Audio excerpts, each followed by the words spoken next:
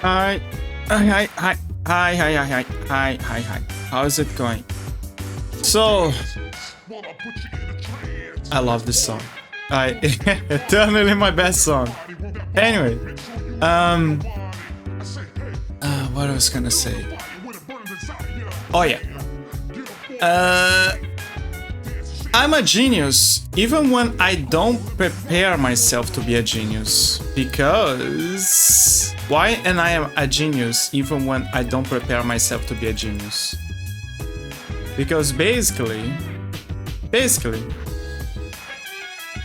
I should have started a few hours earlier, admittedly.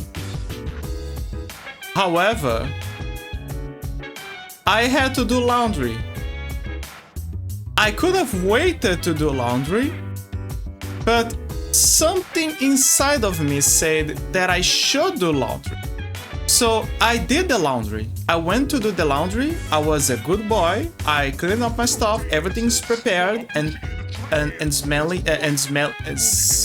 good. But the issue is, and yeah, everything's clean, right? Yeah, ready for sex. Anyway, point is,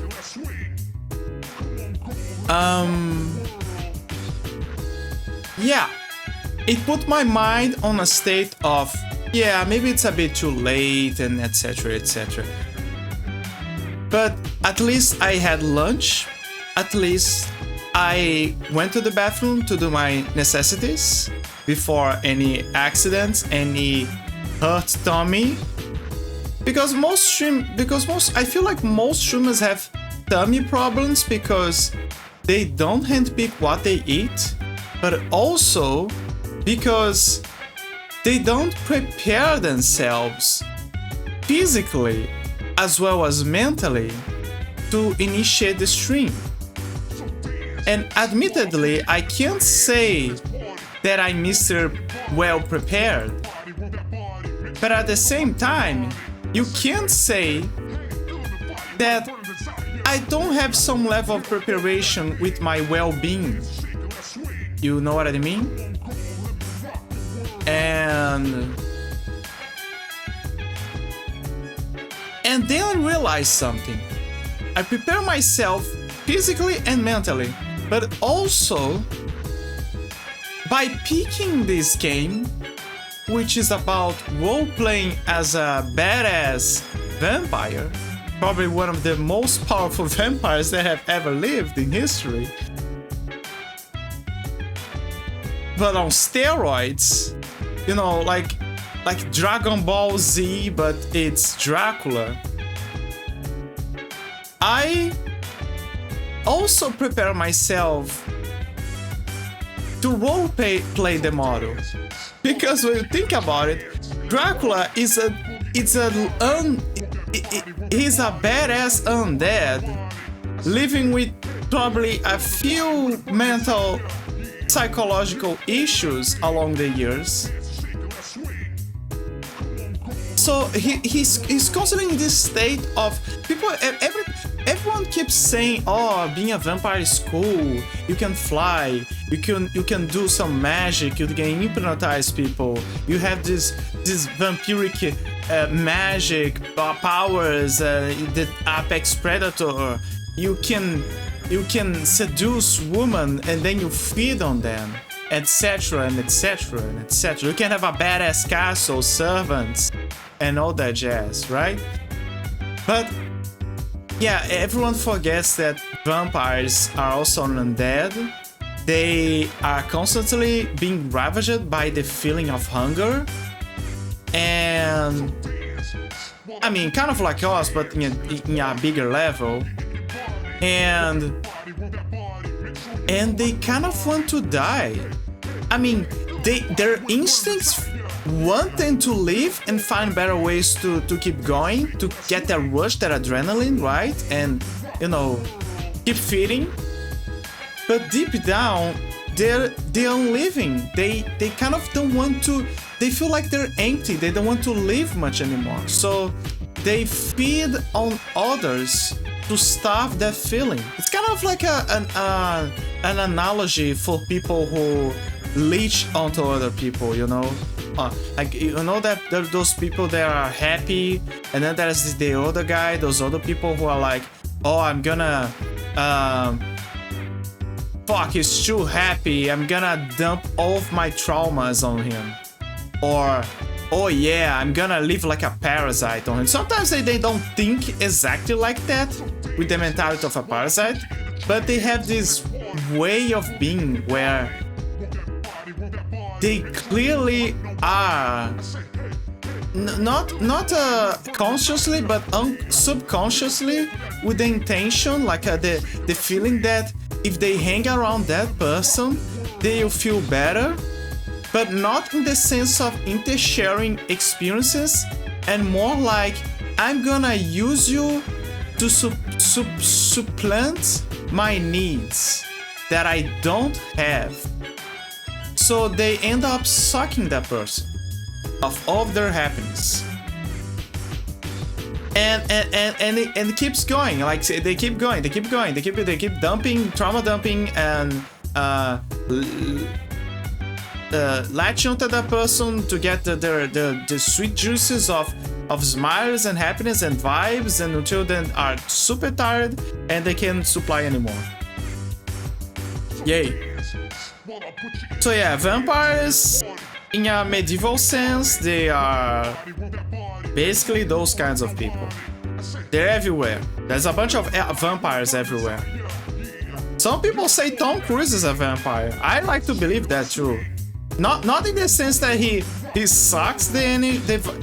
I mean, I don't know. Maybe he actually does, but not in the sense that he sucks the energies from people, but in the sense that he doesn't age, and he also has a dark covenant that he lies on, like he is living, you know, the Scientologists and all that.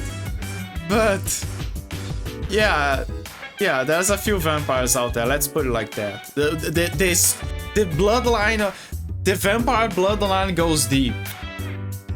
That is for sure. That's for sure. But oh fuck, give me a sec, I gotta grab my blanket. Almost there. There you go, I got it. You know, those tweaks I did are kind of doing great. The microphone is picking up well, the audio. I just hope that the background audio is of the music is also picking up well. But anyway. Let me see. Oh yeah, vampires. But yeah, Dracula is, sure, all powerful and all that, the best of the best, but he's still an undead. So he's also in a constant state of, I don't want to live, I'm fucked, I'm uber fucked, and his story is way uber fucked. Like he got the short end of the stick in I mean, in the main timeline, he also got the short end of the stick, but it kind of was his choosing, right? But in Loss of Shadow, it wasn't exactly his choosing. So yeah, in Loss of Shadow, he's uber fucked. He really got the short end of the stick.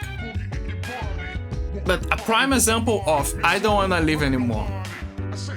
And you could say, oh, but they can end their own life. Sure, but again, the whole instincts, right?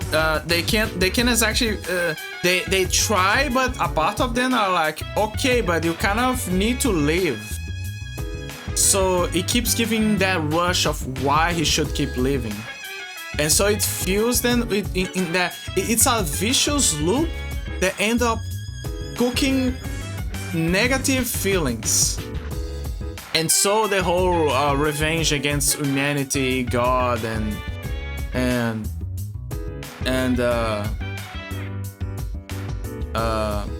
agony, rage, etc. Yeah, Dracula is yeah. And with that said, I think that me picking to start this at late night, is quite fitting. I'm role-playing the mindset of being a vampire. Perfect. Simply perfect. I'm sure that the adrenaline will kick in eventually. If not, I guess I'm gonna use you guys' bloods to supplement me on the meanwhile. Anyway, how are you guys doing? How are you? How holding up? How holding up? How are? Any good news? How's the weather? How's the weather? That's the classic one, right? It's I wish it was raining. I'm not gonna lie. I said it before that my favorite weather is a rainy, cold day. I'll say it again. My favorite weather is a rainy, cold day. I love rain. I fucking love rain. Not the swamp rain, you know, that rain that keeps the heat dome, trying to cook you alive, and sometimes you can barely breathe, like it's a savanna. No, I mean or a jungle. No, I mean the real rain. The kind of rain where things get very cold, you know, very wet and cold. That is my favorite kind of weather. Because the air becomes humid enough for me to properly breathe, and the cold makes me not waste too much energy. Like, the only energy I'm using is to produce heat. And so I end up in a perfect state of being comfy. But also, I don't know if you guys believe that, but rainy days, so they say that certain things in nature produce a kind of energy that resonates with you. Humans produce what was the thing again? They say that humans produce positive charge energy. There's let me see, there's electrons, that's neutrons, and there's what is the other one? Positrons.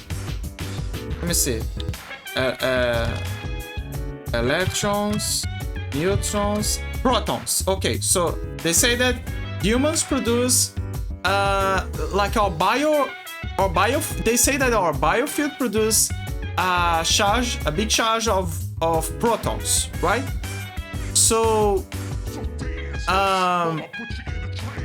that means and certain things naturally produce protons in big charges, you could say. And so when we are close to things that are also protons, they say that it can overcharge us and make us being stressed out. Most electronics have that. However, some things produce electrons on them. Water, for example, moving water produces a certain charge of electrons. And on rainy days, the air becomes well charged with electrons.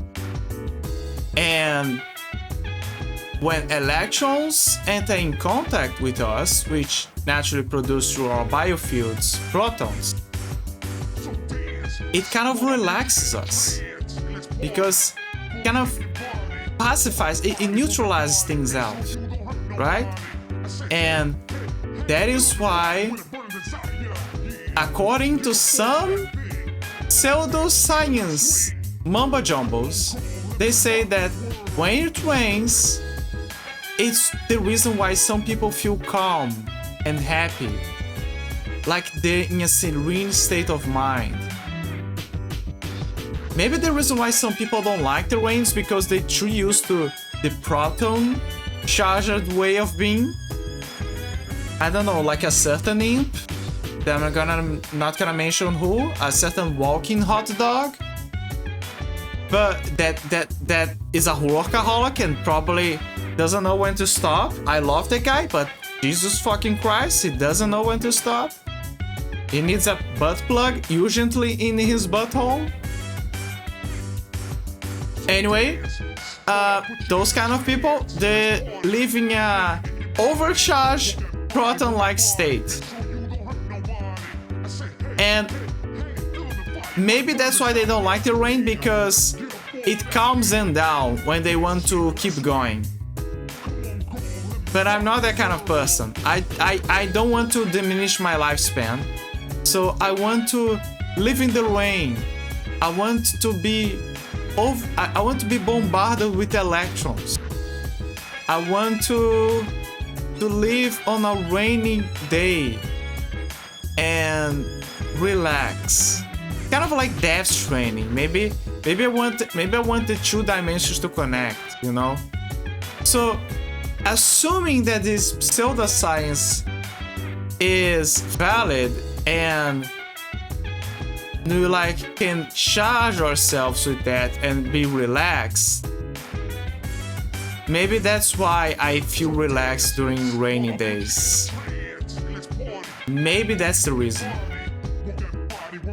But regardless, it doesn't change the fact that I love rainy days.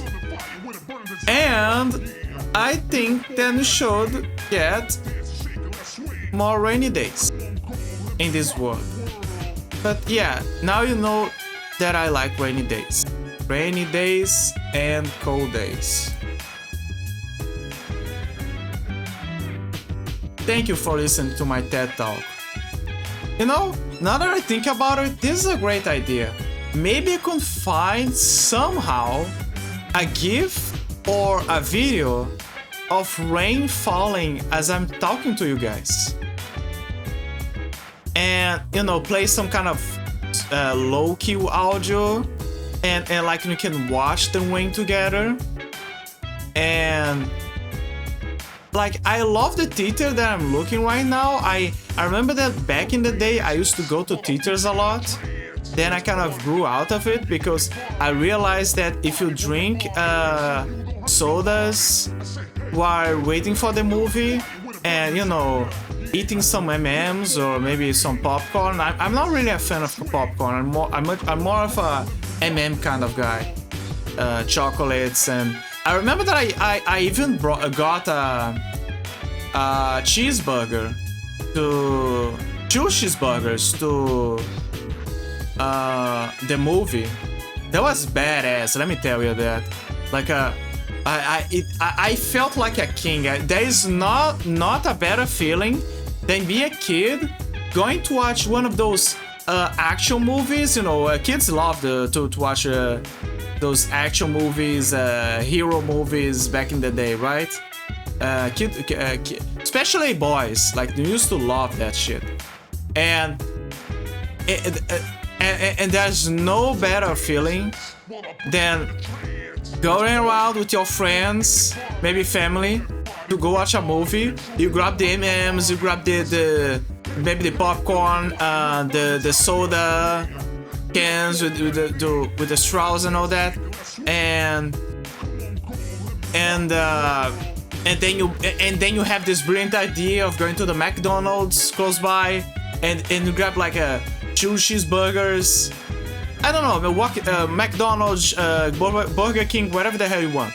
But you grab one of those and you go to the movie and you just eat that good shit, man, while you wait for the movie. That is the way of life. That is, oh my god.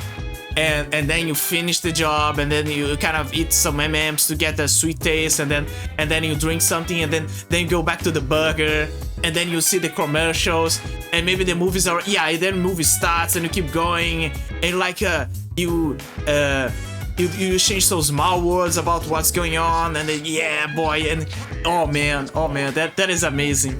I kind of miss those good days. I miss it.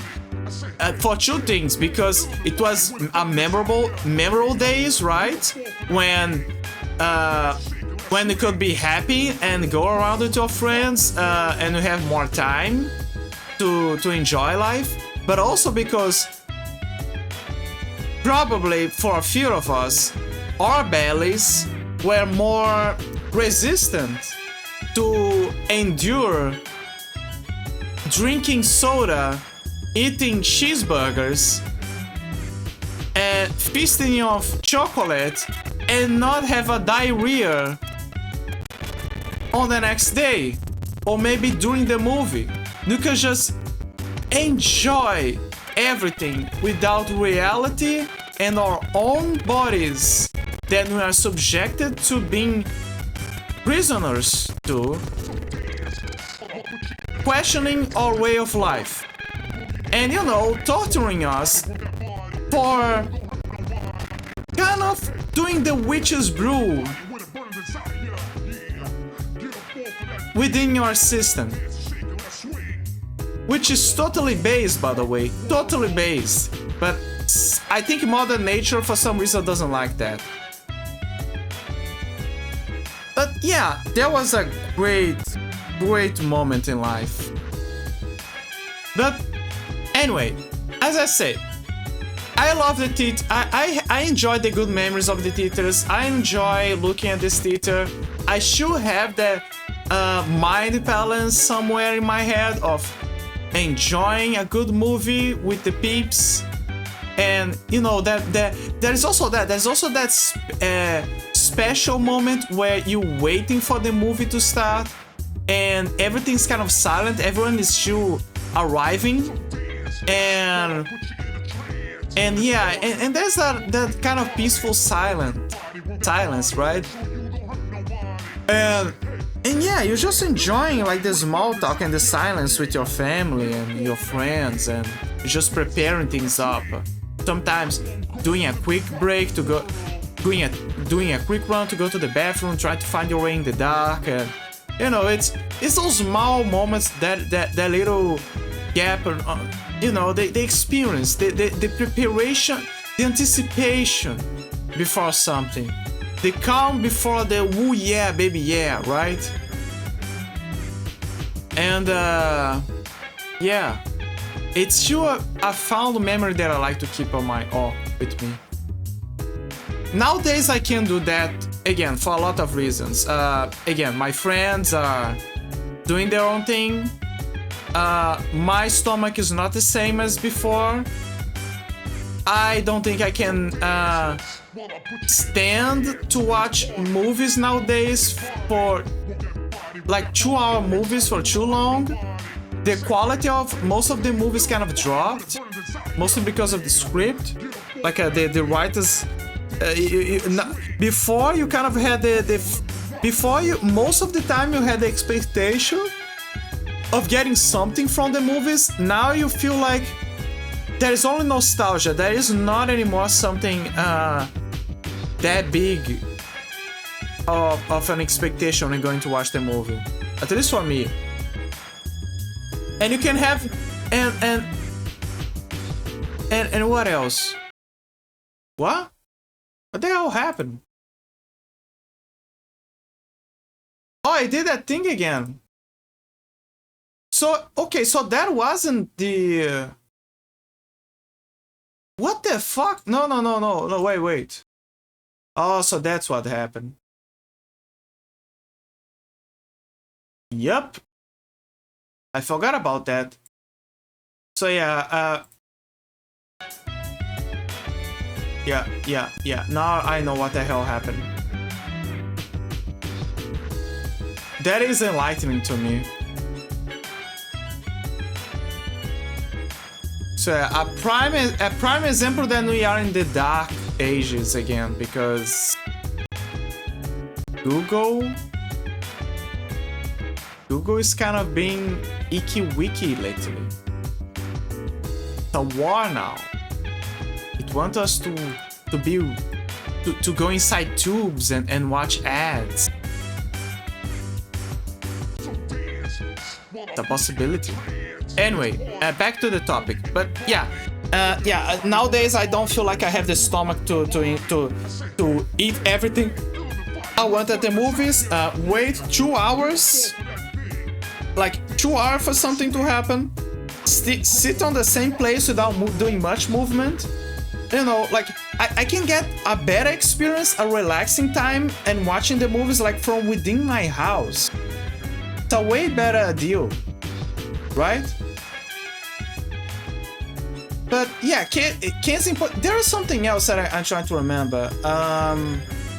Oh yeah, that is also important. At least with me, like this is an issue with me. There is some people that also have that issue, but I'm saying that this is also a personal issue with me. So I mentioned this before. I have tinnitus.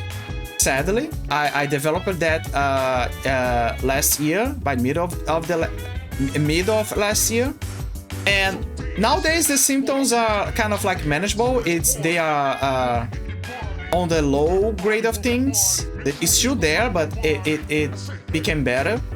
But because of that, I don't feel comfortable when going into very quiet places. You know, places where it's very, very silent. I'm talking about when you go to the bathroom in the middle of the night and there is not a single sound, and because the bathroom is closed, it creates this kind of bariatric chamber, and you kind of to the point where it creates that small pressure room that amplifies sound. But with me, it just makes the problem worse. Sometimes there are days where it's very calm, so it's not a big deal. But yeah, regardless, it still amplifies the problem. So I learned that I have to avoid to be on very quiet places. I need some level of background sound. Even if it's small, but I don't need it. Or at least to be in a spacious space where it is possible for the air to circulate the sound waves to the point where it doesn't create that pressurized room to the point where the tinnitus can worsen its effects, you could say. And cinema theaters, they're a prime example of that. It's a big room made to isolate the sound. So yeah, people are talking, there's some sound, and it's kind of becomes better when people, I presume that it becomes better when people start to arrive. So you can kind of listen to the little whispers and the sound of them moving the chairs and grabbing the popcorn and laughing and all that. You know, messing with their cell phones before closing in, and then there's the sound of the movie itself, right? But yeah, when there's nothing happening and it's quiet, that is a problem for me. I keep getting worried that I will have anxiety just from being on that space. Anyway, with that huge tangent said, you know, about theaters and cinemas. Yeah, it's a beautiful memory, a beautiful space, a beautiful mind balance to be had. But I think now I'm on the rain arc. I need to find something with rain for me to enjoy. There is a small issue, however, because I really wish that I could put a bunch of GIFs on my screen while I play video games and distract you guys. But I think my CPU won't be able to handle it. In the future, I hope that I can have a better CPU to entertain you guys and even entertain myself, because then I can have a bunch of things moving and distract me. I really wish that. I really hope I can wish that future. And no, I'm not gonna say anything, but it would be super cool if there was like a few 5 people, maybe 10 people coming around here just to give a hi, just to hang around for 5 minutes to hang and etc. So they can tell John Twitch that, you know, that we absolutely have more than 3 average viewers. So I can finally get the requirement, and it keeps eluding me. It's unbelievable. I'm pretty sure that I have peeps here, but John Twitch does this weird calculation where it halves and halves things, and at the end of the day, I don't have the necessary average. Like sometimes it's like, oh, you have, oh, okay, so you have like a few peeps here. Okay, so you have 2 people. Oh no, wait, it's actually 1. And I'm like, wait, I'm sorry, what? What is? Are you nuts? And I keep scratching my head, like, what the fuck? But yeah, it would, it's. I'm not substantially bothered by it. I'm kind of like being trying to go about and you know, one foot at a time, relaxing, enjoying myself, archiving content, etc. But you know, it kind of, there is a small part of me that is kind of bothered by that. It's undeniable, low-key bother for me. I really don't understand why. What the hell is that calculation? Yeah, it's so weird, so very weird. But yeah, if I get the average viewers, yeah, I'm in. I can relax. I can have a, I can be like, yay, I accomplished something. I'm special. and yeah, and maybe there's a future. Maybe I can slowly crawl my way to victory. Maybe one day.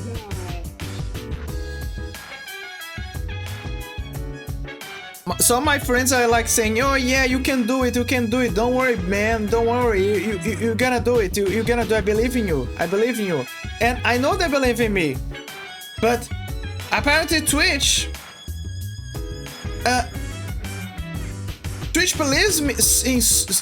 believes so much in me that it nerfs me, thinking that I don't know, that I'll win in the end or something.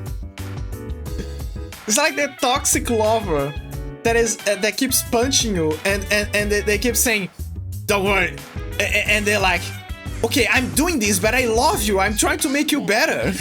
You know? Like they hold your, they grab you by the balls and they keep squeezing, and they're like, no, it's to help you. You're gonna get, it's to help you get more tolerance and keep going. And you look at her like shocked and like, what the fuck are you doing? What the fuck are you talking about? Are you crazy? Are you nuts? Pun intended. Are you nuts? You know? And that's the relationship that I feel like a lot of people have with Twitch. And more higher and complex levels, you could say. But in my case, yeah, that is my current situation. To be fair, so maybe it's because I'm small, but I think Twitch was very so far very alright with me. Besides that, of course. Yeah.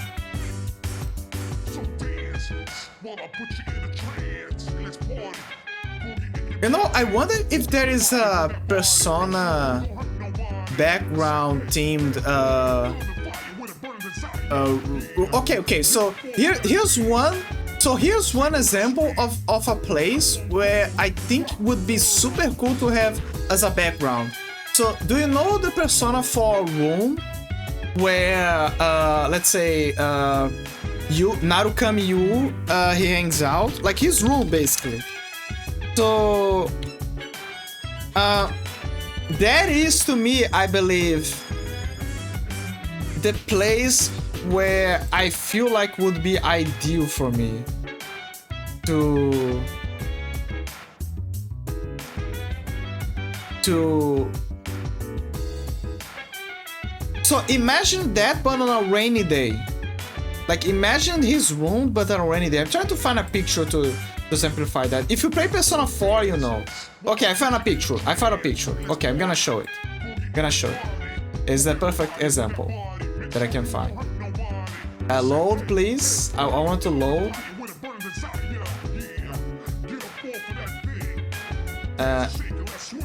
Load. Okay, that one will be enough. So yeah. Let me showcase that. Stream window capture.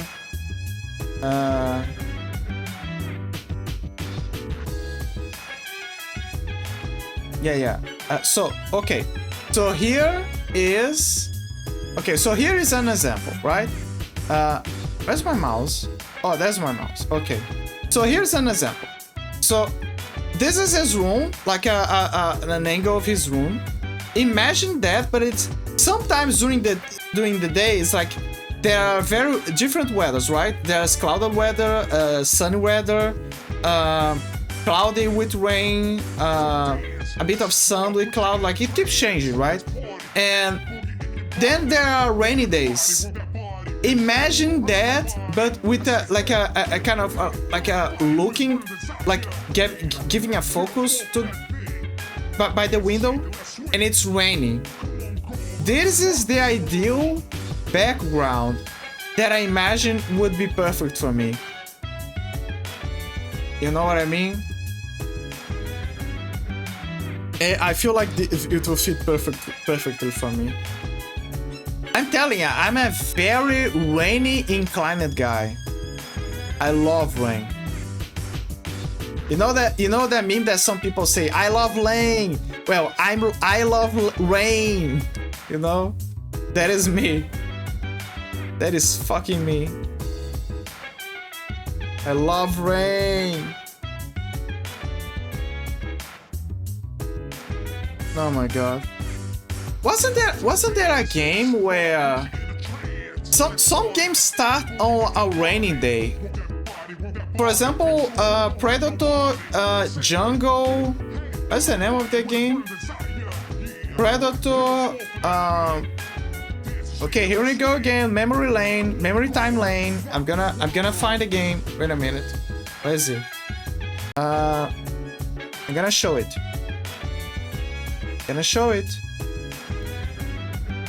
Okay, there you go. So okay. Predator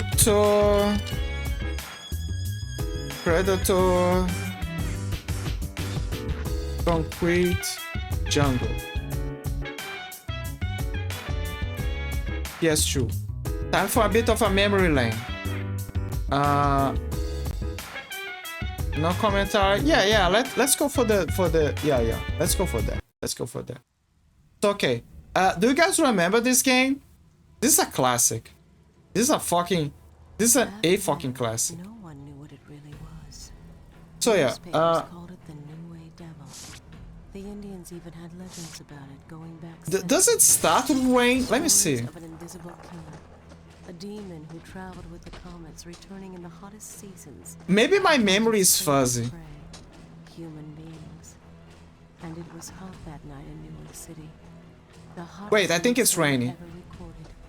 When Bruno Borgia, god of Yeah, it's starting to rain. The storm.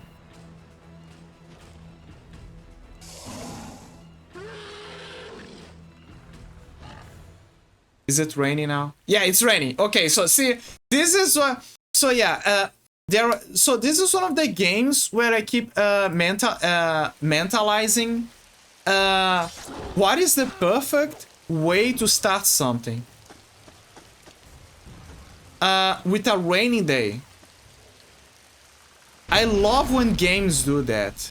When they kind of like try to showcase a background story, sometimes semi-tragic or with a lot of background. Yeah, this is a prime example. One of them is this. Like Predator Concrete Jungle. This is a great game, by the way. Old but goldy. Let's put it like that. Old but gold.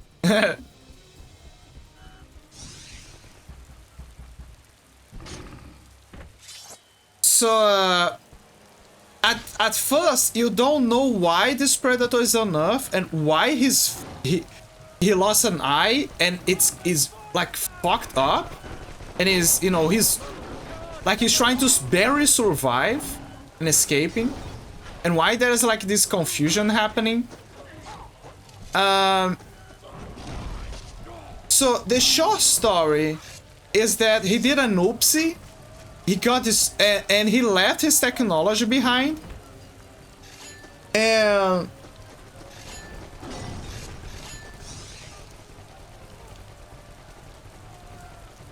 let me see if I remember the plot.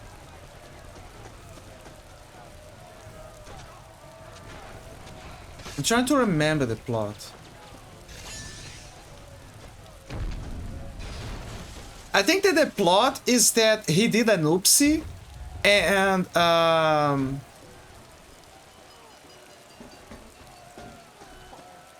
yeah, that was it. So he did an oopsie, and he left his technology on Earth, and he survives and goes back. But the Predator Council is like, dude, you fucked up. So they're gonna exile. So they're gonna exile you to a planet full of the most lethal creatures, so you can like either die or get your no, basically they exile them and be like, okay, so you're gonna get your redemption by surviving, and like, yeah, fuck you, you know, it's basically a death sentence. So they left him like for years, but because he left his technology, the humans began to use it to like a corporation kind of use it to modernize the technology of the humans, and that creates a whole mess where it involves gang wars, and basically it changes the whole ecosystem of the game, right? Of Earth. And then when and because of that, the predators can't use Earth anymore as a hunting ground. So, because of that messy situation that they gotta rectify, they decide to give that predator the predator that they exile, a suicidal mission and a second chance to go back to Earth and kind of rectify the problem that he made. And that is funny, because when they arrive to the planet to where he is, that he got exiled, let me show you.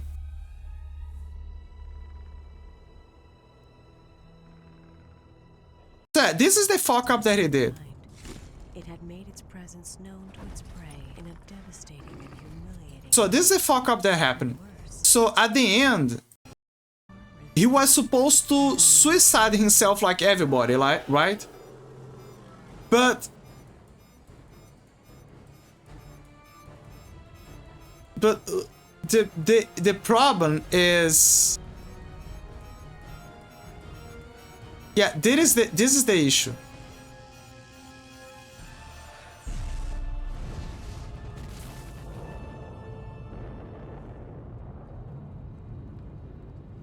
The devil had broken the laws of its own kind. It had made its presence known to its prey in a devastating and humiliating. Yeah, basically that. He did an oopsie. It had survived the exposure. Yeah, the oopsie is that he survived the We now know that these creatures are nomadic, bound by strict clan loyalties, unbreakable taboos. He did an oopsie. He was supposed to wipe his existence, die if he did a fuck up. But the problem is that he survived. He made his presence known, and on top of that, his technology kind of got left on Earth, which gave the humans the ability to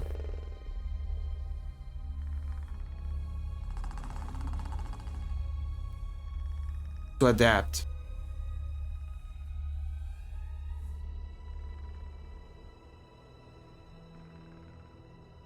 So yeah, you see, they exile him to like a planet expecting him to die. Like that is, for predators, this is possibly the most generous sentence. No, this is not a generous sentence because dying is a better sentence. They actually gave in a worse sentence to.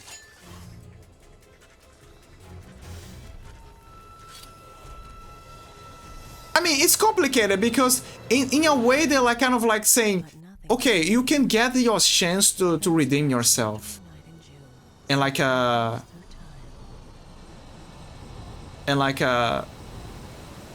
like a hunter, you know. But then shit is happening. Shit begins to happen. Yeah, like I said, it's happening after 100 years. See, yeah, he's like, dude, you drop your technology, man. Made ourselves masters of a technology unknown on Earth. We created weapons of our own that we turned against the devils when next they came hunting in the hot season. It's like, dude, you made the you did an uber oopsie. Now the humans have advanced technology. Now you can't hunt there anymore. What the fuck? Our fun is over. Driven by advanced alien technology and ruled by a dynasty of crime. What once was New Way City had blossomed into Neonopolis. And now they're like, okay, so you want your fucking redemption? You want a second chance? How about you go there and fix your mess?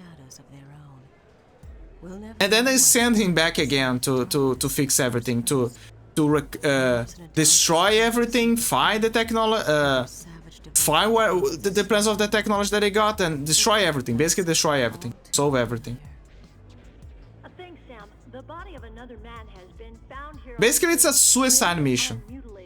Police experts suspect a ritual motive for the crime.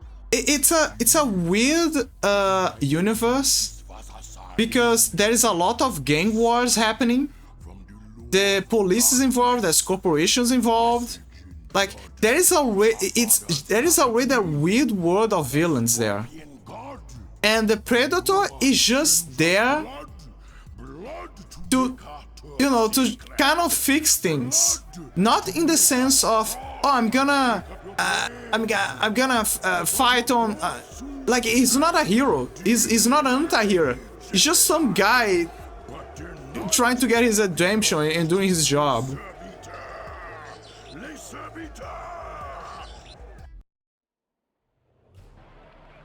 It's just funny that is the background that things happening. It's a gang war. It's a futuristic gang war, and the Predator is like, okay, I'm just here to like I need to wipe out my browser history because you guys are kind of learning too much. So excuse me, thank you. So he's like slowly going up the food chain and eliminating the gang guys and going up to where the problem is. It's kind of, I admit, the gameplay is kind of complicated.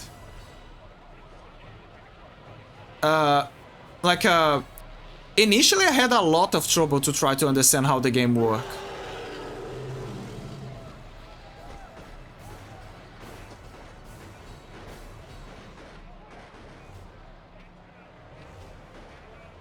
But yeah, it's an interesting I like that this is an interesting universe that they made for the Predator. And as you play the game, you collect the Predator weapons that the previous Predators from other hunts left behind. You can collect there's different weapons, new gadgets. Let me see, masks. So yeah, it's collectibles, but you can use it to customize your Predator and give it a new drip. Most of it is aesthetics, but some weapons actually change the behavior of how he uses his movements.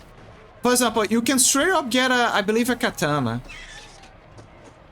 I'm not sure, but I think it's a katana. I might be wrong.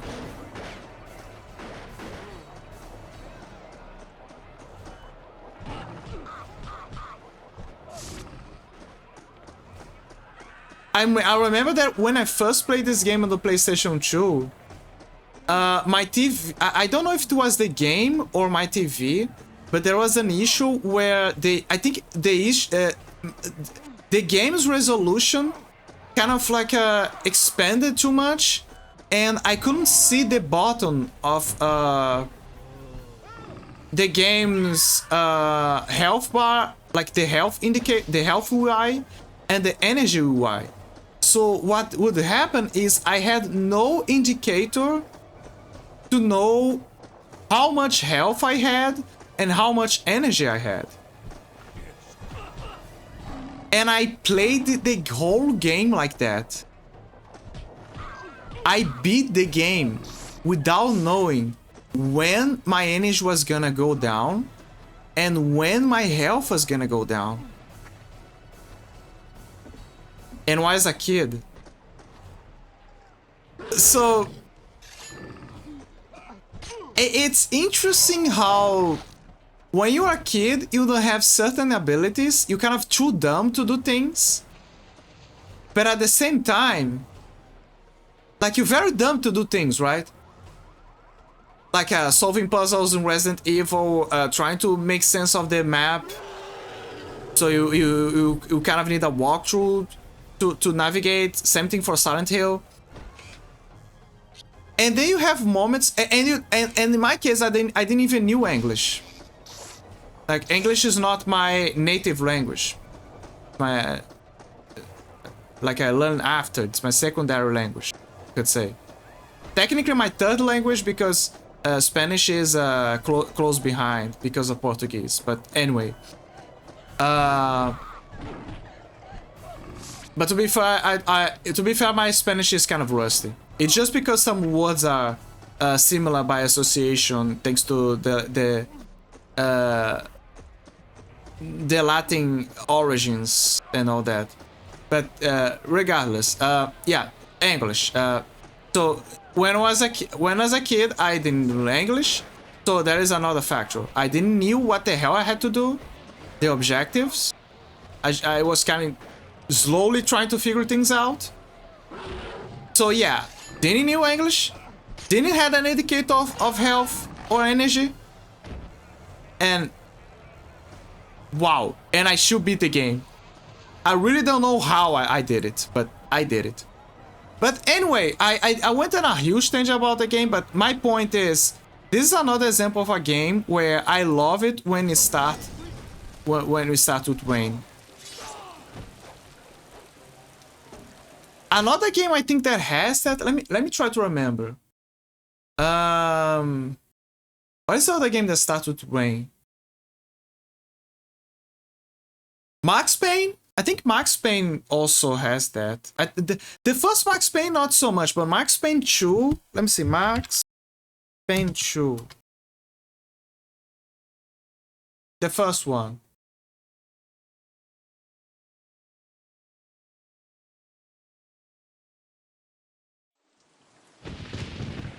Okay, yeah, so Max Payne 2. My crime, what I had done was... Okay, so... Okay, so Max Payne 2 starts on the hospital, but I'm pretty sure that outside is raining. Let me see. Let me see if there's any indicator that it's raining. See, okay, so the start, yeah, that's what I'm trying to understand. Yeah, it's raining. Like, Max Payne is a prime example of that. The beginning, you could say, it's also raining. I love games that do that. Again, because my vibe is raining. Rainy days. So, subconsciously, every time a story starts like that, it's a goodie for me. Possible hostage situation. 10-4, backup is on its way. I'm going in. There's another game that starts with rain. Oh yeah, let me see. There's another one. Dead to Rights. just a whole play this game. I love to. I was kind of. I gotta admit I was very sleepy while watching him, but I got like the beginning of the game, and it's also another example of a game that's okay. Is it rainy? Maybe I'm wrong. Okay, I'm wrong. So it doesn't start. It doesn't start with rain. The game. So the game is one of those B games, you could say. You know, there's B movies, and then you have like B games. Death Rides is a B game, but that doesn't mean that it's a bad game. It has its problems. It has its problems, but I believe it's a good game. But yeah, it's not a game that starts with rain. Let me see another game that starts with rain. Star Wars Unleashed. Unleashed 2. It's 2 in particular. Not for PS2, I think. Like Unleashed was for PS2. Unleashed 2 was for PS3 and Xbox. Let me see. I think it also starts with rain. They are memories of a dead man, a side effect of the cloning process, and the memory flashes used to train you. Let me see if it starts with rain. Yeah, yep, it starts with rain.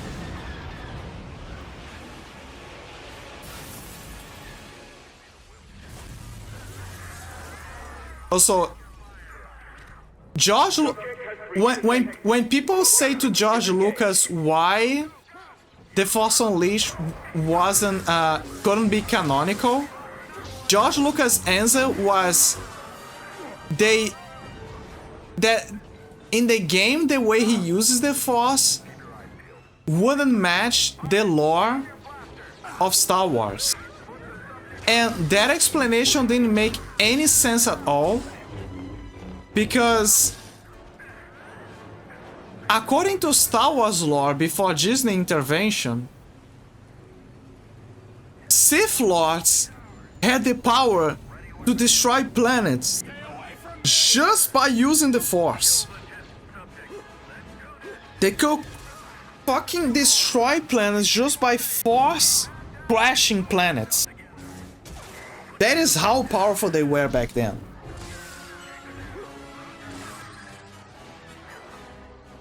So that explanation is bogus. It doesn't hold truth. Like Star Wars The Force Unleashed 2 is the great example of how the Force would be used in modern Star Wars movies and games. So it's a damn shame that we can't see that more often. So the correct answer that George Lucas could have used, maybe he did later on, I'm not sure. But the correct answer is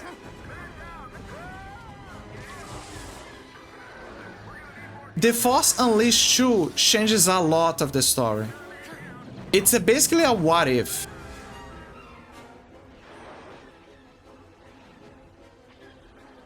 I mean, you could kind of make an argument because of one of the endings, but it's a big stretch.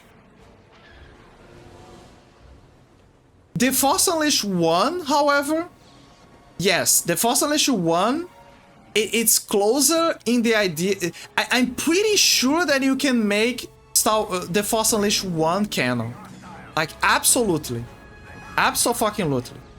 And to a degree, I think that Force Unleashed was canon before Disney. The first one. The 2, no, it's not. It's non-canon.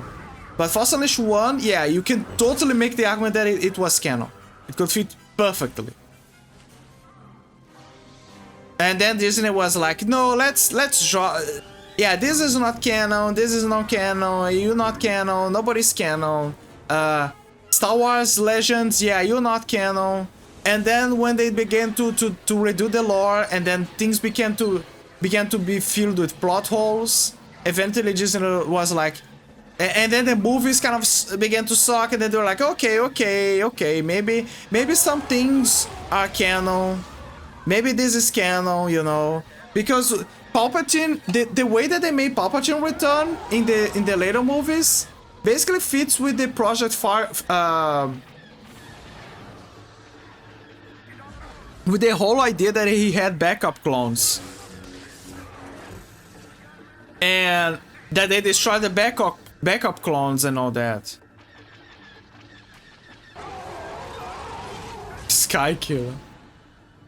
I admit that I missed the pop-ups sound, and you know, it's very nostalgic to play certain Xbox games and see the achievement popping up. I think that is more nostalgic and pleasant to see the pop-up of the Xbox achievements and the logo than the PlayStation 3. However, there are moments where PlayStation is also nostalgic. For example, I loved how the PlayStation 3 had like when you install Heavy Rain, you can have like the background of Heavy Rain on your PC. Sorry, on your PlayStation 3. On the starting screen, on your menu screen, you know. Like again, I love rain, so it's very relaxing and nostalgic. Yeah, those are some examples of games that start with rain. I love games that do that. Again, I have a certain affinity for those things.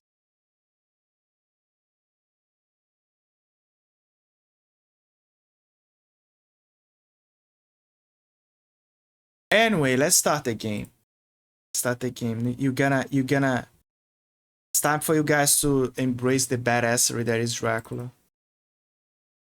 I hope my adrenaline kicks in and I start to the eep. I can stop the eep away. At least for 4 hours or 5.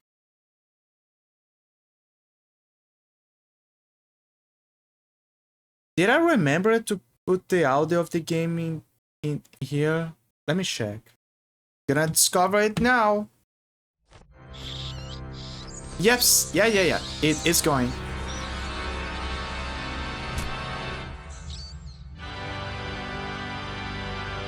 Ah, Mercury Steam.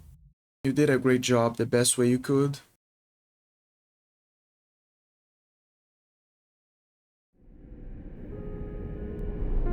So yeah, if you guys were on the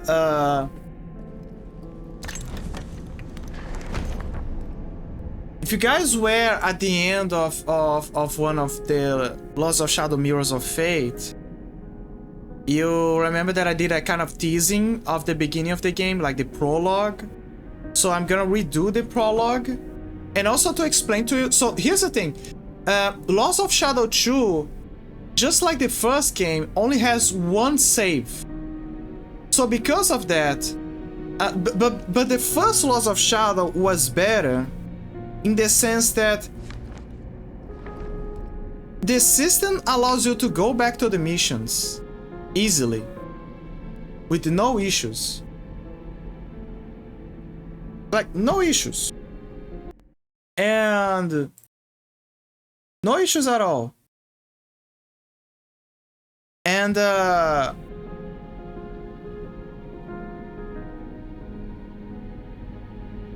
it allows you to go back with no issues at all. You can go back to the missions and all that. But with the Lost of Shadow 2, because it's a 3D Metroidvania, it becomes complicated with the idea of having one save file.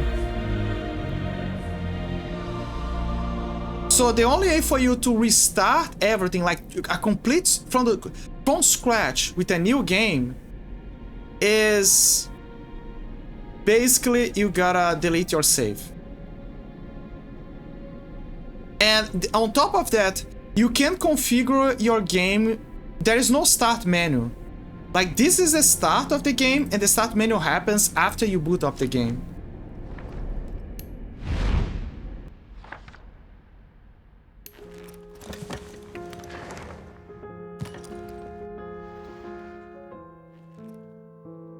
Something is going on at Biochemic Corporation. Oh, so he... Oh. So he kept it. He kept the save. Yep, he kept the save. See, that is what I mean. It's complicated. It's complicated. Complicated. So you see, there's no way for you to...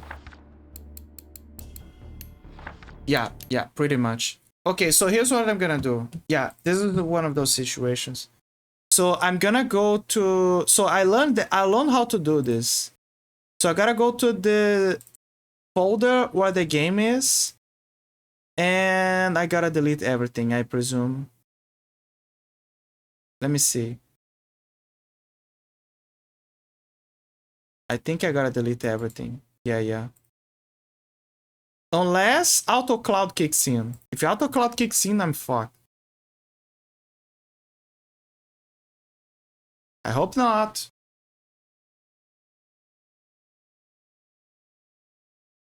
I hope that's the solution, honestly. Wait, I think it is because it reset the configurations to the resolution. Like it's way too big. So there is a good chance that is the case.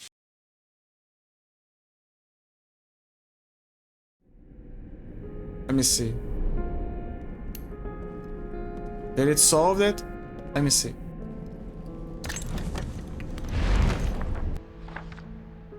The game says that automatic at certain points. Did it? Something is going on at Biochemic Damn it. Corporation. No, I didn't. It just made a mess of the configurations. Also, why? Okay, this is... I love technical issues. Okay, this is not good. Oh no. Oh no. What the hell is happening? What the hell is happening?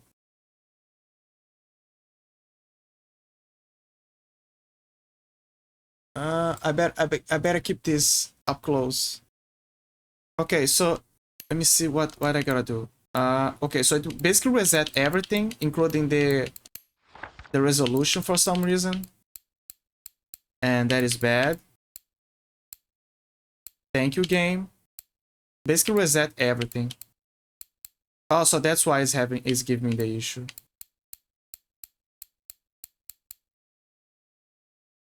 Let me see, actualizing motion blur.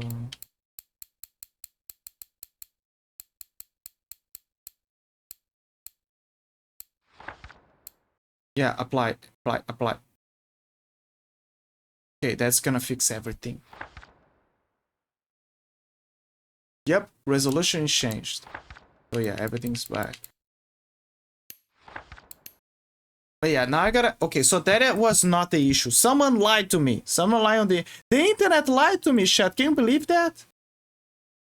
God damn it. I can't believe that the internet lied to me. But I'm confused. So that means that they are wrong. It's not here.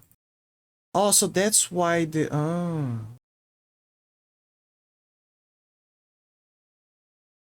Okay, so that is why... So that is the reason why... Yeah, it's because... Yeah, that was the reason why it gave us slowdown. Okay, give me a second, chat.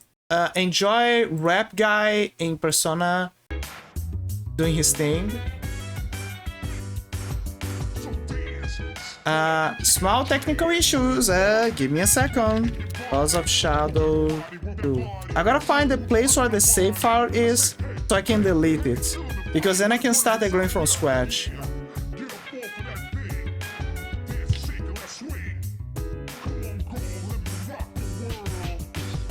But it's weird because it says here that it's in user profile, right? Documents, Mercury Stream, Castlevania LoS of Shadow 2, user ID.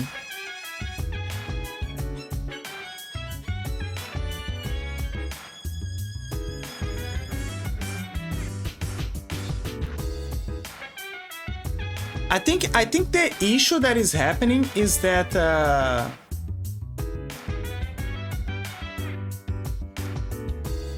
Okay, let's do this from scratch. Let's be the good guy.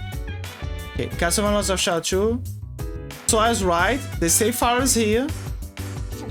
I believe that is a safe file. It's like profile or something. And Shin is basically auto-clouding everything, so it's saving everything as a backup.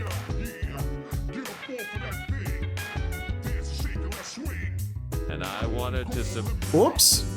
That is not the thing I wanted to select. Okay. So okay, so here's what I'm gonna do. I'm gonna wait, keep rapping. Thank you. Don't stop rapping. Yeah, keep the jazz going. Okay, so here's what I'm gonna do. Shin did some changes that is questionable for me. Like for some reason the some of the windows keep going full screen on Steam, that is. Okay, so what I can do here? So what I'm gonna do is I'm gonna disable you, right? And now that I disabled you, I'm gonna delete you right here. Everything. Maybe profile. Let me see. Is it profile or the save data? Let me see. Username, documents, machine. Okay, back to scratch. We can do this. Users.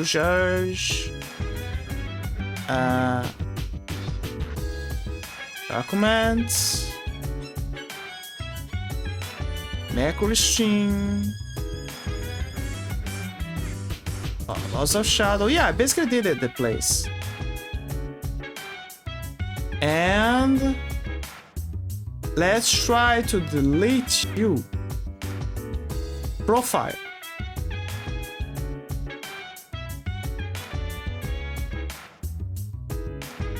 Right?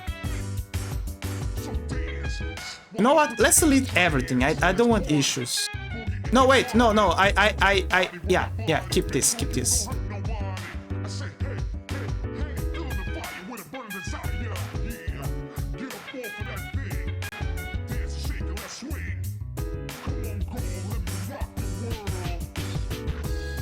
Okay, why is Opera...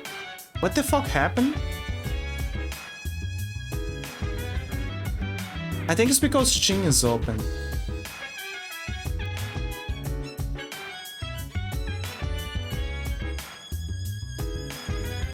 Sometimes there's some weird spikes going on. And I'll reset my PC. So... Yeah, I think it's on the browser. Something is not... What the hell?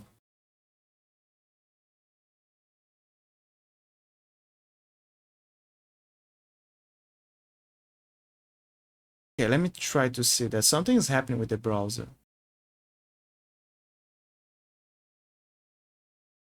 Okay, sure, everything's fine.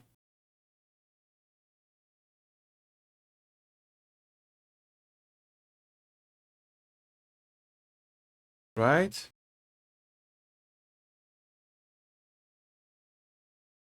Okay, now it calmed down, I guess.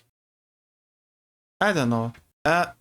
I just wish... So I wish that the browser stopped having the... Why can't we have a browser that has no issues? You know what I mean? Like, no issues at all. It just does one thing. And that is being a browser. It's not trying to shove ads to you. It's not trying to I don't know, slow down by doing a bunch of unnecessary functions. It's just doing its job. Alright, let me try now. Please. Don't fuck this up. Yes! Okay, so yeah, it reset. So it was auto cloud from Steam happening. Okay, guys. Yes, yes, yes, yes. Excellent, excellent. So I'm gonna start Castlevania from scratch. Then I gonna go up to the point where the the place where I was, and then I'm gonna activate Shin Cloud again, just to make sure everything's fine. Sorry for the inconvenience. Okay, so I'm gonna up things a little bit because I don't want you guys to be in the dark, because I know that OBS is liable to... Actually, this is funny. From the way I'm looking, from the way I'm looking, I'm not seeing the moon, like the first one. But from OBS, I'm seeing that it's hidden. So it's kind of funny because basically the game is saying, yeah, fuck it, you need to up this. You gotta crank everything up for OBS. Like, holy fuck. Okay, I'm gonna slightly put it here, I guess. No, you might adjust as it goes. Thank you, now I can configure things. Yeah. So it does allow you to configure some stuff, I guess.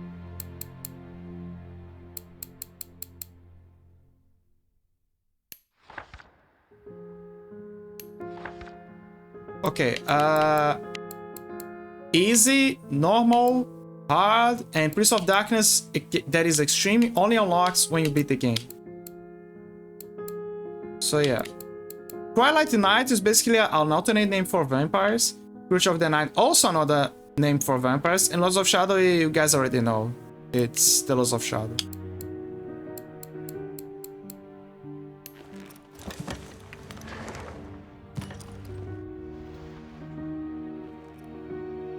Another futile attempt by the Brotherhood. My castle is under siege. Yep. Castle is constantly under siege.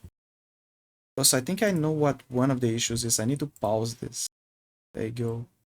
That might solve some of the issues.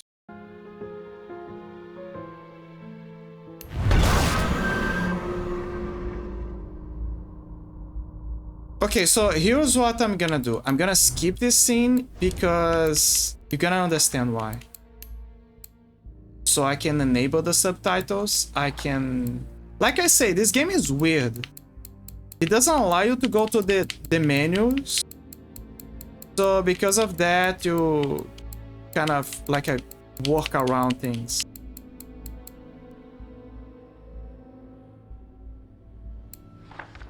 Yes. So show subtitles, audio. The good news is that the audio is way better with its balancing system compared to the others. Also, the controls changed as well for the gamepad. Like, one of the things is that before RT was the action button, or R2, whatever. But now it's B, circle. Okay, now we have subtitles. And now what I'm gonna do is I'm gonna close and I'm gonna enable auto cloud again.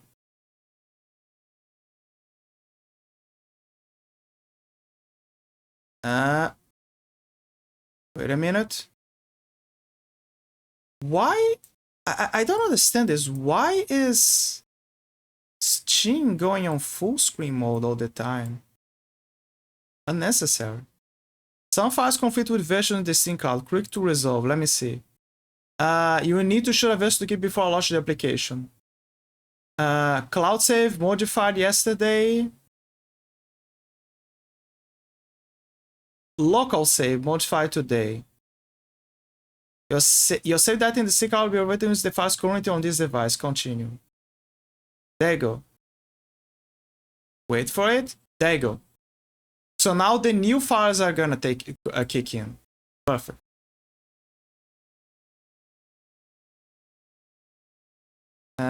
Let me delete the files that I kept. There you go. Perfect. Goodbye. Now I can finally start the game with the configurations and everything in place. Again, it's one of those weird games. This is an exception to the rule. I don't know why some games are like that, but this is a rare exception, like a case where a game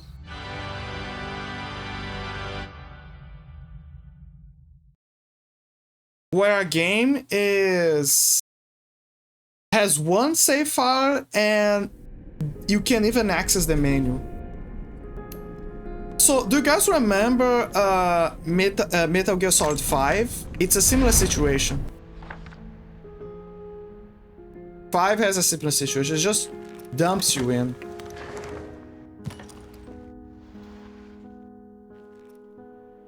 Another futile attempt by the Brotherhood.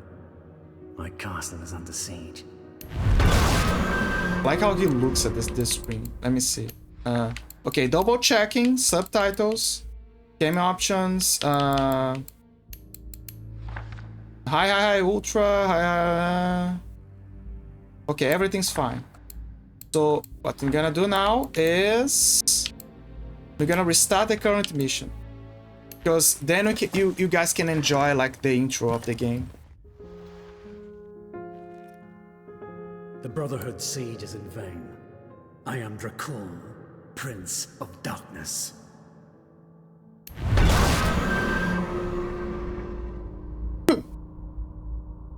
Okay, this is the intro.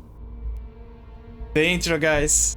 If you watch Mirrors of Fate, you are like the teaser that I kind of did with this prologue. I'm redoing it, so you're not gonna miss anything.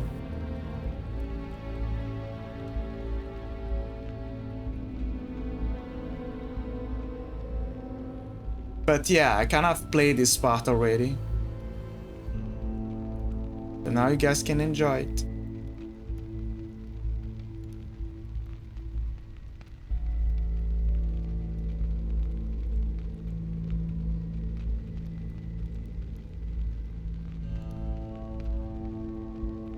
Look, Dracula is just chilling. Just trying to forget the past, he's trying to control his rage. He's a Dark Lord living the life. He's reflecting. Then it's like, what? Oh fuck, it's those guys again. They're here to party. He's drinking his blood, his daily.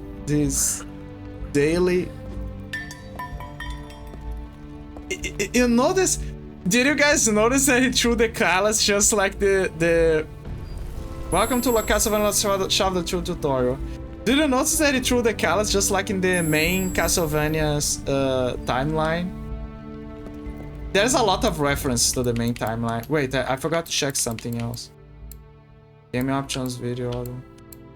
No, it's additional content. No, there was something else I wanted to check. Oh, okay. Difficulty loss of shot. Okay, that is what I wanted to check. Okay, so this is the initial tutorial, so you can get the feel for everything. So you guys remember that at the final fight, Dracula had some moves in Mirrors of Fate, like he had this move, like the blood whip.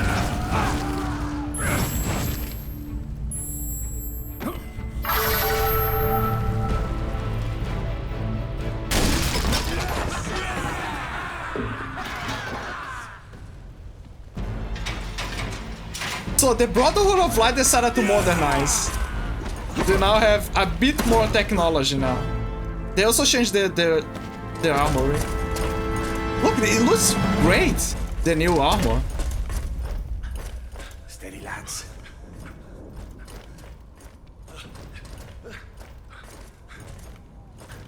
We can take it. Ah, they can take it. Sure. God protect us.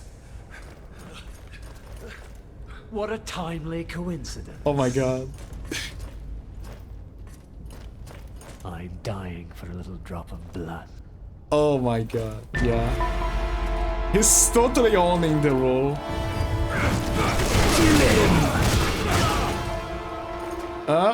Blocking is essential to combat. Perfect timing allows for devastating counterattacks. Can you go?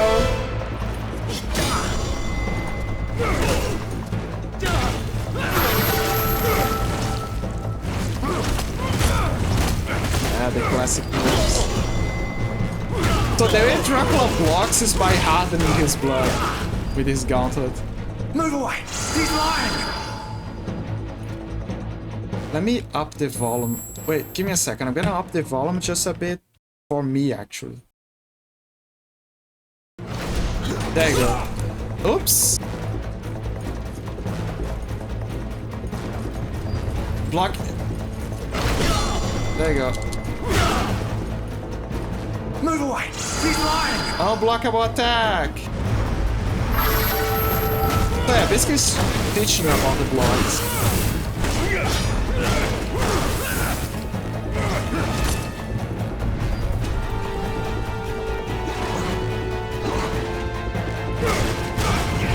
Come here!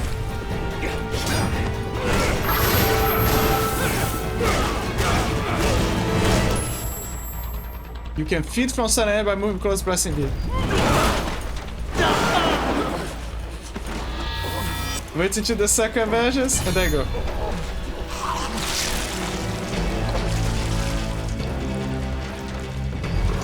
I love how the music fits. For every moment. Die! Move away! He's lying! Also remember, you're in lots of shadow mode, so the Brotherhood is kind of OP.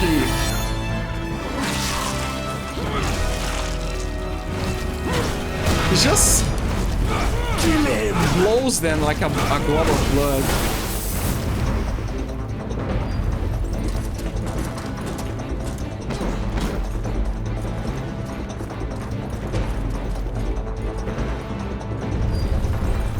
Use the voice so still life runners. Remember that, guys? Yeah!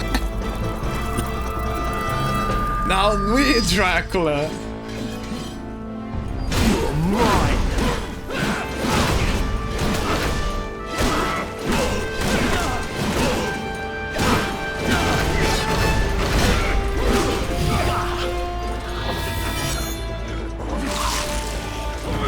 Feed!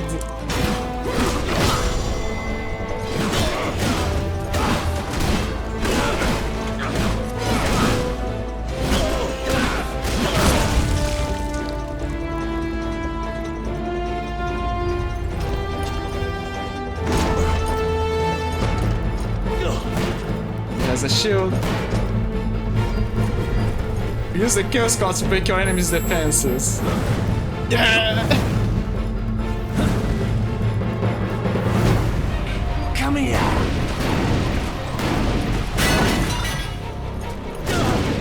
Die, devil!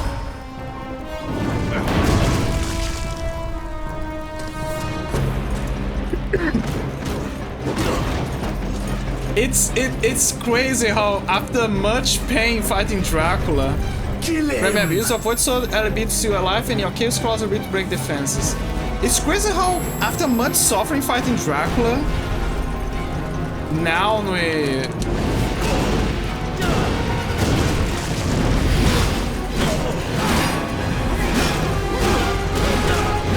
Die! now we end with Dracula, the Dracula experience.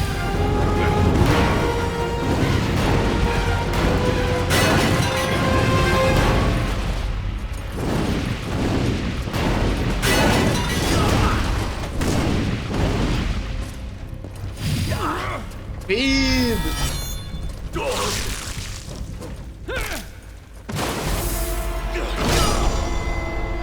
Take him down!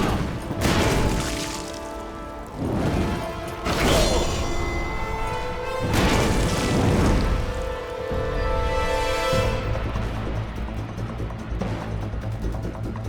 Now he casually moves the thing away. He's like, ah, fuck, those guys left this mess again.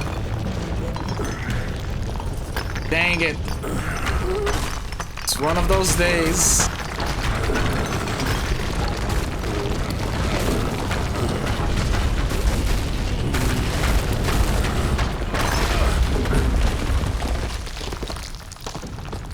So one of those days. I mentioned this before.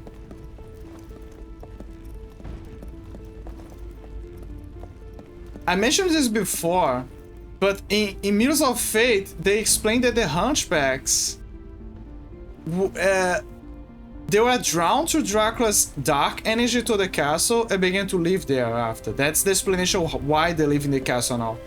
But they also take care of repairing the castle. So it's like Dracula hired Hunchbacks, like Hunchbacks constructions, to repair his castle. So after all this war against the Brotherhood of Light, so you hired them again to repair his castle.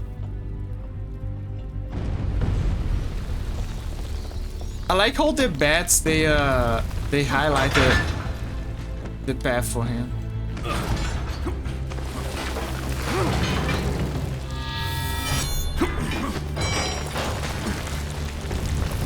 Also, remember, Dracula technically can teleport.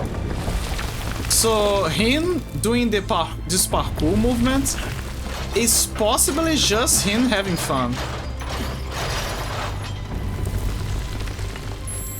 But also the game showcasing us that he's capable of doing that. And that will be useful later on.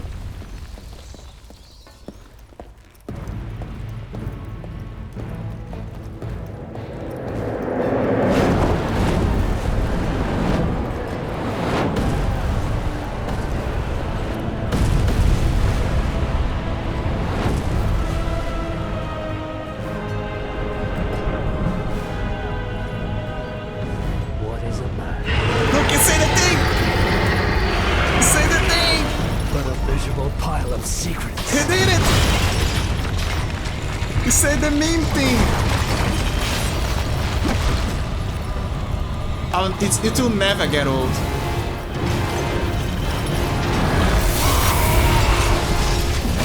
Also, yes, the Brotherhood has a giant Christian mecha to fight Dracula. God is with me, monster. Shiny and gold. That will be your ruin. The stench of your soul is disgusting.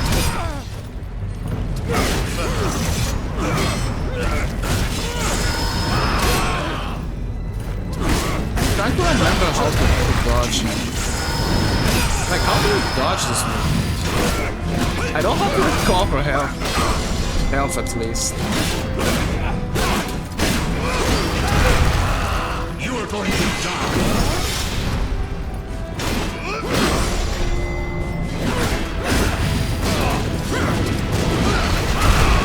Yeah, just when in doubt, just oh, he's gonna do the jump. Prince of Darkness. Stop doing that move. I want to punch you and parry you.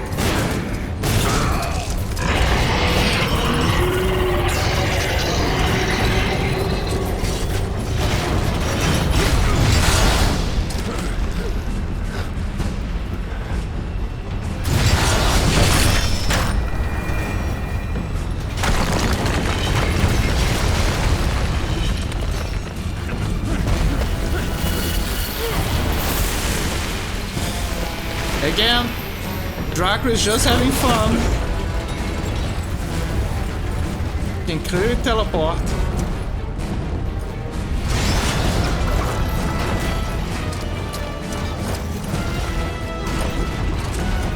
Also, the guy. So now, I'm not sure if he's gonna say this later, but he didn't say the other line, the other Castlevania line. Break the castle.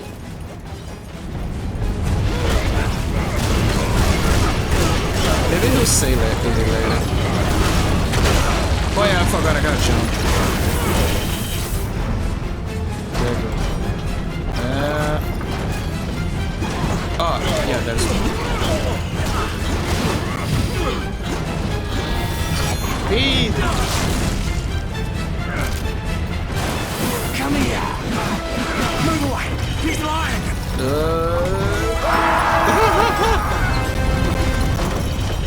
Smash him against the castle! Yeah, the Brotherhood is...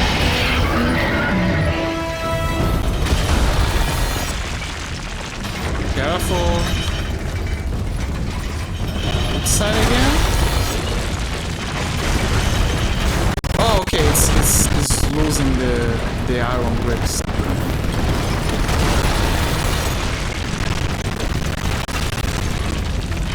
Yeah. Keep punching the castle, you can do it. I believe in you. There you go. Smashing against the castle. Highlight your path. I like that they give you the... You shall not pass! Oh, of course you're gonna do the reference. Of course. The classic reference from back in the day that everyone would use.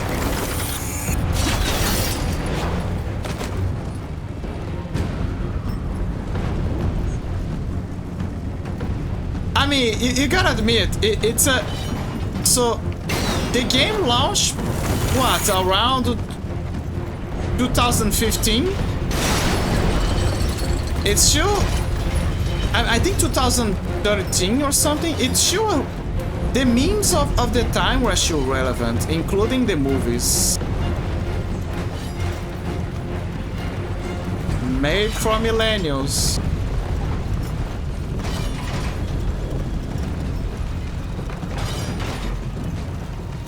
Yeah, good way.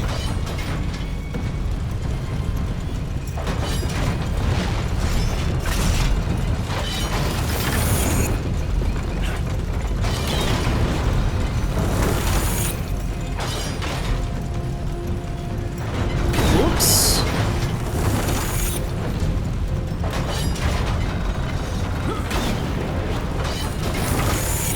I'm not sure if he opened that or...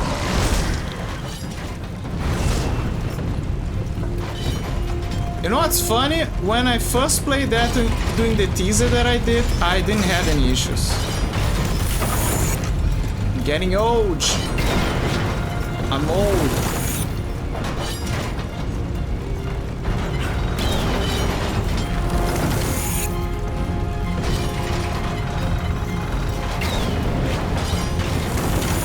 I think it opens... Yeah, I was on the wrong side.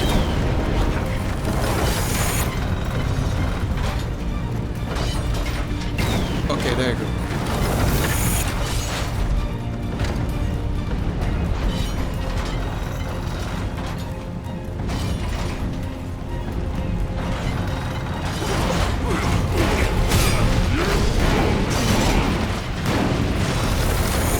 Wait. Die, devil!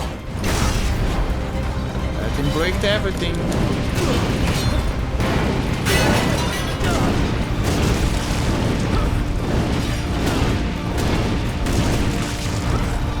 Punch them, turn them into goo.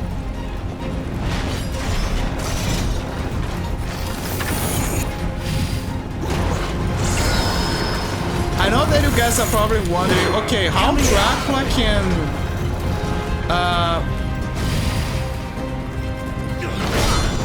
move like there's no gravity around him during the parkour. Dude, it's motherfucking Dracula. Oh, how Dracula can turn them into... explode into goo by doing certain movements. It's motherfucking Dracula. Kill him! Also, let's be honest, if someone has the ability to control blood, chances are they have the ability to...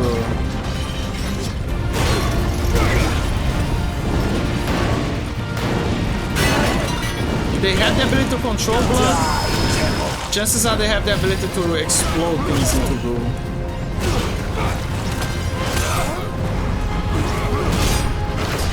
get a fucking drain of life.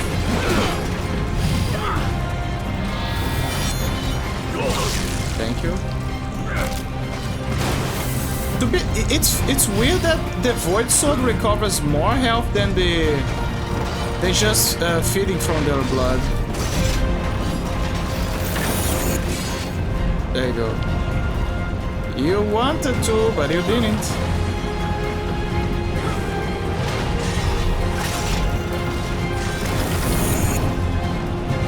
Oh fuck.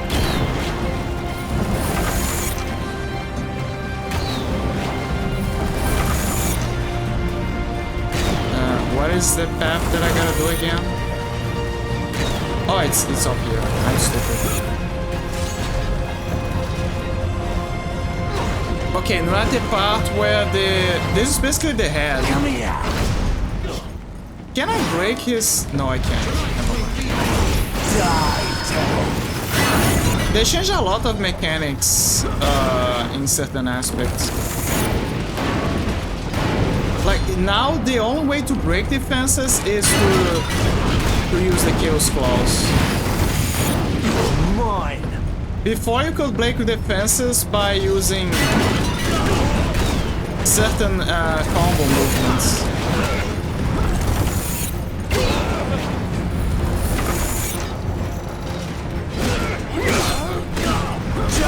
Okay, one down.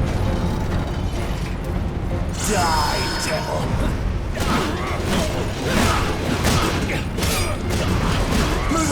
I like how the dash. Die, devil. I like how the dash recovers. Sorry, that the dash is also a kind of attack. And it makes sense. It's a supernatural being now. You can offensively dash. He's mine.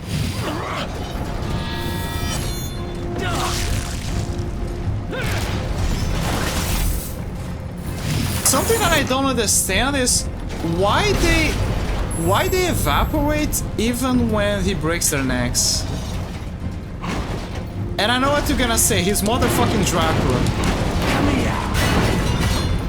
But sure.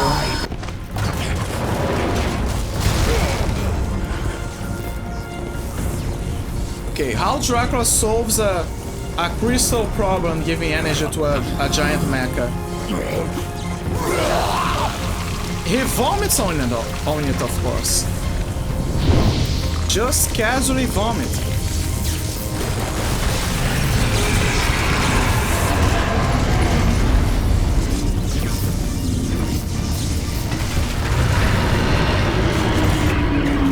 Corrupt the crystal. Unleash the ghoul.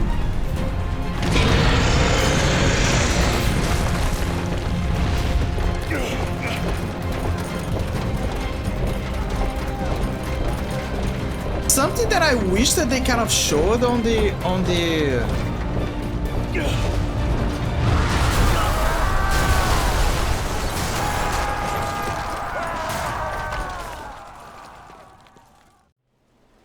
something that I kind of wish that they showed on the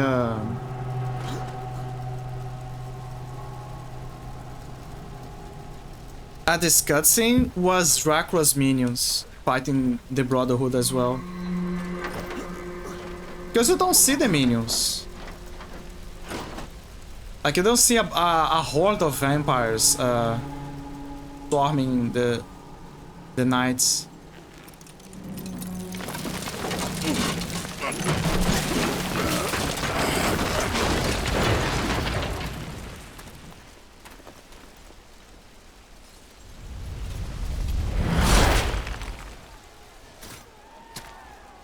Everyone's like, hey, go, you can do it, Mr. Paladin. Go for it. Is he gonna say the line? I will purge the world of your presence. Nah, I don't think it's gonna say it. I hope he does. I think he already said it.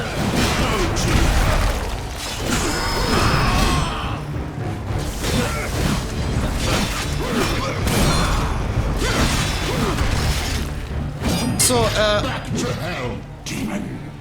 can I jump? Okay. So at the beginning, one of the lines that Tonight will be your last piece of darkness. one of the lines that the paladin can say at the beginning is also an iconic line from the main timeline. It's the die monster, you don't belong in this world, you know? You can break the paladin's defense with a strong hit. Oh! You don't belong in this world. Oh, you did it! It's saved!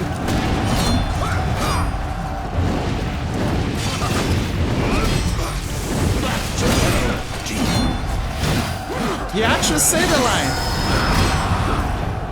Come and face me. Okay, not gonna lie. Not gonna lie. I'm kinda not playing at 100% because maybe because I'm tired, but the other reason is because I feel like the game is slightly stuttering, and I think I know the reason why. Yeah, this is the safest way to fight. Come and face me. Just straight up.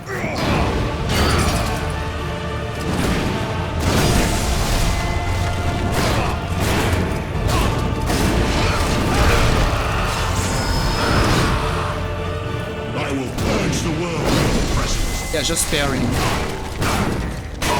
There you go. Parry is the answer.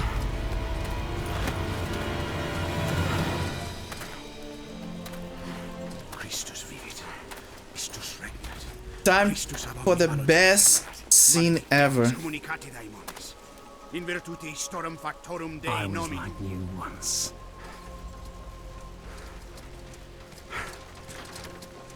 But your god showed me another path. Messias, Emmanuel, Sotet, Salahot, Phagios, Inkiros, Athanatos, Jehovah, Adonai. That's why the power of your god cannot destroy. Because I am his chosen one. Ubi fuerunt haec nomina et digna Dei. I like how Dracula's eyes become human when touching the cross.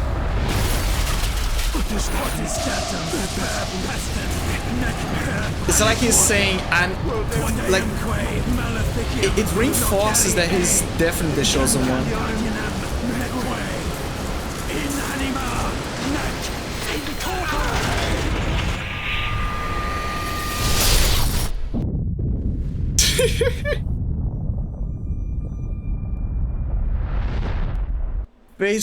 Faith's so powerful that it can nuke the entire place. The cross the cross is melted. It's molten lava now. It didn't resist the process.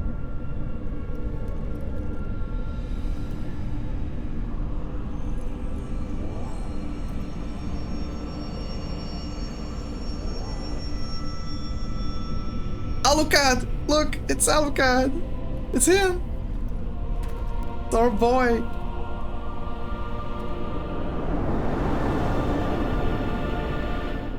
But now he has a sword.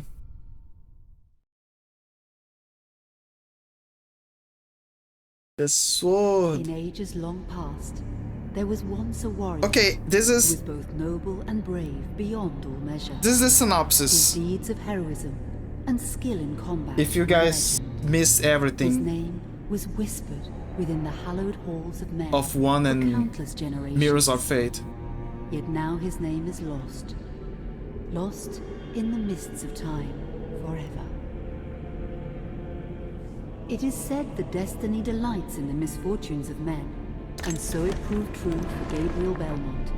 For even after defeating the Lords of Shadow and ending their reign of terror, his soul was consumed by the very darkness that he sought to destroy. As that ancient prophecy foretold, whomsoever defeats the Lords of Shadow will sit upon their throne to rule as the Prince of Darkness. Yeah, they didn't tell that lore to him. Before fate had played its hand, and unknown to Gabriel, his beloved wife Marie conceived a son by him. The Brotherhood of Light warned her of that ancient prophecy and the terrible fate which lay before her husband. So, with heavy heart, she concealed her pregnancy. For it is written that only the blood of that lineage has the power to defeat the Prince of Darkness. Thus, when newly born, the child Trevor was hidden from his father and raised a holy warrior of the Brotherhood in secret, so that one day he would be ready to stand against his own blood, as foretold. That day would come, some 25 years later, for what had once been Gabriel Belmont was now a powerful vampire known as Dracula, the Dragon. The Brotherhood of Light fought against the onslaught of his dark armies, which laid waste to towns and villages across the land, but to little avail. Trevor was now fully grown to manhood, and the truth of his origin and destiny of the Belmont clan was finally revealed to him. So he set out to confront his father and end his family's shame forever. But Trevor failed and was mortally wounded in the confrontation with his father. He was no match for Dracula's terrible power. Yet, as he lay dying, Trevor finally revealed his true identity. Dracula was driven mad with grief and rage over the revelation. He desperately sought to save his dying son by giving him his own lifeblood. But it was too late, or so he thought. Dracula buried his son within the walls of his great castle, and then swore bloody vengeance upon the world. Raising an army of creatures beholden only to him, he struck with fury and merciless cruelty at humanity. He vowed to hunt God's children for all eternity. But fate still had one last card to play. Dracula's blood had power, and that power now coursed through the veins of his dead son, slowly reviving him over many years, until one night he emerged once more into the world, not as a man, but as a creature like his father. What had once been Trevor Belmont was now gone forever. He was now a vampire like his father. Though he swore that he would not be like him, he would take the name Alucard. He would be a force for good, opposing his father's... So about that, it was actually Dracula who gave him the name. Alucard swore to destroy Dracula. But fate had something else in mind. Meanwhile, Trevor's own son grew into a fearsome warrior with a reputation that far exceeded even that of his illustrious father. Simon Belmont knew little of his own lineage, nor his importance in the events to come. All he knew was that his mother had died at the hands of Dracula's minions when he was but an infant, and his father had been killed in single combat with Dracula. Found and raised by the people of White Mountains, Simon had but one purpose in life: to destroy Dracula for the murder of his parents. After years of training in the arts of war, Simon set off for Dracula's castle and a date with destiny. Once in the castle, Simon met Alucard, and knowing little of the true identity of his companion, joined forces with him. Blood bound them together, and fate took a hand once again, as finally they met their dreaded foe in mortal combat. Simon defeated Dracula with his whip, and yet Alucard sensed that all was not as it should be. Dracula would return. Of course he would return. You guys use an old combat cross that had barely any energy. And it was old, like many centuries later. Like, they use a combat cross that clearly say that it was very well aged and had almost no holy power anymore on her. So yeah, of course it wouldn't work. Like, of course. Even Dracula said, oh, that thing holds no power over me.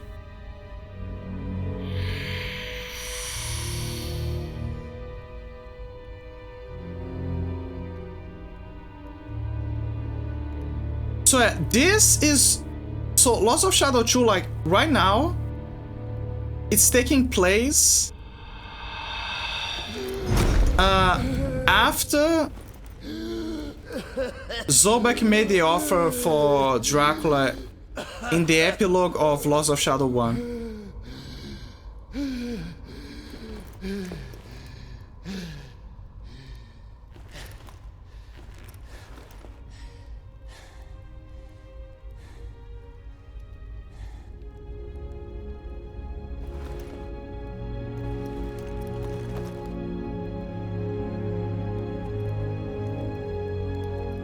Robert Carlyle. That's a voice actor that plays Dracula. Amazing voice actor, by the way. And Patrick Stewart. Yes. Professor X. Commander Picard.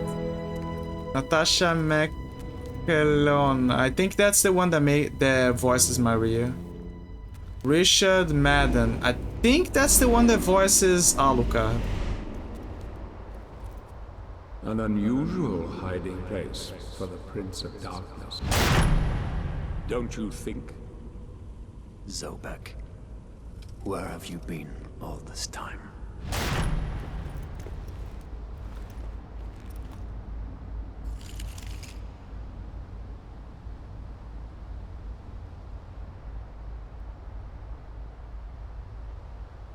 And what of you? Why have you been hiding all this time? Gabriel.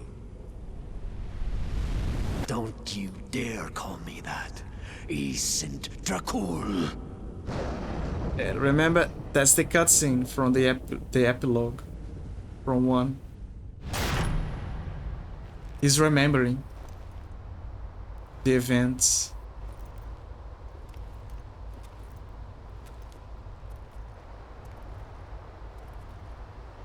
What do you want, old friend?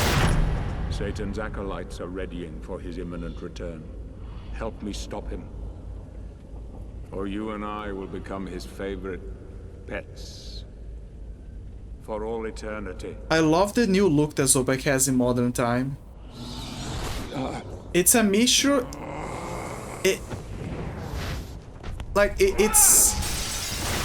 It's very Sean Connery. It's essentially a homage to Sean Connery. Salek Nevet. I wonder if that is the one that is Maria. I don't know. Stuart Campbell. That name is familiar.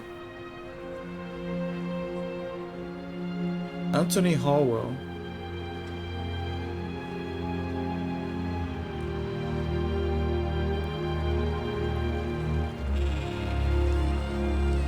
Jason Isaacs. I like how Dracula has a red mantle, like a blank. Dracula is literally me. He doesn't go around without his blanket. I'm sorry, but I'm the kind of guy who goes with the blanket. Man, it's a big flash. Is this normal? It's kind of... Let me see. Motion blur. Maybe I can put it to low. Depth of field. Maybe... Yeah. Let me see if that affects something. Oops. Yeah, but it just drops to medium. I better not change anything. I think that's how it should be. Let me see if it's alright. Ultra high. Yeah, whatever. Whatever, man.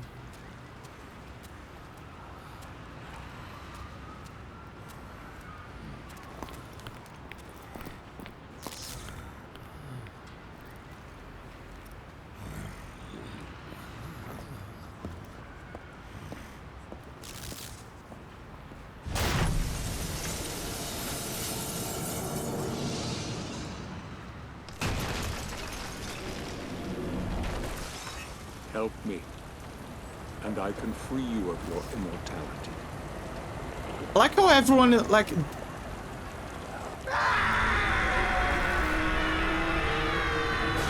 I like how there's no cops or anything that just comes around and be like, "Hey, do you remember that crazy guy that got thrown off the old church?"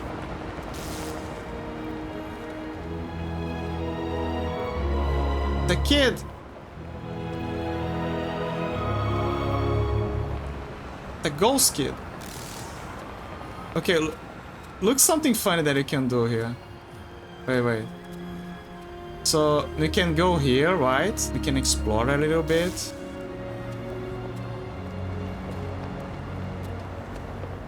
Like danger, you know. Some stuff to explore here.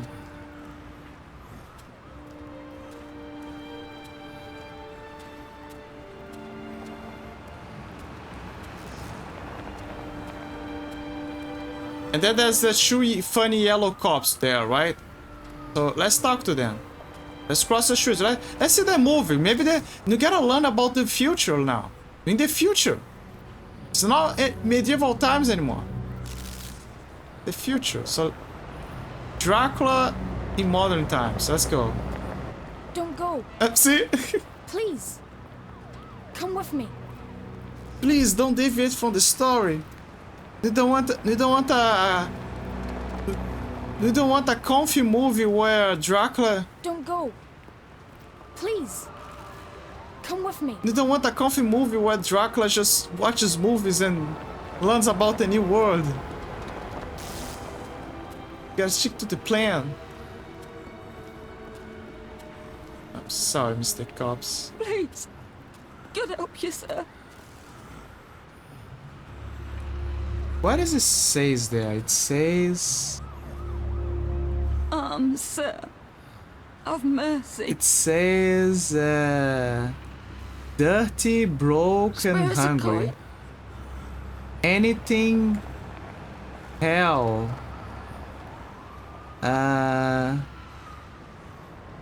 Hold... Please, sir. Have pity. Hold... Better some change, sir. Block? Also, lady, okay, this is something I would never understand. Look at this. This is a creepy old man that has barely anything on him.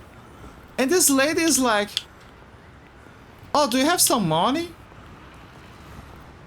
Like, I get it, you're desperate, but common sense. Like, I'm sorry, he doesn't have any money. I mean, at best he has some relics. Here, join some gear.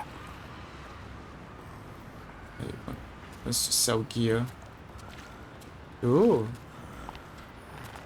You should become a VTuber.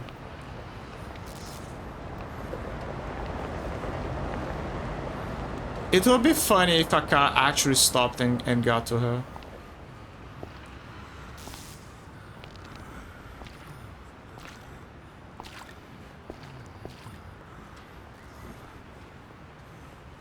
It's a restaurant. I wanna go there. Where's the pizza? Let's make Dracula eat garlic pizza.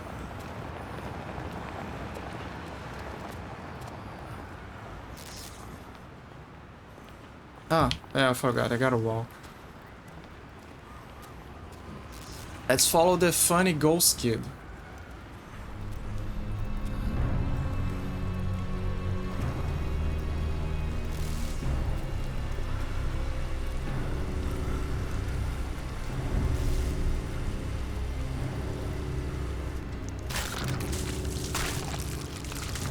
Oh look, it's Goat Demon. This is the hyper realistic demonic version of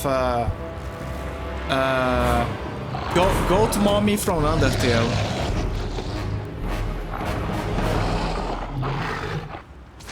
Yeah, I can take him, guys. I can take it.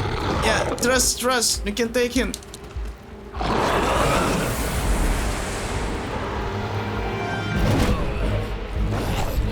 It didn't even give me the chance to fight.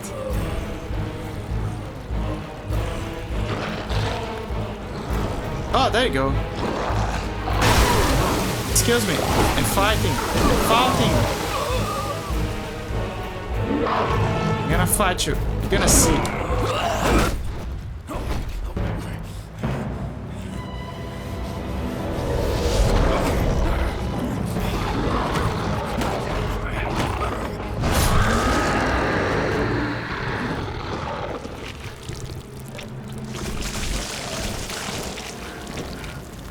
Look, it's a Warframe.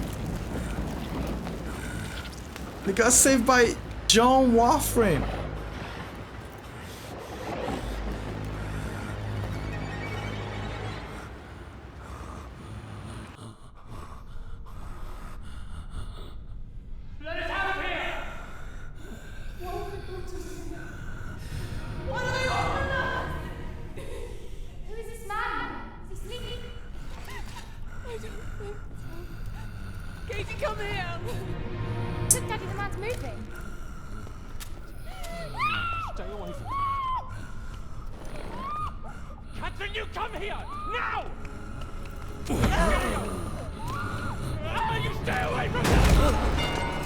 Okay, that was the worst thing that that guy could have done.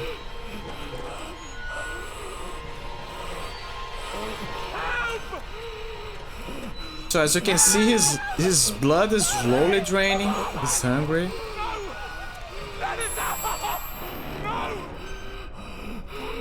Like he has no choice.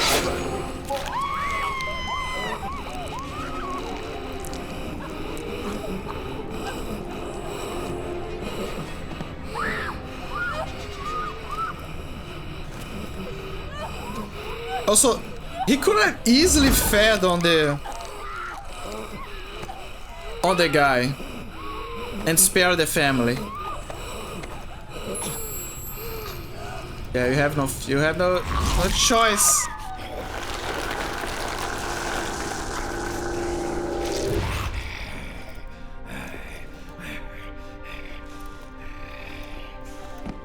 He's still hungry. Slowly coming back.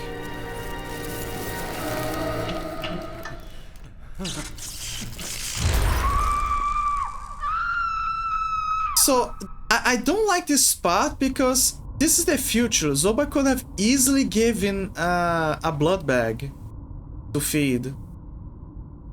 Or just one person, but no. They needed to show that, oh, but wait, Dracula is still a bad person. He's still an evil person. Remember that, he's still a bad guy. That was the only reason to do that. Hey, he's back.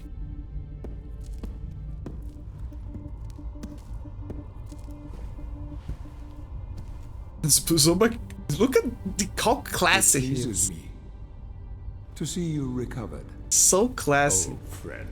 Look, smoking, the drip.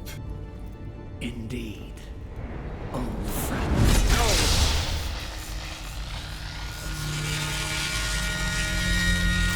Relax. I like how badass he shoots this. Our guest is just a little confused. I know what he wants.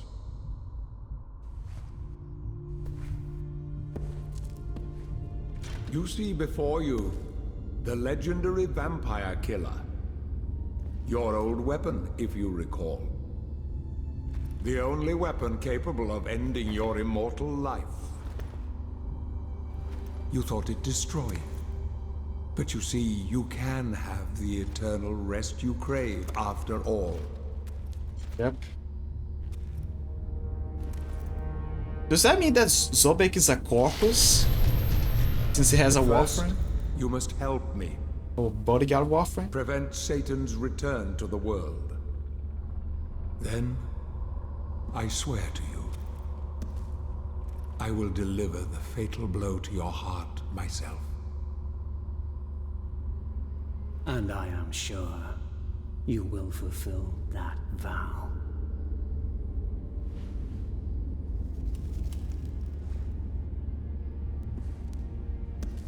Since you sent Satan back to hell 1,000 years ago, his human offspring, or acolytes as they call themselves, have been dormant. I suppose that all of us, feared your wrath and great power. But not now. Now, even my bodyguard is more than a match for you. The acolytes know you are weak and are preparing for their father's return. Now they fear nothing. Yep. Don't they fear the mighty Zobek? Only you, in full possession of your powers, can defeat them. Follow me, please. Follow him. I should find it funny that technically Zobek has a... We must find and destroy the acolytes before they can finalize their preparations for Satan's return. I wanna be Warframe bodyguard. It won't be easy. They govern the world of men from the shadows. Not even I know with any degree of certainty who or where they are.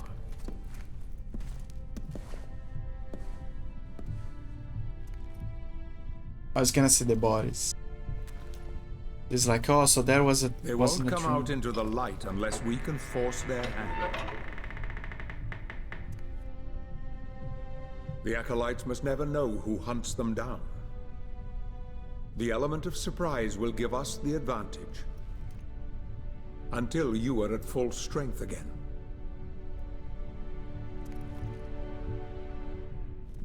And you don't know who they are or where they are.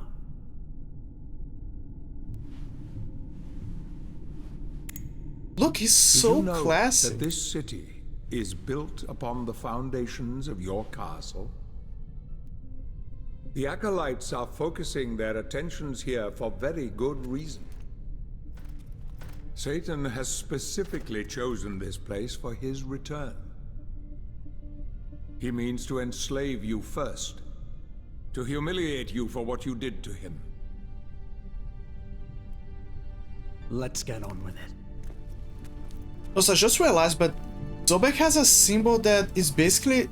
I don't know if it's the same symbol, but it reminds me a lot. The symbol of the outsider from Dishonored. Did you guys saw it at the gateway, by the door? The acolytes must plunge the world into chaos before Satan can be summoned. Their activities leave spectral traces, which are difficult but not impossible to follow. This is the headquarters of a powerful pharmaceutical corporation. Big Pharma. I suspect that one of the acolytes is operating from there. The complex was sealed 2 months ago and is protected by magic. Of course. Big Pharma always had magic in their building. Powers to see what is happening there. They would be able to trace it back to me within a matter of minutes. So, I will send you to the corporation via a portal. But we must be quick so as not to arouse suspicion. The longer the portal remains open, the more likely we will be discovered. Look for any sign of the acolyte, but be careful. What are you waiting for?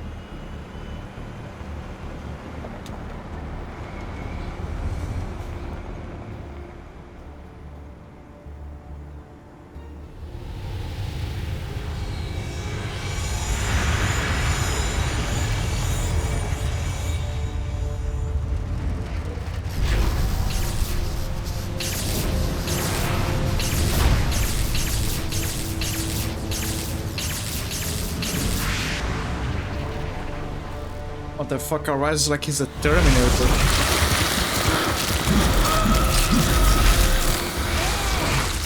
Yeah, I gotta get the drip back.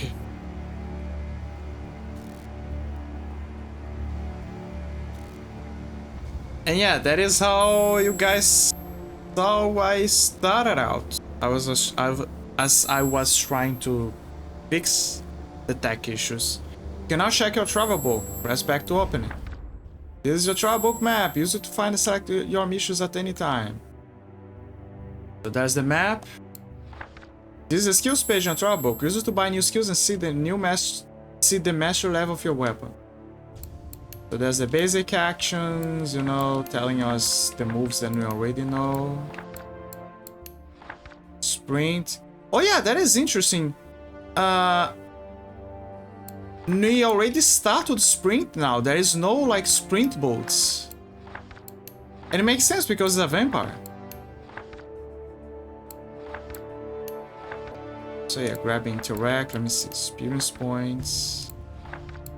Weapon mastery. To be a master in the use of a weapon. So this is new.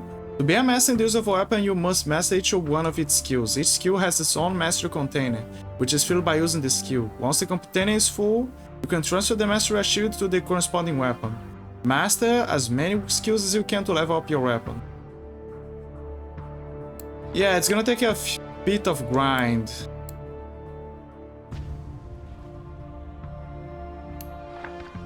So yeah, this is the combined whip and basically the abilities. Yeah, I'm gonna...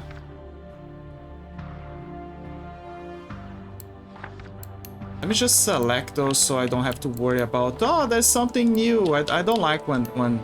I don't know about you guys, but I don't like when that happens. I like to keep things clean. So this is one aspect that I love that they added to the game, but at the same time... I'm like...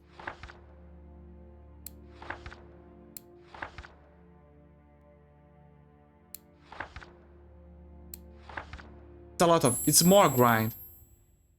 This is the items page in your travel book. Use it to find out what weapons, powers, and special objects you have. Heart of Dracul. When Gabriel replaced his blood with Laura's, a change began that went beyond the purely physical, drowning out the love, compassion, and renderness that filled the man's heart, giving way to the merciless darkness of the dragon. It is a supernatural power that, fed by the blood of his victims, flows through his veins, healing the wounds inflicted on him and prolonging the torturous curse for all eternity. Yeah, basically explaining how I can recover health by feeding from everyone's blood and his regeneration. Shadow Whip. Gabriel's deeply rooted training with the combat cross remained in Dracula. The Prince of Darkness now uses his own blood, which takes the shape of a sinuous whip to inflict pain and death wherever he goes. The dark fluid is bound by a supernatural force and it hardens on impact. Before they die, its victims feel as if thousands of fangs penetrated their flesh, breaking bones and tearing their life force from them. Yeah, but you don't gain health from it. It's a shame. It actually would make more sense if he recovered health from using the blood whip, the shadow whip. This is the lore page in your travel book. Use it to find out more about the Castlevania world and its inhabitants. Belmont lineage, Dracula. Not even his descendants, the Belmonts, nor the innumerable army of the Brotherhood of Light have ever come close to annihilating him. He is Dracul, the dragon, an immortal being whose cursed soul is condemned to remain trapped in the body of the vampire, bound to his castle for eternity. From the beginning, the unbearable yearning for revenge has driven him along the path of ire and destruction, a path of infinite suffering and despair, a world that he would now like to leave behind. That's why the power of your god cannot destroy me, because I am the chosen one, Dracula. Also, I love the art I love how the art is back from the book arts. Brotherhood of Light, Brotherhood Soldier. The boys who prove that they are skilled enough with the sword are recruited by the Brotherhood of Light in their campaign against the forces of evil. The tough physical and mental training they are given makes them very efficient in close combat, providing them with ironclad determination. However, if their willpower is not enough, they wear full armor and carry large shields to protect their lives instead. As lower-ranking members, the Brotherhood soldiers are sent to their deaths by their generals, with the sole hope of offering them a better fate than their own. Follow me, brothers, for if you do, you will meet a death more honorable than any you could imagine. Cardinal Vicos, Grandmaster of the Brotherhood. Yeah, sure, let's go die. Paladin. Those who aspire to be paladins are raised in monasteries, educated under the dogma of faith, and trained in the art of war. Their whole life becomes a test in which any mistake, as insignificant as it may be, leads in the complete failure of their mission. Only the purest heart, capable of showing absolute determination and an unswerving faith, will be recognized as God's chosen one. Beyond receiving the admiration of all and the favor of the Council of the Brotherhood of Light, the Paladins are rewarded with weapons and armor of gold, forged by the best master blacksmiths from angel bones. Their aim from then until the end of their days is to save God in the battle against the offspring of evil and guide their troops to victory. Was like you once, but your God showed me another path. Dracula. That implies that, yeah, Dracula's rank. So besides the difficulty of the extreme difficulty of the previous game, that is Paladin, and this, like Dracula's mention, it basically implies that Gabriel Belmont's rank before was of a Paladin. It's just that he didn't have the gold armor. But he did have the gold outlines on his outfit. Siege Titan. The Mecha. With the upsurge of battles between the Brotherhood of Light and the Forces of Darkness, the engineers of the engineers of the Holy Order quickly completed the last great work of Gandolfi, the Siege Titan. It is a giant wood and metal automaton inspired by the stone giants that the forces of Agartha commanded in the Necromancer Wars. For over a decade, hundreds of craftsmen worked to complete the mechanism, powered by the divine energy of the gem that the priest placed in its head. In battle, it would be ready to use its enormous extremities, smashing a regiment with a single stamp of the foot, pulverizing the walls of the castle with its fists, and dispatching a group of soldiers inside. Its value in war was such that only after it was built did the Brotherhood decide to start the siege of Dracula's castle. One word is enough to set it in motion. Destroy! H. Hughes, Master Engineer. I like how even priests have a finger in the construction of a mecha. It's an interesting universe of having priests helping the engineers of war. It's low key, kind of like in the Nazoverse. From Fate, Grand Order, and all that. Zobek Society. Zobek was, together with Carmilla and Cornell, one of the old founders of the Brotherhood of Light, who answered the call of God, leaving their darkest being on the earth.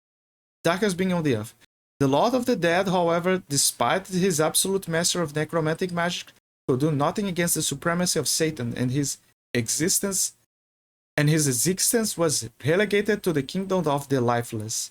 Exhausted and humiliated, he remained hidden for an era, watching over the world of men through his countless spies, extending his influence and preparing his return. When he learned that the power of Dracula had weakened enough and that the arrival of Satan was near, Zobek materialized once again on Earth. He left behind the arrogance of his past to take on the role of an influential businessman, and he blended in directly with society up to the present. Now he has a new plan, a perfect plan that will pit his two worst enemies against one another, leaving only he, Zobek, to become Lord of all, once and for all. You can have the eternal rest you so crave after all, but first you must help me stop Satan from returning to the world. For that, this is my promise to you, old friend, Zobek. Let me see. Zobek's lieutenant. No one knows the identity of the man accompanying the astute Zobek in his crusade for power. It is rumored that he wears armor forged from the metal extracted from the abyss, and that he adeptedly brandishes a mystical sword by the name of Masamune, capable of going beyond the material realm. Some records indicate that he is the spirit of a demon general, others that he is a demon that must pay a debt to the death. However, the most popular story is the one that classifies him as the result of the necromantic reanimation of a legendary warrior. After all, it would not be the first time that Zobek used witchcraft to create a powerful armored god. Zobek sent me. Feels you might need my help as you are still weak, Zobek's lieutenant. By the way, Masamune is also a known weapon that appears in Castlevania. Particularly, Castlevania... I think it appears in Symphony of the Night.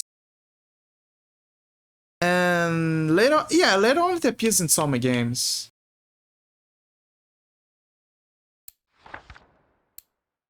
Some games in the series. Your current mission is marked on the map. Also, I'm so impressed. Look at the scenery. And look how they, just like they said, they modernize. So this is all of the boundaries of Dracula's castle, right? This is everything was the land, the very castle. They modernize everything. Everything's futuristic now. Look at this. It's kind of London, but in the future. Mixture of old and new. Science District.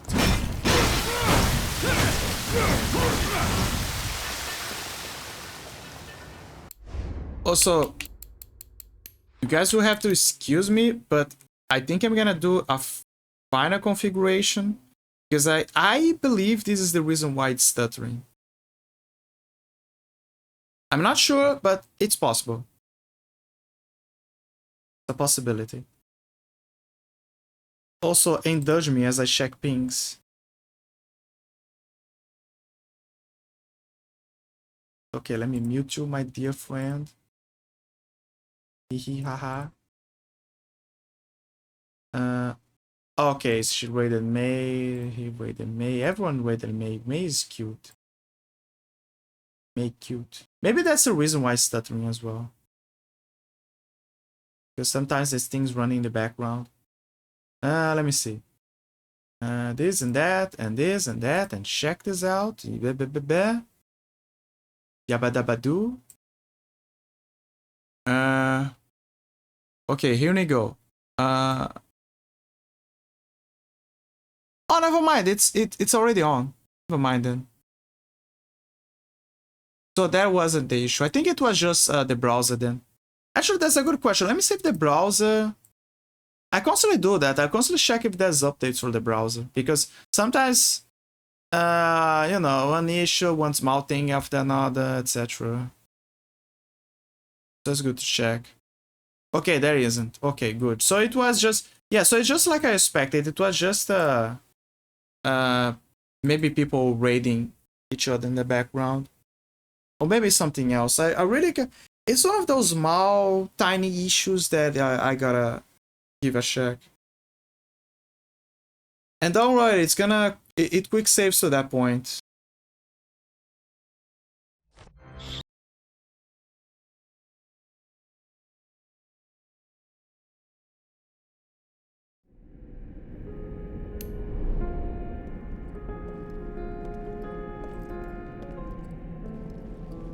Another possibility is maybe, possibly, I gotta turn it off.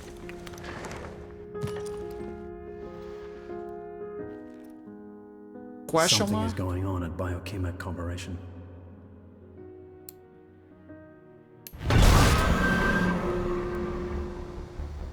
Don't worry, don't worry. I already selected that. Selected that. Yeah, no selected everything again. Yeah, no, already read that. Already read that. Lore, Dracula is a badass. The badass. Yeah, the quick save basically saved on this. It didn't save the text. Let me see. The Paladin, badass. Yeah. Fish Titan, badass mechanism. Yeah. So back. You know, when you think about it, in modern time, the best place a necromancer could place himself in society is to be a CEO. Because think about it, he can have a bunch of spies, like he mentioned, but he also can raise a bunch of undead to work for free.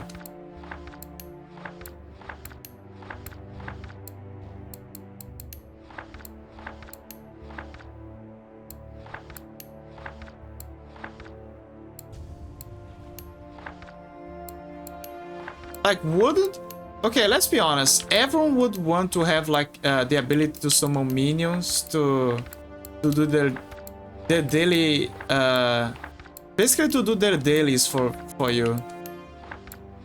Summoner and Necromancer is for people who just want to optimize the best possible way to not do anything and let everything solve itself. I still love the design of the modern day.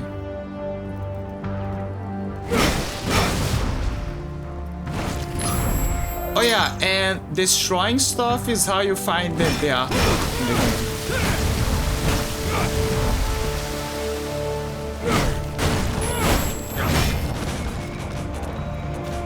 I like how you can see the... Look! You can see the modern day going, you can see cars. Also, imagine there's a weird guy in a red cape or something, you know, trashing at the back like the place of a pharmaceutical corporation. I think it's a bit too loud. Maybe I'm wrong, but I don't want to take any risks. I hope it's not too low as well. Ah, fuck, that's... how do I get there?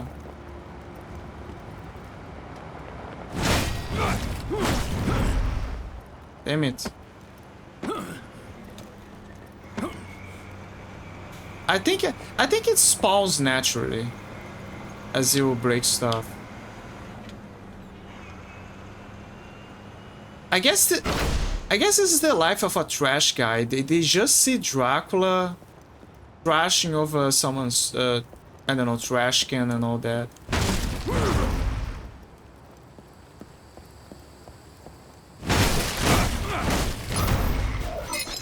Yep, we found him off. Yay! I'm showering. Oh wait, look, it's a car. Look, it's me. I'm Dracula. You can sell the arc you collect in the extra section of the menu. Oh, I can? Okay, let me see. Oh, there it is. Alucard. And Dracula. And Trevor. And stuff. Paladin. The cross. Melted. And you saw everything. Oh yeah, and the game keeps track of your stuff here. Challenges is interesting. Like, the game also has the 110% deal. I'll explain in the future when it appears. I should find it funny, the idea that everyone can see Dracula. Biochemical Corporation. Okay, let me see. I gotta go in here. Oh, dude, that's great. Have some Wang here.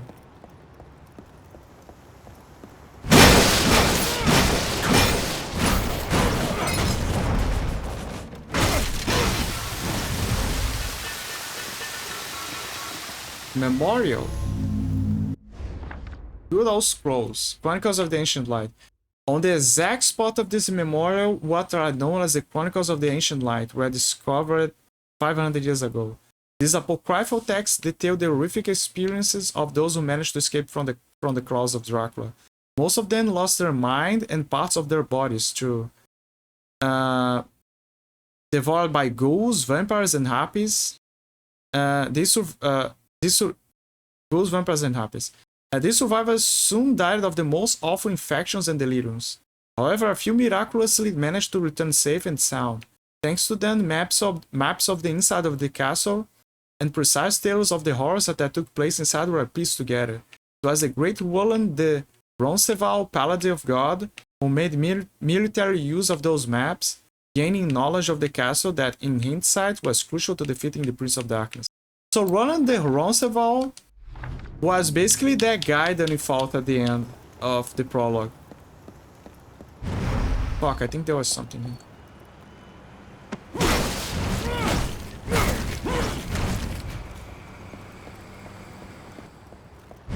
Is there something else for me to break? No? Okay, damn it. I think I didn't got enough breakable objects to...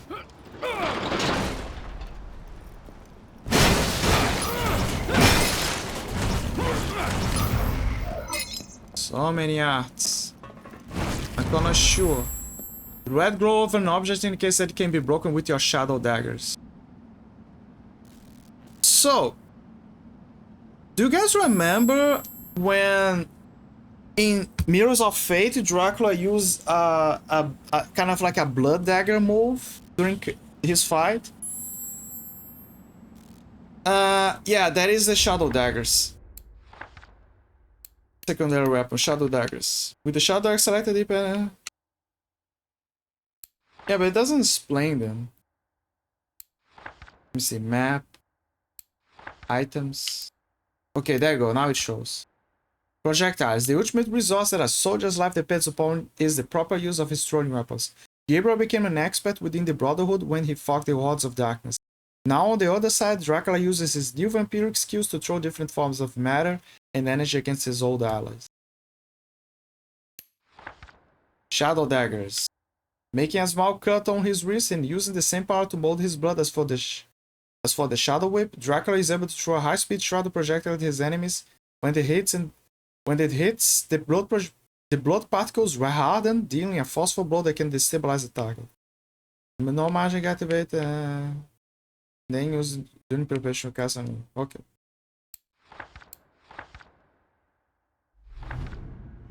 Okay, so. Okay, sorry. Aim and use the right stick to aim. This is sure.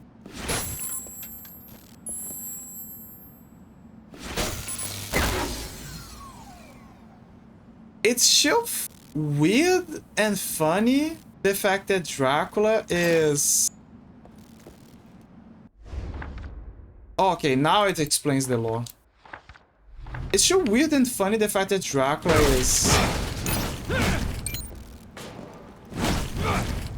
casually destroying cameras with blood daggers. Do I have enough...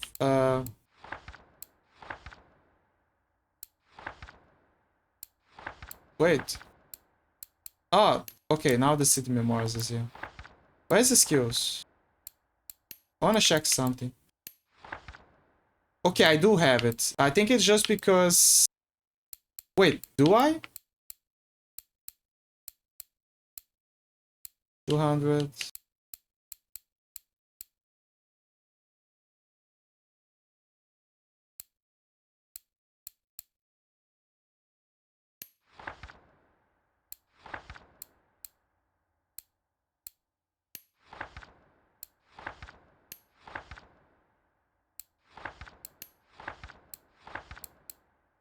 What about this one?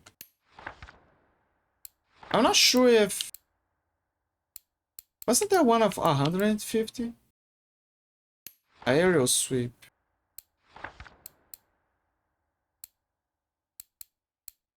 Yeah, this one, somersault. So yeah, I don't have enough. It's because when I was teasing the game, one of the things that I did is I kept destroying the trash, and eventually I got enough skill points to get the first skill.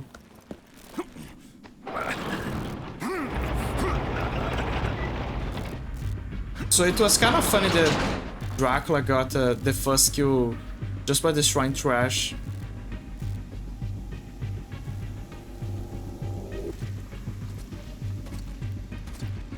Look guys, Warhammer 40k. The Space Marines. I sense the presence of a Golgoth guard. You are no match for this enemy. Hide.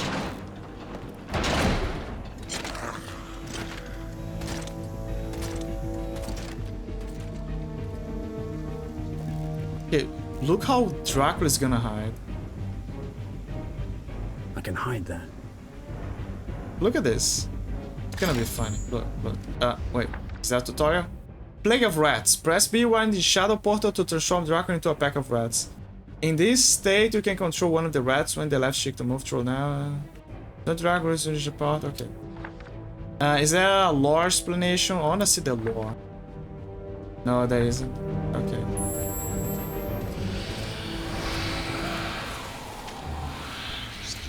I'm a rat.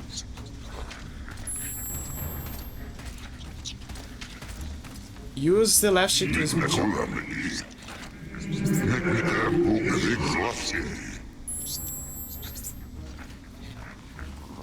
a rat. A rat. Look, look, I'm a rat.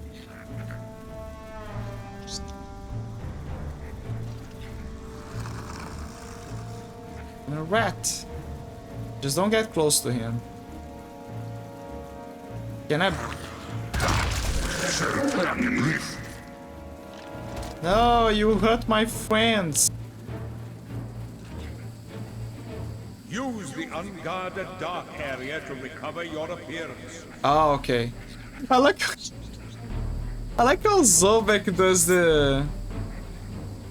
Okay, so this is what it remind me of. Let me show you. I gotta show it to you guys. So this is what Zobek made me remind me of. Wait. I gotta show it. What is it? Wait.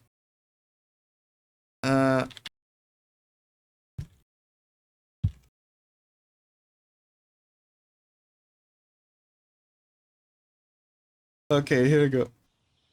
Your health is low. Do you have any potions or food? That is the vibe that Zobek gave me with the voice.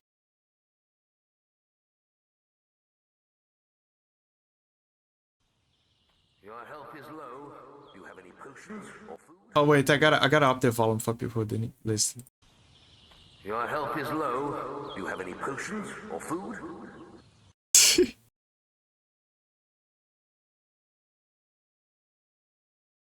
Yeah. Yeah, that was the vibe that he gave me. Health is low. Fuck. No, the other one. Almost there. Where's my mouse? Give me my mouse back, please. Oh, there you go. Don't disappear, Mr. Mouse. Kind of ironic that the mouse disappeared while I'm in mouse like rat 4. Let's be to serve opinions. Oh, I see. So the number there in the health section represents how many rats I have and how many I can transfer myself. The guard hasn't seen you. Get close to him and use your power of possession, if you remember how to use it. I do remember how to use it. Skills. Vampiric powers. Vampiric possession. Dracula can possess an unaware enemy by pressing B behind it. He can control the enemy's movement. He kind of used that move when he possessed Simon. But he did it from a distance.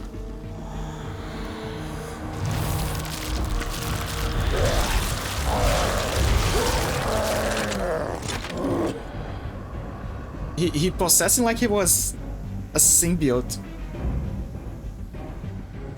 Stealth section.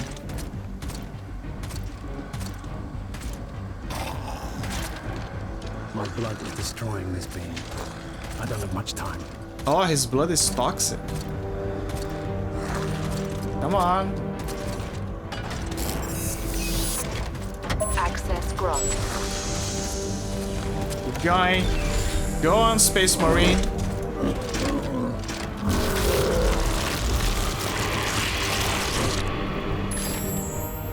Telling you, you're basically a symbiote. Okay, Army of Satan, Golgoth God. Cultivated and raised in laboratories, the Golgoths can be considered the link that connects man and machine in the evolutionary chain. Their cloned bodies have been genetically altered to grow much more quickly and larger than a normal human being. Their minds, on the other hand, have not had time to develop. If it were not for implanting strict instructions or suppressing emotions, they would be no different than a child. Their sole aims to defend biochemic from intruders, and for that purpose they are equipped with indestructible armor and an enormous grenade launcher courtesy of the military corporation. So you hide there, you're going to die, dog of God. Okay, that is straight up Space Marines. The difference is...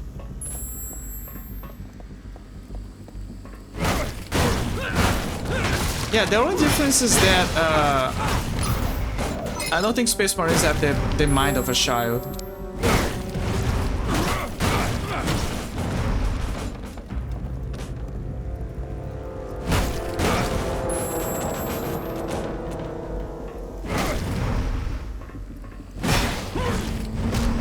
The goodies. It's very random which one has an XP to share. Press B to close the sluice gates of this lock. Isolating decontamination area. Emitting decontaminating nanoparticles.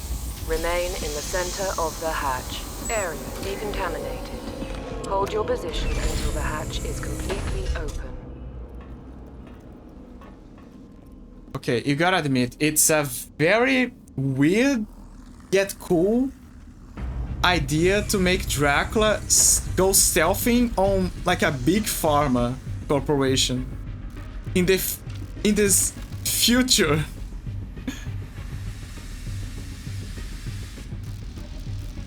A very interesting idea.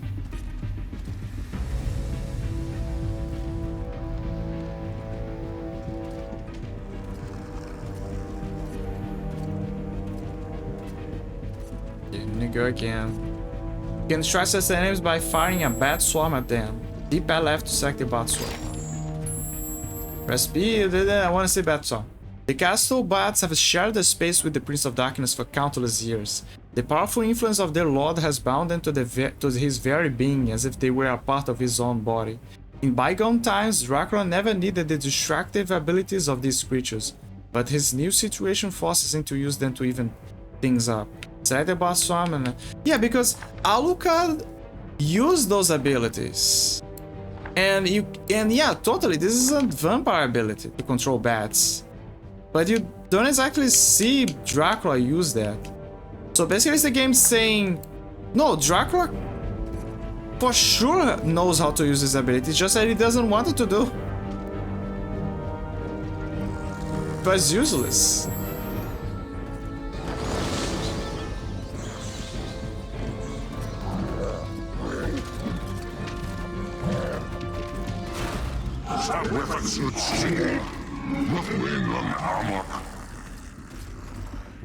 I wonder if they're speaking. If you shut the other guy, you might be able to reach there and climb.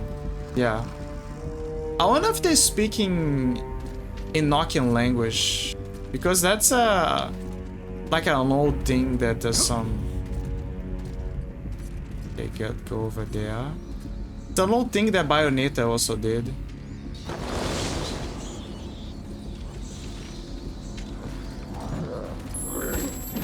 Try reaching here now. I will.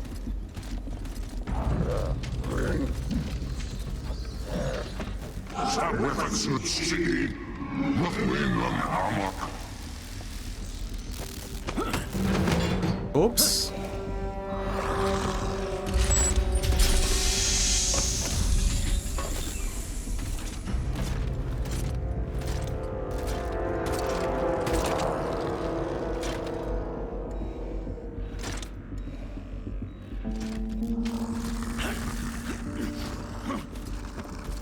Nothing here, my dude. Sadly, Dracula can turn into mist like Alucard. I don't know why. Like, in theory, he could, because there is some cases where you see him turn into black smoke. So, you know, it's weird. You do not yet have the power necessary to get there. I don't, sadly.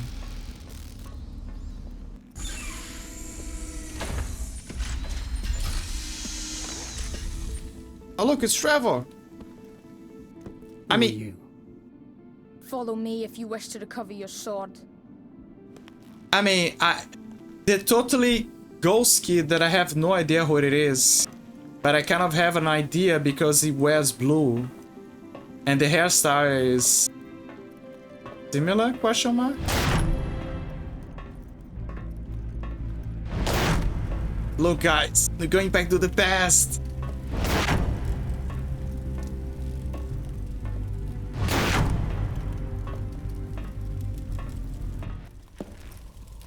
Oh man, don't cut the cool music, come on. Be back to the past, to the castle. What kind of miracle is this?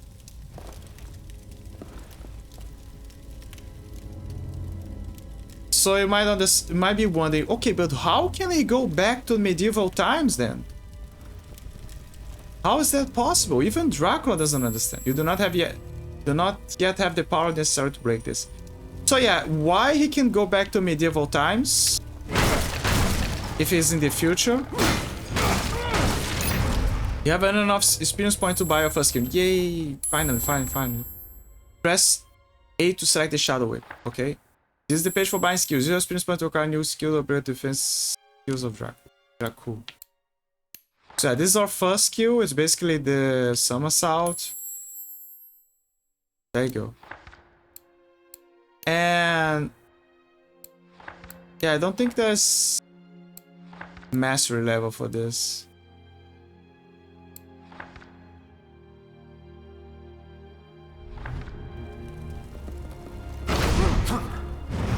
Yeah, that's the somersault.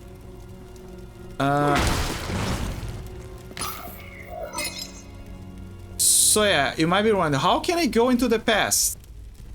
You'll see. You'll see.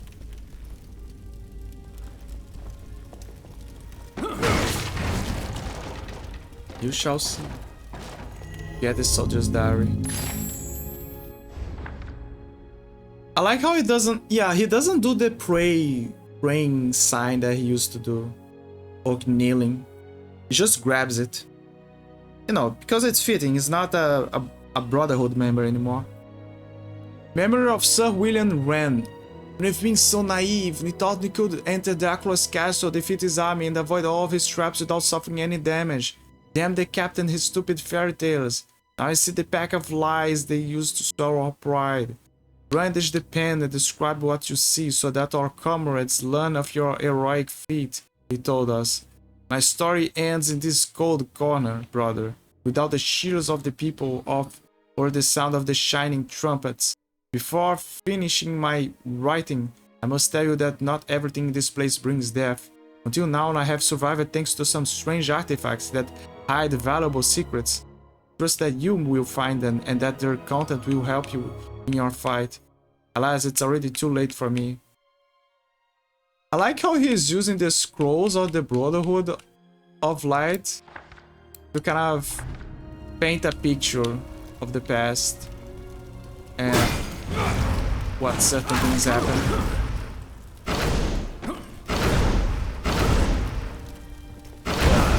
Okay, so this is the stomp ability. Somersault. Crazy how Dracula technically can sprint. But it's a very... Look. It's a very short sprint. If anything, I think the dash is more economically viable.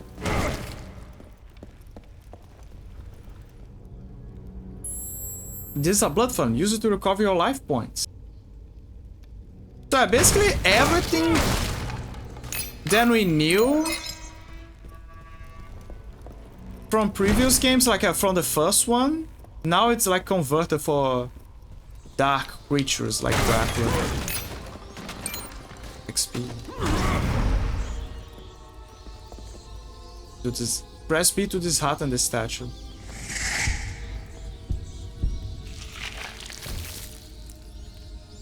Oh, look. Oh, it just grabs a heart.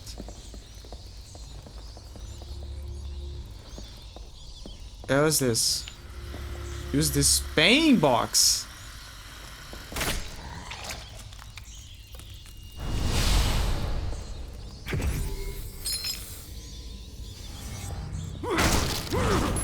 You found a life gem. Collect 5 to increase your health capacity. Okay. Also, I like how the design of the health bar changed as well. Before it was a kind of like an angel with a skull, right? Kind of like a gargoyle, but it was basically an angel, you could say.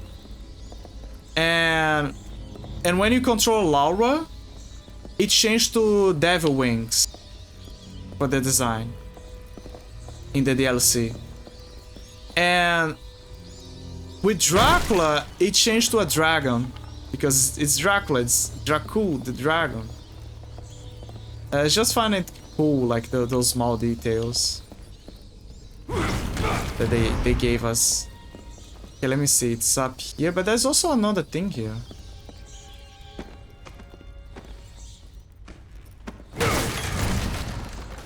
I think that was the only reason why. What about this one? Just curious.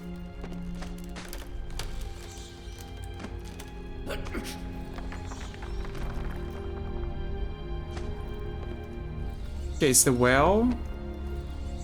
Can I go down? Let me see. Can I drop it? No, I can't drop it. So it's not like the other game where you could drop.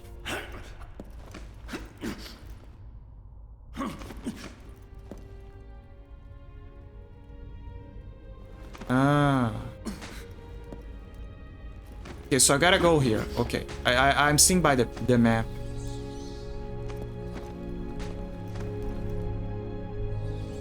I wanna check the other one. Let me see. There's probably something here. Ah, I knew it. There you go.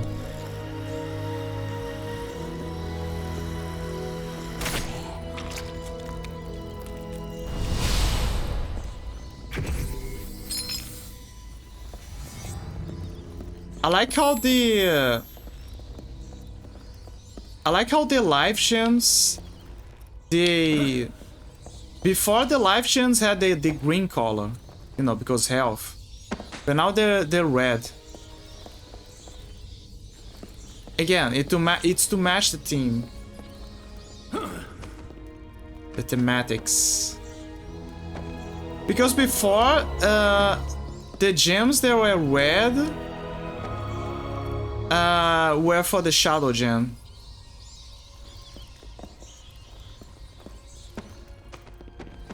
Oh, that is... Oh, that's for the stairs. Where's the other one?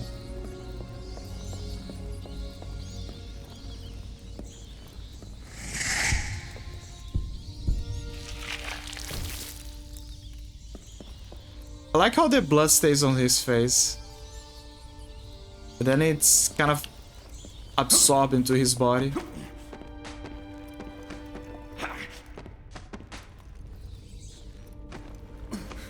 Parkour.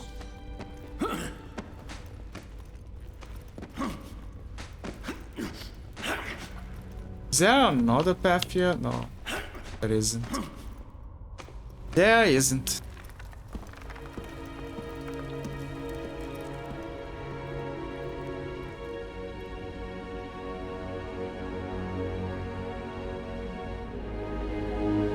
Oh my god, we're back! Everything's back in place, guys! Like nothing happened. The Hunchback constructions, Am I truly here? they did it again. It's a good play. That's a good question. Are you truly here? Question mark.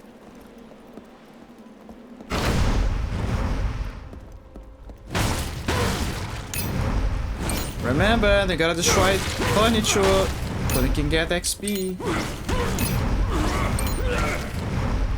You could get it by fighting monsters, but furniture is a free deal. Don't you think? Let me see. Skills. We can get. We have enough points. We have 250. I already got that one. Skill acquired. Okay. Let me see. 800, 800. 75. Oh, that's for upgrading.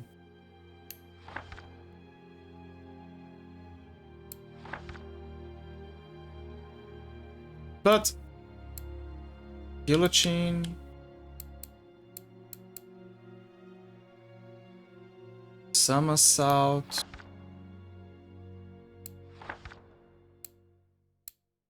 Oh, it's probably because I need something else. So yeah, for now I can only upgrade those abilities.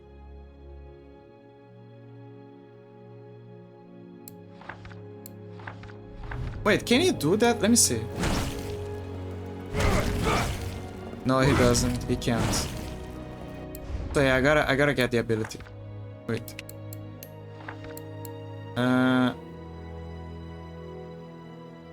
Using counterfield smashing container can get the skill. Oh, I now understand. So yeah, this is basically, so when does the arrow, it basically says that you gotta buy this ability again. Okay, now I understand. Okay. Yeah. Okay, now it's telling you that. Right?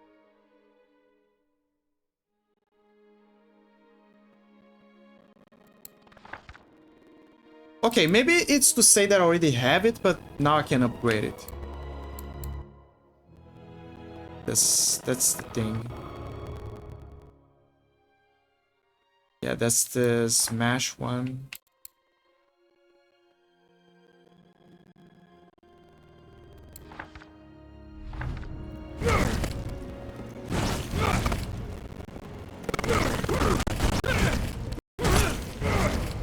And got the combo. Combo gooch. But yeah, look, we're back.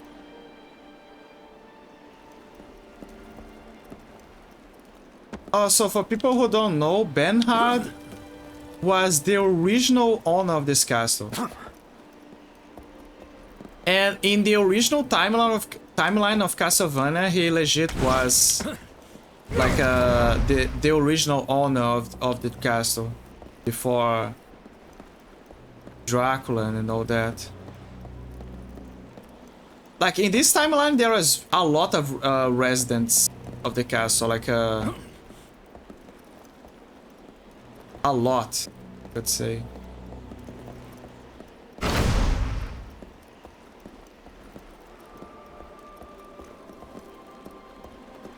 Textures kind of off. There's a device here. Give me the XP, baby. Come on. 200. 200 again, yay! We can upgrade something else. Let me see. That one. Okay, finally. We did it. We got the upgradable ones here. Counter-Strike sweep. Oh, okay, so that's for the Counter-Strike. Counter-Strike whip. Yeah, same deal.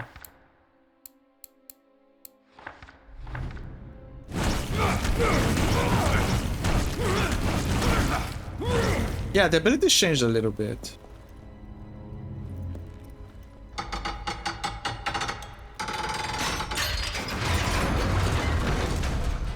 Huh? Something's blood is clogging the mechanism. Something's off. There's Carnage symbiote all around.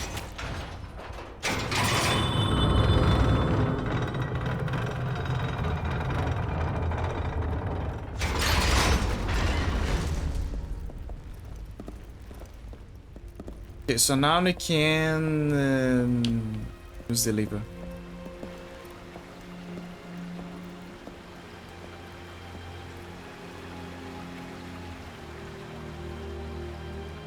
It's a beautiful hall.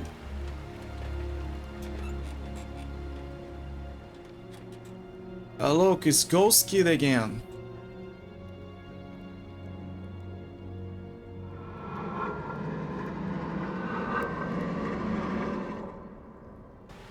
We don't know who he is.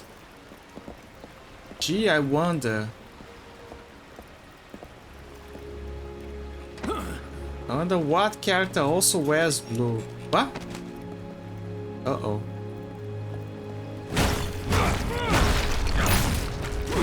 So I need XP. You know there's XP here.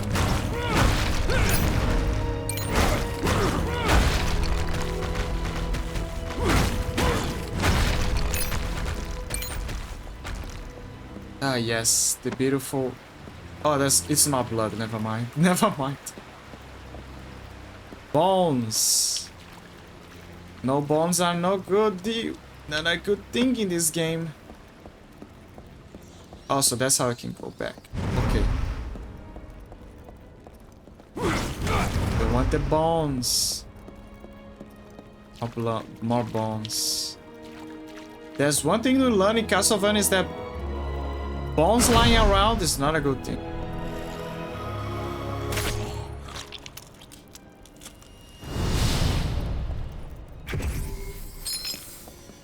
Got more life gem.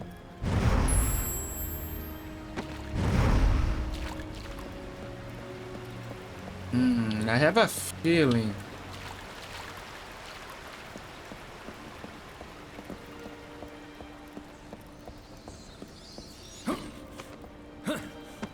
Eventually one day, obviously, I'm gonna play the original Castlevania timeline. Like, obviously, I'm gonna do it. Okay, how do I... Yeah, so clearly I can jump across that. Okay, travel is there. Swing to get a momentum, then jump to the next candelabra. Oh, I see. Thank you. So that's how. Era o rodou.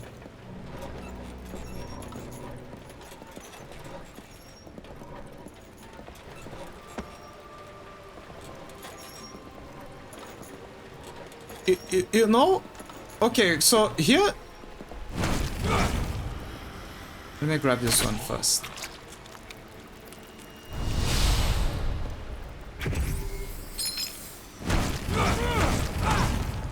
Okay, so here is my genius plan of a mastermind, right?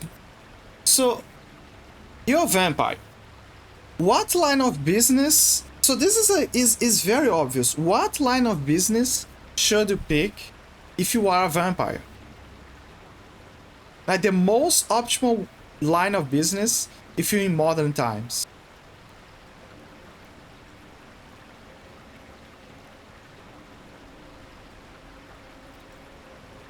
A doctor, an hospital. You gotta work at the hospital. Because if a patient dies, you can feed from him. Or if he's, you know, semi-okay, you can take a few blood bags or something. You have an infinite supply. You gotta own a hospital and take care of people. And be a very good doctor. And then, you know, gain their trust, be a very famous hospital. Maybe have a medical corporation, right? Yeah. You can work at a pharmaceutical corporation. That is another good deal. You work at a pharmaceutical corporation and then you invest in cultivating blood cells. And then you can drink them infinitely. And then you can even add vitamins to the blood cells and all that. You have an infinite supply of blood juices. Dracula would never go hungry, and you'll be probably one of the most powerful and economically being, like, powerful physically and economically beings on the planet. You'll pay for what you did to me and my mother. Trevor? Yep, it's Trevor.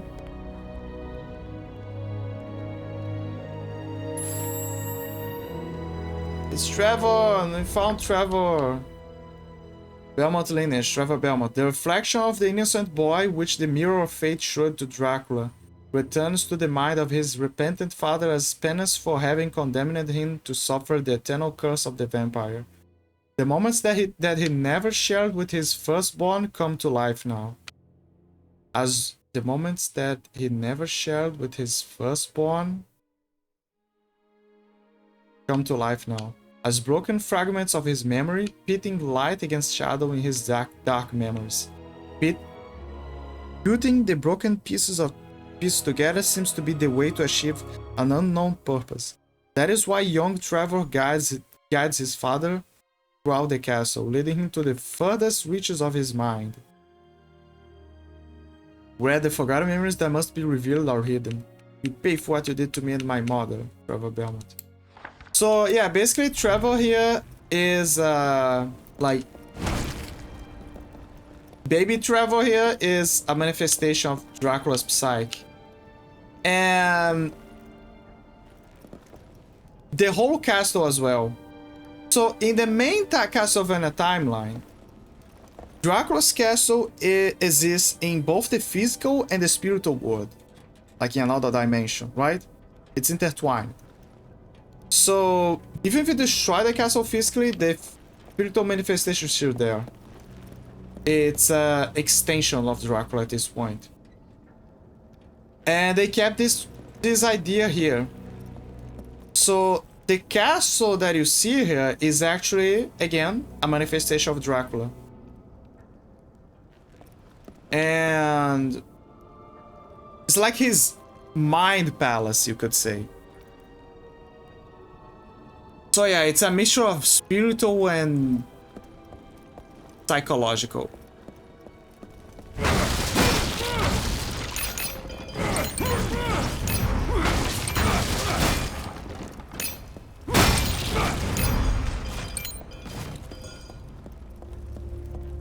I'm surprised by how much XP you can get by destroying items in this game.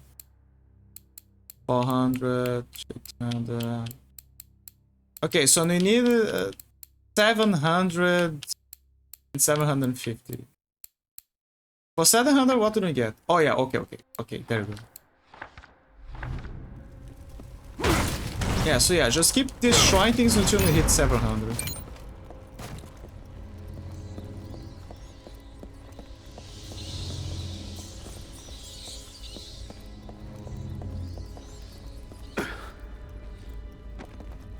I'll be honest, between becoming a vampire and a werewolf or a necromancer, I would become a necromancer.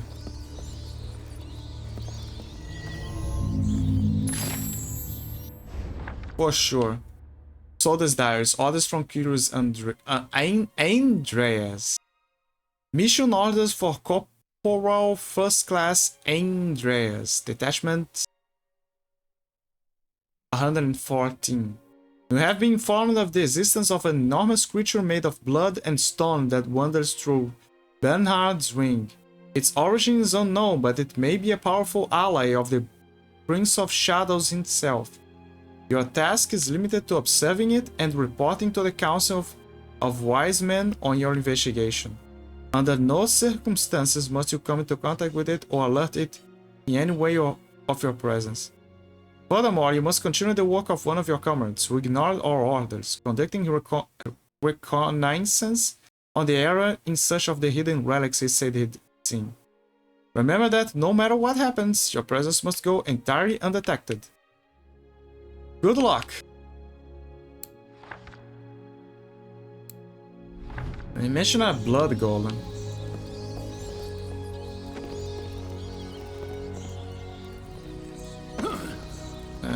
There's something here.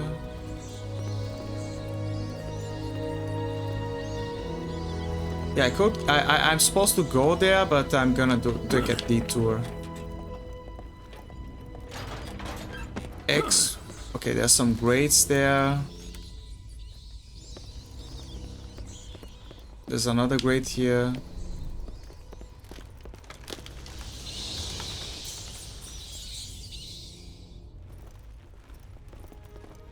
That's where I came from. This is... It's like it's taunting me to turn into mist. But I don't have the ability to turn into mist.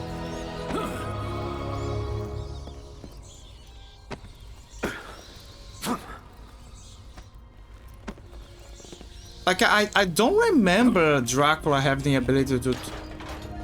I mean, I'm not referring to historical Dracula. I'm referring to, like, the character. The current character. I don't remember him having the ability to turn into mist. I mean, Mirrors of Fate shows that he has the ability, but I mean, like, gameplay-wise. Look, it's a sword! The Void Sword.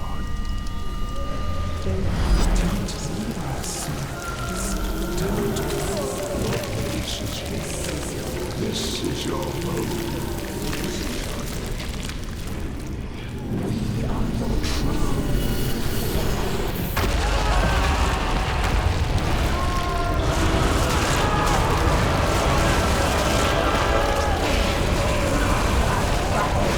What? How do I?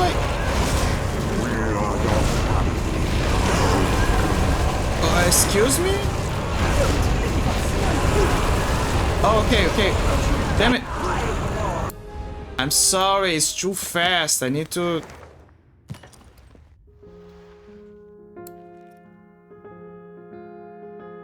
I must retrieve the Void Sword. Yeah, I know. Oh, I see. Stay with us.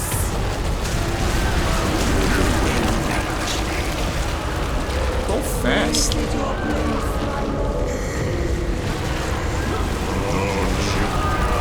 Don't you want?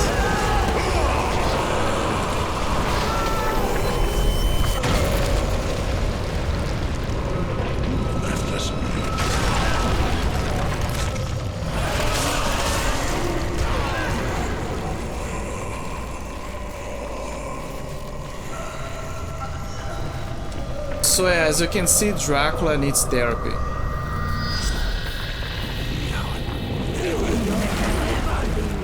Oh look, it's the blood golem.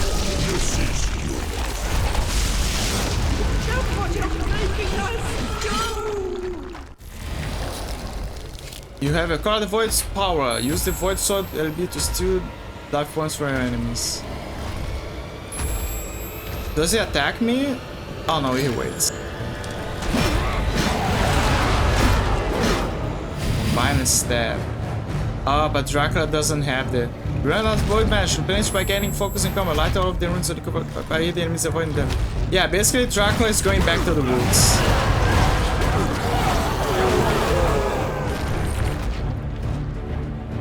That's it. When focus enemies will drop blood orbs. After each stacks will hit, knobs or blood orbs into the void magic container.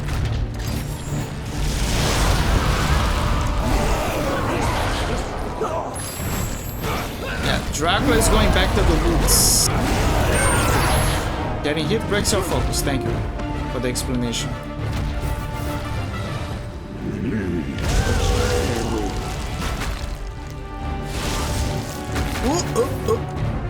That was actually smart of the game to do this. Activating magic power interrupts your focus. I know.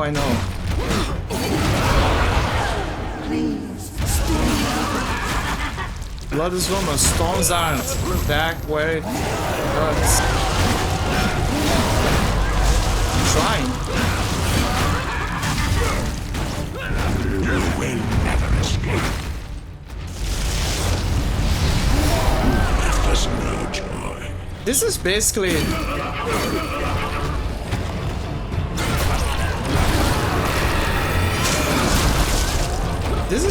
the a bit of the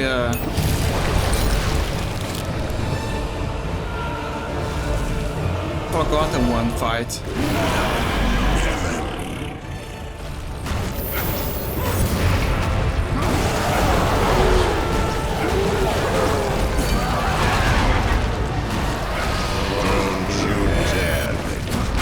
Ouch, ouch, ouch. Oh yeah, look at Terry.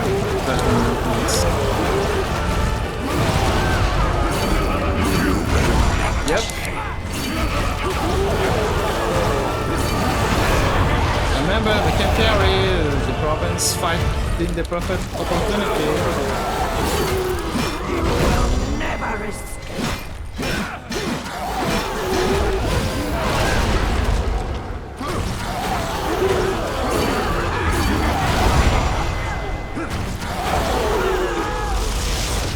Parry. Kate's parry.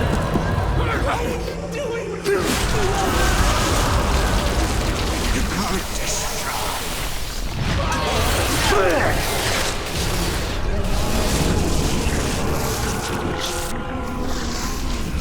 You belong to us.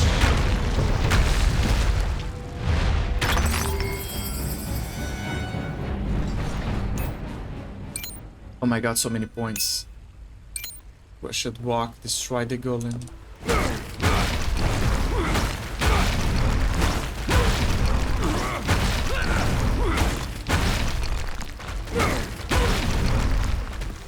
Okay, get the primordial gem. What the hell is this dude?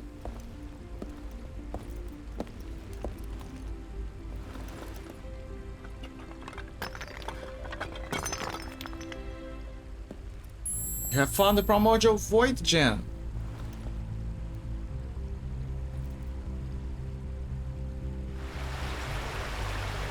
This blue glow indicates that the waterfall can be frozen briefly with a void projection. Run out of void magic. Look around to find more. Let me check the things here. Void projections. With the void power, activate the shadow has become a frozen missile that freezes on impact. Aim with the right stick in the Zarakesh, okay. Basic actions. Combat focus. Inherited from his training under the Brotherhood of Light, Dracula retains his knowledge of combat focus. When he is concentrating fully, the Prince of Darkness can strike blood orbs from his enemies with each successful hit. The focus meter fills when he fights well. Try different attacks and before it was called combat.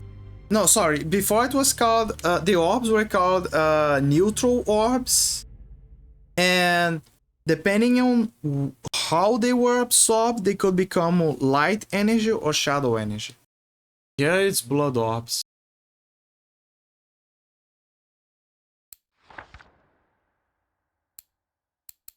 Big powers. Void power. Attacks made with a void sword actually replenish your health and absorption. It basically explains how they work. So yeah, those are the abilities of the sword. Okay, let me just select them so I don't have to worry about them. I don't like to have something like pinging my inventory saying, oh, look, you have something that you gotta check. You have something. Go check it out. Go check it out. I love pings. But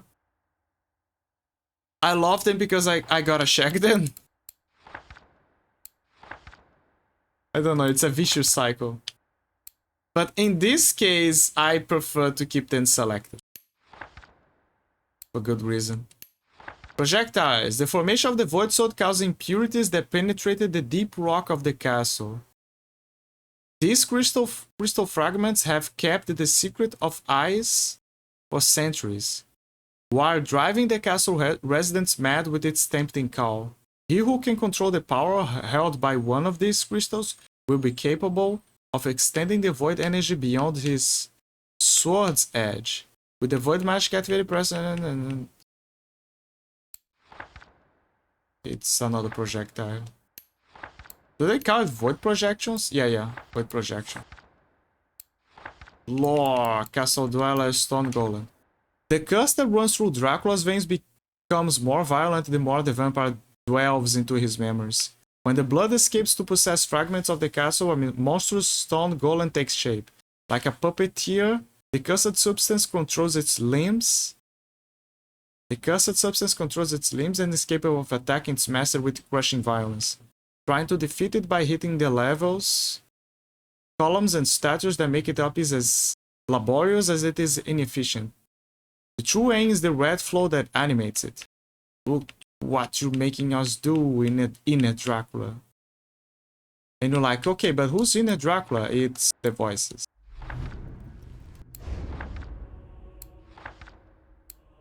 Give me the explanation. I wanna see the okay, the explanation. Void Sword. Pain and suffering have tormented Gabriel over the centuries following his transformation into the Lord of Dracula, Lord of Darkness. Beating his exhausted mind again and again as his memories submerged into the waters of oblivion. Dracula left his human side behind to overcome the torture and filled his heart with a cold, dark void. That feeling gave rise to the Void Sword, capable of draining both the nightmares of its owner and the life of everyone that comes into contact with its blade. It's interesting how the origins of the weapons, they're born from his psyche.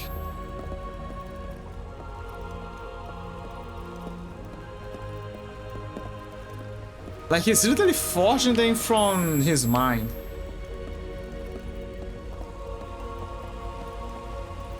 Run out of blood.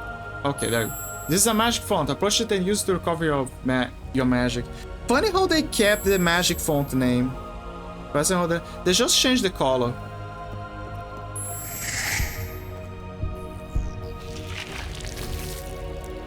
Yummy. Let me see.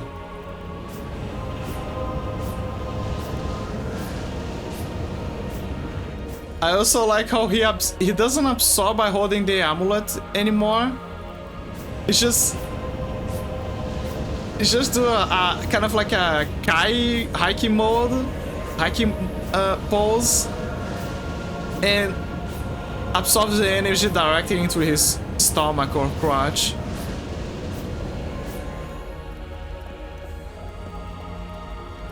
Maybe there's a bit of Chinese stuff to it, because that's where the Dantian is, like the fountain of Qi, etc. But I'm doing a big stretch with that.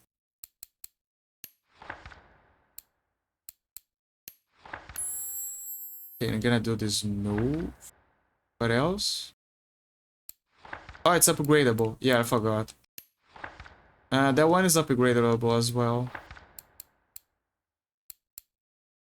400. Yeah, and back to the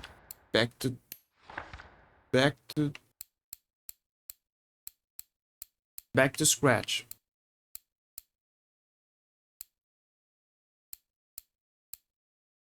Yeah, I'm not gonna bother too much with the moves of the other ones because yeah, you're gonna max the Blood Whip first because essentially this is what you're gonna be using the most. Also, you see the percentage up there? That is the master of that ability. So yeah, you see Somersault doesn't have that. But yeah, every ability, every skill has a percentage that you feel as you use that combo or ability. And mastering that gives us mastery points, which we use to increase the mastery level of the weapon itself. And when she and she has, I believe, 3 mastery levels, if I recall. And with each mastery level, she becomes more powerful and unlocks more stuff. And let's see. And she changes appearance. Because if you notice, the appearance of the Blood Whip is different from the one that appeared in the prologue.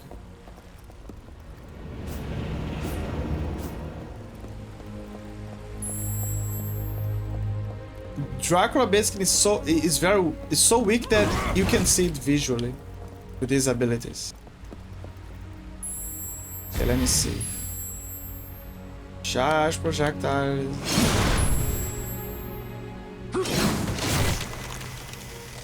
See, it's ice.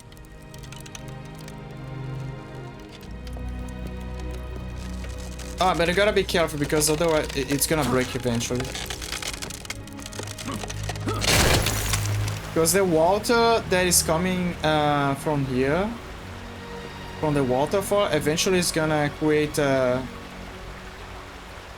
build-up of pressure is gonna be too much, basically.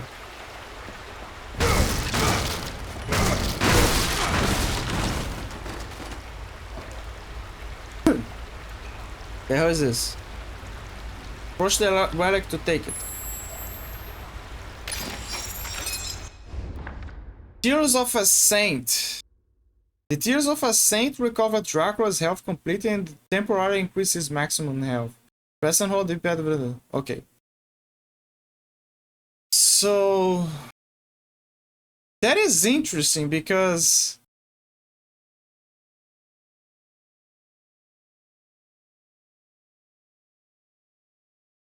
in the first game, the Tears of a Saint, like the holy water, they are basically made from something like that, like Tears of Saints. But when he threw it, it was more like a holy grenade. But here, Dracula straight up is drinking Saint Tears to recover his health. So it's kind of like a paradox, a contradictory, because before he would use it against the undead and all that, like it was, vampires were very vulnerable to that. But here it's just drinking like it's, you know, just a beverage. Also, it's fascinating how they added for sub-weapons. Before, the sub-weapons all were mostly for support and kind of offensive. But here, it's mostly support. Mostly.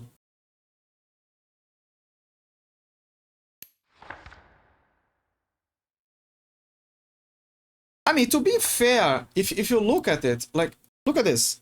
So the projectiles is basically the daggers. The bats is basically, yeah, like the blood dagger, the shadow daggers, the projectiles are basically the daggers, but with differences, like a shadow daggers, void projections, and then eventually there's something else that's probably for the equivalent of shadow, right? Before you could only do with the Shadow Amulet. The bats is basically the fairies. They distract enemies. The Saint Tears are the holy grenades, so they kept that. But now you use it to recover your health, which is very interesting. Very interesting indeed. And the fourth one, if they keep like the whole idea, is gonna be the equivalent for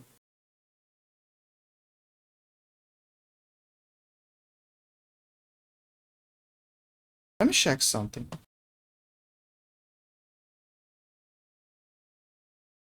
Where is it? Oh, there you go.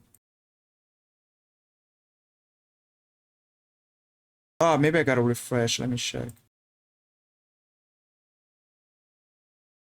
Oh, it's fine. Okay. I was worried that something was off.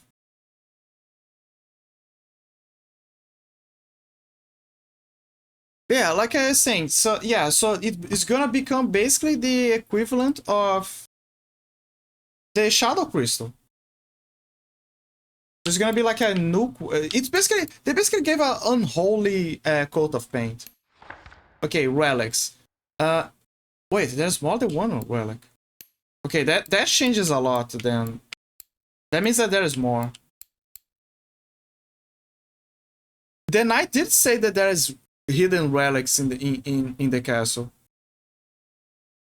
Relics. Items from the most exotic corners of the world were stolen from Dracula's castle after its owner disappeared. Over time, with the arrival of the modern era, the potions, seals, talismans, and other relics came to decorate the windows of antique shops or ended up in the city's rubbish. Converted into mundane objects, camouflaged under the innocent gaze of the humans who never knew their true power. Press and hold the... Okay. So basically, yeah, they looted the whole castle. Tears of a Saint. An ancient belief that attributes healing capabilities to the tears of saints. For centuries, alchemists at the service of evil have unsuccessfully tried to unlock their secret. To conduct their research, they kidnapped men and women of God, studying every vital fluid they were able to extract from their eye sockets. Oh my god. The tears of a saint person. I mean, if this is like Fate Grandmother, they would try to extract all the sorts of fluids. Okay, hold on. Motherfucker drank a whole bottle of tears.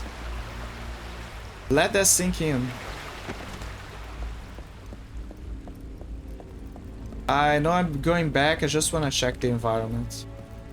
It's interesting, it's very interesting how the Void Sword, from hanging around for so long, began to freeze everything around.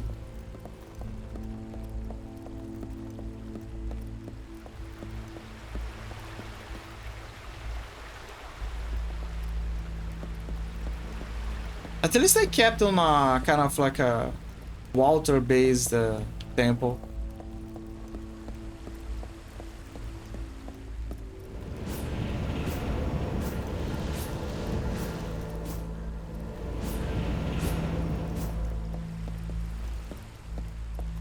Okay, Void Sword. I forgot. I gotta use the projector. I gotta be careful not to use the tears by mistake when changing to projectiles.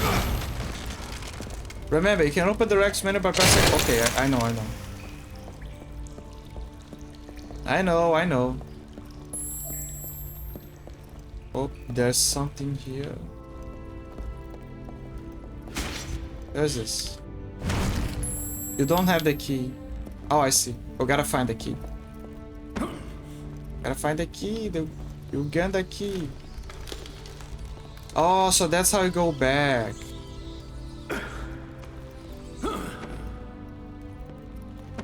So since the corridor got destroyed, gotta climb around. And I know that I gotta go to the other side, it's just that, again, you gotta explore.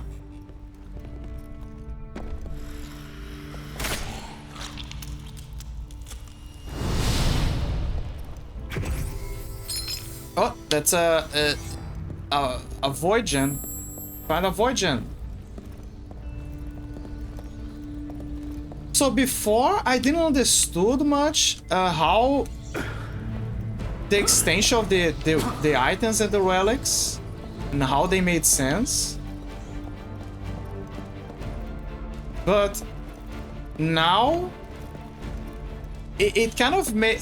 I mean, I'm replaying, so I'm kind of remembering stuff, right? But now it makes sense. Now it makes sense because everything is part of Dracula's psyche. So he's basically recovering himself slowly. Like who he is, what he stands for, his powers, etc.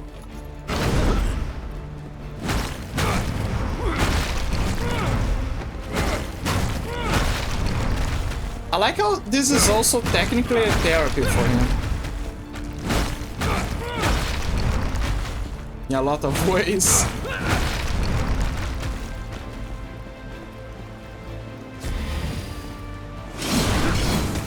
Yeah, this is what I wanted to check. Like, I had a feeling that I could get you. Oh.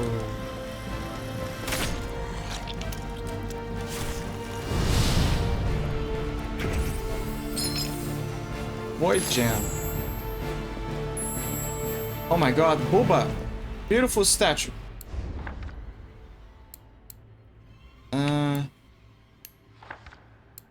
Mastery.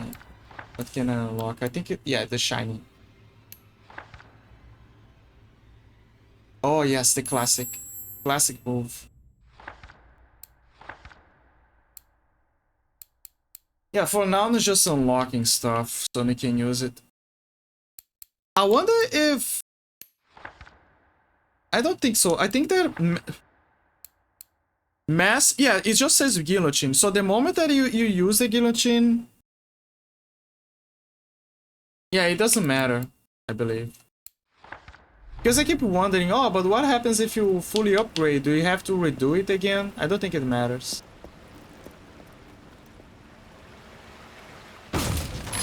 I just found a relic by player John Cena on a share. I found another one. Let me see. It's a stopwatch. Oh, Stola's clock. Wasn't Stolas one of the monsters that you find in... You fight or something in... The original Castlevania? I don't remember. Among the relics coveted most by the intelligent creatures of the Abyss are the clocks of Stolas, the Demon Prince. As a guardian of wisdom and mastering the art of suffering, he used his time to enclose the ashes of thousands of tortured bodies in fragile glass containers. When released, the ashes envelop the punished enemies, slowing the passage of time and taking away a greater amount of combat experience when stimulated with pain. Okay. Okay, but how do we select the... Oh, you gotta hold down and then you can select it. It's a bit... It's not as fluid as I expected. But yeah, I see. It's interesting. It's interesting how you can select stuff.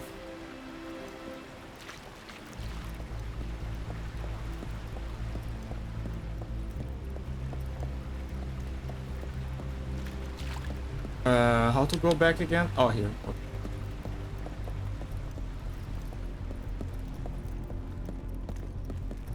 I'm just mapping. There you go. Obviously, there's no requirement for 100%, like a mapping stuff and all that, but it's my autism, okay? I'm just doing it.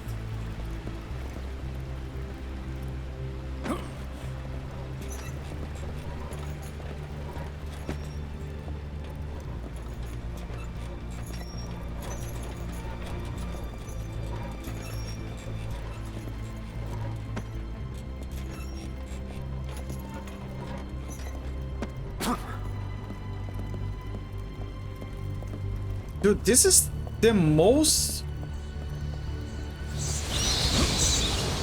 stamina-less sprint that I have ever seen.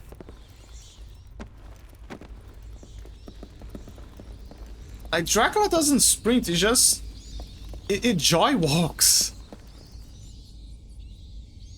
There is something there, but I'm not sure how to get it. Like, it feels like he'll be able to... It gives the feeling that he's able to turn into mist. Okay, maybe... Okay, so this is a possible theory. I don't think Dracula can turn into mist, per se. But there is probably a relic that allows him to temporarily turn into mist.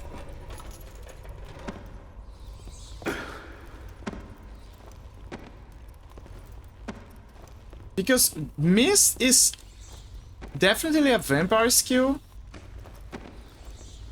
but I don't remember Dracula using it. Okay, there's a key there, I don't know where the key is.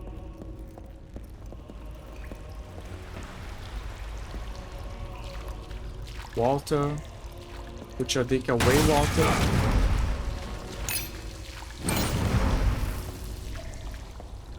See, again, there's no indication of another way to get in. It means that he would turn into mist eventually.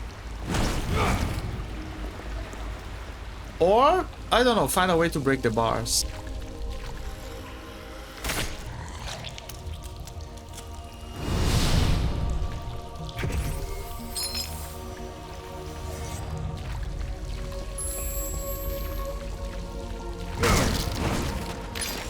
Another relic. Okay, maybe that is what I need. Seal of Alastor. While its effect lasts, it temporarily unlocks all of the skills of the available weapons and increases their mastery level. Activating the Seal of Alastor will cancel any other time relics in use. What? So it's basically a cheat code. Temporary cheat code. It's like, yeah, it's gonna take too long. Okay, use this, you know? Montage lost that. Enemies down with each strike of up at what? Extra experience points for every hit you make. So Stolas Clock is the perfect grind item. I see. That must be near you. Okay. Let me see the relic.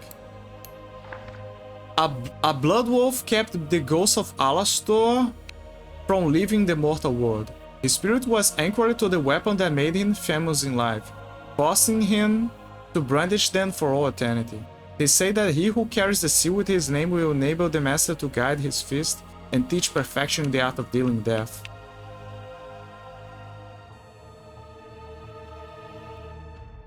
Okay. It's a shame that we never fight him.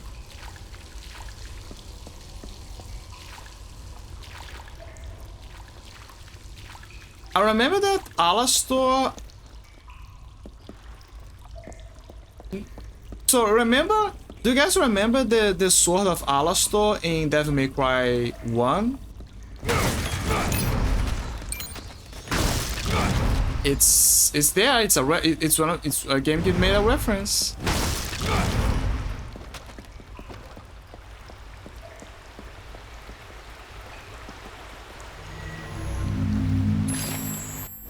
An interesting thing about that game is that the reason why Alastor is an electric-based weapon in Devil May Cry 1 is because there is an interpretation in Greek mythology that Alastor is the dark persona of Zeus.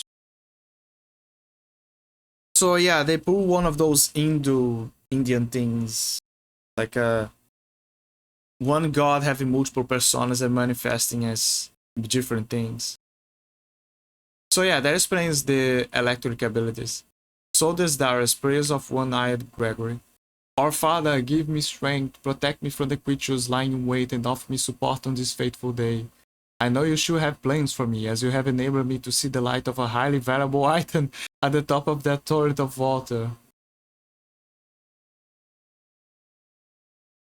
Let's see the light of at the top of that total water. If only would consider bestowing upon me the talent to freeze the current to climb up, I could reach it and complete my mission. In the end, I interpret your work in this world, and it is your will that dictates each one of my acts. It is true that I doubted you once, that my fate was not strong enough, and I allowed an arrow to pierce my eyelid. But this time, I am convinced that you will help me. Thank you, Lord. Sure helped you. I mean, helped me. Also, I find it interesting that it is called One Eye Gregory, and there is a raven on his head. Kind of a low-key nod to Odin.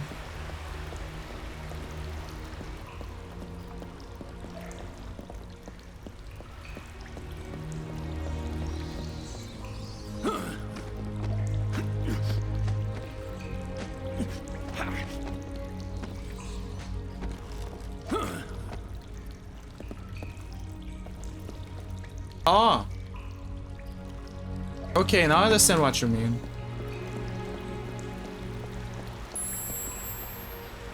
Remember, you can open direct menu by pressing a note. I know. I know.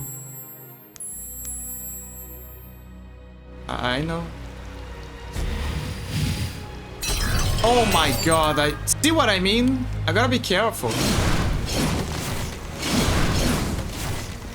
I wasted a beautiful relic. Maybe I was supposed to do this to give me more time.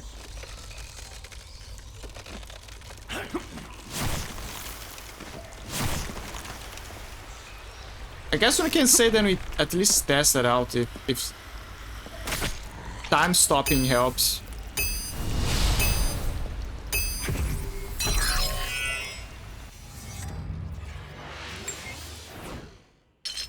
Yay!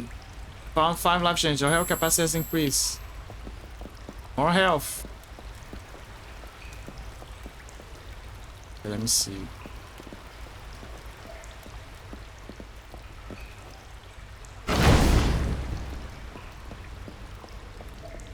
Yeah, but yeah, you gotta be very careful when handling the relics.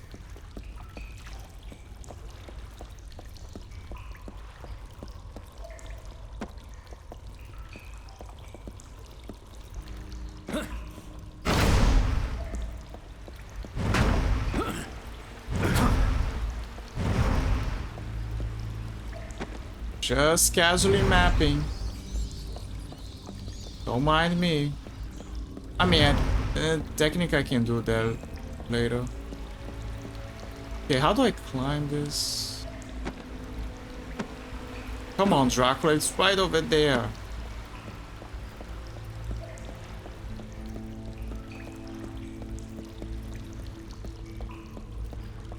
Okay, it's here.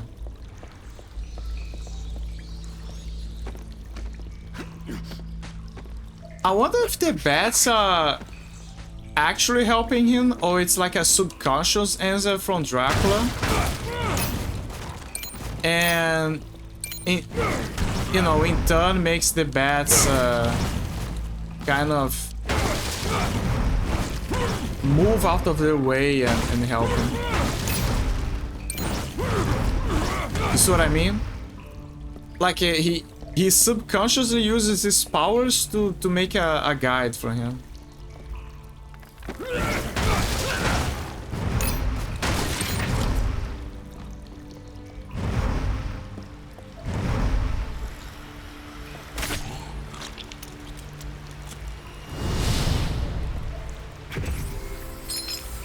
Yay, and we got a void. Void gem. I don't think, I'm not sure, but I don't think there is a void gem. Dracula is basically making them. Again, from his psyche. But there is not exactly a void gem, just an attempt to manifest the fragments of his power and handling of the sword.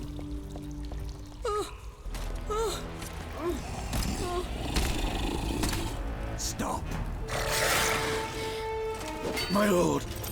My friend.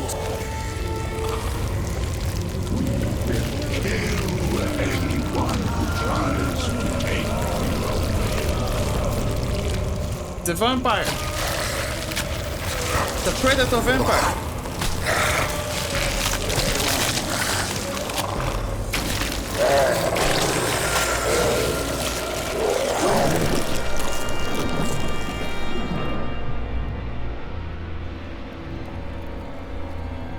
No.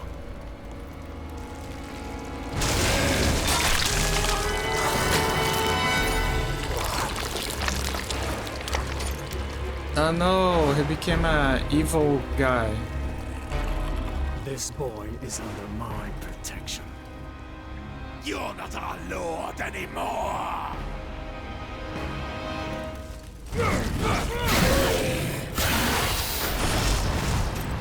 What the hell? How do I do this?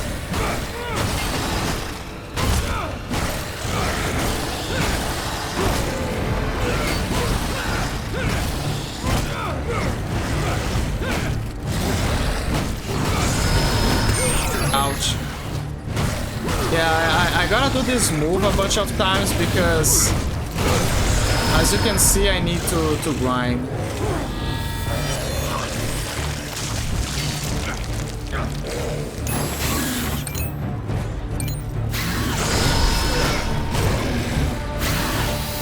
Yeah, it's gonna do the thing.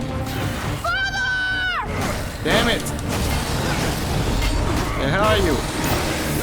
Ashley from Resident Evil? Hide better. Oh yeah, there is also a move that I gotta run.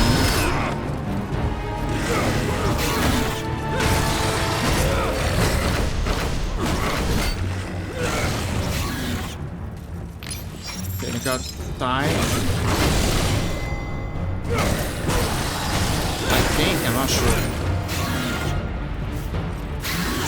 Ooh. Yeah, keep grinding, keep grinding.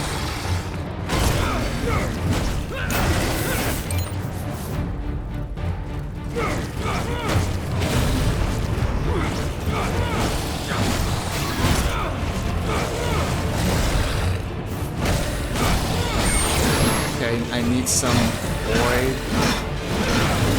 There you go.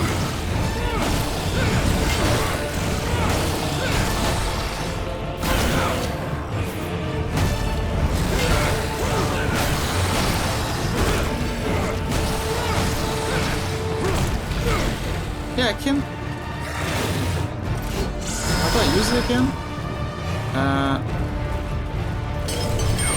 Yeah, sure.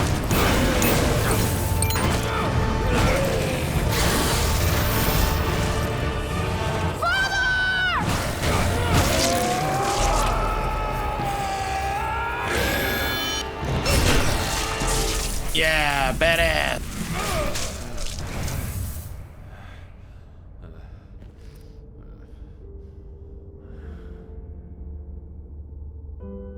Son, I had no choice. Yes. You did.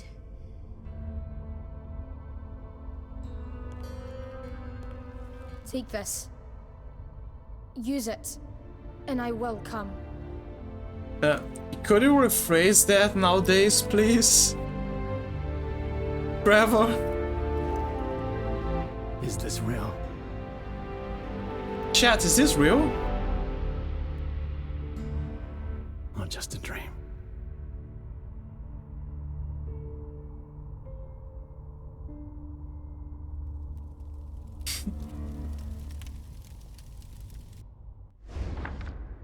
White Wolf Medallion. There is nothing stronger than the love of a father for his son, and even Dracula is able to show it through his tortured memories.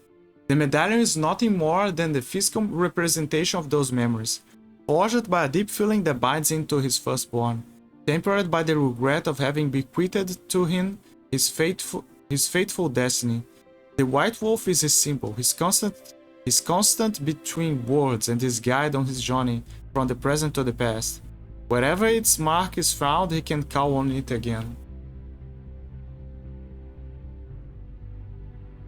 So, what does that mean?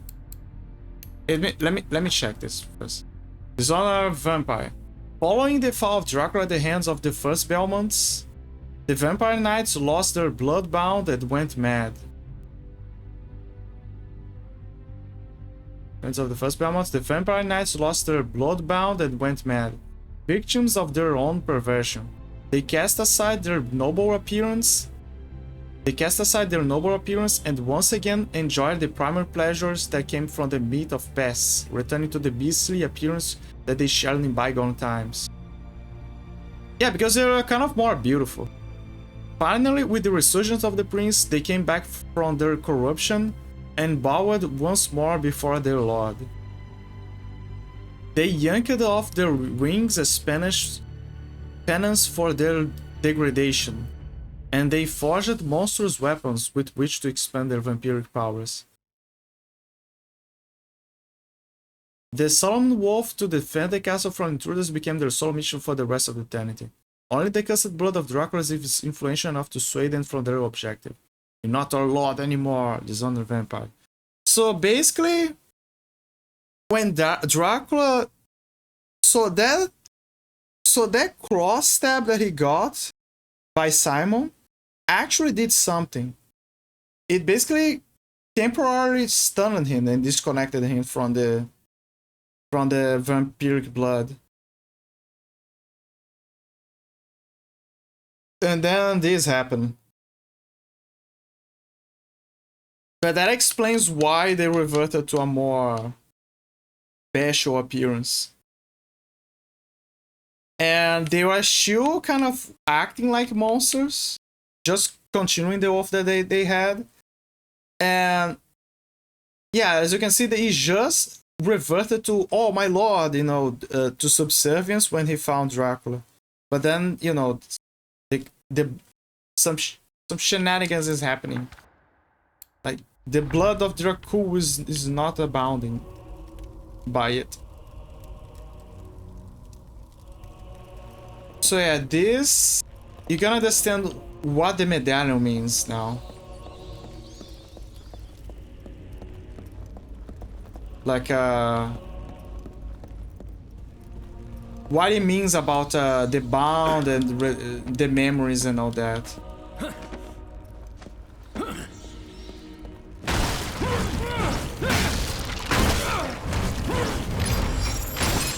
Yay, and we found another relic. Let me see what it does. A Snare Demon. The energy of the Snare Demon constantly regenerates the castle. The one energy from it. Okay. What about it?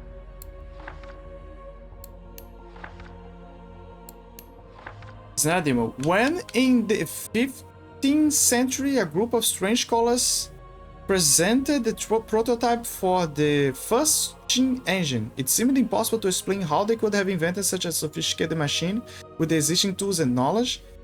It would have been possible, except that its framework did not hide human technology, but rather a complex mechanism fed by the magical energy of a demon trapped in its core. Oh, don't worry, it's not technology, it's just a demon that is just trapped inside. Perfectly safe. Okay, that's lore. That's Shadow Whip. Where's the skills?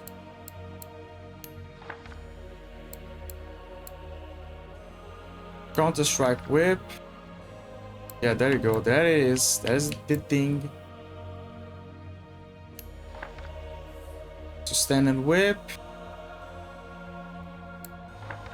Where's the other one? Smashing Whip. Sadly, we don't have the spin attacks because since it's made of blood, they kind of had to, the devs kind of had to bind by the realism. And yeah, it makes sense, like why Dracula can do it. So they're kind of down by 2 skills. But I think they compensate by the fact that you have the Void Sword and the Gauntlet with the Chaos Claws with their own unique stuff.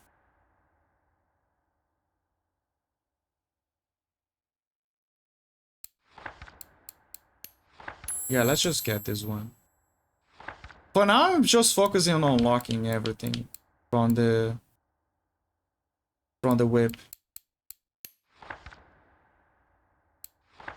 Because then I can just, yeah, that's the goal, right? Just unlock everything so you're like, okay, sure, now I don't need to spend XP points here. I just focus on spending elsewhere. And on top of that, then you have the mastery path. It's just like Warframe. The grind never ends.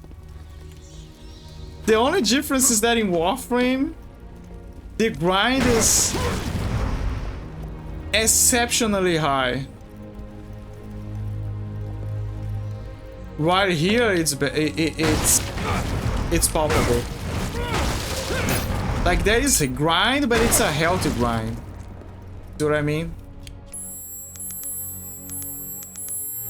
Fuck.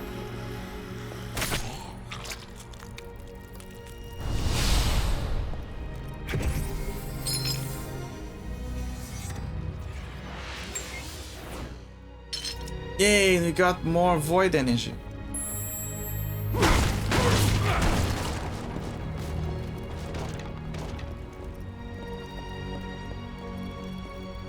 Okay, so I am pretty... I might be mistaken, but I'm pretty sure I remember that in... At least... I played this game in the Xbox version.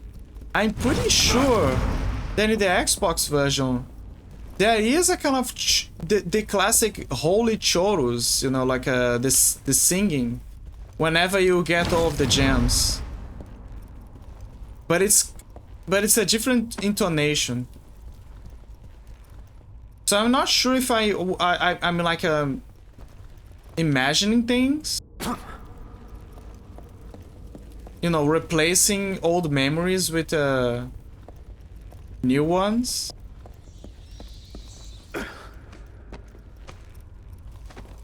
Or it was legit a thing, and in the PC version, it's not there.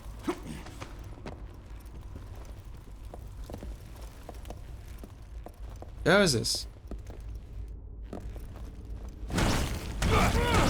There's nothing here.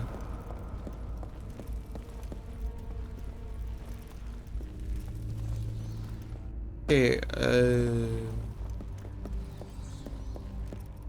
how do I go to the other side? Maybe the chandelier? There's... No, that's not ice.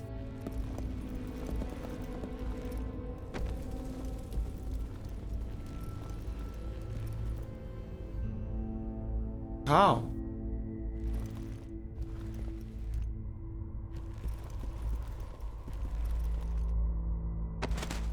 I have a feeling what I need, but... You know, there's a chandelier there. Anyway. Okay, let me try the chandelier. Gonna try the chandelier. If it doesn't work, I'll move on.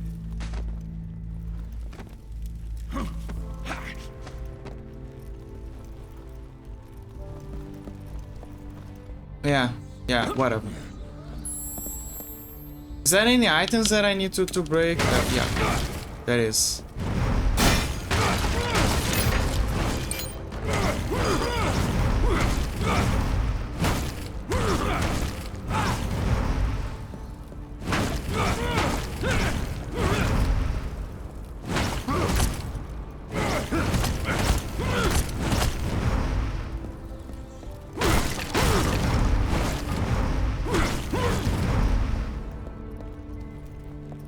Any more items?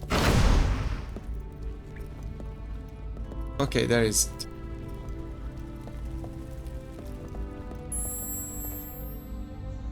Wolf medallion. So yeah, look, yeah, this is what it means.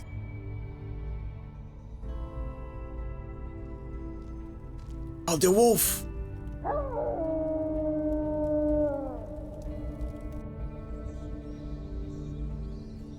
So yeah, it calls the wolf.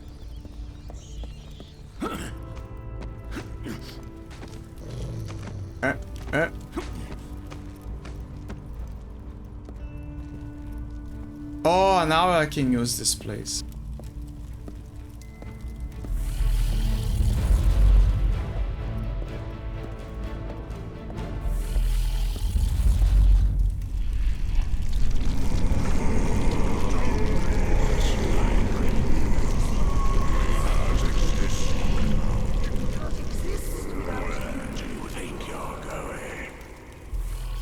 Oh, that blood is seeping into reality.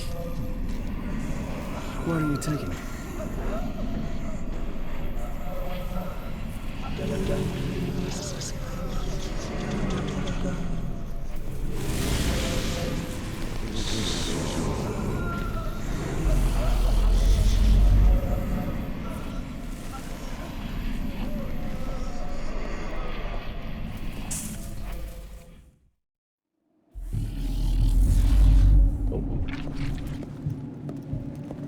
We're back into the future. I'm back in the real world. The real world, yeah. Okay. Can I go back through here? Let me see. No, we actually need to find the... Yep, there it is.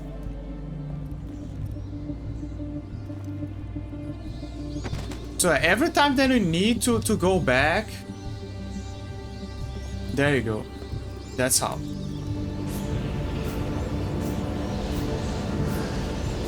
And I like how you remember what Zobek said, right? It was everything was building the foundations of the castle, so you can see that the wolf plate and thing. It's exactly where pieces of the old castle was. The interesting detail.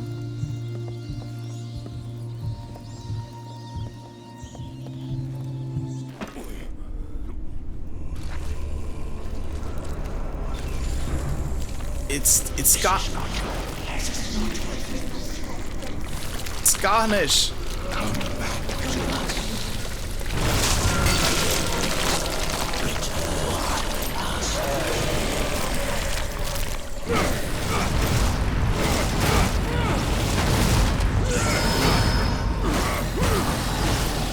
Grind.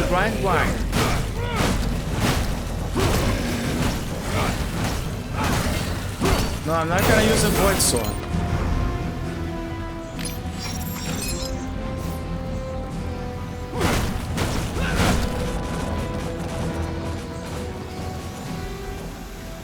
Oh, okay, so it's to say, okay. That's what it was trying to tell me.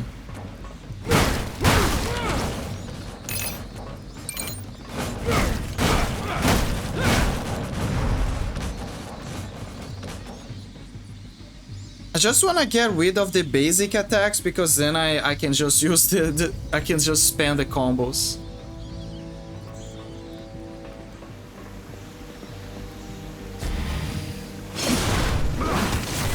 Yeah, I know. I now understand what you need to do. Oh wait, there's more here. Wait, there's more.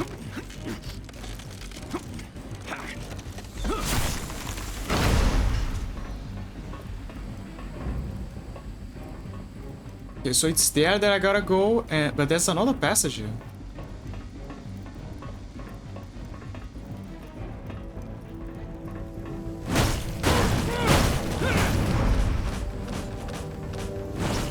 Exploration.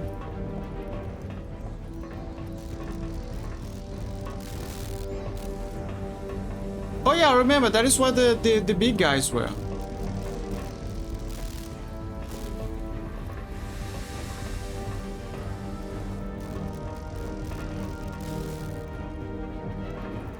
Are they still there? Let me see. No, they're not.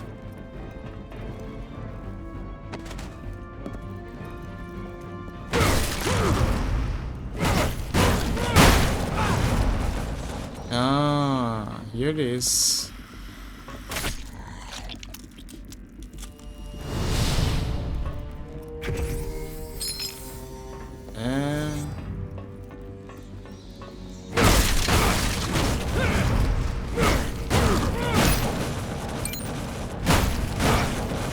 me that sweet XP.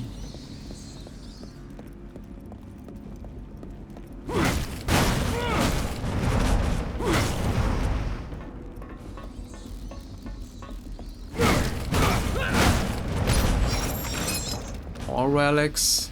Oh, 444, interesting. I mean, technically it's just 444.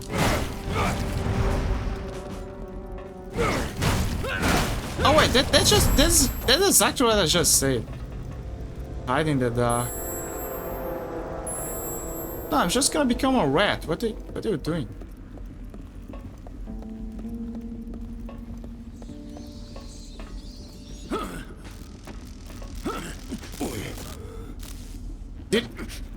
Did he just say oi?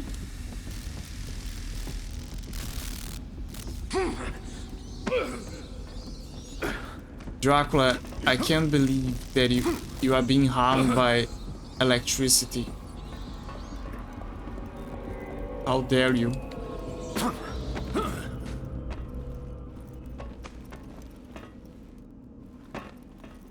I have this feeling that this, I don't know, that he'll become mist or something. I feel like the game is taunting me with that.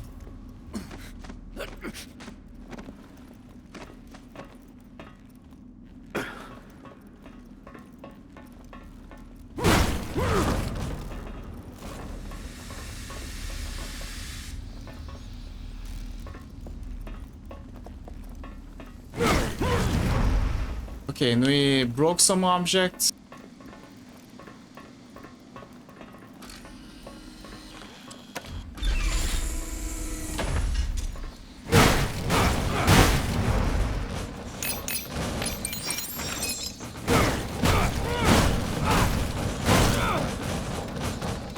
I like to think that Dracula is fabricating those relics with his mind. Like, it's a very much possibility that he's just doing that.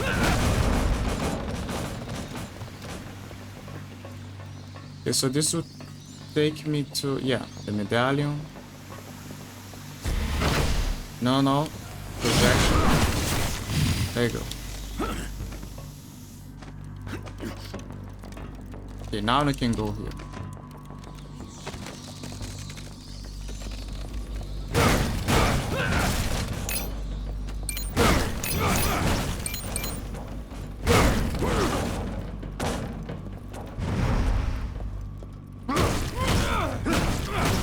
It had that feeling of that the vent would break.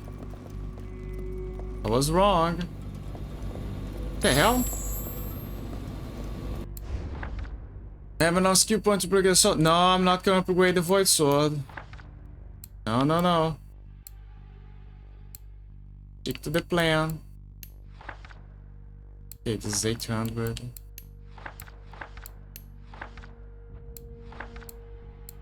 Stick to the plan. Combine and stab. Ah.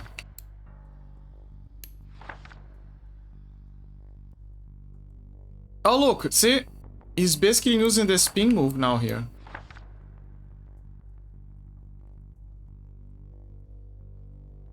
Oh, it's a defensive. Kind of like a defensive ability.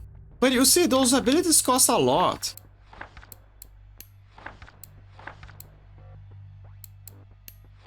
Icy Crest.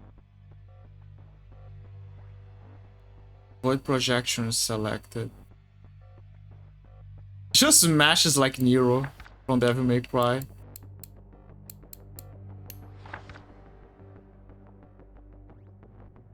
This is the L1. Void Kata.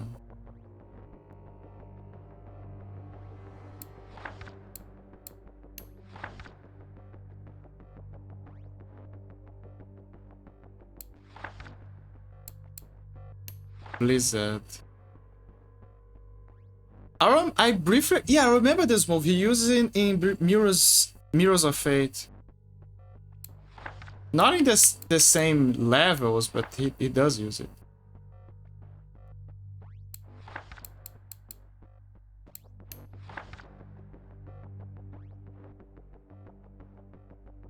Oh, interesting.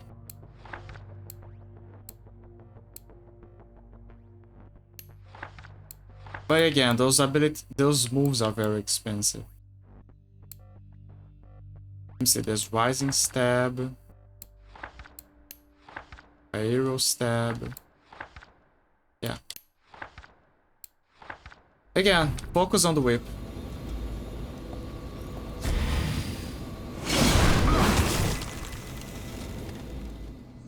Okay, so what's the purpose of doing this?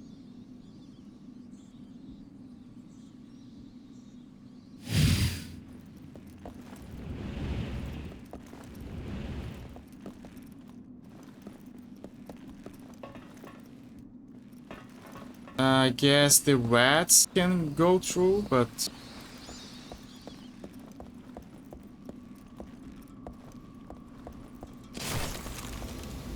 Oh, there it is. Oh, because of the fan. Okay, now I see.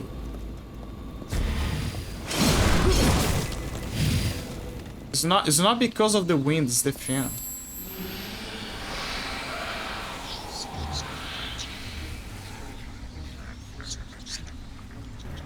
Rats. Yeah, the rats.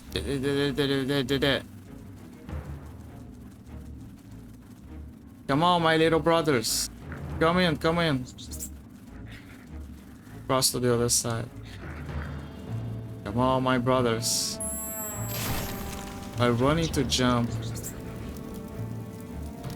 There is this. Oh, it's XP.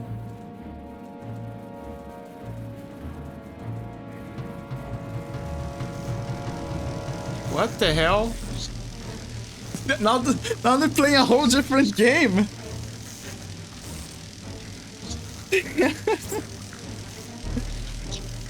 They're playing Ratatouille now.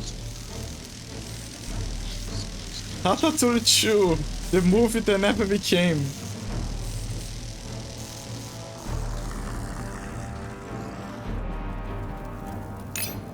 B. Okay, that's why I actually gotta go. What about the other side? There's XP here as well.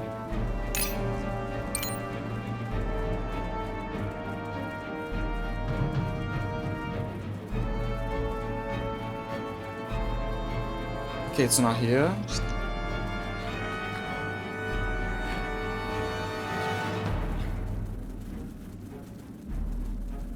This side, I guess.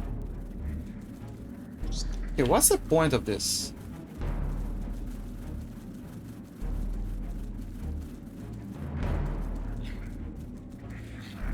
I can kind of see that there's something here.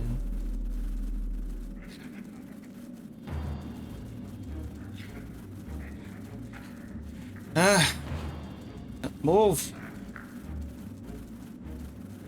See, there's one over there to the other side. And if you go here, there's kind of hints there's another there.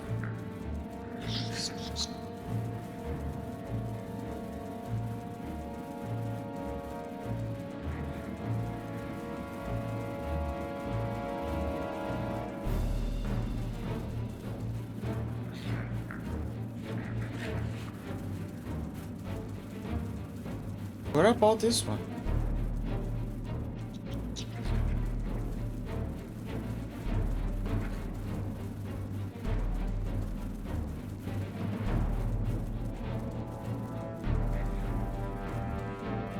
Oh no, wait. Yeah, something is off here.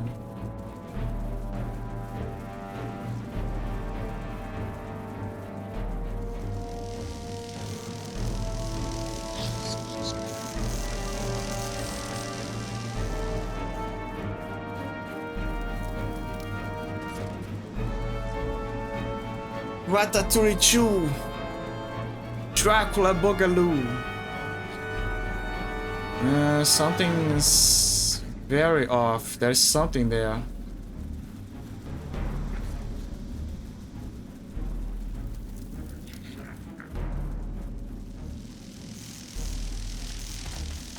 Careful. Wait.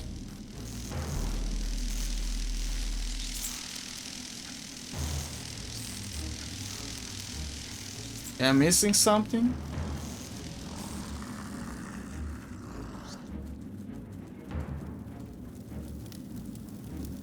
Maybe I am I not? I gotta check. Okay, so that's the fan. Then went here.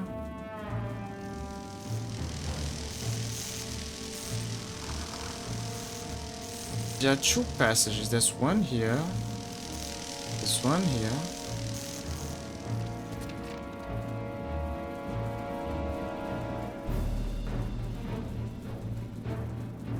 Oh yeah, I have 800. Let me see if I can get a new skill.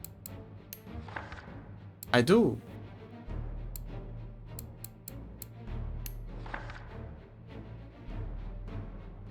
Okay, let me get this one. I'm leaving the counter ones for last. Okay, so there's two counters and there is a hidden one that you get, I guess, by unlocking this one.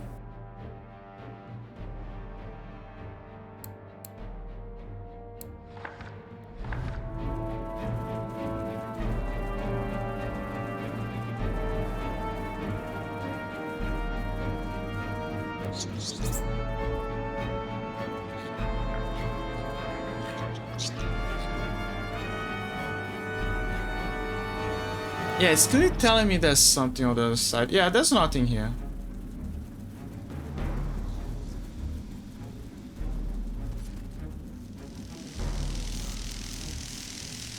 Maybe I gotta exit the place first or something.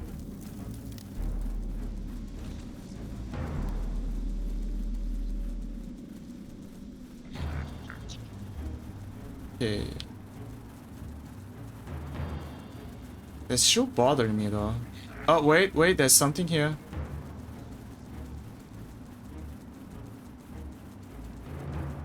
Maybe that's the trick.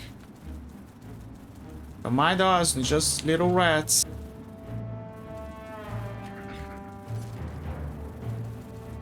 Oh, there it is. One.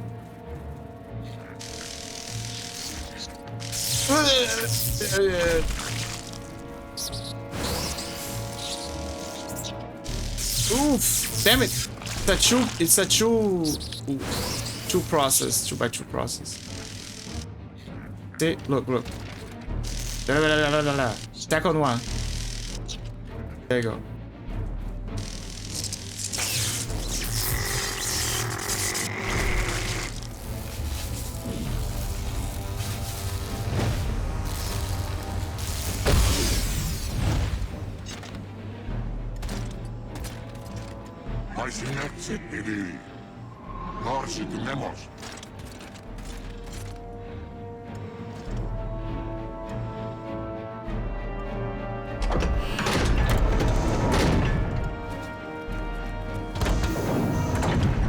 Oh, look, it's John Scientist.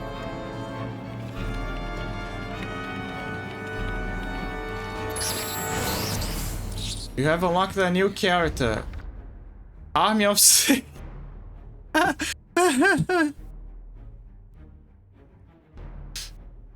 Those big pharma scientists, they are part of Satan's army.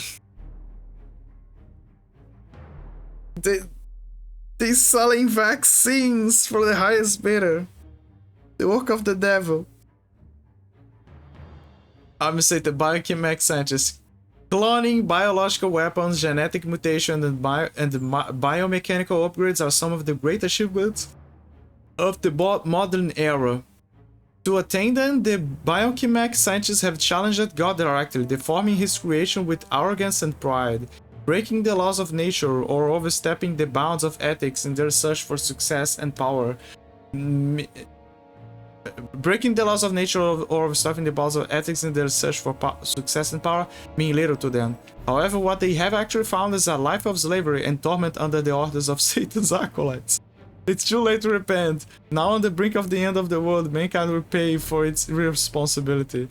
The tests on primates have revealed... Wait. I gotta do the voice.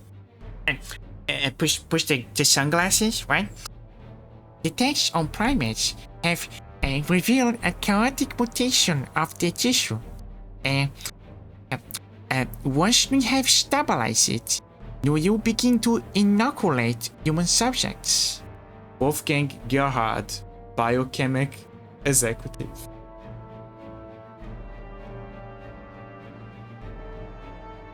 I like how there's a smoke in the background. Like, ooh, I'm evil.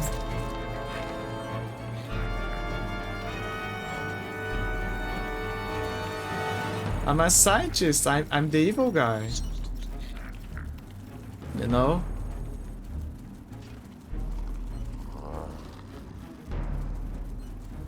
Yay, rats. Yeah, the rats.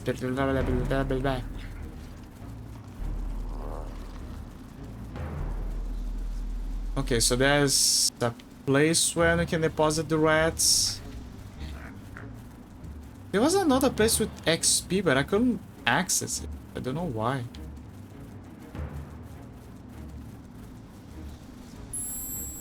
Okay, let me restore my form.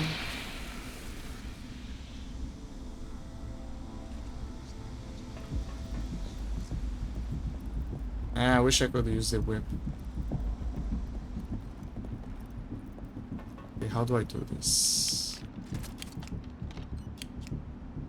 Bats. Gotta distract this scientist.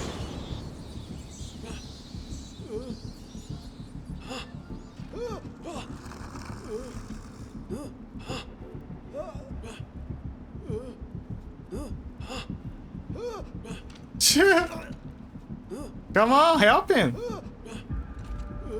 Needs our help. Oh, there he goes back to the thing.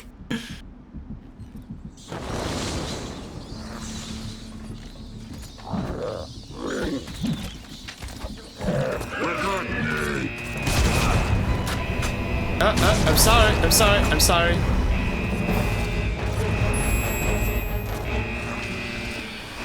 Go back to rat. I'm a little rat.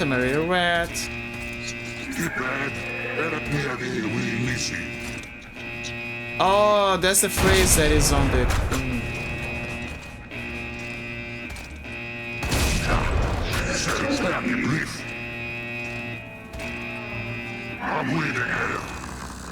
I'm sure you'll find me.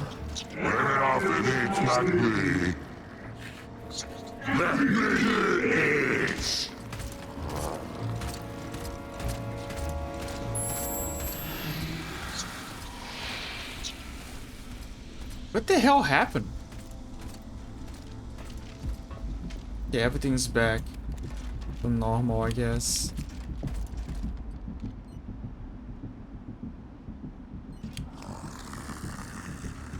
Okay, let's try this again.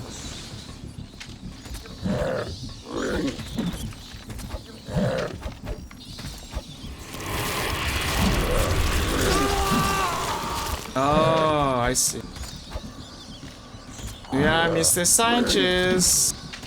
Ignore us. Hi.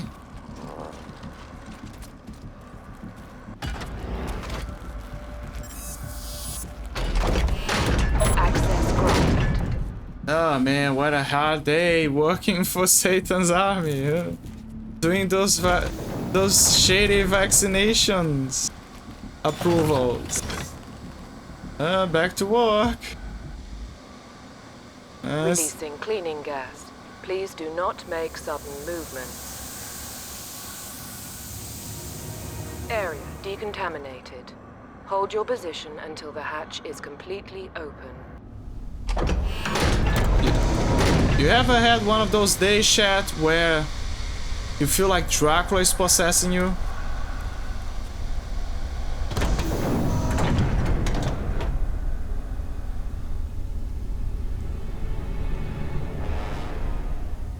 Stay where you are. Something's wrong here. They are synthesizing a substance, a gas. A gas. They plan to release it into the atmosphere to infect the people. Oh, it's Satan. It's Satan's plan. There is someone special here. Different from the others. Very, very powerful. I'm being sensed. I'm going to retreat. Be careful.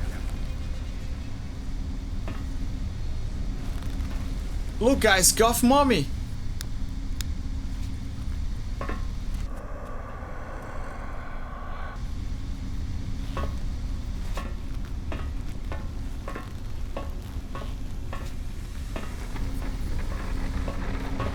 But she's smoking close to those things. My God, she's gone mad. We can't escape. We can't escape.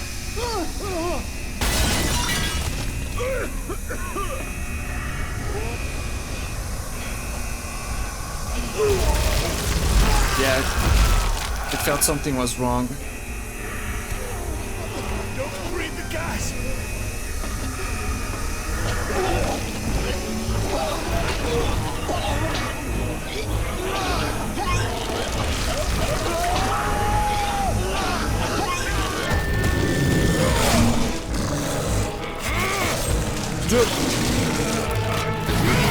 The plot is going all over the place when you think about it. Dracula versus mutated creatures now.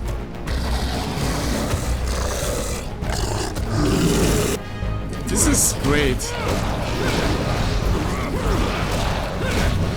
I'm telling you, you might say, oh, they went crazy, they deflated, they pulled one of those David Cage twists. No, it's going great. I love what they did.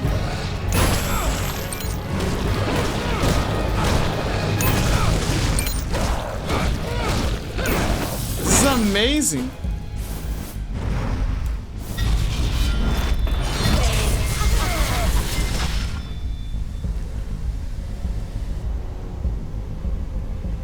Okay, hear me out. Hear me out, man. Hear me out. You need to capture her and bring her to me. We should be able to discern much from her regarding these acolytes and their plans. If I had known you were come, I would have made myself more presentable. God, I wish there were me. Who are you and what do you want? Oh, I see now why. I'm gonna have such fun with you. I think the only issue is that she smokes. That's the only issue.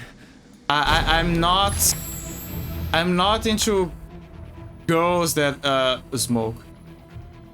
Army of Satan, Ryza Volkova. The director of the Biochemic Laboratory is an aggressive, unscrupulous woman who is capable of hiding her true appearance from human eyes. Only the beast of the night can see her for what she really is. A twisted reptilian creature that is as intelligent as she is dangerous. During 10 long years dedicated to perfecting the demonic virus, she has kidnapped humans, experimented on them, and corrupted each of their cells to turn them into soldiers worthy of Satan.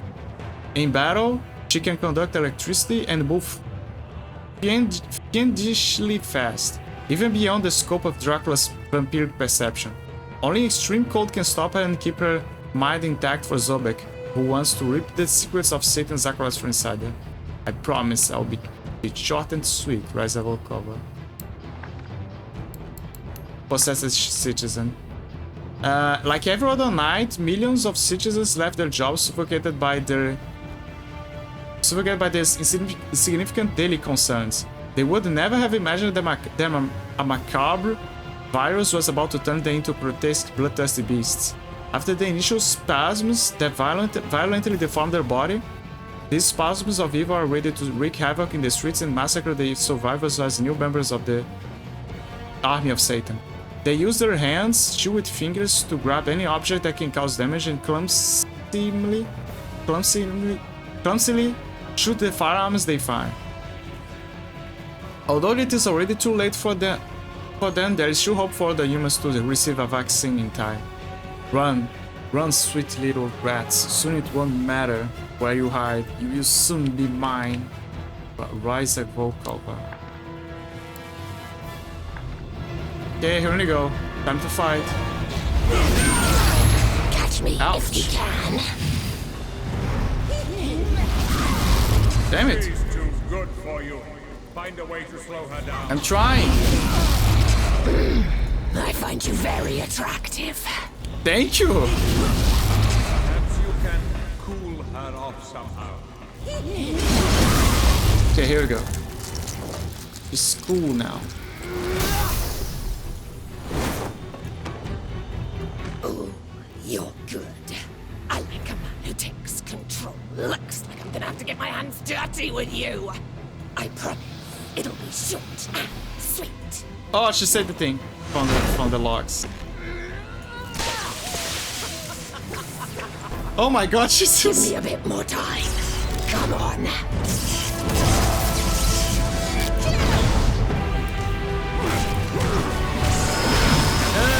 Damn it, I gotta get some help.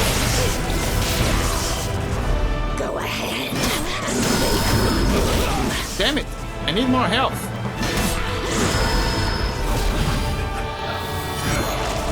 Oh, there is a woman who wants me desperately. Wait.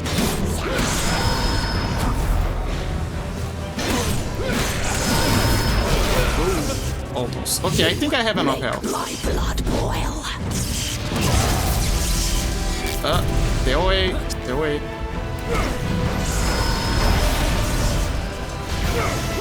Give me a bit more time. Come on. Oh, I forgot. I can parry this, I think. Not this, of course, but the other one. Yeah, I forgot. I can parry.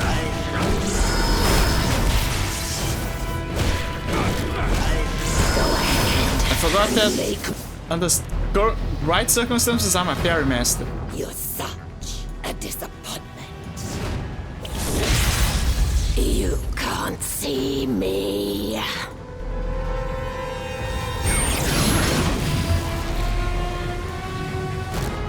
Give me a bit more time. Come on.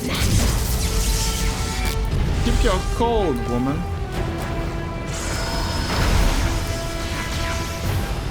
Go ahead and make me warm.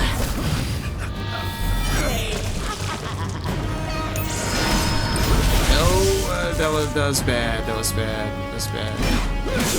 Make my blood boil.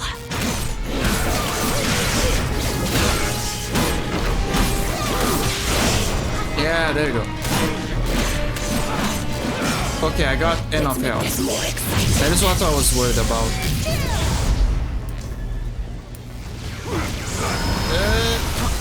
Damn it. Okay, keep the mastery going. Give me a bit more time. Come on. The mastery going.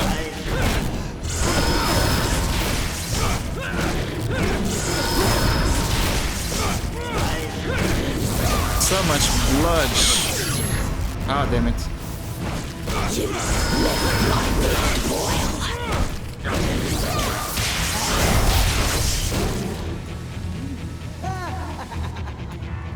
Finally, you've no idea what you've got yourself into. Keep cold talk, swan, woman. Let's make this more exciting.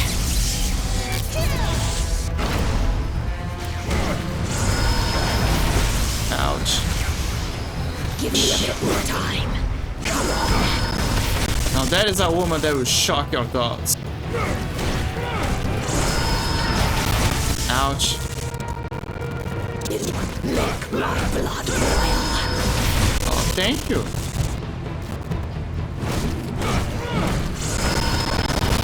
Oh, I see. You gotta do a dodge, but very close to her. Capture Rise of Okava. No, I want to fight her. I guess it makes sense because... No. Only unconscious. I'm opening a portal.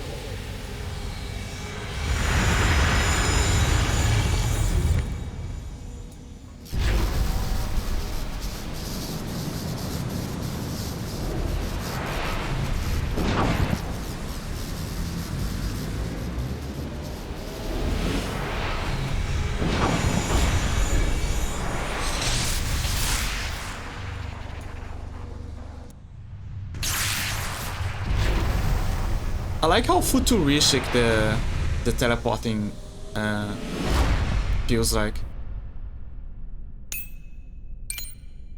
Yeah, and you got a bunch of XP. You know what that means. What is it? Okay, and you got this and this and this. Again, you should worry about just unlocking things. Then we can worry about the upgradable ones. Oh, there's something new. Some assault whip. You do not have enough. Oh, I see. Okay. The leaping. Yeah, sure. Curiously, the some assault whip. Maybe it's because I didn't unlock it yet.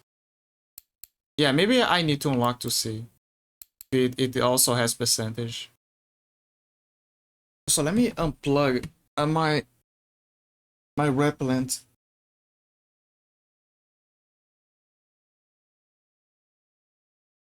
There you go. So I have a repellent for mosquitoes that I put on my room, and it's one of those that you plug and keeps the, you know, it releases some chemicals and all that to keep the mosquitoes off. It's very harmless. But yeah, it's helping me a lot because it keeps them off me. I don't know how, where they're spawning, but yeah, very helpful, very useful. Wait, there's another pink. Kind of funny when it's a weird thing when you finish.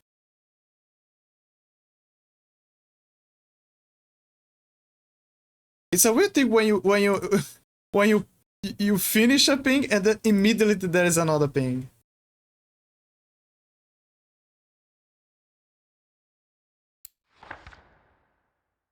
And funny enough, both of those pings were from Crazy Woman.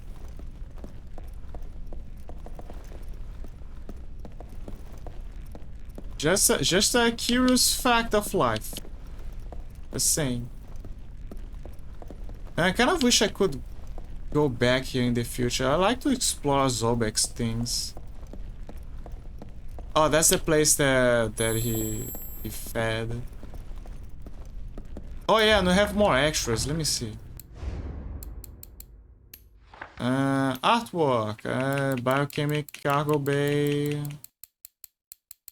Siege Titan. Ooh.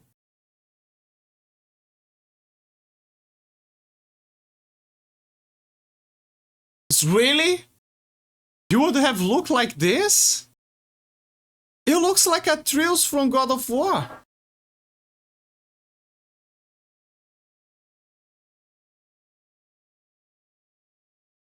Dude, the husband looked great. Like, he looks like he would be a kind of character for us, another video game. The hell is this?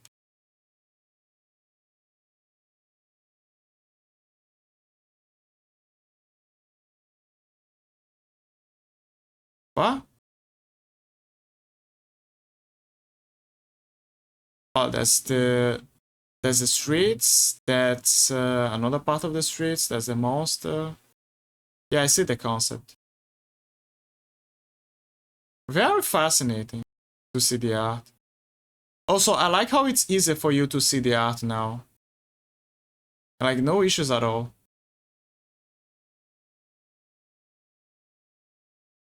Okay, back to the beginning. What are those people? I'm confused. Boy, family, girl, man, mother, old man, old woman, refugees. Refugees. Oh, right, it's something that, yeah, the game kind of is showing things from the future.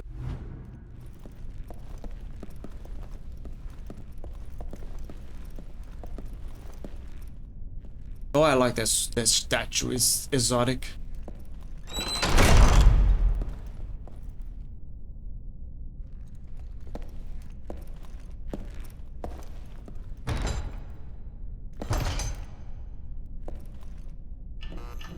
The hell? Stop playing around.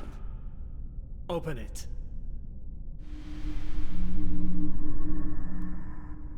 Oh, it's Ghost Kid. You've lost your chaos power. Now the Gorgons have it. Uriali, Steno and Medusa. You're going to need to get it back.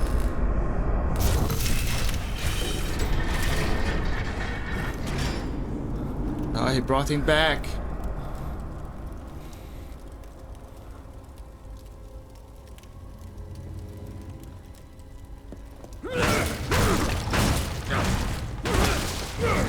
Oh, Dracula is having the schizos. You do not yet have the power necessary to break this. Okay. Thank you for teasing me.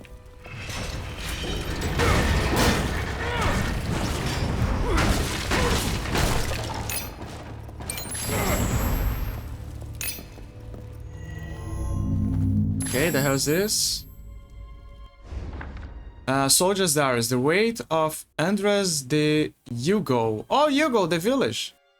I hadn't gone more than a few meters when the doors of the enormous elevator closed suddenly, separating me from the rest. From behind the metal, I heard the captain order me to stay in place until his return. Our mission... From behind the metal, I heard the captain order me to stay in place until his return. Our mission to take the primordial chaos from the three fearsome gods should not have taken more than a few hours. Ow. Sorry. I think it's the hunger of speaking. Yeah, it's probably hunger. That is rare actually. I never had something like that. Our mission to take the primordial chaos from the three fearsome gods should not have taken more than a few hours. However, it's been several days since he left, and I fear I may be the last man alive in this castle. It is now, with my muscles numb and my heart filled with panic, that I try to find peace in the memory of my beloved home. I recall the sad expression on the faces of my parents, sweet and humble farmers, when I told them that I would be living in search of an exciting life in the army. You in the army now. Now. You in the army now.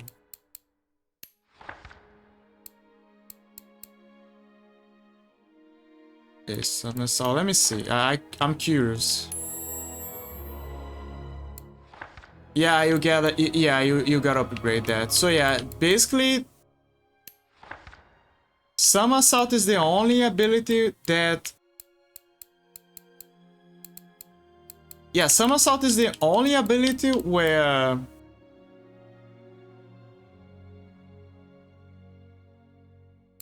that you can't master.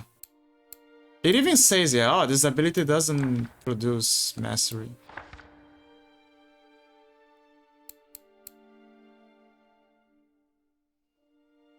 Counter Strike Sweep. There is only this one left to unlock everything. But I should gotta put some points here. Unlock those. Those three.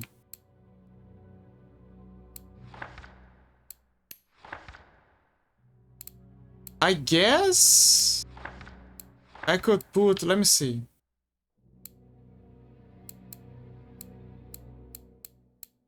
So expensive. I guess I could put some points here. And here.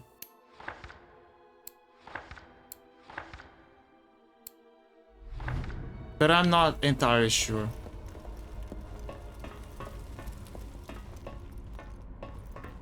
Oh, fun fact. Yeah, I remember this place. I remember this place.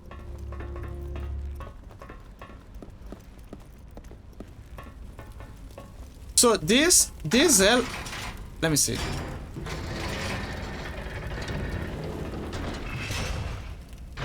Yeah. So this elevator is known to be a farmable place.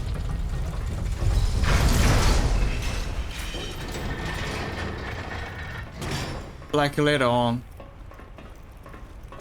Maybe I'm getting confused, but I remember that this elevator becomes people often use this to farm, to grind, you could say. Oh, no, like in the underworld, the abandoned mines. Yeah, that's probably the abandoned mines. You got a new coat of paint.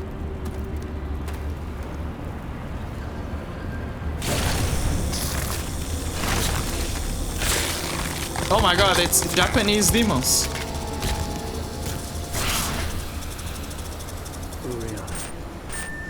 Beware of the jungle.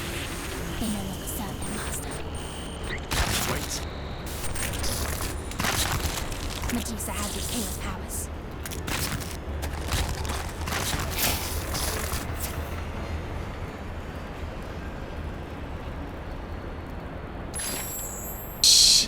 I like how they straight up went to the basically what happens if Samara Sadako had two more sisters.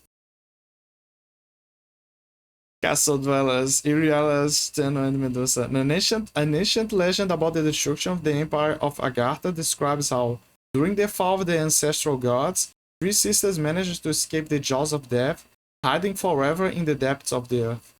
The shadows corrupted their hearts and withered their innocence, retaining only their youth as a mask that covers their macabre secret. Unaware of the changing world looming over them, they have prospered, obsessed with staying together until the arrival of the end of all time. When I arrived here, I envied the dead. Now my entrails feed the little girl. I die happy with the pride of a father who feeds his children. The Dorinian Brotherhood Soldier. It's good that you care about the little ones, Mr. Soldier. City of the Damned. That's kind of a fancy way for hell or a necropolis.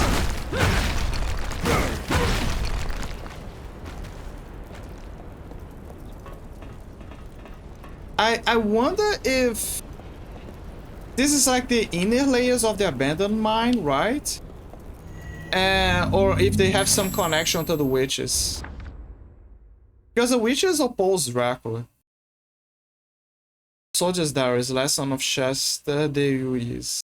You are in the middle of our reconnaissance of the dungeon when a group of those grotesque beings attacked our detachment. They defeated all of my comrades and devoured those unfortunate enough to still be breathing, and they fought over their weapons and armor with maces. Only I was able to escape to document what happened. In combat, the largest of them never watches its back, and the smallest, much more skittish, cover themselves frequently. Moreover, the rivets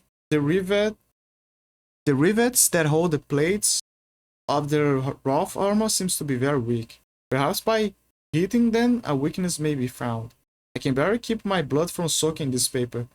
The return elevator does not work, and the cannibals have me surrounded.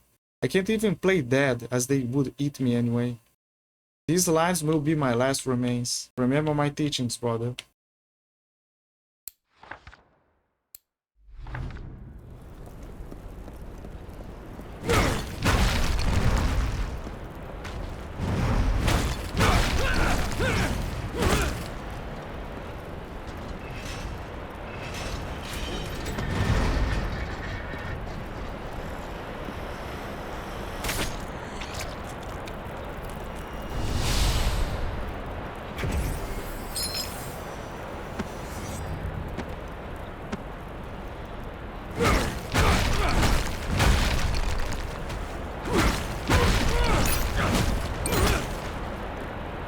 Let me see.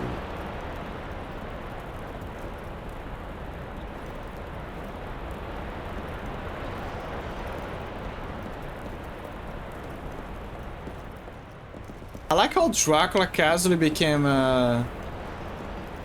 you know, he began to know everyone around the domains of his castle. I also like how vast the biomes are. Is it Mr. Blood again? Yeah.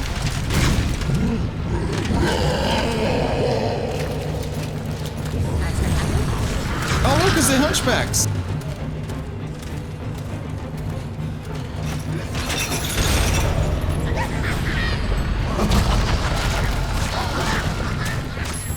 Okay, let me see. I want to see. Castle dwellers. Dungeon jailers. Some of the jailers were especially violent and unscrupulous, dismembering their own during the flash tournaments held under the castle. As a reward for their exploits, they won the right to keep the cadaver and the armor of those they defeated. Devouring the bodies, they developed their physiques even more, becoming giant masses of muscle. With the metal, they forged good armor with plates, leaving some parts for their back exposed, and an enormous hammer capable of breaking any defense when hot. The fear they inspire in the rest of their kind makes them the undisputed masters of the dungeon. As proof of that, they carry a key that gives access to a section of their territory. If you don't give that key to me now, or give the key to me now, I will take it from your cadaver. Dracula. That's it, dungeon jailer? What about the little guys?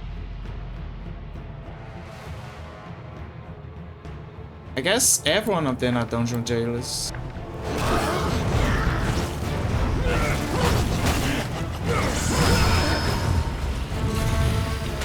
I need help.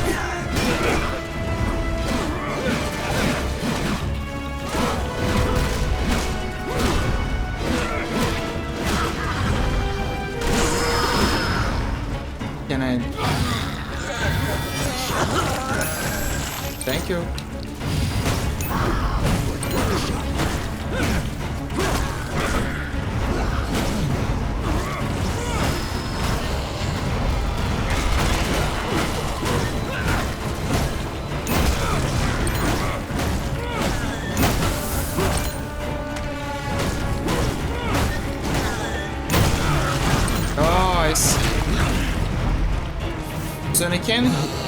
So you can break their defenses, but you can do this. Their backs are exposed. Yeah. You gotta whip their asses. Literally.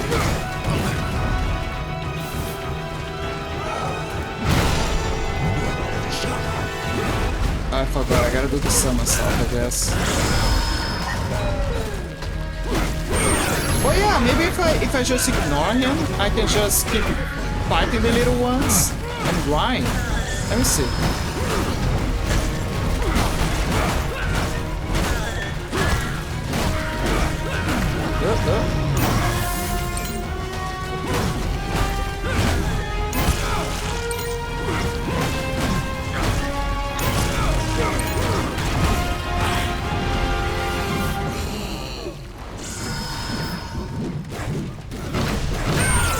So it doesn't work.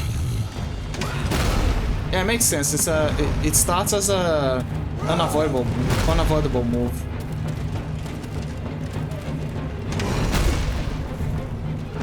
I like how the shockwave makes sense now. It's a more natural shockwave. I knew it, it calls them back.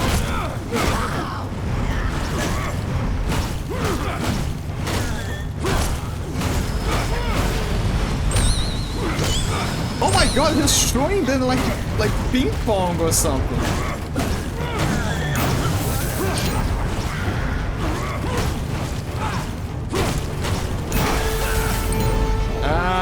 Give me a I'm grinding, okay? I'm grinding.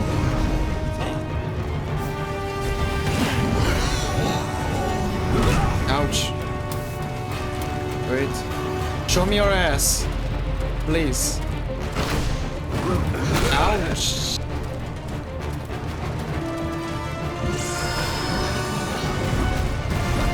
Okay, here we go. Thank you for showing me your ass.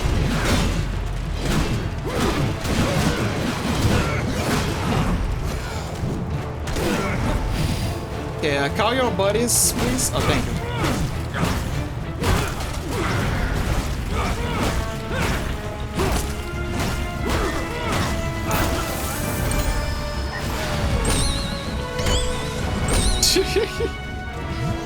The sound effects is the funniest part.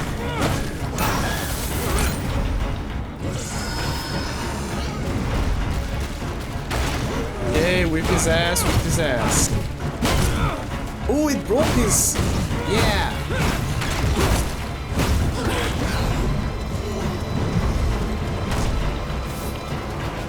Okay, call your buddies. Where are they? Where are your buddies? Come on.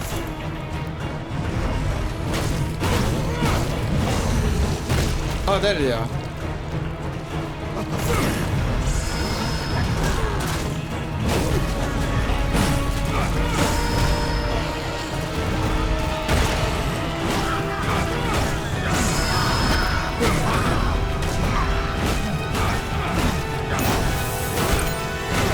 There. Yes! They did it. They grinded.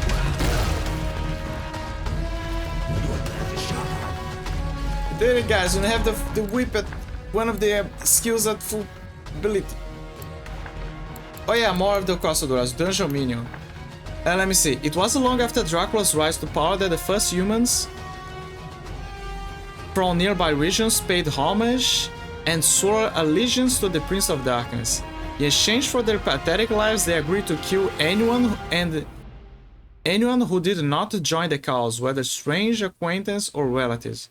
With each murder they committed, their body transformed gradually into that of a foul beast, as if it were a physical reflection of their cowardly and treacherous soul. Once they were left without a trace of humanity, they withdrew to the deepest reaches of the castle to defend the interests of their lord under the orders of the dungeon guards.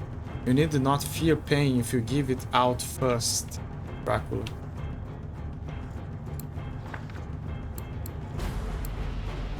It's... See guys, if you serve a Dark Lord, basically, and betray humanity, that is... The game is basically telling you, you have filled the mastery container for skill, transfer the content to the weapon to increase the mastery level and improve its performance in combat. Okay. Yeah, this is basically what happens if you betray humanity. You become a goblin.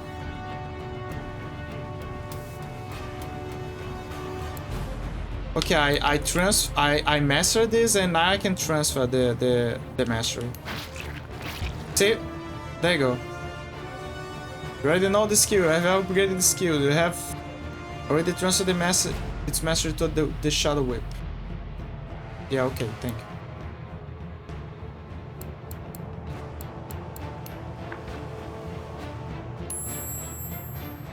Okay. Yes, I got all of the skills. I mean, there should be upgrades, but I got everything from the whip. Now I just need to worry about grinding, I guess. There's Rising Whip, gonna take some more time. Combine and sweep, and view.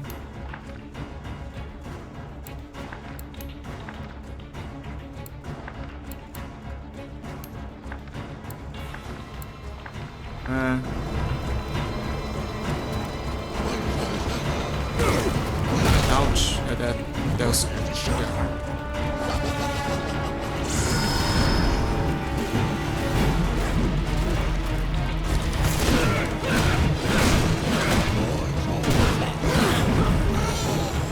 I noticed that the Void Sword and the Chaos Claws, I think they level up faster. Which makes sense because you don't have much time with them.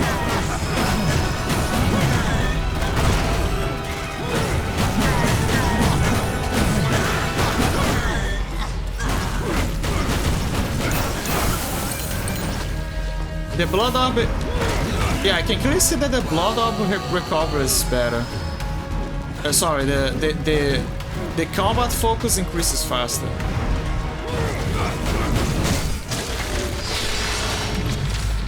There you go.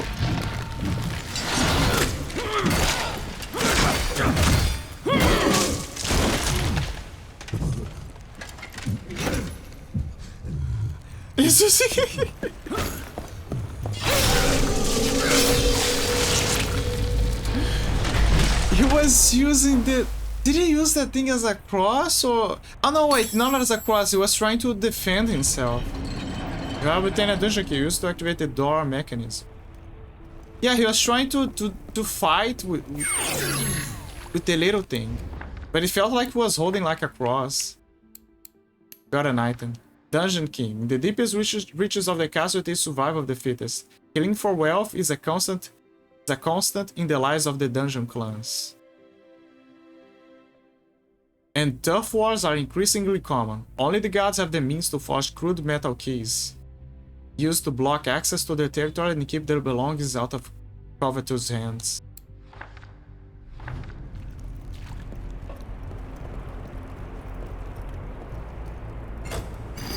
Oh, he used the key as a weapon.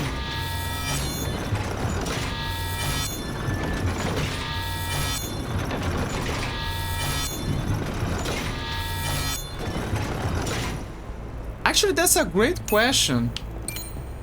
Did he? I'm not sure, but I don't think he used of your blood. What?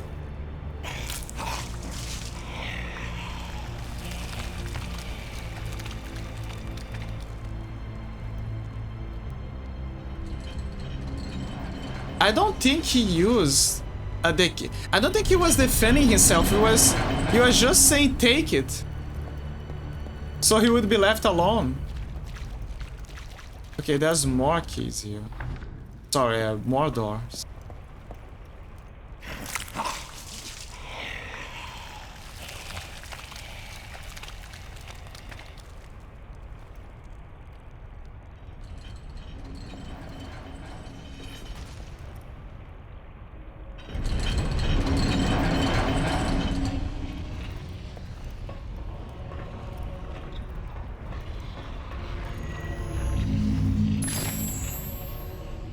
Let me see. Cry of Nualan, the miserable. They can't blame me for running fast or for knowing how to ride better than them. Now they're all dead, damn it. Well, only I am left standing, and if I had the resources necessary, I would leave this place at once. Yet here I am, trapped in this burning dungeon infested by that blood from which all types of monsters arise. Surrounded by the skulls of those who have gone on to a better life. I wish I had a way to cross this pit of execution. Perhaps with some type of explosives, I could make the enormous cage fall and use it as a bridge to reach the other side. Too bad I didn't steal that bag of gunpowder when I had a chance. Bag of gunpowder, you say?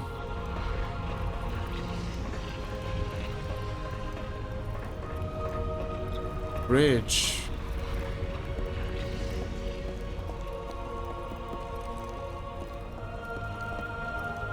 Okay, so this is a late thing I need with an item. Okay.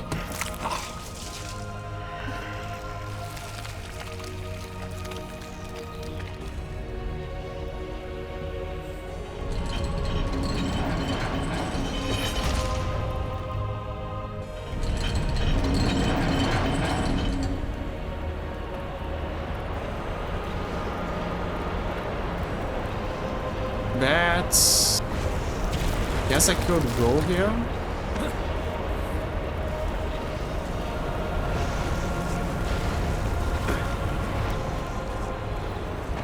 Let me see. I think I can go here. Yeah, that's a symbol of the wolf. And that is the place where the wolf will guide me, I guess.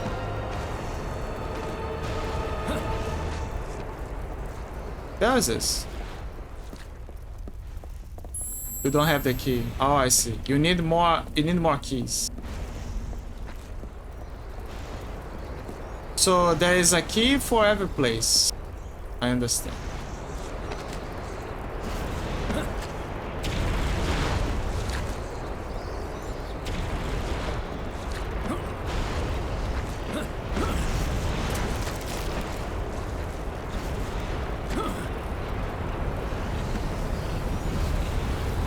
What about this place?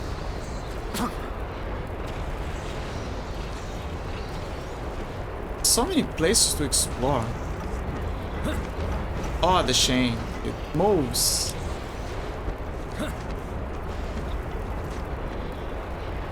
Okay. What's the point?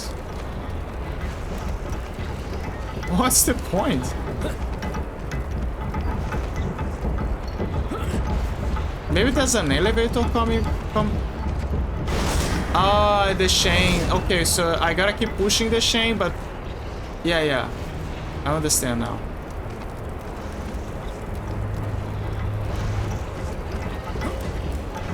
Now I understand.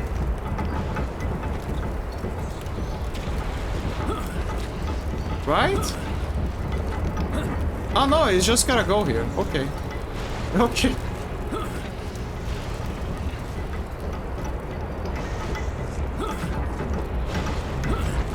Go to the side, please. Go to the side, please. Go to the side, please.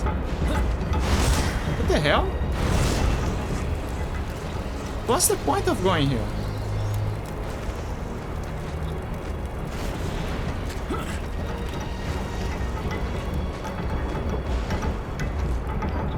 Oh, okay, that was some.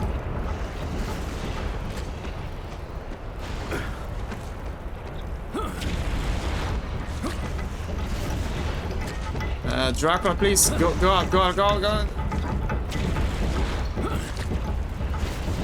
Oh, there you go. Finally.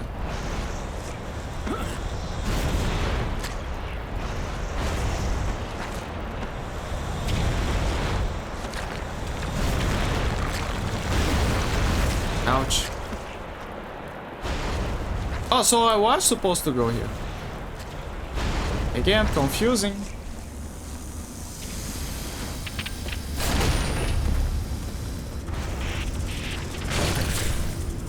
I love how they appear. They basically is Samara's sisters.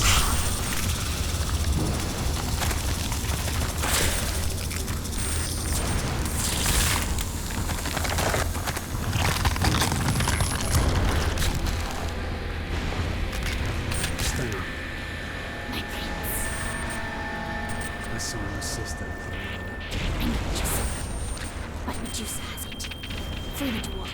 He can help you.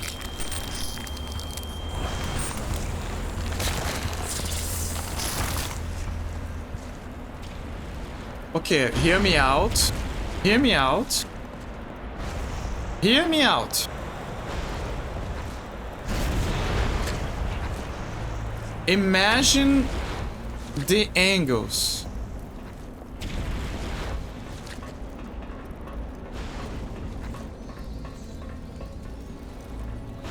They just had a rough life.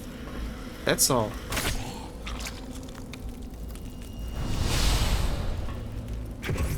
I'm just saying that.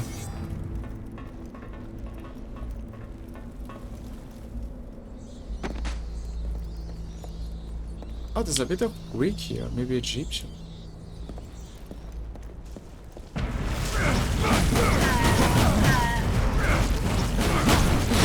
I'm just saying that we can make things work out.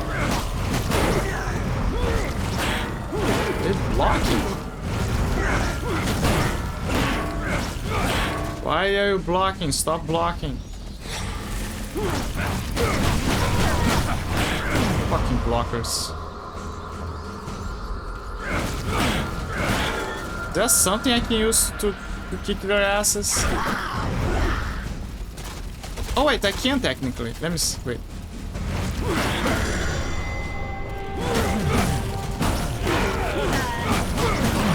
Yeah, but technically this is a counter. A counter for counter. Damn it.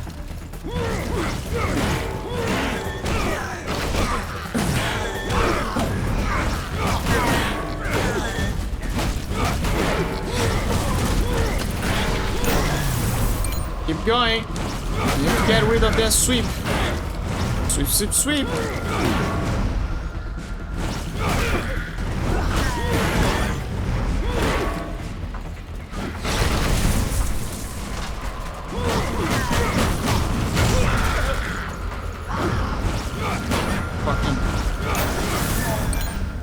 Fucking blockers. Whoa, that was a good move. Not gonna lie.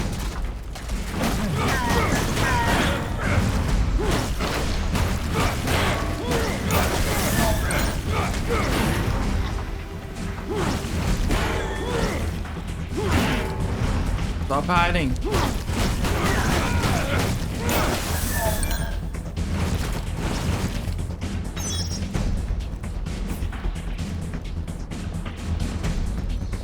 I hope there is an item that I can buy to increase the number of relics I can get in my pocket. Doubt of Rainier, the illiterate. I can't understand why it can be so difficult to advance through the castle. Behind us a horde of hungry beasts are hot on our heels, while in front a dark abyss blocks our path. There weren't enough, a small man insisted we cross using some sort of magical mechanism. He's trapped in some sort of cage, and although we hear him clearly, the meaning of his words is entirely indecipherable to us. We had no choice but to draw lots to see who would use the strange machine at the end. Roland fell first, then Eric was crushed. Frederick almost made it, but he came overconfident and slipped at the last moment. Why can't it all be as easy as stabbing the enemy in the gut with a sword? Brotherhood should have sent people better trained than us.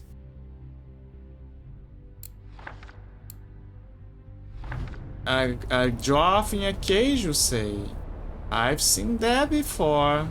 You all did.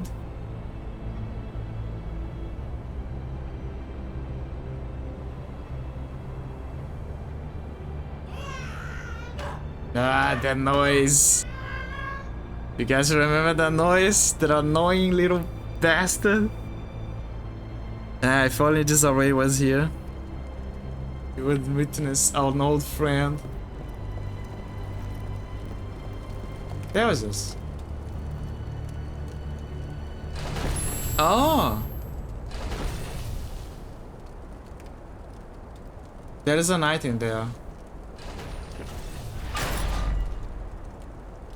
Oh, that's the easy answer, actually.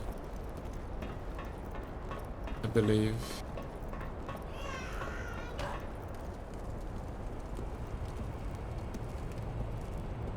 No, that's yeah, okay, all right. Look, it's him. It's him. It's the chupacabra.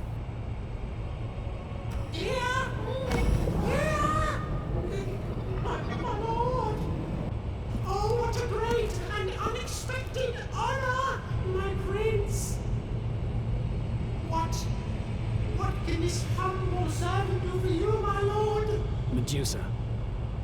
Where can I find her? I know where she is, Excellency! If I was free from this prison, I could help you find her! Try any one of your tricks, and it'll be the last thing you'll ever do. You won't regret it, most gracious prince! Look. Look at that smile. It's the Top's cat smile. The emote. It's him. It's Betsad.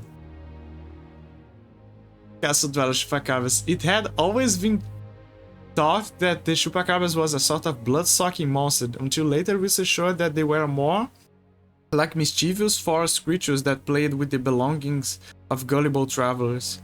However, that latter assertion was not entirely true either.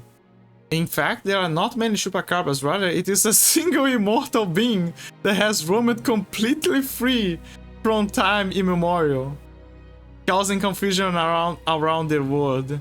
Its incredible wisdom is only comparable to the originality of its mischief.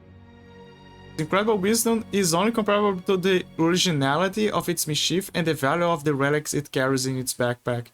In its final years, it followed Dracula, who, tired of its jokes, locked it up in the deepest dungeon, depriving it of continuing the business established in the castle. Damn it, Duckbill! Damn it, Duckbill! Platypus!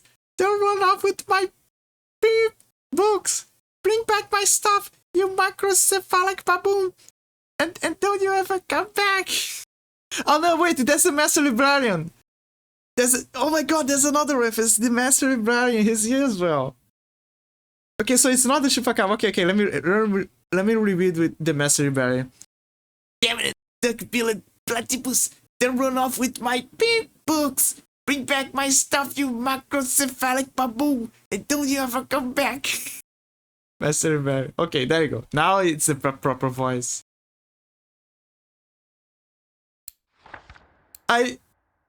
I really, this is worth of a show. Like, this is truly worth of a show. Like, the daily life of Dracula's castle with the residents having to deal with each other's problems.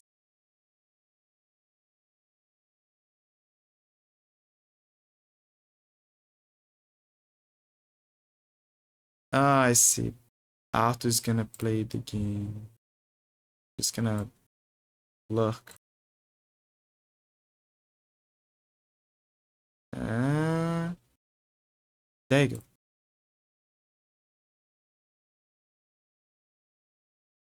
I'm about to end, but I just wanted to finish this part.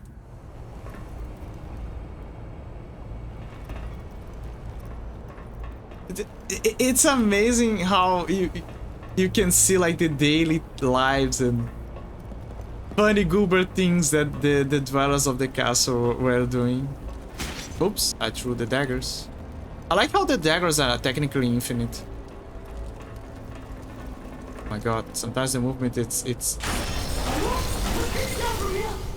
a mechanism inside the exit door. His voice is familiar.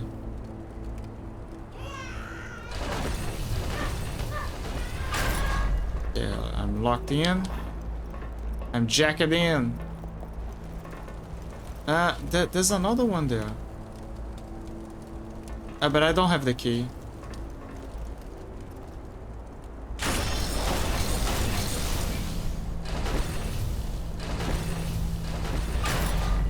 Okay.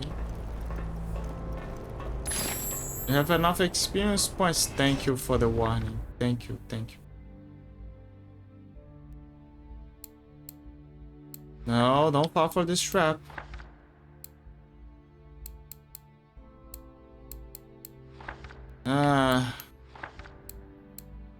Should I? Should I? More hits?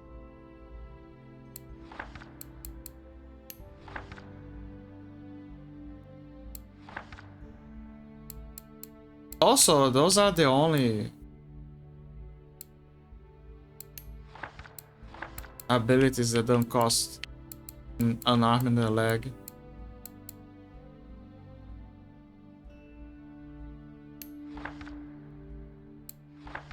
Okay, how much to get the other one?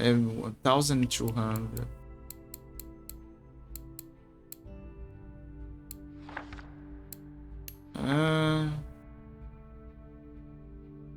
Okay, it's tempting, but I'm not gonna do it. Gonna save up.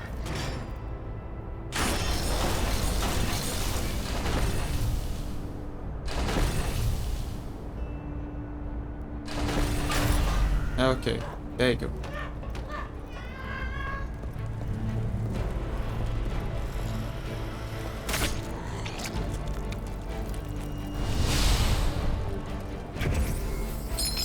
Okay, got one.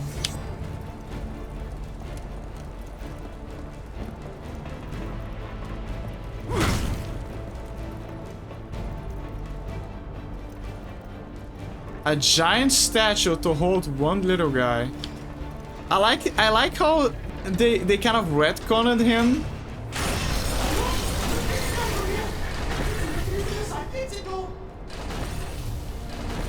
I like how they kind of retconned him to before everyone thought it was like a species of tricksters, but then it's revealed that it was just one guy.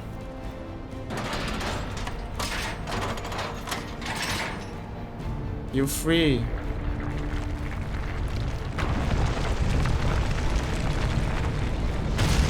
You're happy now? Yeah. Oh, okay, there's more. Okay, this is the top side of this universe. Oh, it's blocked.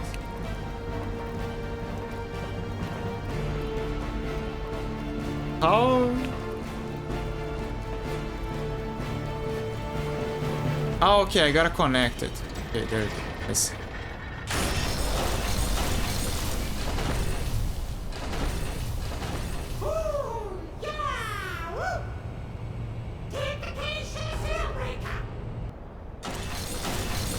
Oh, I gotta take the cage, I see.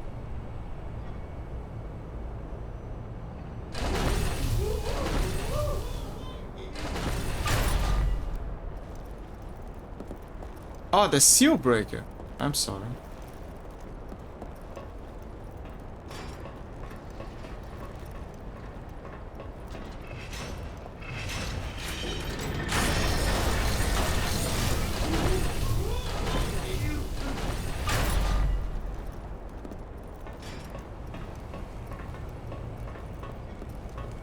There you go, the seal breaker.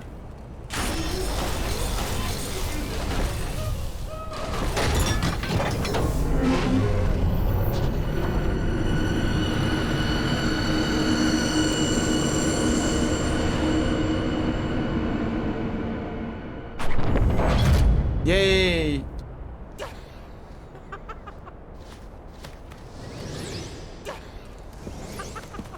My lord, my prince! Thank you so much for this infinite kindness. Oh. I don't know how to thank you enough. You gave me your word. Make sure you keep it. Horse? My prince, of course.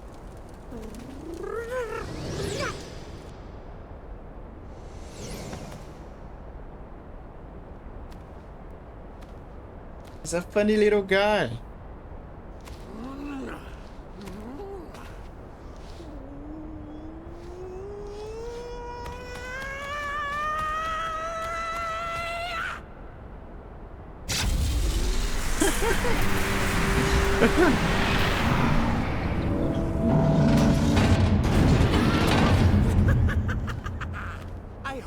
I have pleased you, Excellency. Get out of my way. Whatever you say, my prince. With your permission, Majesty, I would like to reopen my humble shop here in the castle. For your own personal needs, of course. With your leave, sire, you can count on a most generous discount on all articles for sale. I hope to be of service to you, O great and powerful one.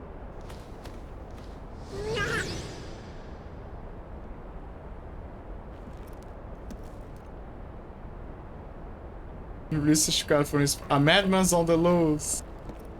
Release the chupacabras from his prison.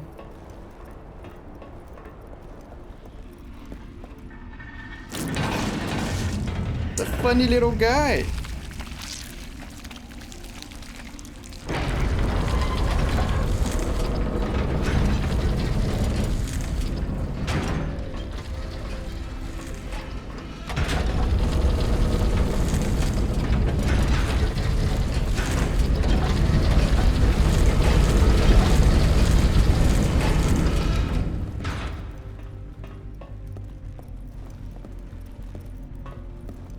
those are the Gorgon house. Well, there's 3 statues there, so maybe.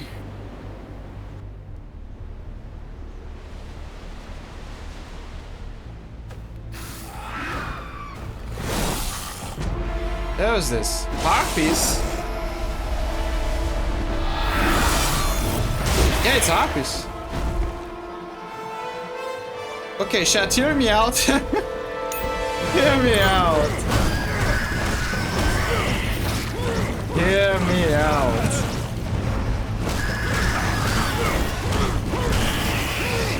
Tell me we wouldn't. Come on.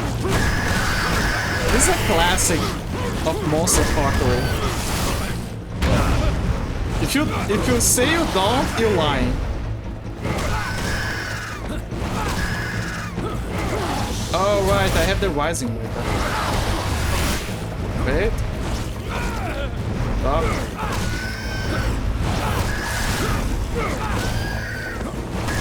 I like how certain moves. Wait. Yeah, give me a kiss. I like how certain moves give you more XP because the game knows it will be too bothersome to keep doing the same move.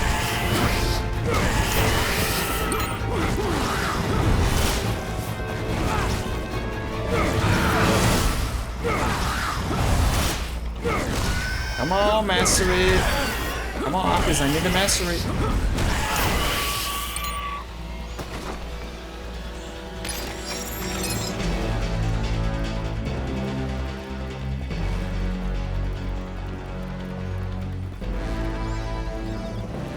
Out of the soundtracks, I think this is my favorite one.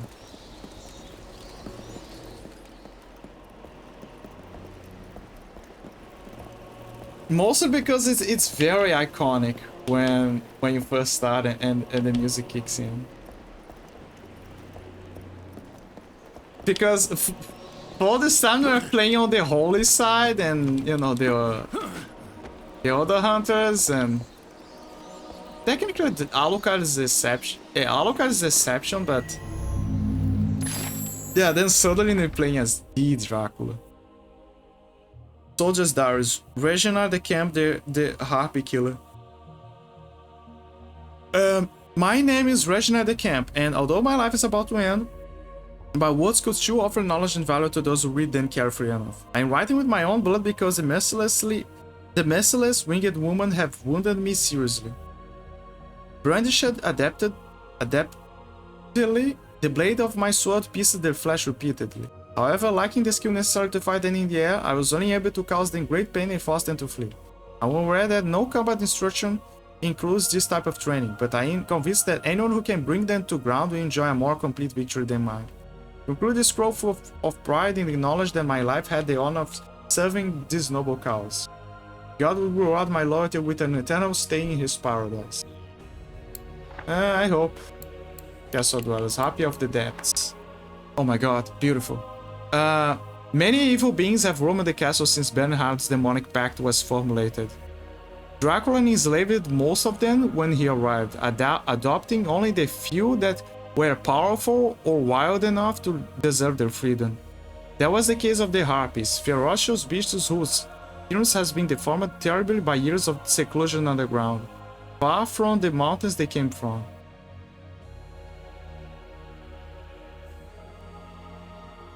Far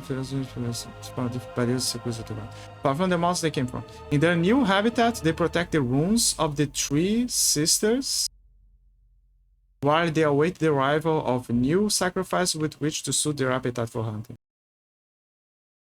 They awaited the arrival of new sacrifices with which to suit their appetite for hunting. Those winged witches are like wyverns in the air, but they are little more than hands on the ground. I'll find a way to make them come down.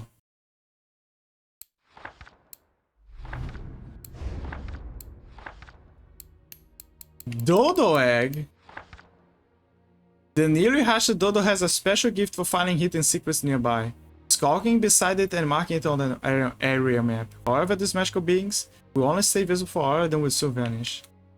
Oh my god, it's like the dodo guy from Twilight Princess. Oh, there it is.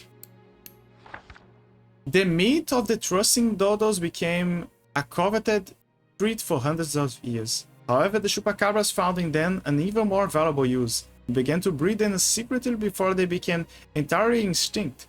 The eggs hold a privileged place on the shelf of his shop under the slogan, "Buy it now and they'll discover a secret." The dodo eggs are pressed and hold their ability to use it. I see.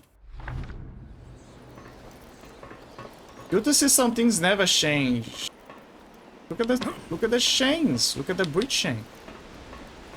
Just like back in the day.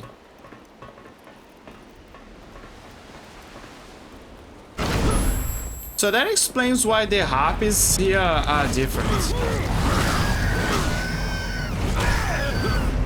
Like they're basically hardened versions of harpies. Excuse me, I need help, please. What the hell? What's that?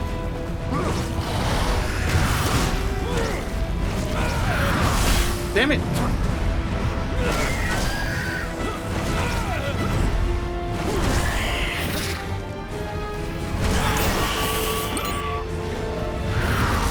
What the hell? Dodging is not optimal.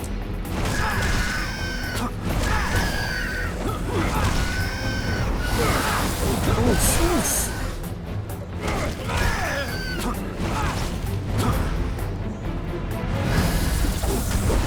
Oh my god. So yeah, their aerial attacks, sorry, the area of attacks is very big. The Gorgon's lair holds what I'm looking for. Oh, okay. Back where I left.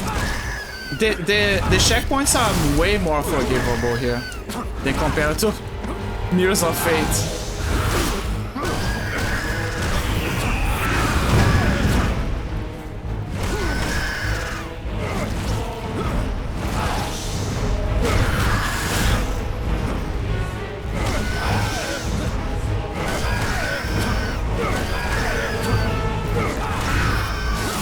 Stop. For your own good. By your own good, I mean mine.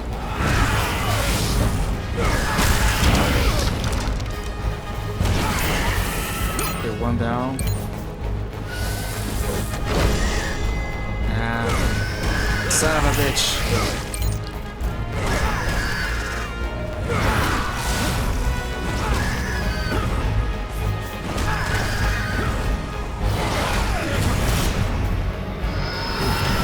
That was close.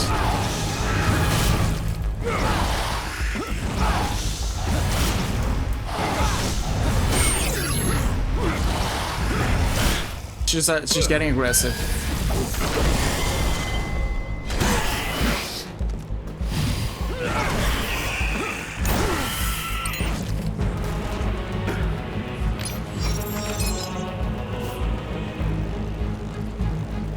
I like the tribal music for those kind of enemies, because considering that we deep underground, the rules here are like a very. I can imagine being very the rules being very tribal like, and being more inclined to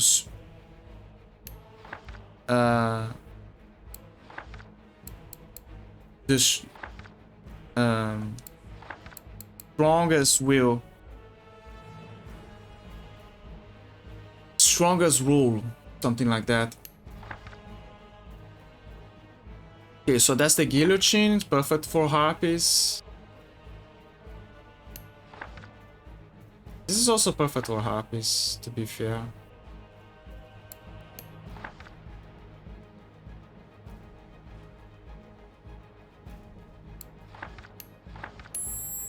Yeah, I'm gonna get the guillotine. Okay, so I got a guillotine, finally. Now there's only 2 to upgrade.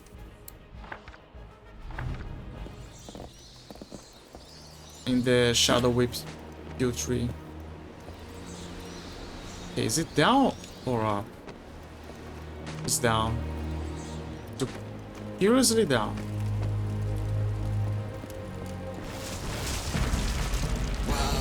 Oh yeah, I forgot I have the blood of saints, right? I do. Okay, let me pop a bit of Kool-Aid.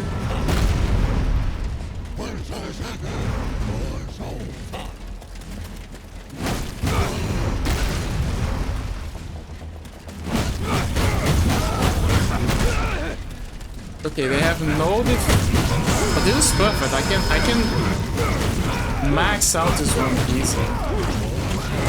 You just gotta keep our distance.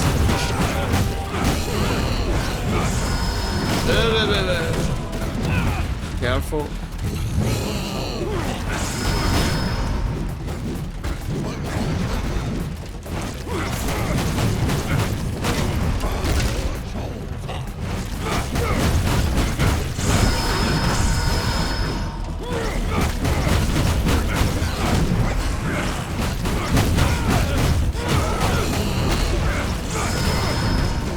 I like how they hit each other as well. It's realistic.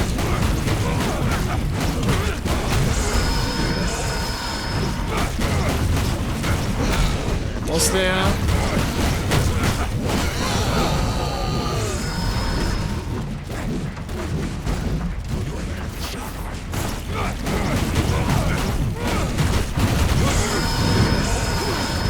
Almost there.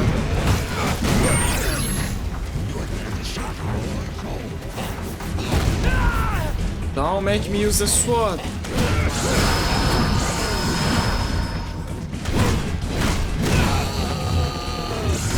Oof.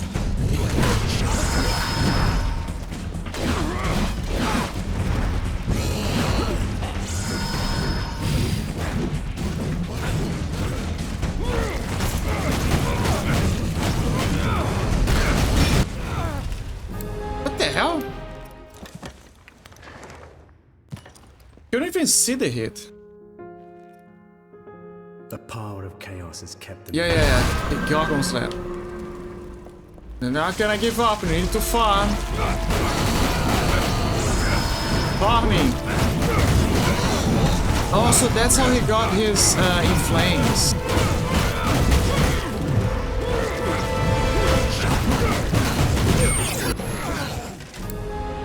Okay, we need to be careful.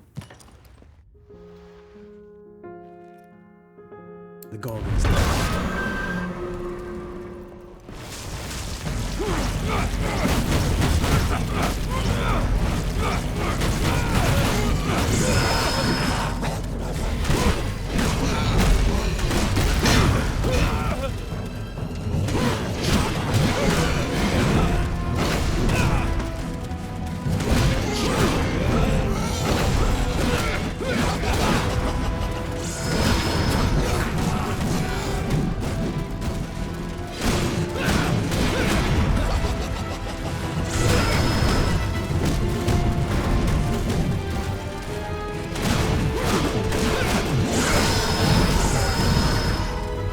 This the void sword is almost gone.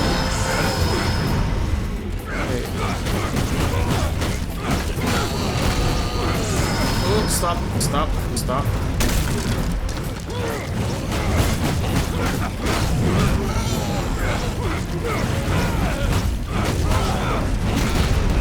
What the hell?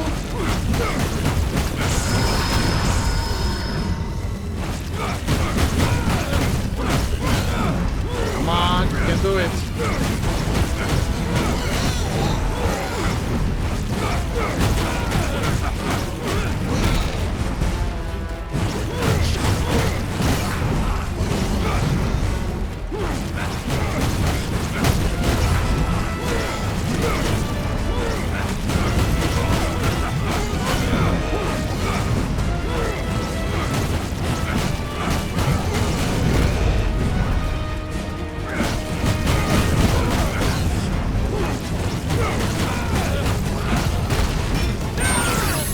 You killed him!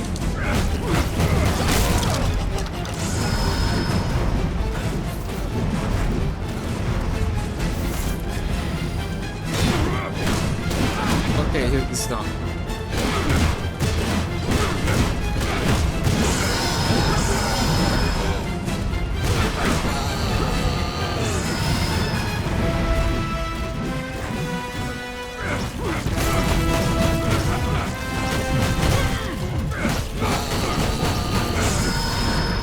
Almost there.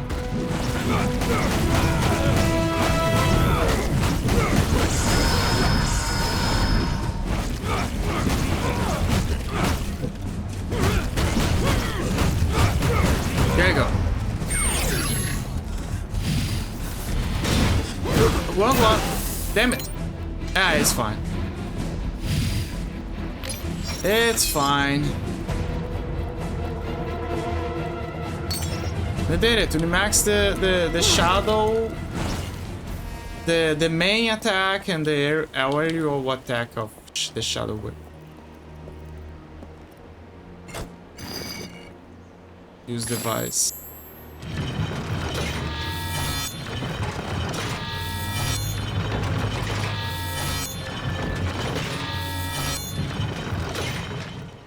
Wait, I think there's another. Yeah, there is. Got 2 keys. The next one. Let me see. See? It added up. Again, we must save the points so we can unlock this. Then we will be free of the Shadow Whip, and we can put all of the XP into the Void Sword or the Chaos Claws, which we inevitably get it back.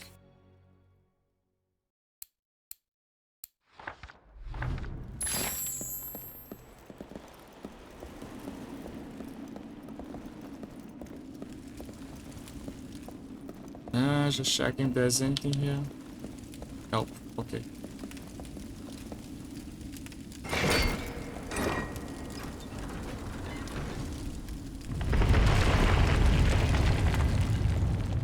I like how unnecessarily complex some things are.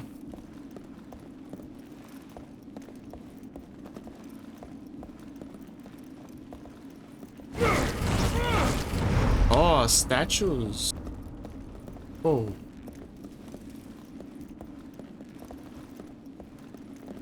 Let's see if I can get it.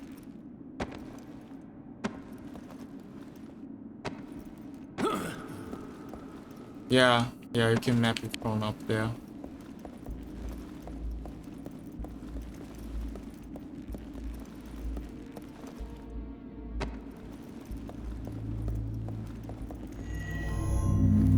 Let's see this one. Guild of Thoria of Norway. Norway? Zuma! The narrow passageways forced us to advance in single file. I ordered them to go ahead to ensure that no one was left behind, and soon the unthinkable happened.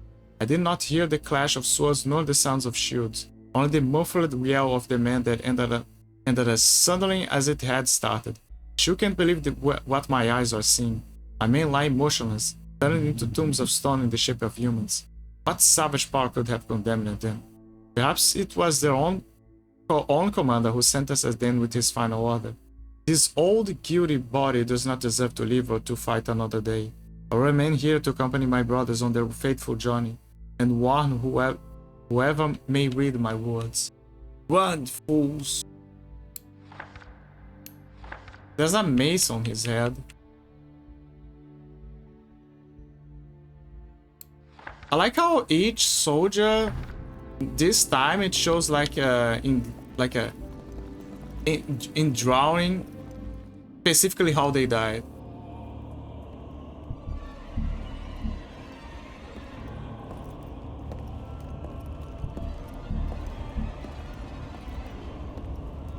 So many warriors turned to stone.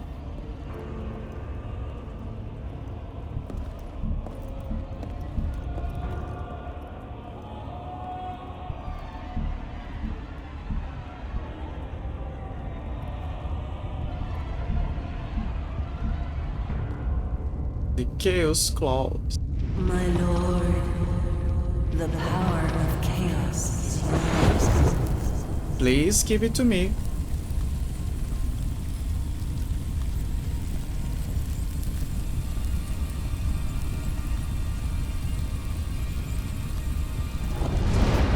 Yeah.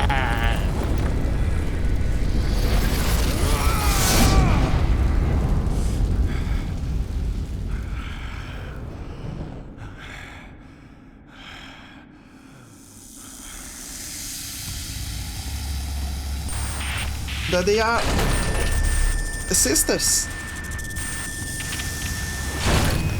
The cute Sadako sisters. Uriale. Stunning. Where is your sister? She won't be long. Look, here she comes now. Oh, there she is.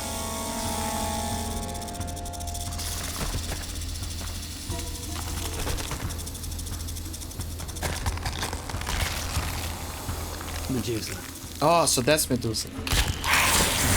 Oh, she's corrupted.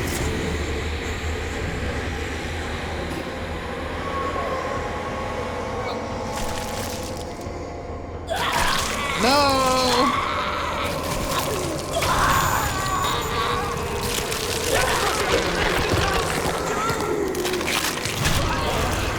We can't let you leave here, my lord.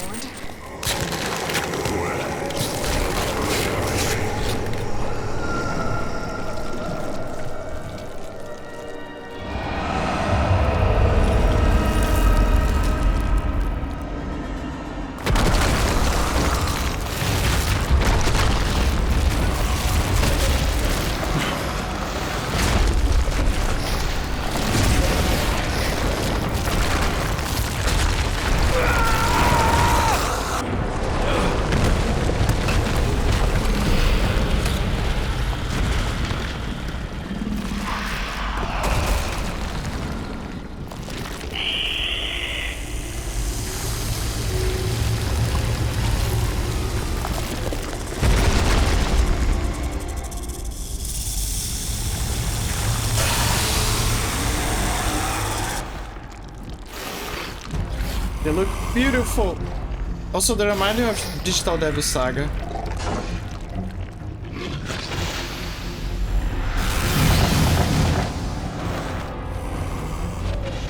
Use a cursor to destroy the barriers.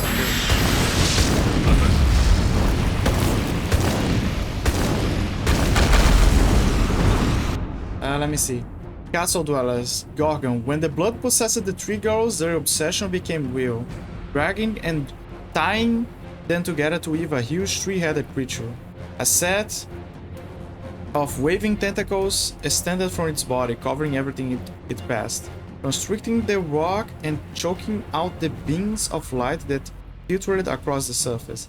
The beast is described in ancient scrolls with the name of the Great Gorgon. It is a being with magic pouring forth from its eyes, capable of turning anyone who views it into stone, with a hard skin that reveals its faces, and sensitive tentacles as its only weak points. Only he who learns to use the power of the elements against it will unlock the secret of fire hidden in its heart. When he thought all was lost, the warrior trapped the beast in ice and broke through its protection with the heat of the torch. So it's a mixture of ice and cold. Oh, and the claws. Lore. The solid walls of the castle were not strong enough to contain the rage and hate that Dracula held inside. Possessed by a yearning for revenge, the Prince of Darkness attacked the pillars of his new home. From its ashes, new structures always arose, ever taller than the ones before. And, from the burning fires, a blinding flame. In its burning heat, the Chaos Claws were forged, filled with contained fury, waiting for their master to unleash their power once again.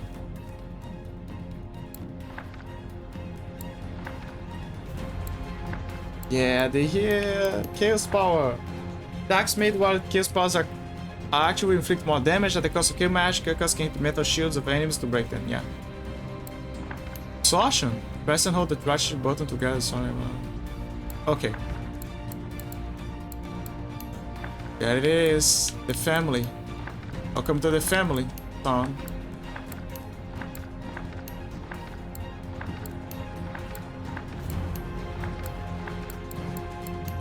Let me just select these so I don't have to worry about it.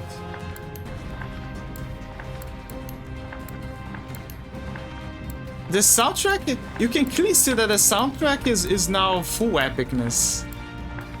The whole story of Lost Shadow 2 now is just epicness.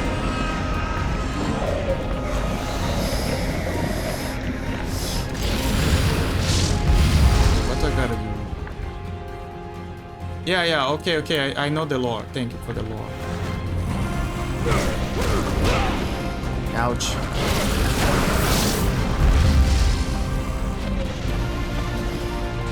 Now absorb blood orbs into a chaos magic container.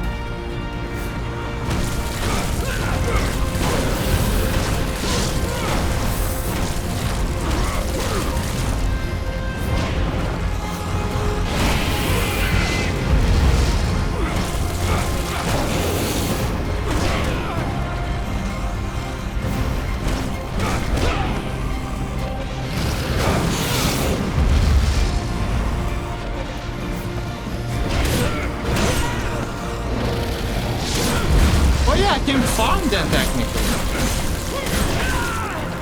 Let's see.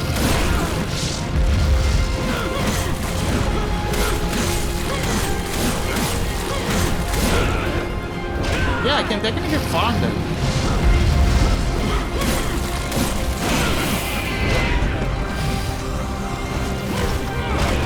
Stop.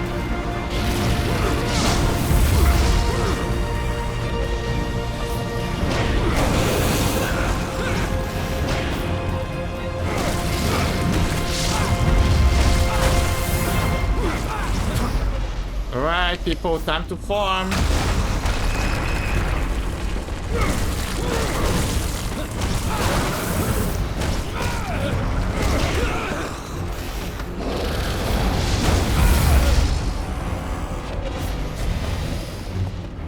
Excuse me?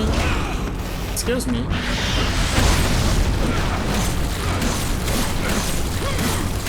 Just need to get the void sword area attack out of the way, because it's annoying.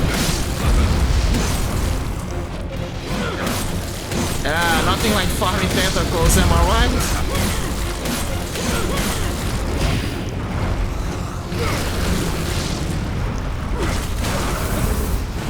I love to farm, I love to grind.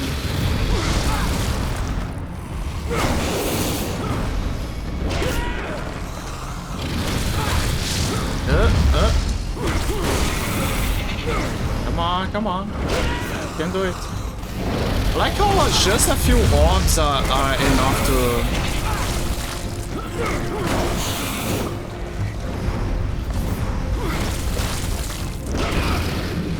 Excuse me? Don't mind me. Like just a few orbs are enough to get the juices going again. Almost there. Not gonna lie, Rising Whip is annoying.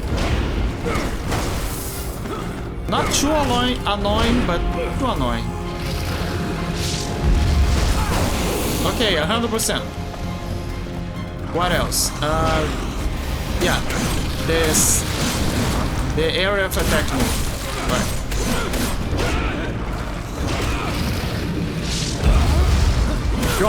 Goblin doesn't understand what the fuck is going on.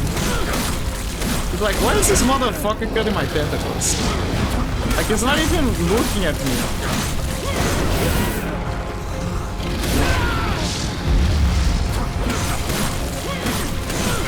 Making takoyaki.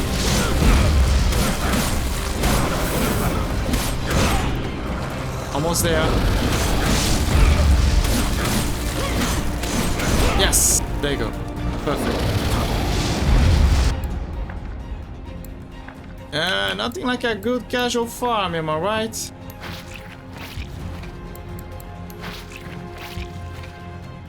Okay, Shadow Whip. What else? Rising Sweep. Where is Rising Sweep? Oh, it's the same thing as Rising Whip, but with Y and etc.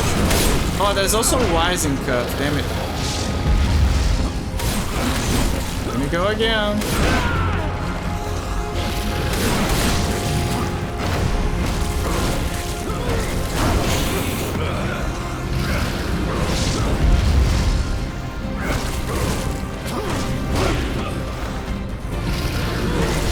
Actually have to do this because their strop is related to that as well. So even feeling like, oh, it's not much of a necessity and all that, etc. No, we actually have to do it. So buckle up, buckaroos.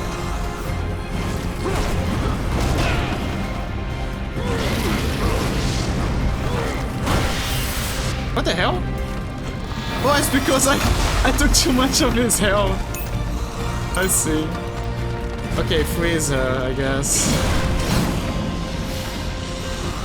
Alright, I guess. Guess the game got tired of my shit.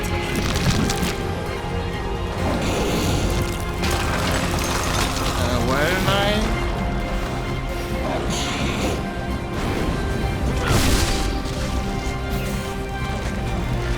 Yeah.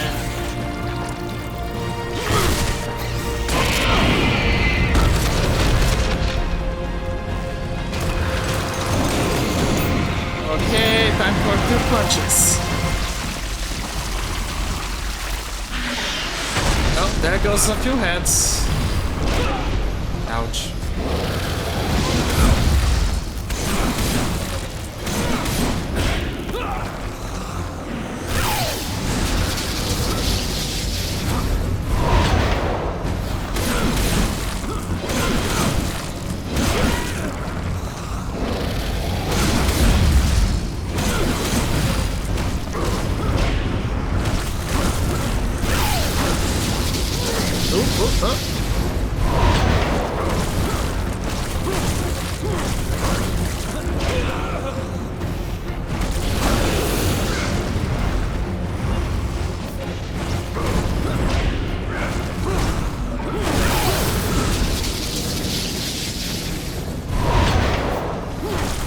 So good, life as a farmer is great.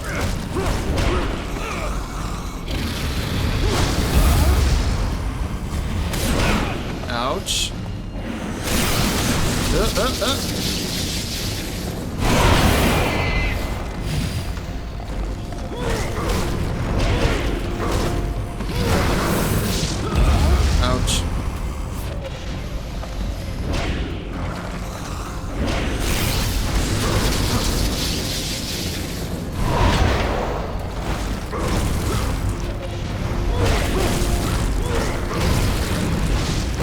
Ouch. Ouch, ouch.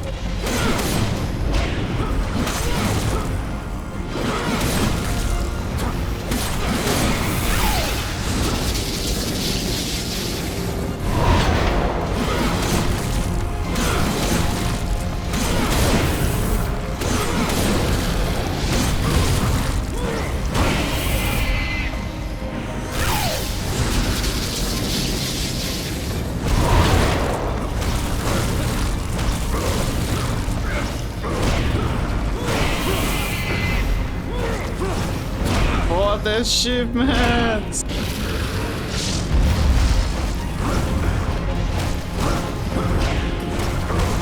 Almost there. There's another reason why mastery is important, and I already mentioned that. Mastery is important because it's the means where we can make our abilities more powerful. What a better way to farm than cutting up tentacles.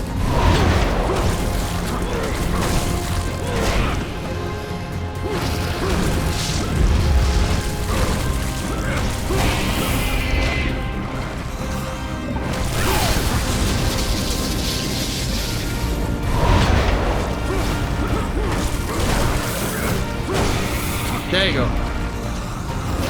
Ouch.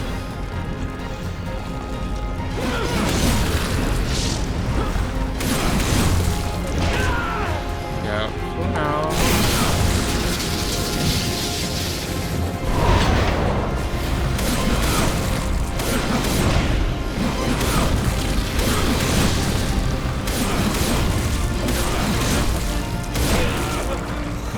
Oh, I'm doing great.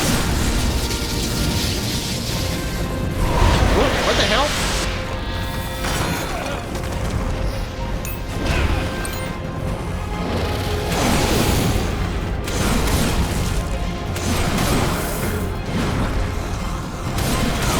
Yes, finally. Not for the claws.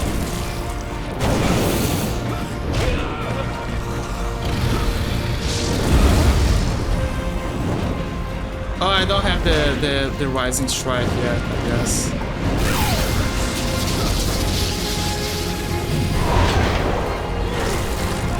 Okay, is there another ability in the Shadow Whip section that I can use? Almost there. Counter strike, counter strike. Not the game. Sustain and sweep. Oh, sustain and sweep, right. There's also that. Aerial sweep. Oh yeah, there's aerial moves as well. Guillotine. Mashing sweep. Yeah, there's the aerial move, I forgot.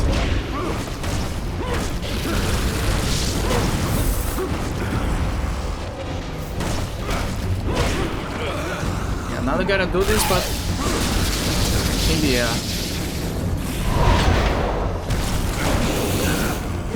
Believe me, it's better with the tentacles than spamming the elevator.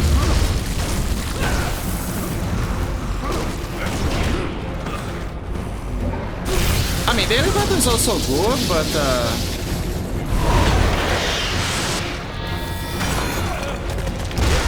the Gorgon, I think the Gorgon is way better.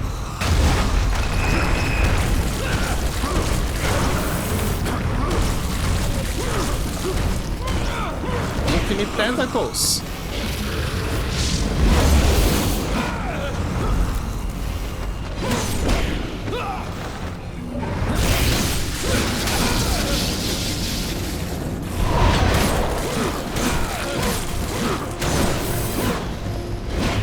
Embrace the grind, chat. Embrace the grind.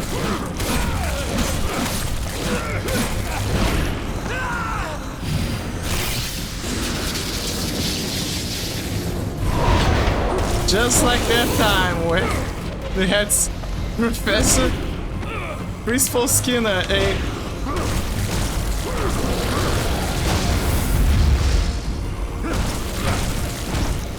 Principal Skinner and Superintendent Chalmers enlightening us about food. With steaming hands.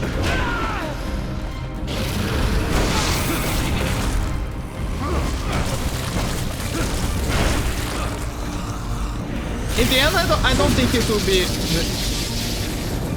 Even the game will not tolerate our ass. Like, because we keep...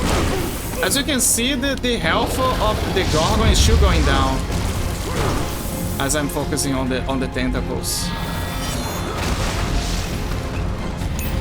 I forgot. There you go. See? So even if I wanted to... Oh yeah, right. So even if I wanted to...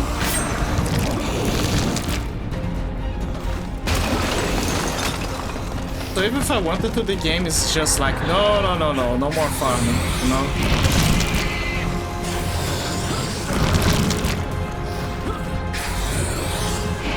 The hell? Oh, that's the head. Go for the head. Ooh.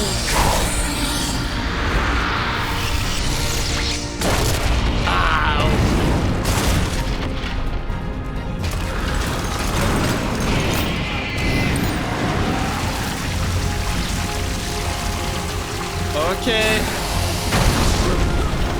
gave me a head. Okay, which one is it? Oh yeah, this one. Oh, okay, now it's fire.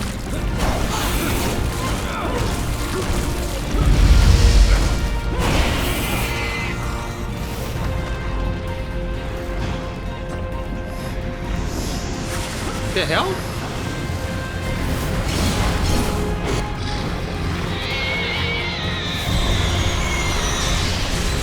Whoa!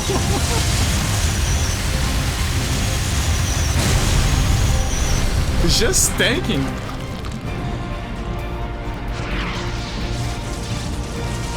Oh my god! The power of Dracul!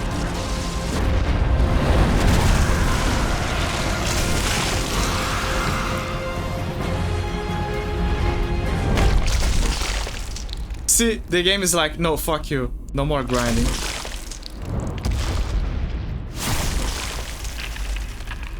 The power of Dracul. He basically threw a bayonetta. Oh my god! Fatality!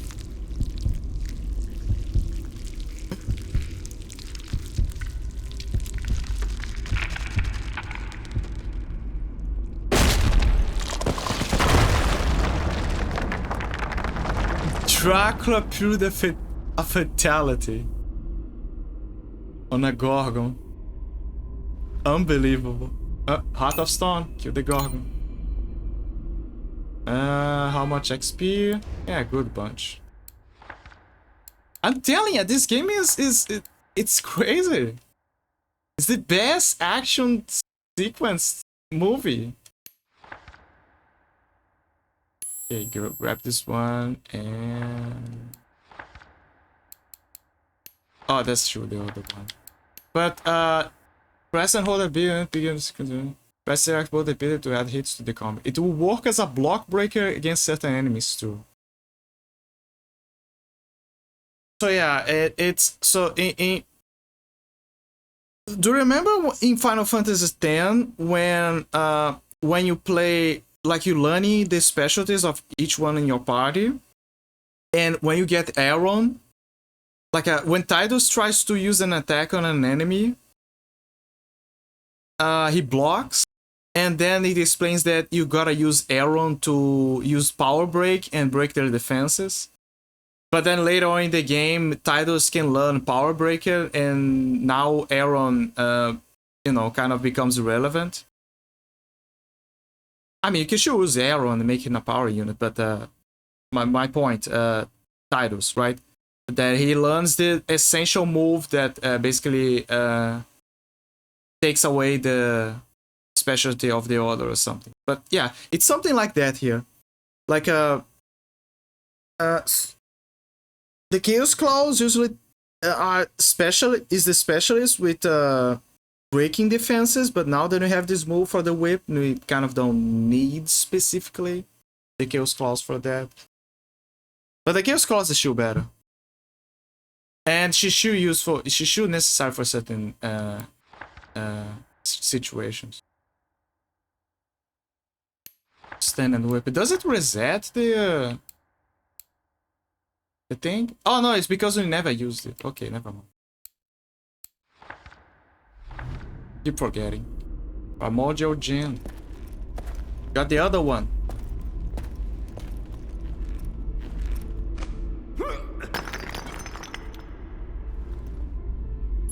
You have found the Primordial Chaos Gem.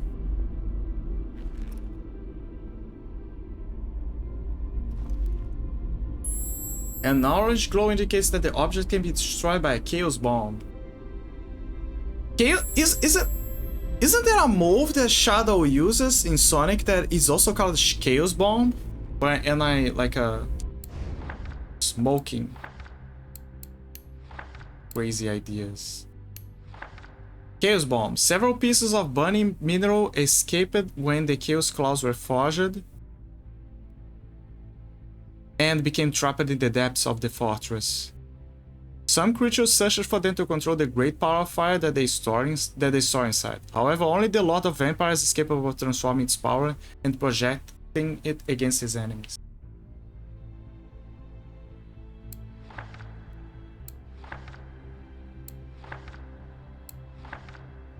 like how everyone, like it says that with the Chaos Power activated, the Chaos Daggers become a fire missile, the explosion impact. Okay. I like the idea that everyone, when they saw a glimpse of power escaping that once belonged to Dracula, they're like, mine, and in the end, only he can control it. Front attack that projects fire cause, give damage on enemies and paths. Okay. Some of those movements, some of those moves, you kind of saw them to a degree in the first game, and even in the final boss battle with Dracula in Mirrors of Fate. For example, this is explosive earthquake that you already saw him using when he was human with the Dark Gauntlet. And let me see. And Flame Claws we also saw when he was human as well, by fusing the Cyclone Bolts and the Dark Gauntlet. What else? And the Shadow Amulet as well. Rising Punch. Yeah, that's a new.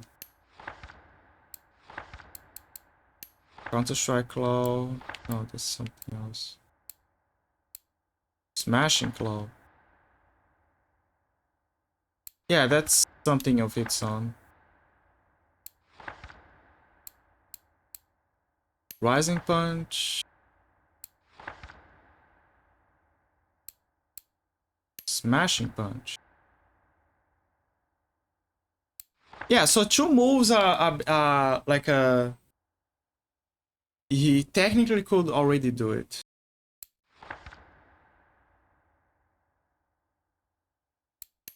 You can kind of see some of that on the sword as well. See, the spin is basically the spin move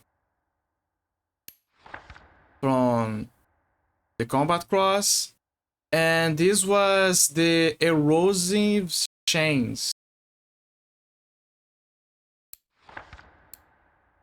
in the first game. What else? Oh, right. Forgot.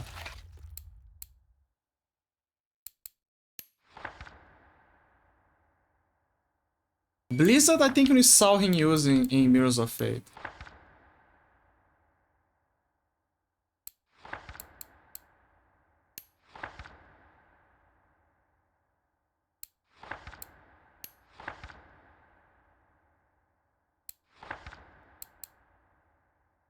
Okay.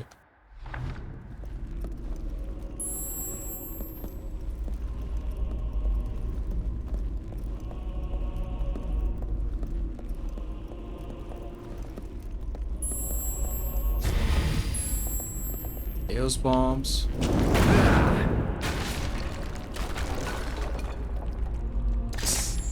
I see. Chaos bombs. Yeah, think.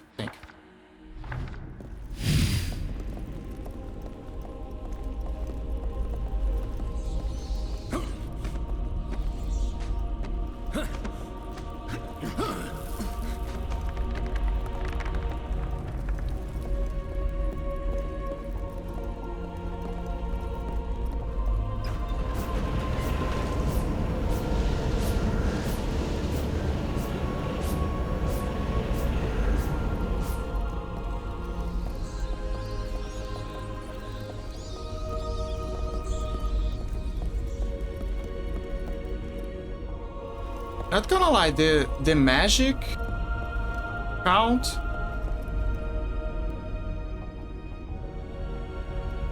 reminds me of the fairy hives.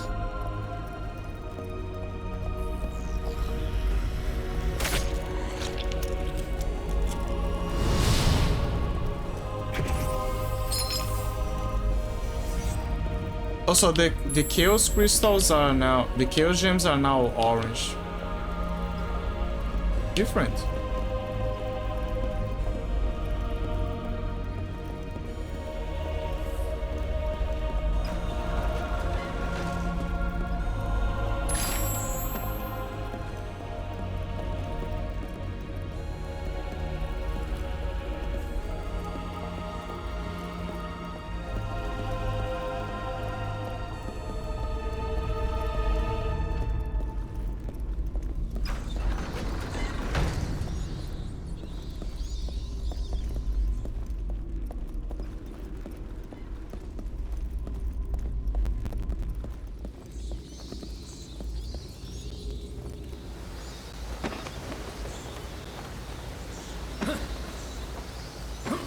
Okay, it seems like I need something to glide.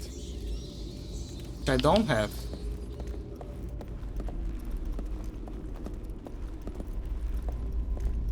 The classic...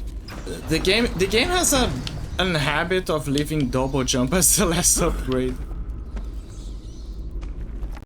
It's different from the main... Kind of like the main... timeline Castlevanias, where double jump usually is... It's not exactly end game, and also not early game, but it's in the middle. It's a middle ground skill.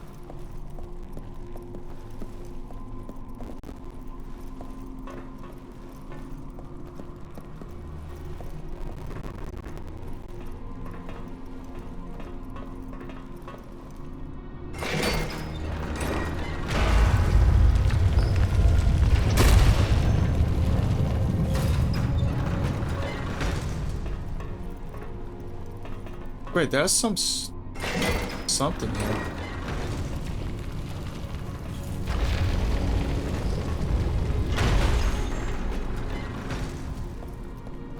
Okay.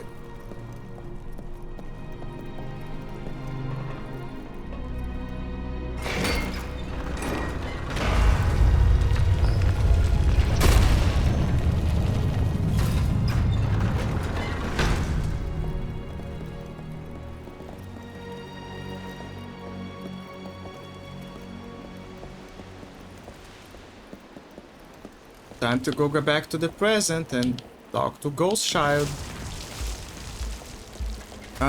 Okay. I need, I guess, to... What are the abilities that I'm still missing to get?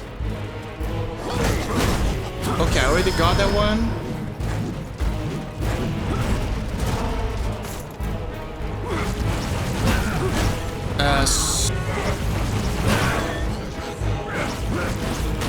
Alright, I forgot about that.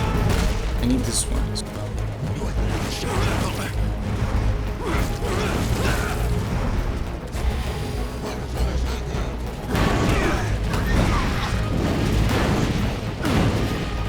Let's break some defenses.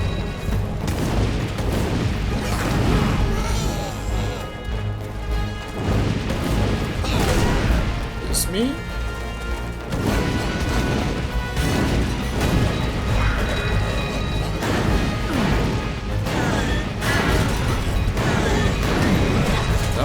I'm just helping you, beating things out.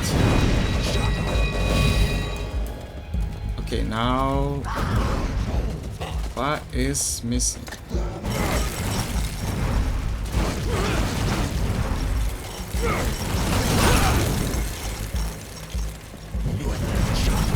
The hell?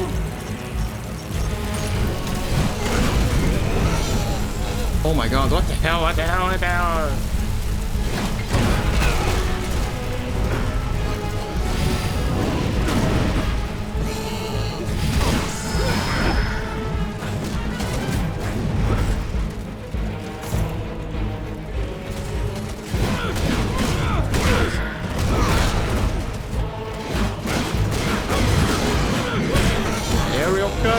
What the hell? Okay, I need some tears. Juices. Thank you. Okay, maybe I need this now. Because I have to blind.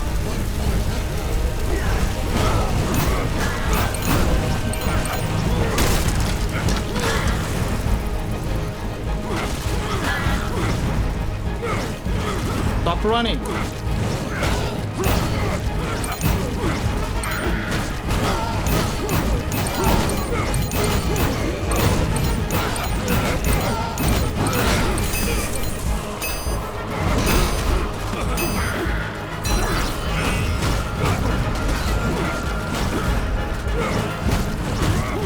Almost there.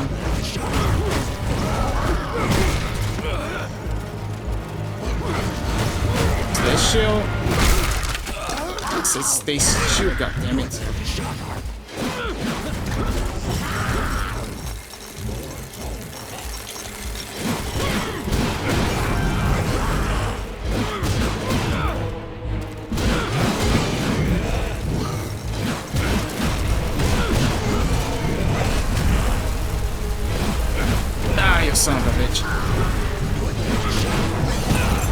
interrupt the grind.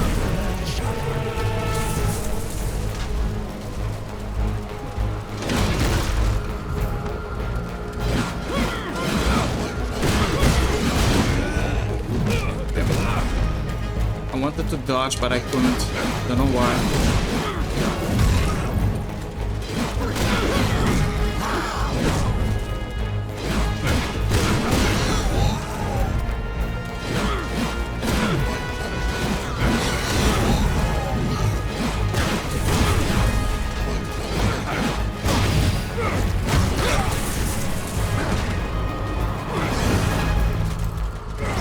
Dude, he's doing his best not to let me get the 100%.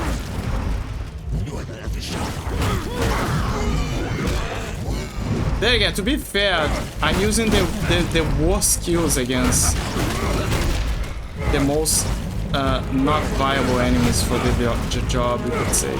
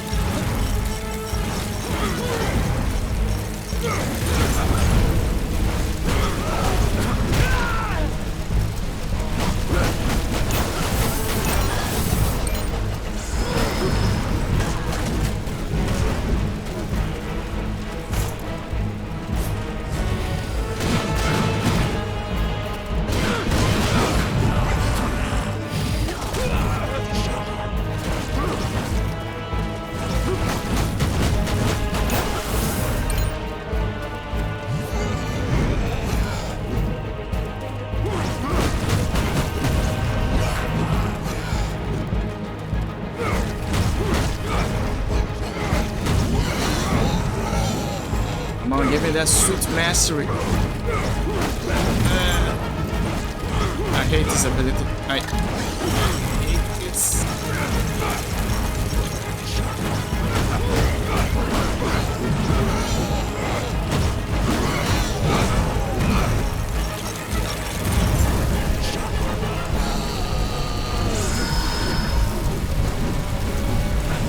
I didn't knew he could do that.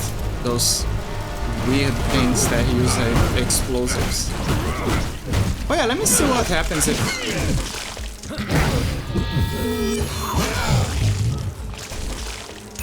Ooh, that was a beautiful kiss.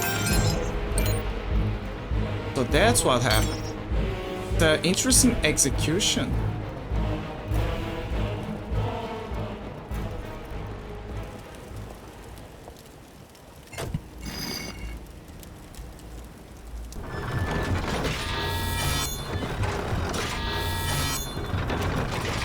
Also, a lot of Shadow 2. Hi, Gleo. Hi. It's going good.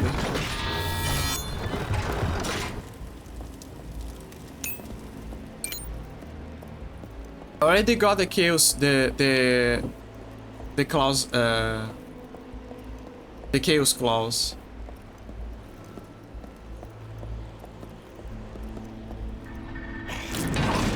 This is definitely my. I mean, this is pretty obvious, but this is definitely my favorite Loss of Shadow. With very good reasons. Like, how can you deny the badassery of this game?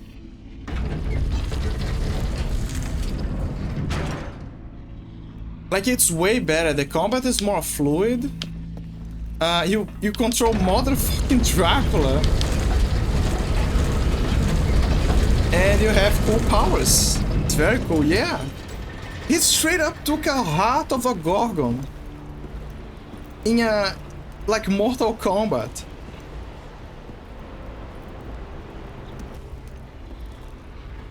Oh look, the funny goober. He mounted his, he made his shop now. There, the funny goober. See, this is one of the moments where Dracula is... You can see some humanity in him still. Maybe because of the reset that he got, but still. Oh, look at him. Oh, my prince. It's him. What a great honor to have you in my humble business. Please, come in. Come in! Make yourself at home. Dracula is so... It feels so out of place. Like, what the hell is this? It's a funny goober. We haven't got much merchandise.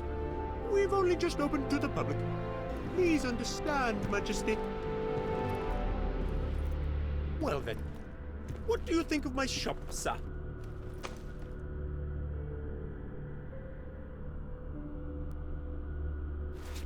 The world is what you make of it, sir.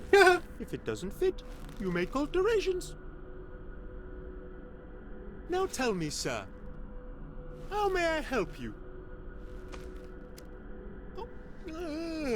I like how Dracula doesn't care anymore. It's like he already got what he wanted, so he's like, you know, like he could have just gone away, but he saw the fancy elevator and everything. He's like, you know what? I'm gonna check on the little guy. that's. I'm gonna check on the little goober. Tears of the Saints. Yeah, basically just oh, life gem. To be fair, Chaos Gem. Oh, you can buy the gems. It is in Gabriel's character. It's kind of in his character, yeah. Like Deep down is not a bad person. Like Gabriel is not a bad person. He's just a broken person. That's the best way to put it. Even when he became Dracula, he said it himself that the feelings that he have are mostly like in Mirrors of Fate, he said it himself that revenge is his closest company. His closest friend, you could say. It is in Gabriel's kid, yeah. What is this? Oh, these are the items that you can put it here. Artwork selector, you have 51 of 400. Oh, right, you can also buy the artworks. In case you don't find them. Because the way it works is you gotta constantly break the items as you find them, and eventually sometimes the artworks spawn. But if you don't want to deal with that, you can just also expand the XP as well to buy them.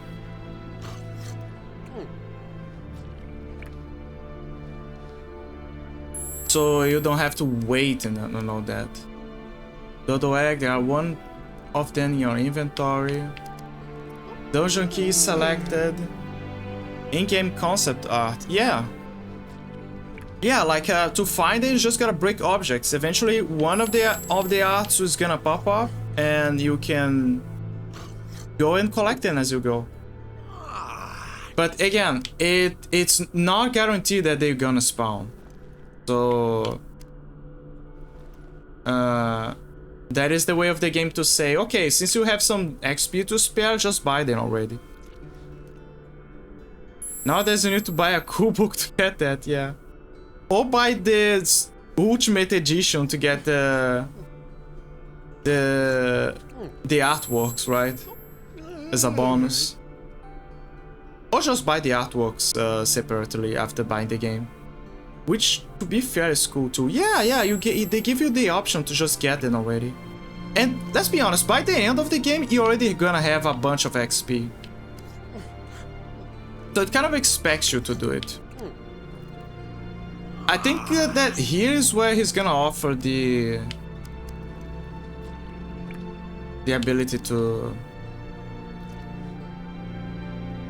go into the arena. Great choice, sir. Check your shopping basket, sir. You have excellent taste, sir. I think I think he will periodically put the artworks here. I have a feeling of that. But so far, I only got 3. There's also the dungeon keys, which you can get from the jailers.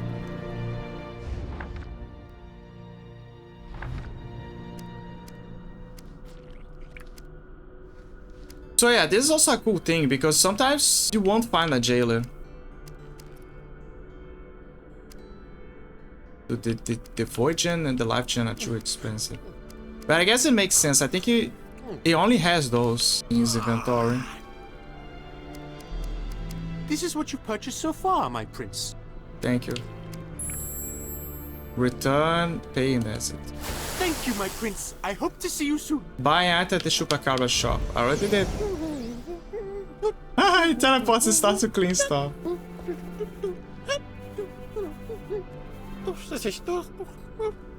Also, something that they retconned, and in a way that's kind of cool, but at the same time it's still a retcon, is that the Chupacabra, before they believed that the Chupacabra was a species, right, of tricksters, but then it's revealed that it's actually only this little guy. It's just that he's basically immortal in a way, and it's just a trickster. He can teleport and be at a bunch of places. So people thought it was a bunch of Chupacabras, but it was actually just him.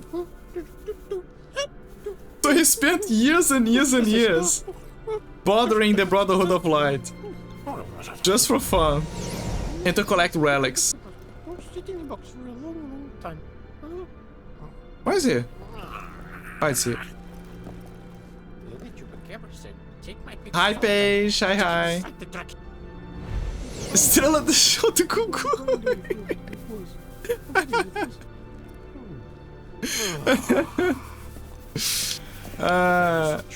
Rest in peace, Gugu. Rest in peace.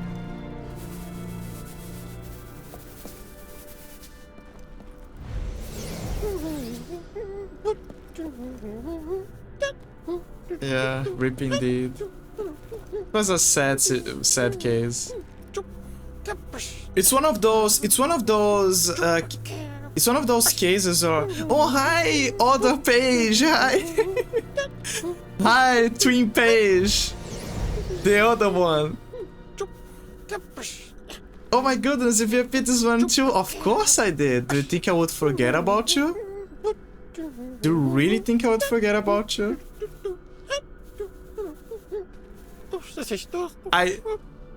Thank you. Yeah, I heard from your twin sister that you are cool as well. So she was like, hey, could you give my you know the little thing, the diamond, the Chaos Emerald to my twin sister? Come on. Wait, my prince. I was gonna mention the mirror. Your emblem. Oh, he stole! Oh no, wait! It's a different one. The dragon returns. Oh. Talisman of the Dragon. Extinct for eons, the existence of dragons have been relegated to a mere mention in legend and myth. However, the legacy has remained latent in the blood of their ancestors and inherited by their descendants, awaiting the arrival of the chosen one to rise again. An old prophecy describes how a mysterious talisman was created in ages long past to ensure the return of the beast. Only when its centuries-old skills have been collected with the dragon will the dragon be reborn. With the talisman of the dragon, select pass and hold RT to use it. Oh, the final relic! There you go. There it is. There was that Draco Lich in LoS2. Yeah! That is true! That is very true. Like, the Draco Lich, he was a long dead dragon. And just like the lore says, they're extinct. Like, they kind of myths. They don't exist anymore. They're extinct. So yeah, that fits in. Let me see. Return of the Beast. So yeah, the talisman kind of... I think the talisman is kind of a way to revive it temporarily. I'd say. When I collect them... This is basically the Shadow Crystal. Essentially. When I collect it, I'm gonna use it. Oh, there's a glitch. Whatever to cast in Dragon is a Hasbro copyright. But no, yeah, that was the name of the thing. Dragolic Titan, I think. Like it got implanted with glyphs, so they could revive each individual part of the undead dragon.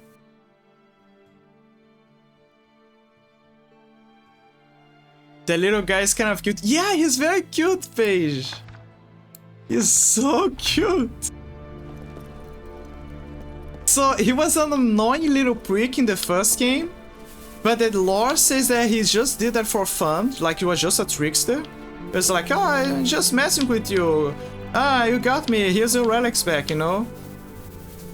And now here, I like how the lore that they make that he has a shop.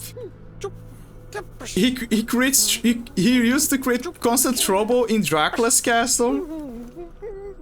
Like, I love how the lore paints the biomes and how the denizens of the castle kind of fit in and got together and under the rule of Dracula. And then there's this guy. He's just there. He's just making fun. The dinosaur chewed the face of the man and ate it and enjoyed it.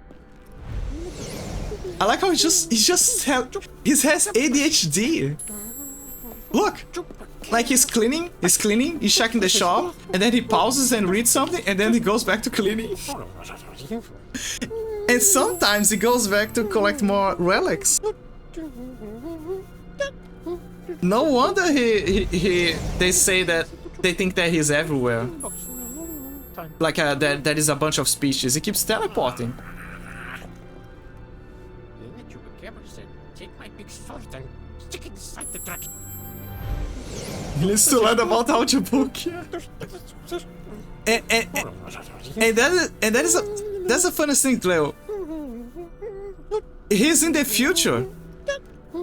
Like right now, knowing the inner castle, right, in the memories and like the inner Draco and all that. But technically, he's in the future, so you know the Chupacabra can go into the future and collect audiobooks. I so much wish that they made a Lost of Shadow 3 and they continue the idea of being in the future. Just a heads up, I was feeling like no one likes me in real life, but then someone brought their dog into the office and it only ran to me and ran away from everyone else. Lol. And seeing the VIP on my streaming account made me feel happy and better too. Oh, Paige. Oh man. Oh man. And you wanna feel more special? Gotta make you feel more special. Sorry, that's the only way. Gotta make you feel more special. Here. Give me a second. I don't have mods yet. I was thinking of modding some people, but god damn it. Give me a second. Thank you, OBS. Give me a second. Shout out clips. I gotta reset the thing. There you go. Sometimes you gotta refresh because it for some reason it clogs. There you go. 1 HP in a dream, 1 HP in a dream. 1 HP in a dream, 1 HP in a dream. 1 HP in the green. Oh, backing away. 1 HP in the dream.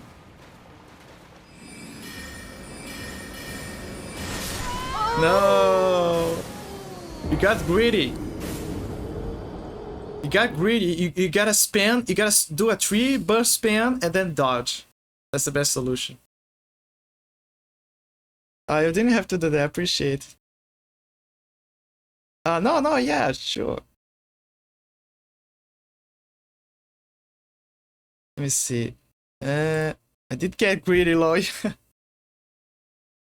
It all sucks to feel wanted, though. Yeah, I know how it feels like. Like, as much as I try my best to fit in and talk with people, I always get that feeling that I'm a ghost sometimes. So I kind of can relate to that. It's like a natural. I don't know. It feels like a natural ability of mine to, you know, Harry Potter. So you know Harry Potter with the Cape of Invisibility. So yeah, I guess I got the Cape of Invisibility because my presence is hidden by every being in the universe. So I gotta remember to actively take the Cape of Invisibility off so people know that I'm there. It's like I'm auto using the Cape of Invisibility, you know.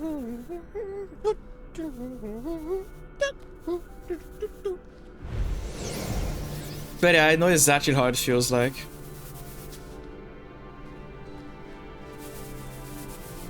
But Paige, you're not unwanted, okay? You really love you. You are a very cheerful and cool person. Like very lovely. And I'm sure that like having you around is always a joy. Always. And like if you wanna talk about anything or everything, I'm all ears. At least I'm all ears. Delta Delta is also all ears. Now, obviously, and you keep saying that, but there is always that gremlin in your brain that keeps saying, "Oh, but I'm gonna be a bother. I'm gonna do this. I'm gonna vent and open up, and then they're gonna start to think I'm weird or I'm a very sad person." But no, that's part of friendship. Like, what are friends if not? What are friends if not toilet ears so they can dump our problems into their ears? Am I right, fellas?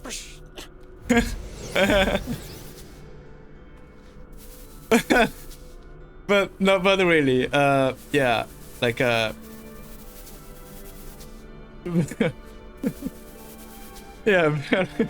boy.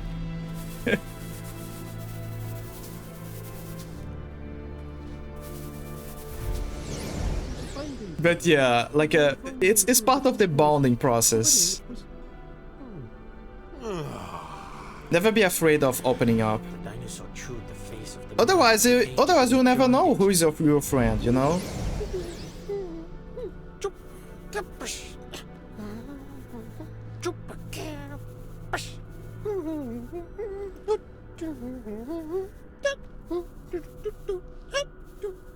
Take this little guy for example. He got kicked. He got death threatened constantly. When Gabriel was human, and when he became Dracula, and you know what? He kept around. Dracula put him in a cage because he was annoying with his pranks, and even after all that, he's still loyal to Dracula. He still loves him.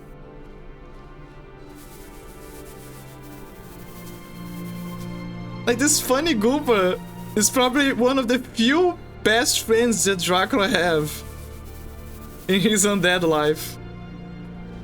In his unlife, actually. So yeah, so it's like this little guy. You gotta. Sometimes you gotta tolerate that grumpy side of your friends, and then you realize that you have a true friend.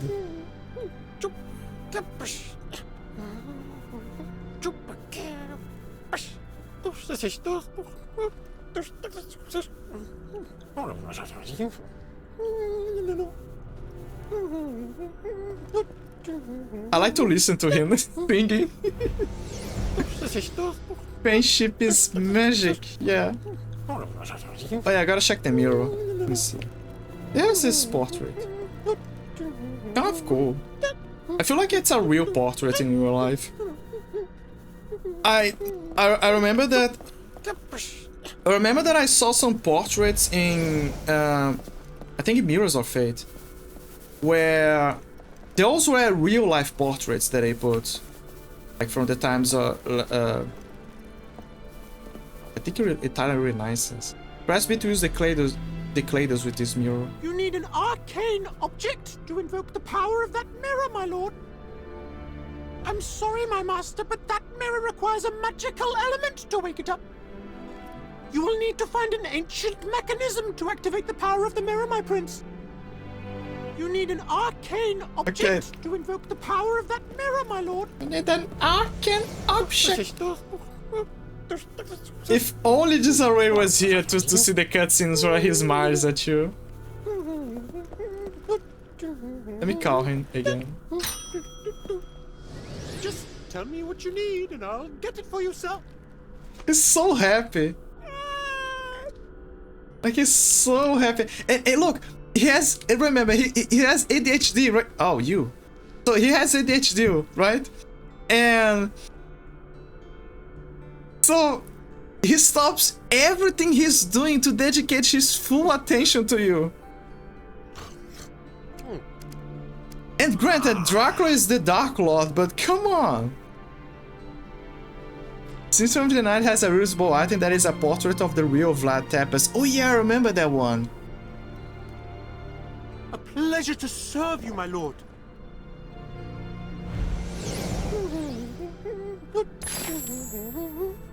Okay, let me see if there's what you game wants to show me something. Let me see. What is left? Oh, this one. Okay.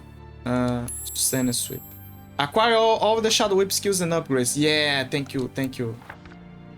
So acquiring the skills is half the battle in this game, because you gotta acquire the skills and you gotta master them.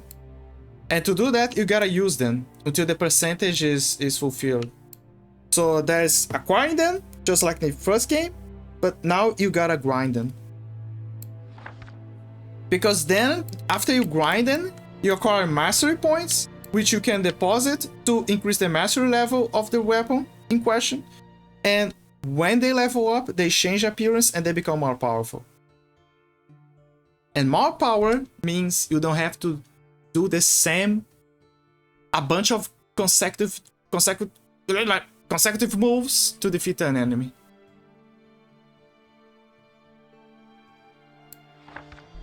It's like Warframe, except the grind is better. 1,000 times better. Is this one different than the last one you played? I don't remember the cute cutscenes of this little guy. So, okay, so there was LoS of Shadow 1, that basically you play as Gabriel Belmont, basically Dracula, when he was human, and his quest to try to revive his wife.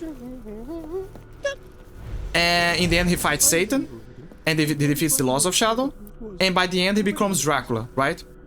Mirrors of Fate is the in-between 1 and 2.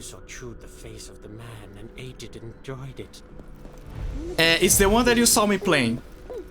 And this is LoS of Shadow 2. It takes place after the epilogue of 1, you could say.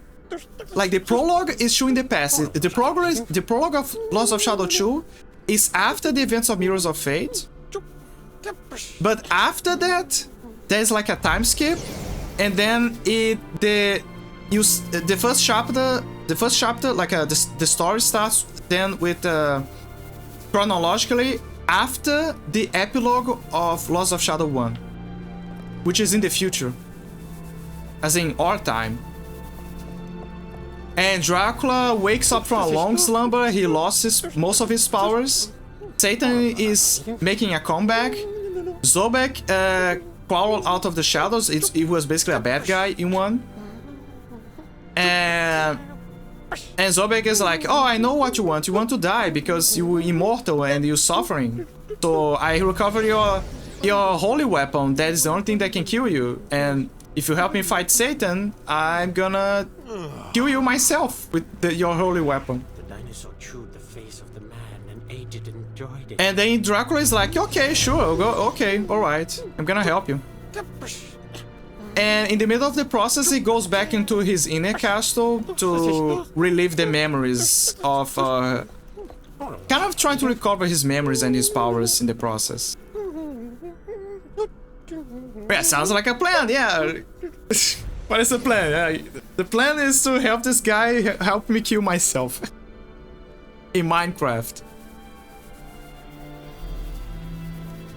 the grind is, if the grind is better, then it's not like Warframe at all. Exactly. Like the grind of Warframe, the only way to grind in Warframe is with a lot of buffs and friends. There is no other way. There is no fucking other way. You need buffs and you need friends to do like a squad, you could say. And what else? But yeah, the grind is way better, like way better. I mentioned Warframe because Warframe also has is known for a mastery system, and but yeah, in this case it's way better. It's way fucking better because you don't need to reset your weapon just to apply a new module, invest a bunch of money and add-on to improve constantly. The only reason I managed to get as far as I did in Warframe is because I like the gameplay loop enough. I think that also part of the reason is because... Okay, so this is a thing that is very common in MMOs, multiplayers and grind fests. The experience is better at the beginning, when the game doesn't have much content, right? It's very limited, so like not much items, so it's easy for you to start up. But as the game grows and keeps adding more content and more content, and the devs keep changing some aspects of the mechanics and how enemies behave, it becomes much more for sure. Because you end up having to grind more to reach that goal at the end. It's also important to note that when the game is starting out, the peak is better, so there's a lot of players. And technically there's still a lot of players around, but what I mean is it's easier for you to make to fit into guilds, make a plan with friends, etc. So at least by the end you're more prepared. The alternative is if you have either a lot of money to burn and acquire the boosts, or if you have no life and you keep grinding for the rest, like day in, day out, and basically become a stockbroker in the Warframe market, just so you can get more platinum and you can keep the grind fast. But again, you need to have no life. Which is, I believe, is not the case for a lot of people. I mean, you can argue that a lot of people don't have also a lot of life, but it's subjective. It's very subjective.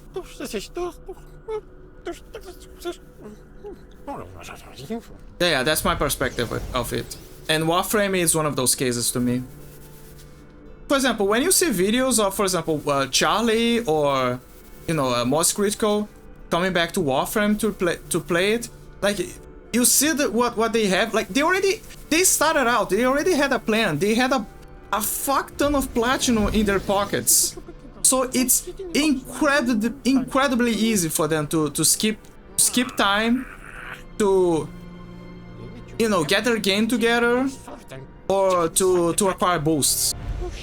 And since they already had everything set, like everything max, everything ready at the start from back in the day, it's very easy for them to come back and keep up with the content. Much easier.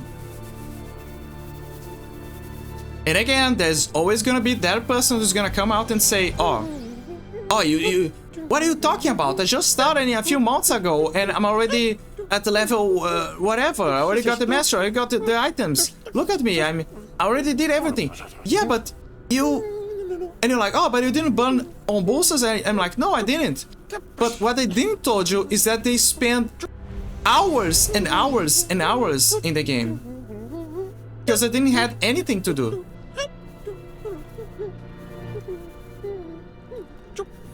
It's a brain rot. It's very common in MMOs and multiplayers and RPGs and all that.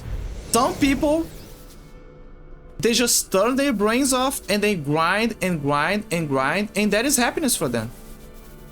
And I love grind, but there is a difference between a healthy grind like Laws of Shadow, where yes, there is some struggle, but you can clearly see that there is an end, and you can make a plan. Right? There is an end. You can finish things. You can wrap things up, and an MMO where you don't see an end. Like there is no end. A game can be lengthy. For example, Ni no Kuni. Ni no Kuni is another example. There's a lot of grind there, and it's a very hard game. You gotta collect a bunch of ingredients so you can do alchemy, so you can feed your familiars, so you can evolve them. You gotta pre-plan which one fits for each character and all that. But it's still a healthy grind. It's just a harder grind for you to do. Like you can clearly say, oh, there is a grind. It's grinding. But it's not the grind of that you can see in MMOs. I guess a better term is meta grind, right? Meta grind is a better term. Like there is the meta grind and there is the hard grind. A hard grind, a grinding game is alright. It's fine. I mean, it depends on the game, but mostly it's fine.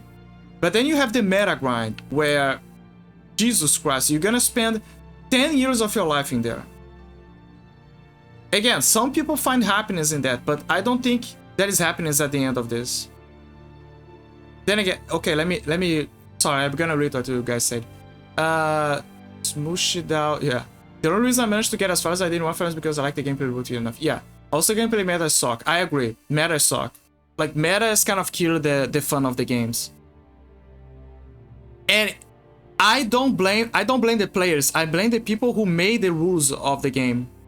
They forced players to adapt to the point of fitting in with the meta. So they have their grasp of having fun. You know, reaching that point of having fun. Alternatively, simply drop a legendary core. Oh yeah, absolutely. Like, I wish that Warframe had more, like, kind of more, I don't know, some kind of event where, I mean, it already has events. I mean, like, more events where they give you more buffs and boosters, occasionally. Like, for example, oh, at the end of the week, they're gonna have a booster for you, you know? And the boost is gonna last like 8 hours. And it's always like at the end of the week or something.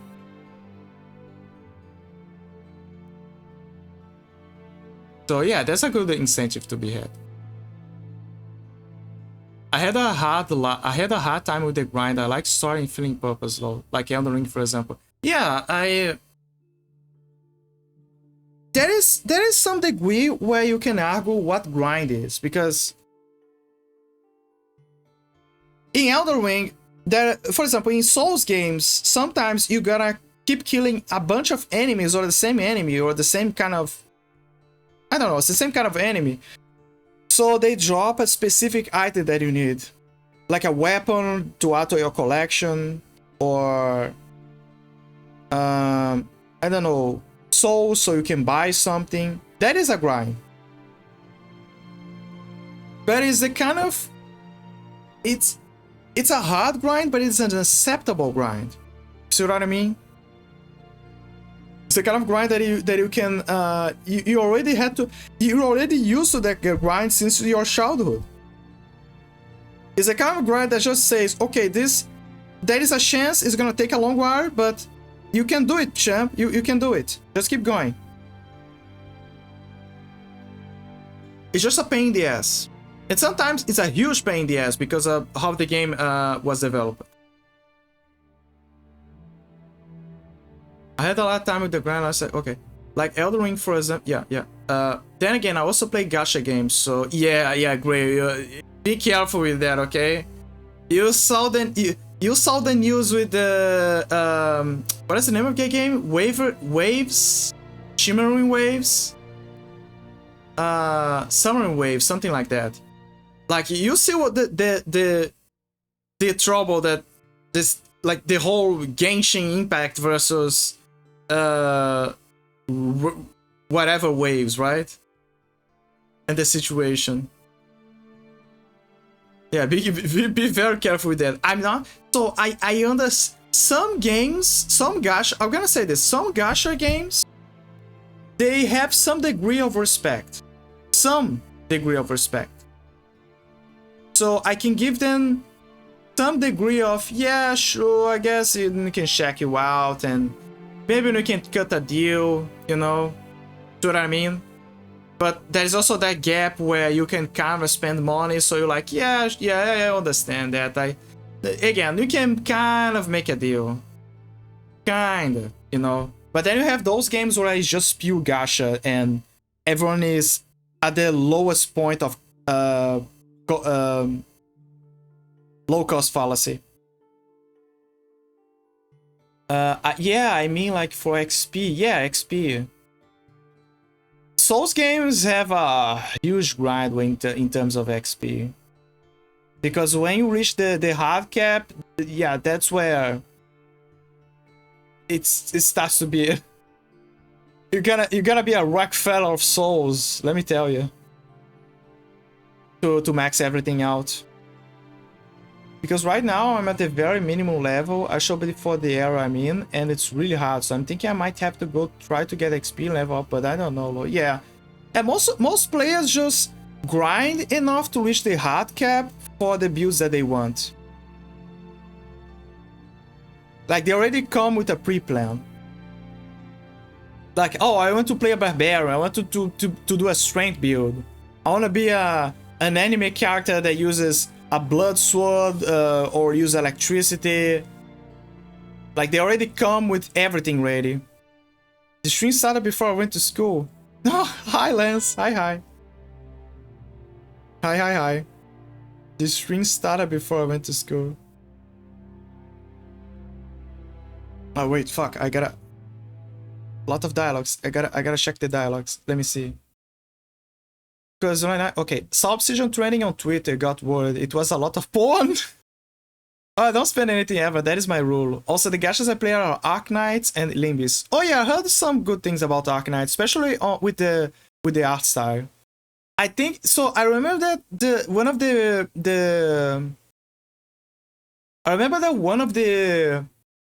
VTubers of Hololive, what was her name? Sana. She used to play Arknights. Yeah, she was a big player of Arknights. But there was another one. I think someone mentioned that there was someone that would draw characters for Arknights. Let me see. In the S3, I grind those knights in the castle. I enter shit. Yeah, for sure. Like the knights are... The drip is very good. Inside before I went to school. Silence. I didn't play low. I went in blind. Silence.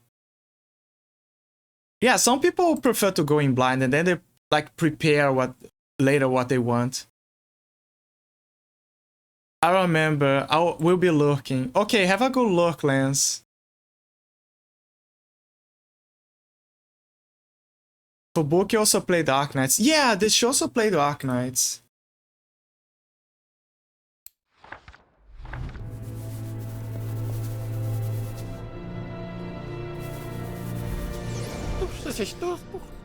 I don't remember who did it, was known to do the art of Arknights.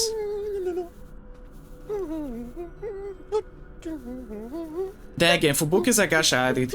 Okay, to be fair, gacha addicts get what they fucking deserve. That is... Yeah, Arthur was right. They get what they fucking deserve. However, if you have a lot of money to burn, you have a lot of money to burn. I think that it's fair.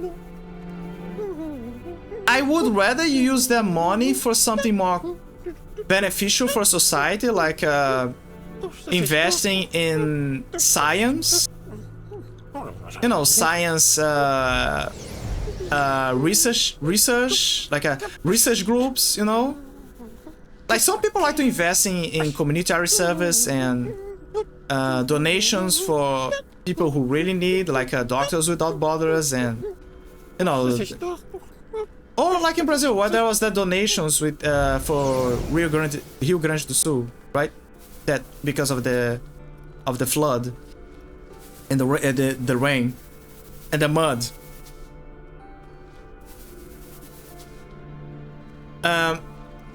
But I'm more of I rather prefer to invest in education and research, because we really need to have. I'm fucking tired of very basic donations, because all people are suffering, and granted, yes, they are suffering. I think you should help if you can, but I'm of the mindset that sometimes if you want to end suffering, you can't just keep feeding the pigeons. You gotta go to the source of the problem and find better ways to avoid the issues. And I know that it's gonna take years, but the more you invest in research and solutions, the easier the faster it's gonna be for us to reach a solution.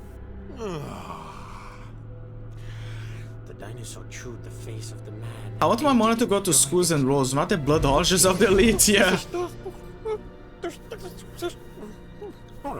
Unless you're sure that the blood orgy is gonna sacrifice them in the end. Like they have the blood orgies, they have the sex, like they have the blood orgies, and after the sex, they like cut them open, right? Then, like a Quentin Tarantino movie, and then blood gushes out, and the witches start to laugh, right? And then like a pentagon appears and they summon something, and then Shin Megami Tensei happens, and yeah, that is the only situation where it's kind of acceptable for you to donate money for those things. But besides that, yeah, just donate your money to the right places, like education, again, science. I'm mostly a science guy. I want us to have the proper resources so we can speed up our capacity to do more good and solve these diseases and maybe make our life better in constructions and etc. I agree. I also remember you must alleviate your own suffering to help others more too. Absolutely. Like always take care of yourself first, and when you have enough to spare, then you try to help others. Like don't try to be one of those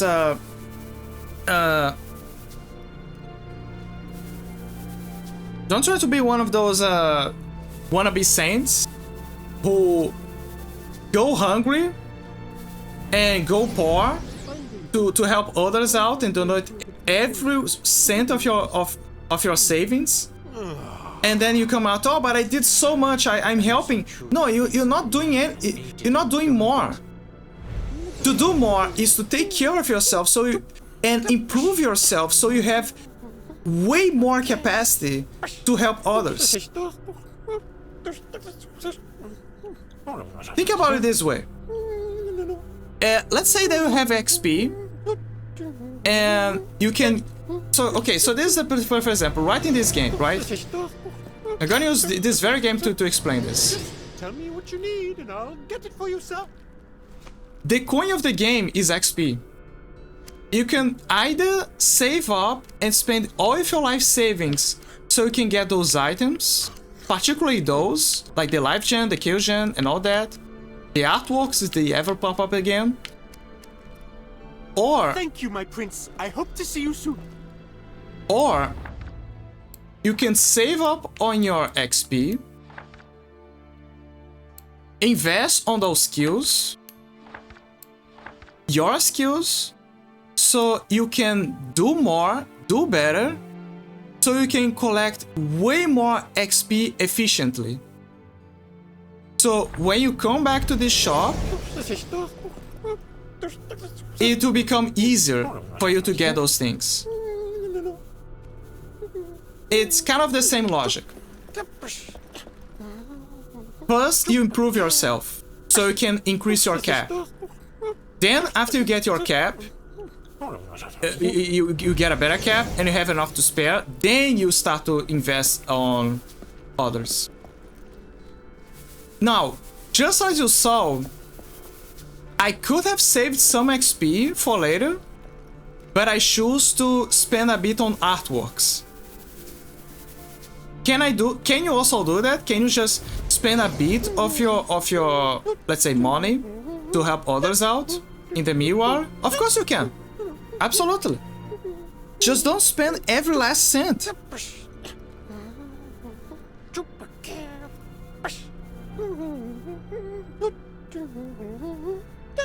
There was the one thing from Fallout 4, I remember. Fallout 4 sucks, but Soup can Larry can live rent-free in my head. Twitter is like a gacha game. I use my sanity to roll for either political bullshit, take memes or pornography. That is a...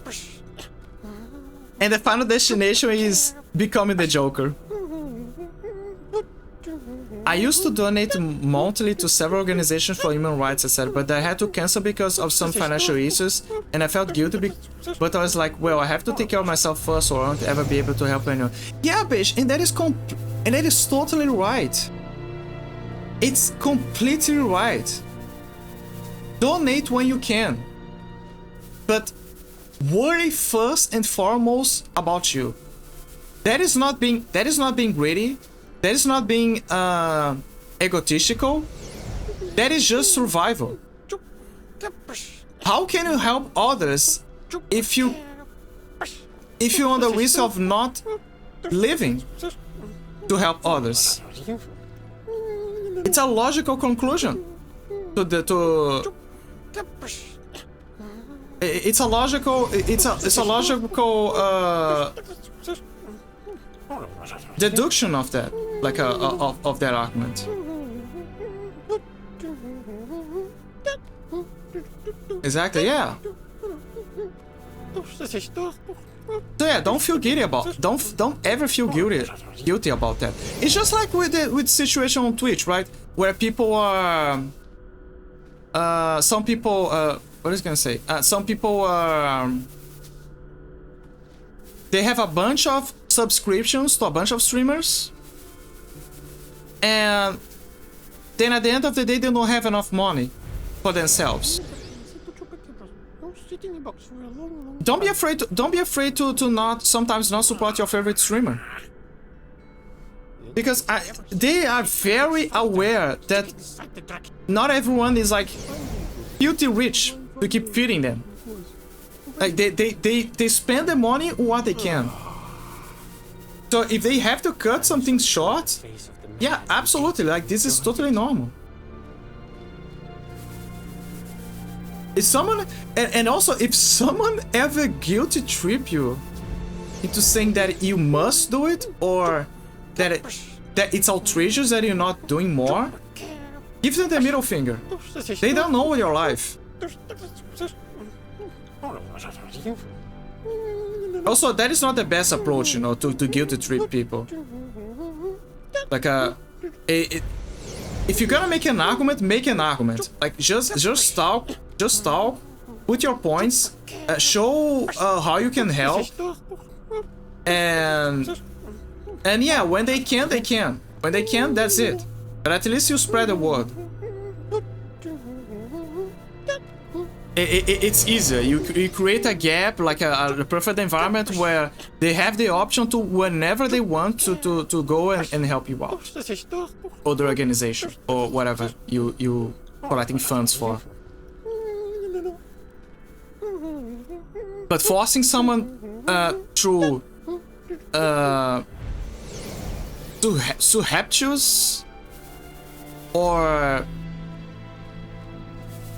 surreptitious or let's say nefarious means is not the answer. Because eventually something's gonna smell. Sit in the box for a long, long time.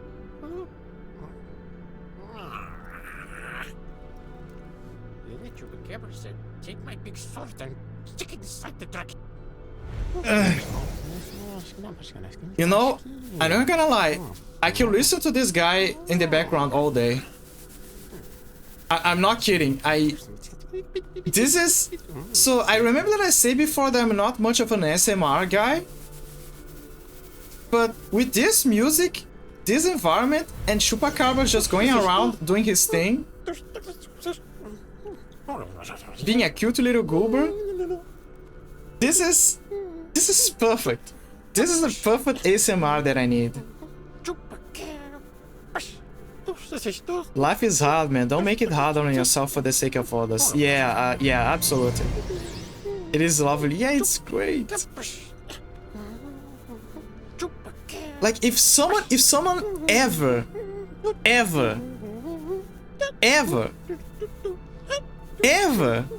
made an ASMR of this,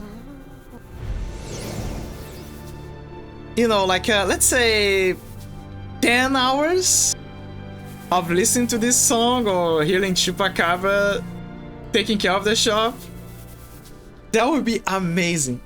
Perfect. And you know what would go super hard in my case? If it was this with rain in the background. Rain in the background, like the sound of the rain kind of hitting the glass of the window, and Chupacabra taking care of the shop.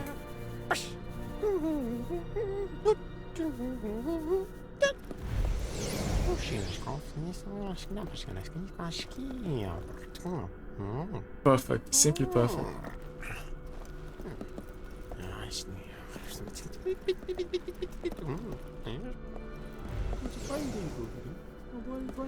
Anyway, we spend a lot of time here. But the Zobek will have questioned the scientist by now. I should have taken this.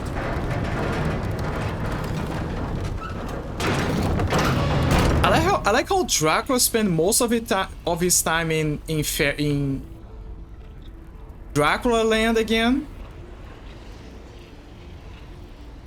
And what is this? What the hell is this? Press B to use the power of sacrifice. The fuck is this? Ooh, so edgy. Clade. Oh, I found it! The Clados is an amazing relic from a long forgotten time in which warriors thirsty for recognition had to pass the challenges that only it could offer. Anyone who wanted to test their valor in the arena of the Clados first had to find the runes that completed. A total of 16. For every 4 runes, the warrior had the right to a series of challenges. Finding all the runes and completing the associated challenges is only within the reach of a chosen few. However, there is a final condition for those brave enough to try. The Clados only activates if the ancient words written on the runes are read. However, as far as this chronicler knows, the creature known as the Chupacabras is the only living being that speaks this forgotten tongue. And it makes sense because he's immortal and he probably lived a long ass life collecting magic relics and all that. But yeah, basically we gotta find those things and then we can access the Clados challenges. What is this? Soldier's Diaries, bad drink for Raul Duke. Maybe it wasn't such a good... Okay, I'm gonna roleplay. Bad drink for Raul Duke. Maybe it wasn't such a good idea to come into this abandoned shop. The relics and potions, surely they are arcane and powerful, but I shouldn't have drunken all the cups that were left. I think I'll sleep here for a while. Even Dracula's dungeon seems like a nice place now. Not even the streams of pain or the smell of death interest my daydreaming. With the loot I've amassed today, I will be a more powerful warrior. Tomorrow. Yes. Tomorrow is better. The only useless relic I've found is this quill that transcribes everything you say. Look at it move. Boo. Boo. Boo. Okay, that was... Oh wait, there's more. Boo. Boo. Dance. Dance. Dance. Dance. Boo. Boo.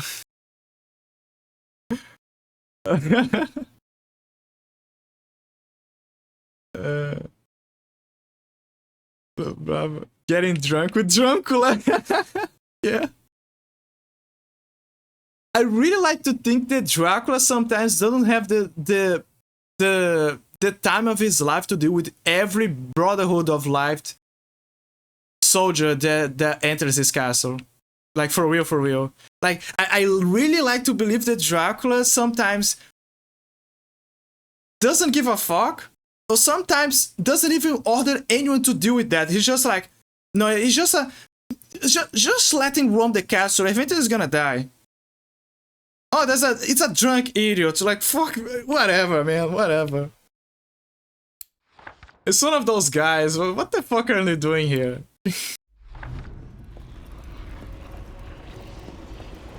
I really like to believe that Dracula, at one point or another, had to deal with something, with cases like that.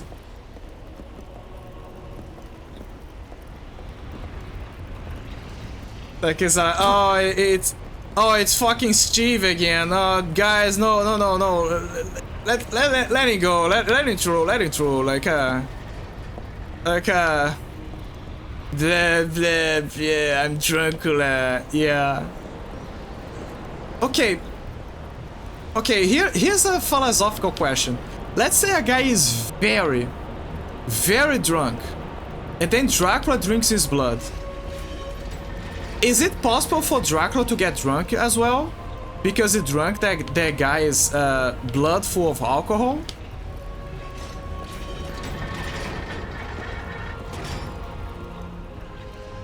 It's a food for thought when you think about it. Because Dracula has supernatural healings and all that, but let's say the guy is very drunk. I'm talking about very, very drunk. Like the kind of drinking that either would kill him on the next day, or the guy just have the toughest stomach ever. Iron guts. And then Dracula drinks his blood, including the alcohol.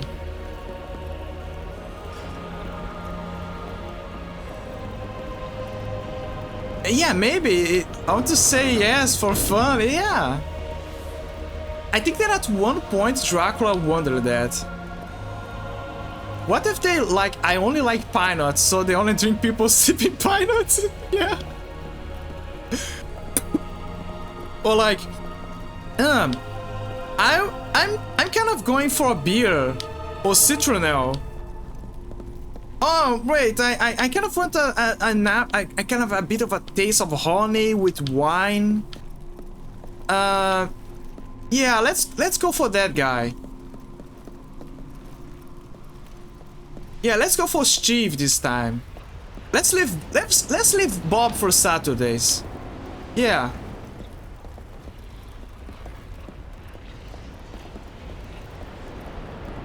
Okay, so here's a crazy idea that Dracula... So those are the ideas that I feel like Dracula is like a sleeping through, right?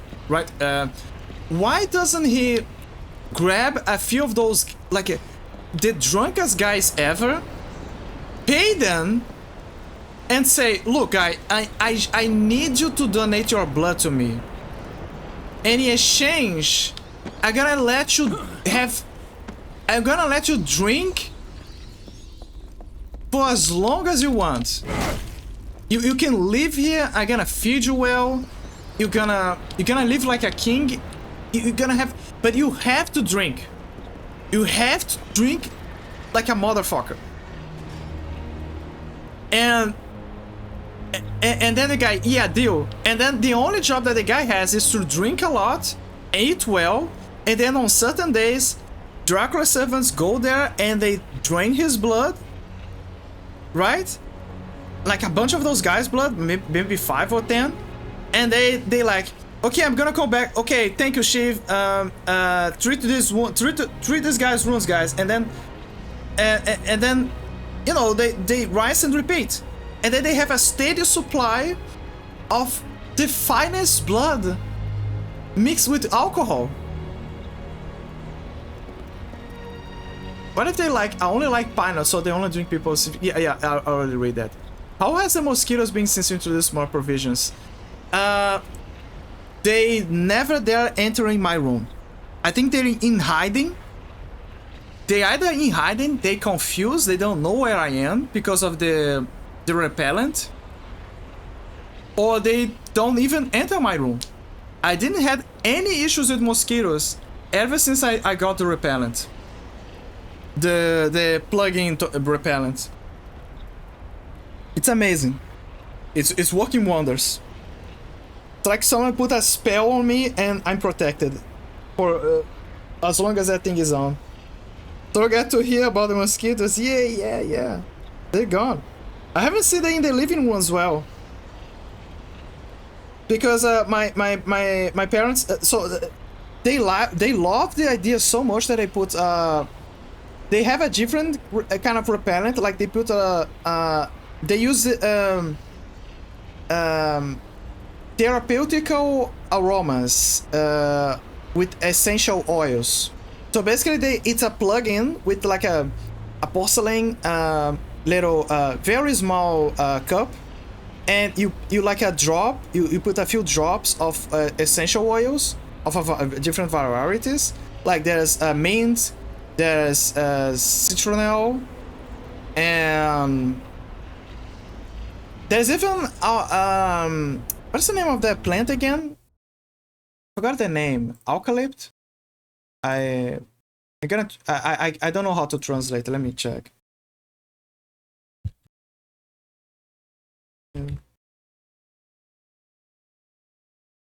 Eucalyptus. Okay, eucalyptus. Yeah, thank you. Yeah, eucalyptus. Yeah, it's eucalyptus. They basically kept the Greek name. So yeah. There is also eucalyptus. Very strong, very and very it's kind of good. It's a good smell, but it depends. It's a matter of taste, right? And there's other kinds of smells. There's also lavender. Very cool trees, yeah. So basically, oh fuck, I forgot to put this thing below. So yeah, basically, using the citronelle, like 10, it's 10 drops of water in the cup and 5 drops of the essential oil of your choice. But by my mom's experience, like lavender needs 10 drops because the smell is super weak. But anyway. They occasionally use citronelle on the living room, and it's working. It's fucking working. The smell is very soft, very pleasant, and the mosquitoes are not coming in. They are avoiding my house, like the living room, my room, because of the repellent. So yeah, it's working. It's amazing. In my mom's case, she likes the lavender because it's relaxing. It's incredibly calming for her. Eucalyptus maybe. Yeah, very cool trees.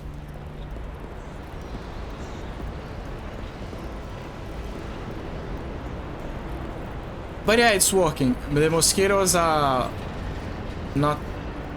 they're evading me. state mandated alcoholism. Yeah, exactly. Like this is Dracula's state, and yeah, he says, no, you gotta be drunk. You perfect. You can hold your pint. So, yeah, you got a job. You got the fucking job. So glad to hear about the mosquito. Let me see. Eucalyptus. Yeah. So glad to. Yeah. Okay. You know, this is actually the concept of Cold Vein. Like, remember the Cold Vein, like the Weeb Souls? So in the lore of the game, the Revenants, they basically undead vampires, right? And they need blood, human blood, to survive. And they kind of cut a deal with the government. And like basically the Revenants work with the government, right? In their some Revenants are bad, and then there are Revenants that are good guys. And those are the ones that are the units that are basically the main characters, and they made a deal with the government of the city. And I think members of the government are also Revenants. Yeah, and so basically the few humans that they have, like they gather them up in the city, and they protect them from all problems. Let's chupacabra. The leader of the city is a revenant. Yeah, the leader of the city is a revenant. Let me see. It seems you are missing some sort of energy source for the Cleidos, my lord. Oh, so now he says I have the Cleidos. It seems you are missing some sort of energy source for the Cleidos, my lord. Yeah, I need to find the pieces. But so the government, they cut a deal with the humans, and they say that the humans need to... So for the humans to live in the city and have their protection, they need to pay a tax. And the tax is basically a blood donation. So every so often, the humans... It's mandatory for the humans to go to the designated post and do a blood donation, so they can feed the revenants, the ones that should have their sanity, that is.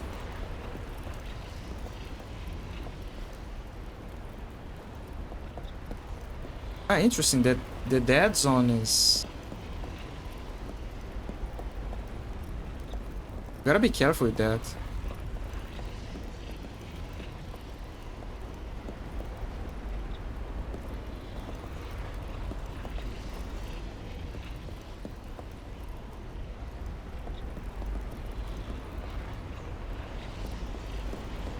Gotta find a way to increase the dead zone of the controller later.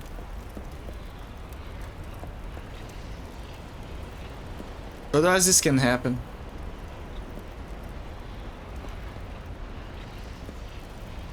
The leader of the city... Damn it. You know what? I'm gonna do this now. I don't want to deal with this problem in the future.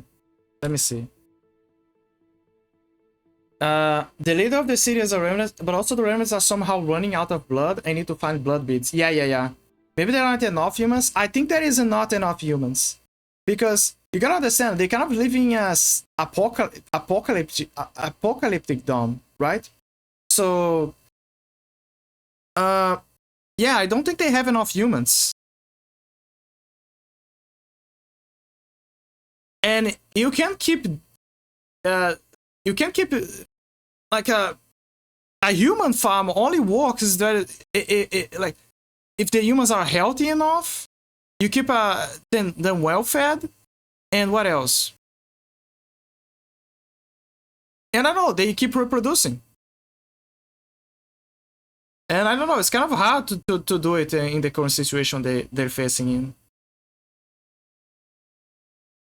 Okay, I'm gonna increase the dead zone of the controller because one of the Alden logs is kind of having an issue.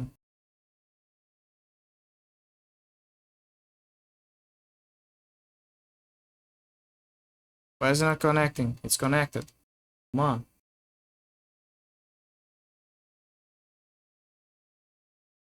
It's reading. That's weird. Later it's been having issues.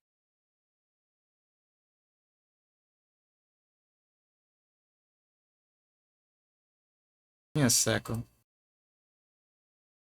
Okay, maybe... Okay, I'm gonna turn off the controller, because sometimes that's the issue.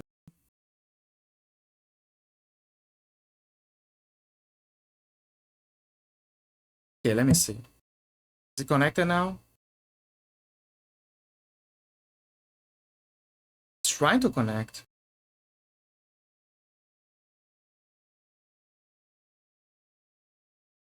Maybe it's because the game is interfering because of the drivers. Yeah, okay. So let me try to solve this. Give me a second. Oh, there you go. It was exactly that. The drivers, the game was kind of interfering. Okay, let me see. Sticks. Yes. Okay, I found it. So okay, I need to increase the dead zone of the controller. So let me see how I can do this. The dead zone. How do I do this again?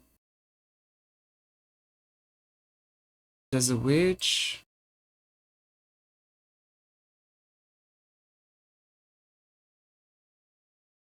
Let me see. I think that is enough. Okay, now we sync.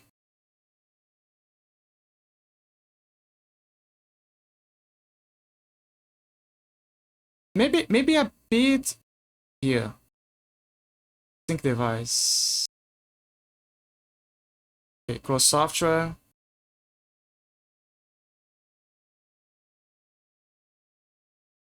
Okay, let me see if that works. Okay, so I use this software to increase the dead zone of the controller. I just don't know how much the dead zone. It's hard to have an accurate description. I think called the human part of the story. Oh, sorry. Also, since they keep losing. Also, since they keep losing revenants, they might need to turn some humans into revenants sometimes. That is also a possibility. Because if a revenant loses their heart, they turn to dust. And there is a huge war coming, and a lot of revenants are mutating and going berserk, and yeah, I can totally see that. The human part of...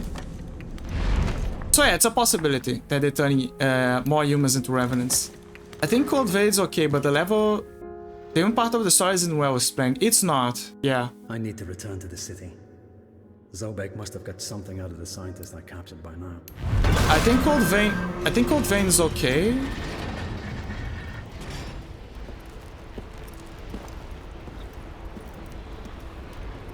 I think Cold Vein's okay. What? It reset the cutscene? What the hell? Ah, it's fine. At least Paige can see the beginning. I think Cold Vein is okay, but the level design of the game is bad. I agree. The best level in the game is the ice level. And the worst level is the desert level. The desert level is a fine example of what you shouldn't do in video games. Oh, my prince. What a great honor to have you. Also New Londo, yeah. Business. Yeah, I think New Londo is also not good because it's very confusing. It's like a maze.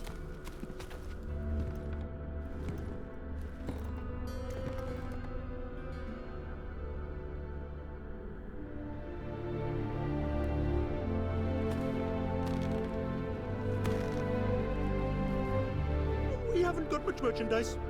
We've only just opened to the public. Please understand, Majesty. Well then, what do you think of my shop, sir? Lovely.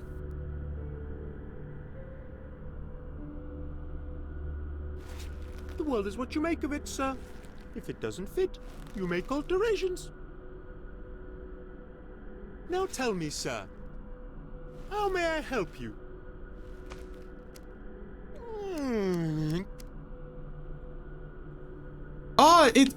Oh, look. He added more. So the game saved my spending of skill points, but I was right. He keeps replenishing with new artworks. So if I don't find them on the boxes I break, I can just come back here and just spend whatever I want to get the artworks already. A pleasure doing business with you, sir. There's 400.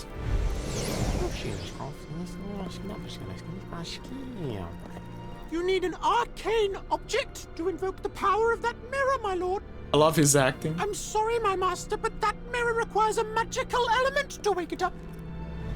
You will need to find an ancient mechanism to activate the power of the mirror, my prince. Okay, let me see if the dead zone works.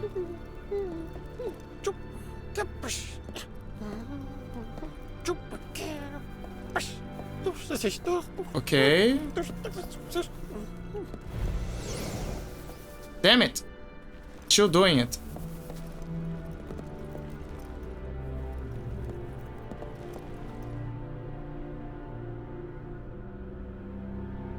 Okay, it's kind of fixed. Let me see.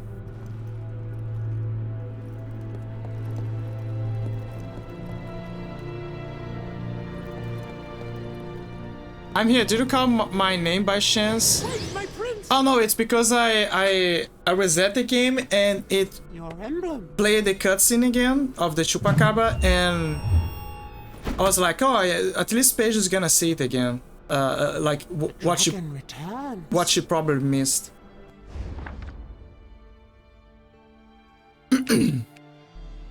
Oh, then I missed it. Okay, so I have good news. I can replay this cutscene because I'm configuring.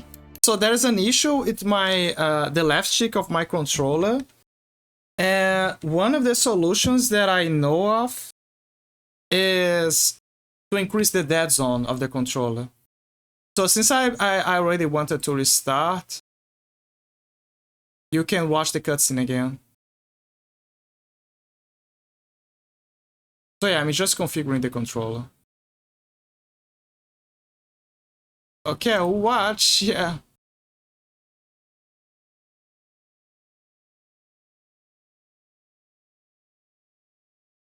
Damn it. Yeah, I think I gotta disable it again. I went to work, so I was distracted by that, Lord. By work, I mean. Oh yeah, for sure, don't worry.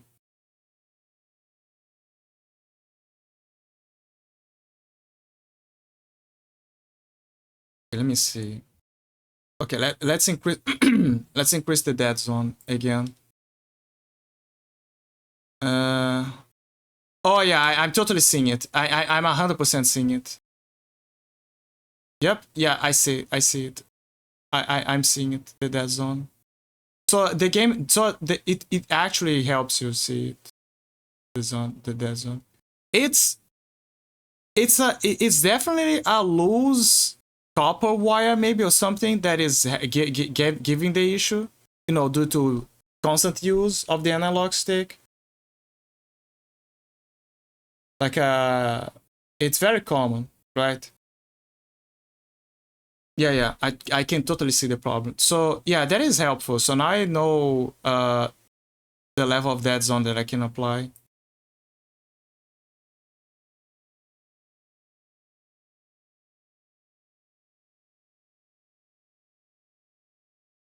Just a bit here, a bit, no, higher.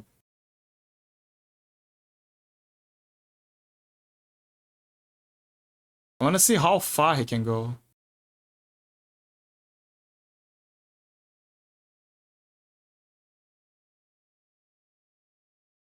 Careful now.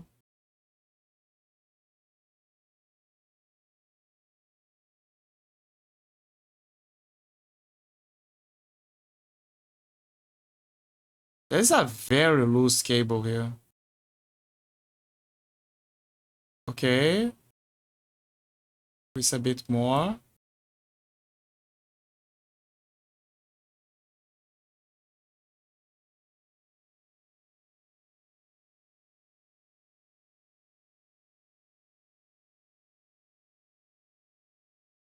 Okay, I think I found the right dead zone to apply.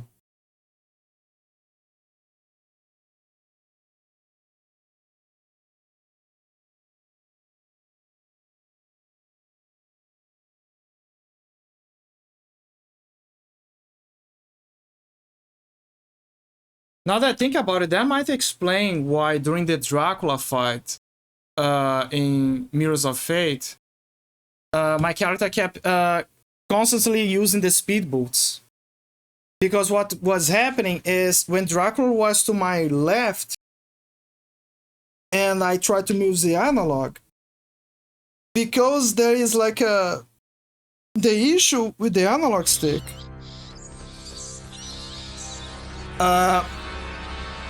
It would technically register 2 inputs and it would make my character run, like sprint to him instead of moving. So it's actually a problem with the controller.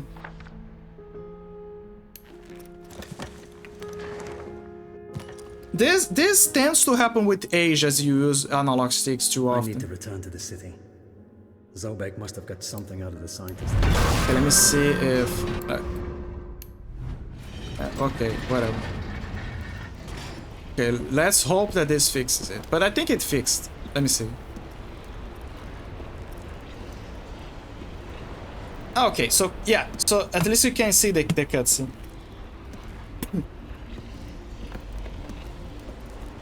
Should be, where are you?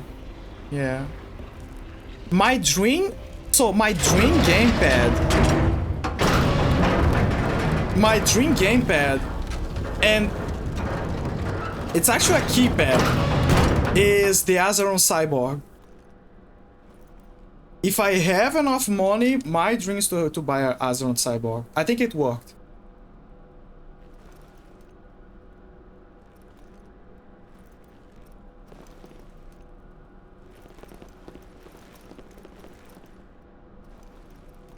Let me see. Yeah, I think it worked. Oh, my prince. What a great honor to have you in my humble business. Please, come in. Come in. Make yourself at home. Yeah.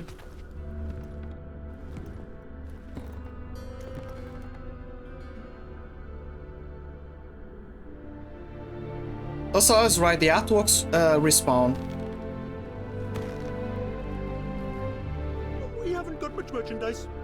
We've only just opened to the public. Please understand, Majesty. Well then, what do you think of my shop, sir? Let's look at the little wood bank that he made, the stairs. The world is what you make of it, sir. If it doesn't fit, you make alterations. Now tell me, sir, how may I help you? You know, so in another timeline, we got a loss of Shadow Tree. This little guy's business went above and beyond, and maybe Konami would have the brains to give us a plush of this little guy. They would be rolling in money. A pleasure to serve you, my lord.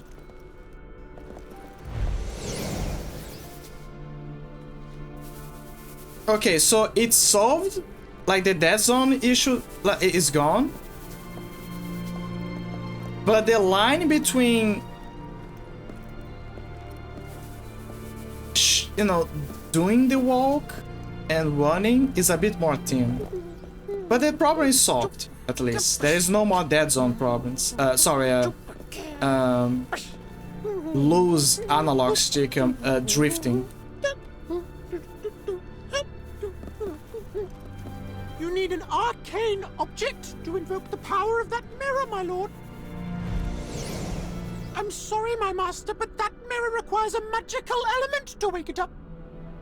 You will need to find an ancient mechanism to activate the power of the mirror, my prince. You need an arcane object to invoke the power of that mirror, my lord. I like how when he's exiting the shop, look what he does. Wait, my prince! Your emblem. Your emblem.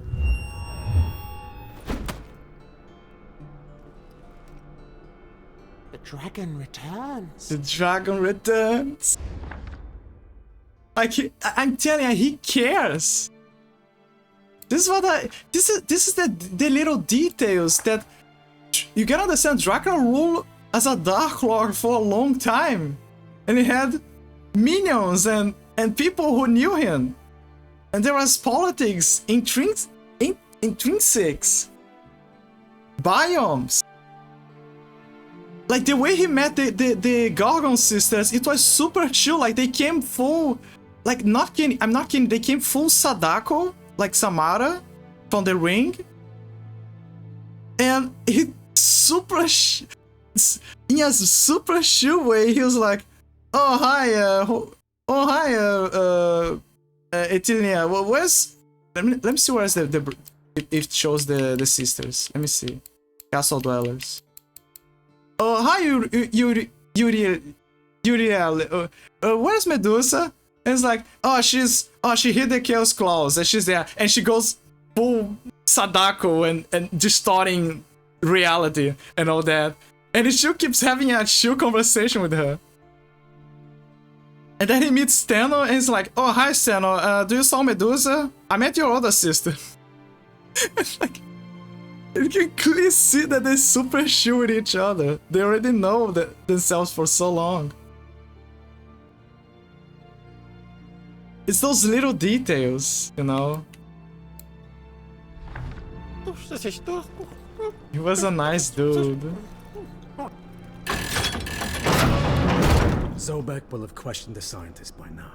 Yeah, I really like to believe that Dracula, for as much as he was grumpy, like incredibly grumpy and threatening to kill who opposed him, he was a very super chill ruler. A very cool Dark Lord.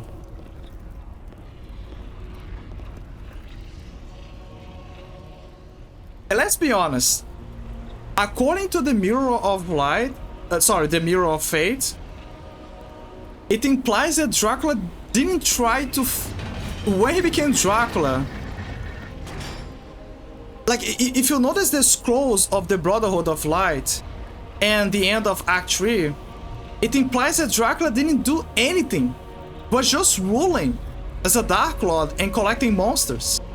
And the only reason he fought back against the Brotherhood of Light is because, according to a scroll, they saw that there was a Dark Lord that appeared in Bernhard Castle / Frankenstein Castle / Carmilla Castle / now Dracula's Castle. And they had this idea, oh, there is a Dark Lord that took over the castle. We must take over the castle and secure for the Brotherhood of Light and destroy the darkness that resides within. Yes, that is God's duty. We must do this. And they kept doing this over and over again. What do you think Dracula's gonna do? Chill out? No, there are people hitting his front gate.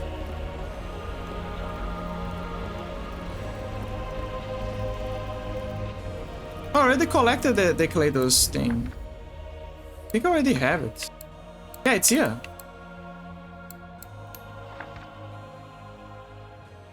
I think that the game already registered me getting the thing. So I think the only thing left was a cutscene.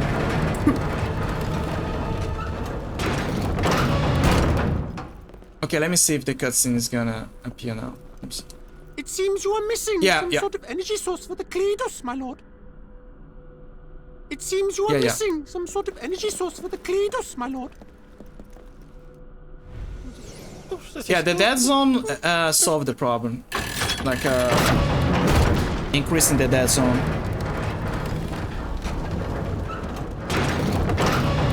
There's no more drifting, thankfully. and when Dracula did the huge attack on the village where the Brotherhood post was, and by collateral, you know, Simon's mother died, and Simon escaped to the mountains.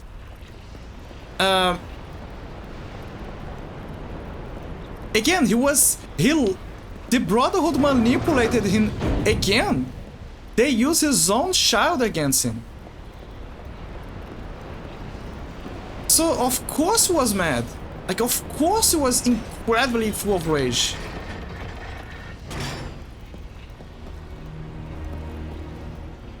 Yes, I also like that. I like that they went with the Barak Sema look. Yes, I agree. That was amazing. Because the original reason why the Belmonts have the name is because okay, so how to explain this? So in this timeline, the reason is because Gabriel actually gave himself the name because he had a passion for mountains. So he decided, oh, I like mountains, so he decides to put his last name as Belmont, which stands for Belemont, beautiful mountain, right? In the original timeline of Castlevania, yes, the Belmont name holds true, like the background, but there is more. It's because the Belmonts were known to be warriors of the mountains, and their families were known for that. So yeah, that's why the Belmont name became known for. And, you know, they are a noble family, but the point is yes, they were originally warriors of the mountains. So they took that idea, like this background of the Belmonts, and they played around at first, but then when it reached Simon, they included that detail that they used to be warriors of the mountains. Because Simon, he ran to the forest and he got rescued by a mountain tribe, and they trained him, like they took care of him. And that is the reason how he became a hunter, and, you know, grew the habit of like, you can say that all of his habits and style is mostly out of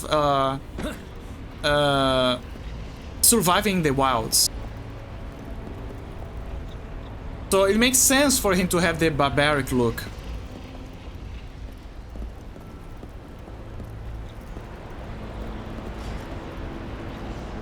It feels better to run now that I added the dead zone. That is better. That is very cool.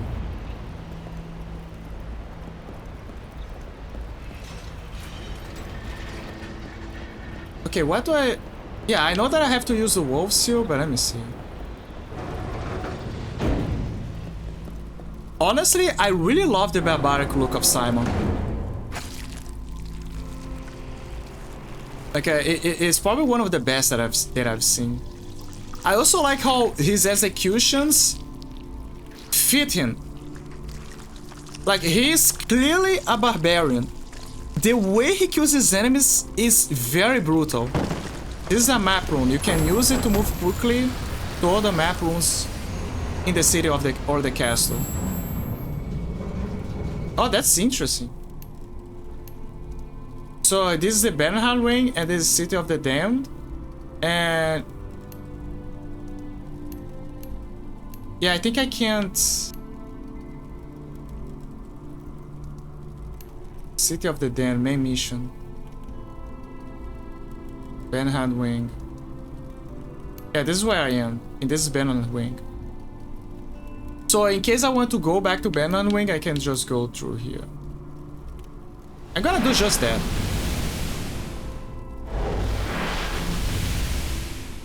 I like how he just goes into this little market thing, and tada, he's here. I remember that there is an explanation that they give for this door. They say that it used to be someone that got displaced during a portal travel, Yeah, I think that's the soldier that is gonna explain. Let me see. Misfortune of Alvar the Wise. Following the steps of Dracula, I have reached the interior of a room that seems to contain some type of magical device. I'm sure he didn't see me, but when I entered, he was gone. Maybe some way to travel quickly from one side of the immense castle to the other. That would explain how the Prince of Shadows is able to control what happens throughout his dominion. The mechanism seemed to be empowered by blood. However, when I offered mine, a punch stabbed at the palm of my hand and injected a strange fluid into my veins. The spasms are recurring and I can barely finish writing this message. I only hope that my name is remembered for my heroic acts throughout my life. Though, given my final mistake, I would understand it if it weren't. I like that. Yeah, models are cool, yeah. So the motherfucker thought, oh, I saw Dracula stabbing his vampiric, creepy, undead hand on this thing to activate. Oh, look, I got an artwork. So I'm gonna do the same thing. I'm sure nothing bad will happen. Especially with the knowledge that vampiric blood is poisonous.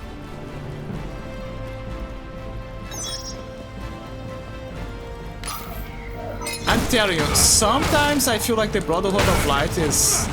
they're just stupid. They're straight up stupid. Chaos Claws. Okay, now I can use this. Chaos Claws.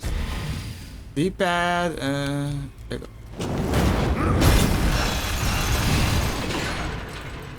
Okay, now I can move around here. There you go.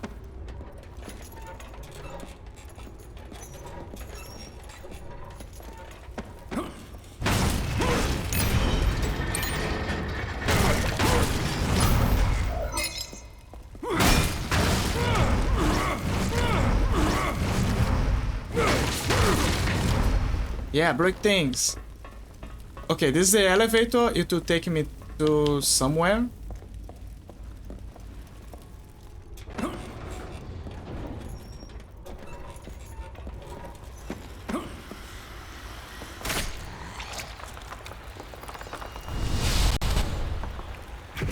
I think what I like the most about Simon's design is that the red fits him way better, especially since he's a redhead. And he also has a Scottish accent.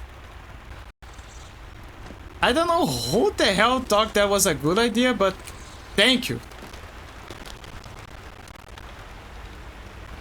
And I feel like people don't like to say this much, but I feel like the Netflix Castlevania series took some inspirations from Laws of Shadow. Because guess what? Trevor in the series, like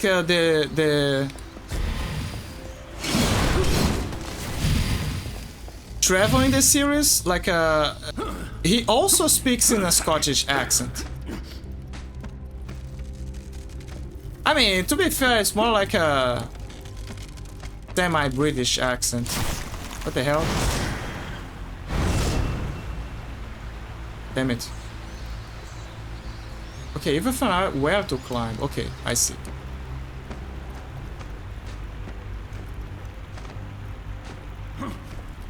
Take two.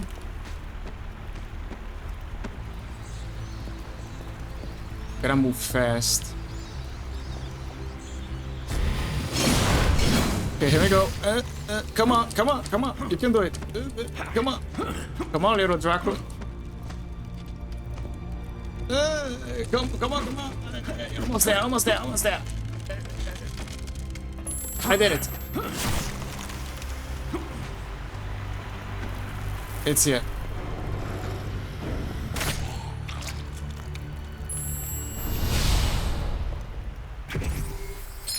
I like how you need the ice one to get the fire one. Oh no, wait, that's a live gem. Never mind. I keep getting used to the shadow gem colors. Yeah, how do you do this? Oh, I see.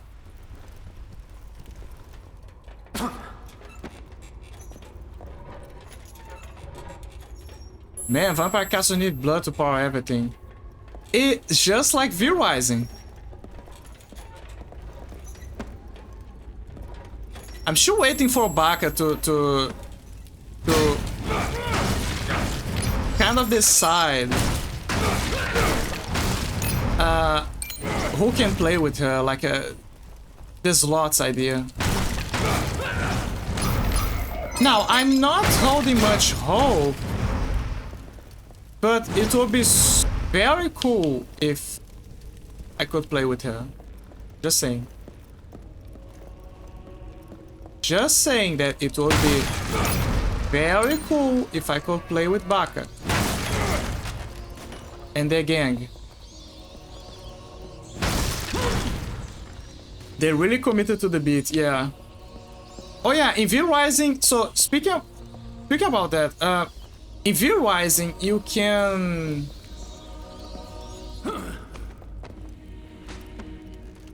Is it here? In V-Rising... Yeah, it's here.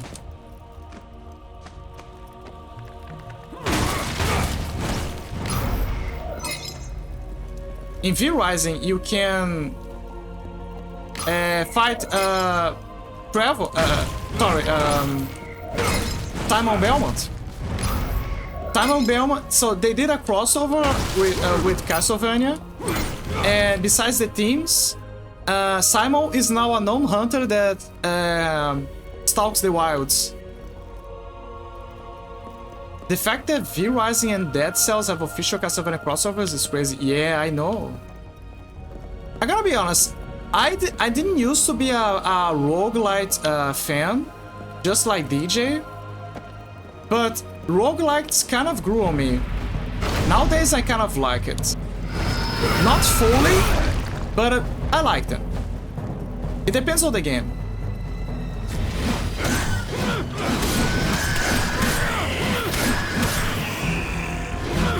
I'm here.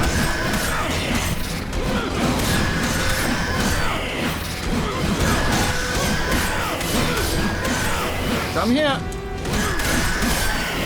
Almost there, almost there. You need to master everything. Okay, we got an arrow cut. Now for you.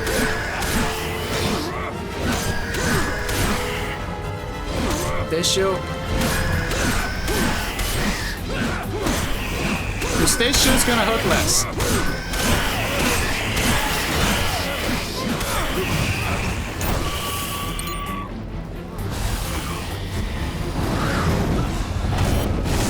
She'll need to arrow punch then as well.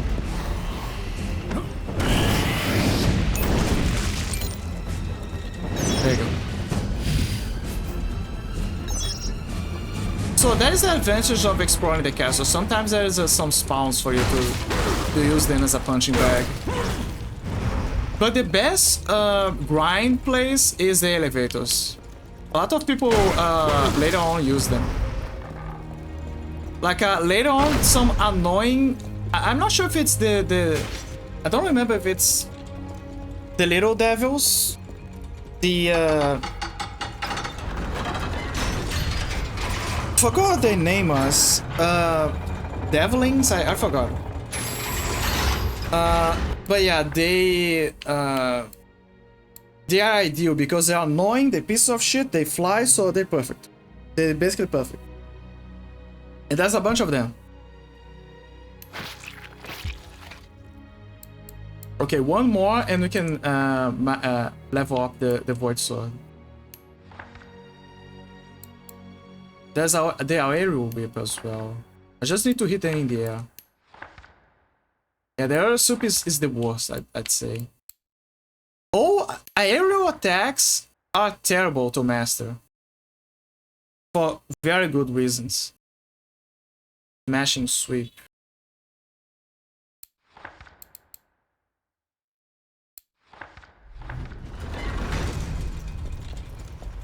So the reason I'm going back here is because besides enemies to farm, there is something else here. There's some items that I gotta go back to pick. So I'm like, okay, why should I worry later when I can worry now? No. Yeah, I'm gonna fight him. I need the grind. Hello. Okay. The problem is those are ground ones.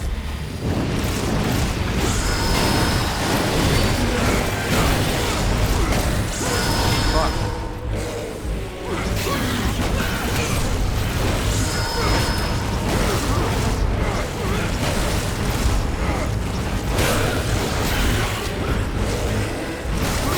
Let me see. Counter, okay. Let's do the counter one.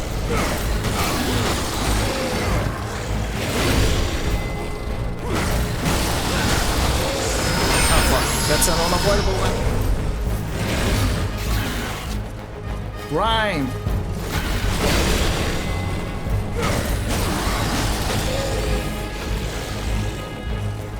Come on.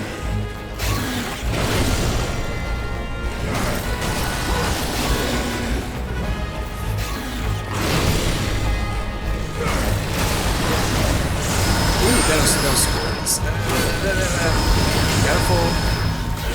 You can do this with the sword as well, but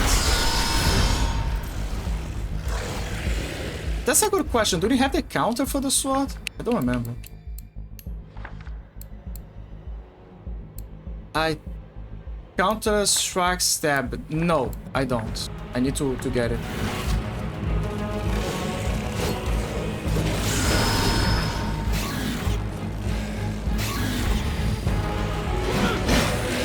Let me see. Can I get it in the air?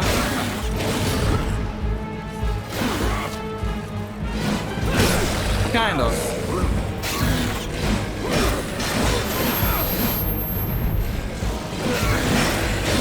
Kind of. I'm kind of doing it.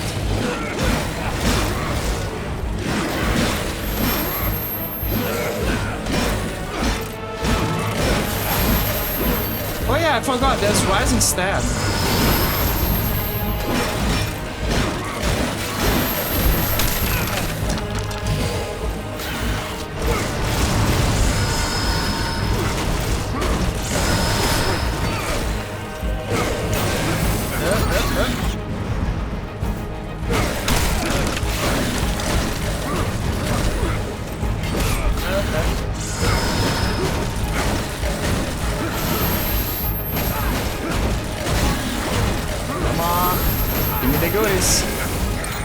What?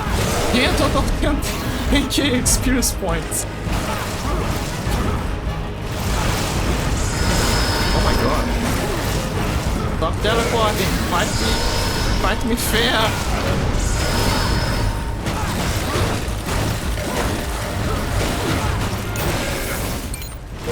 Fight me fair as I jiggle you guys in the air.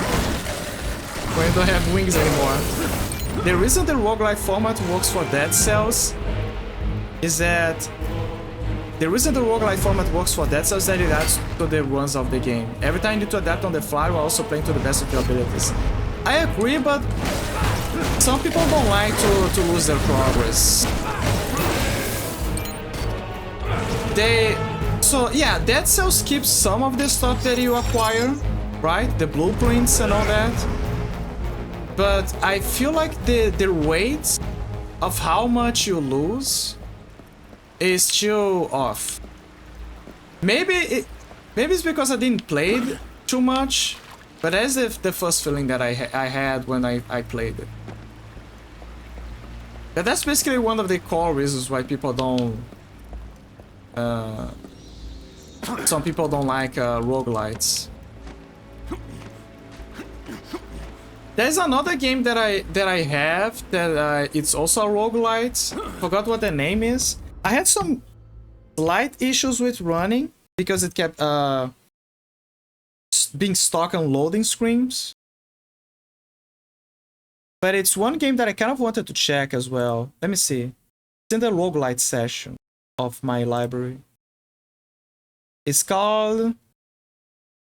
What is it? Loopmancer. So yeah, Loopmancer. It's another game that I kind of want to try.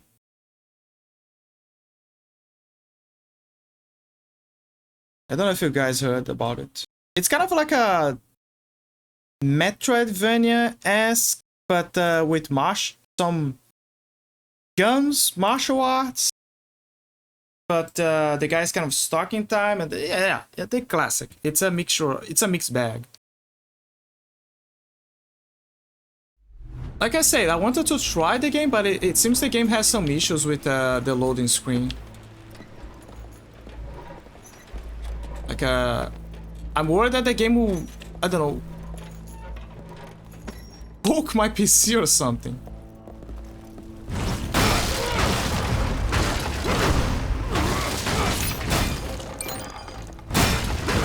I so much wish I had like a new CPU. Then believe me, most of my problems will go away.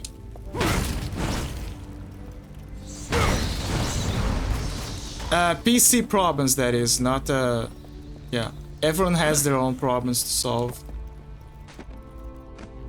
But yeah, my GPU is it's stopped, but my CPU sadly it needs some upgrade.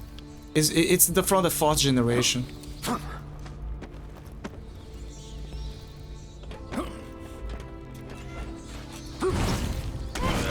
Damn it. I feel like Draco loses a lot of health when he loses something, like a fall or anything. Okay, so there is a door there. Carmilla's lair. There's gotta be a way to get there.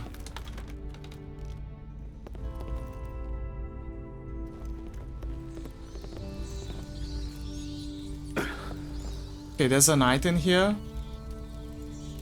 Maybe the wall is fake. Because I don't think Dracula can use mist form, sadly. For some weird reason, even though he's a vampire and you can see him turn into black smokes, he doesn't have the mist ability. Only Alucard has. I think that what I gotta do is I gotta find a way around.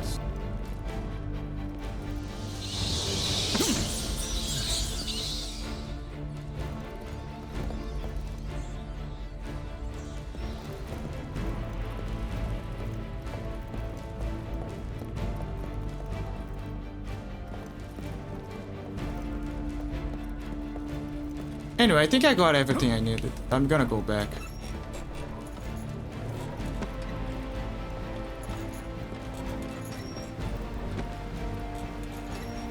Wait, there's something else down there.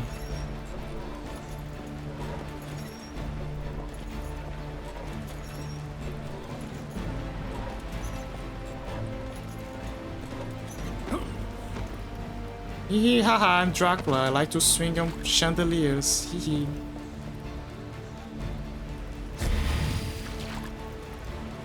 Okay,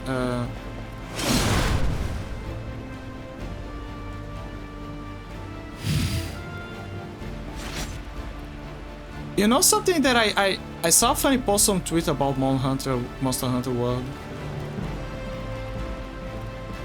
What was it? Also, I just realized something. And I love what they did here. So, they kept the idea of Laws of Shadow, Mirrors of Fate. You only spend magic if you hit something.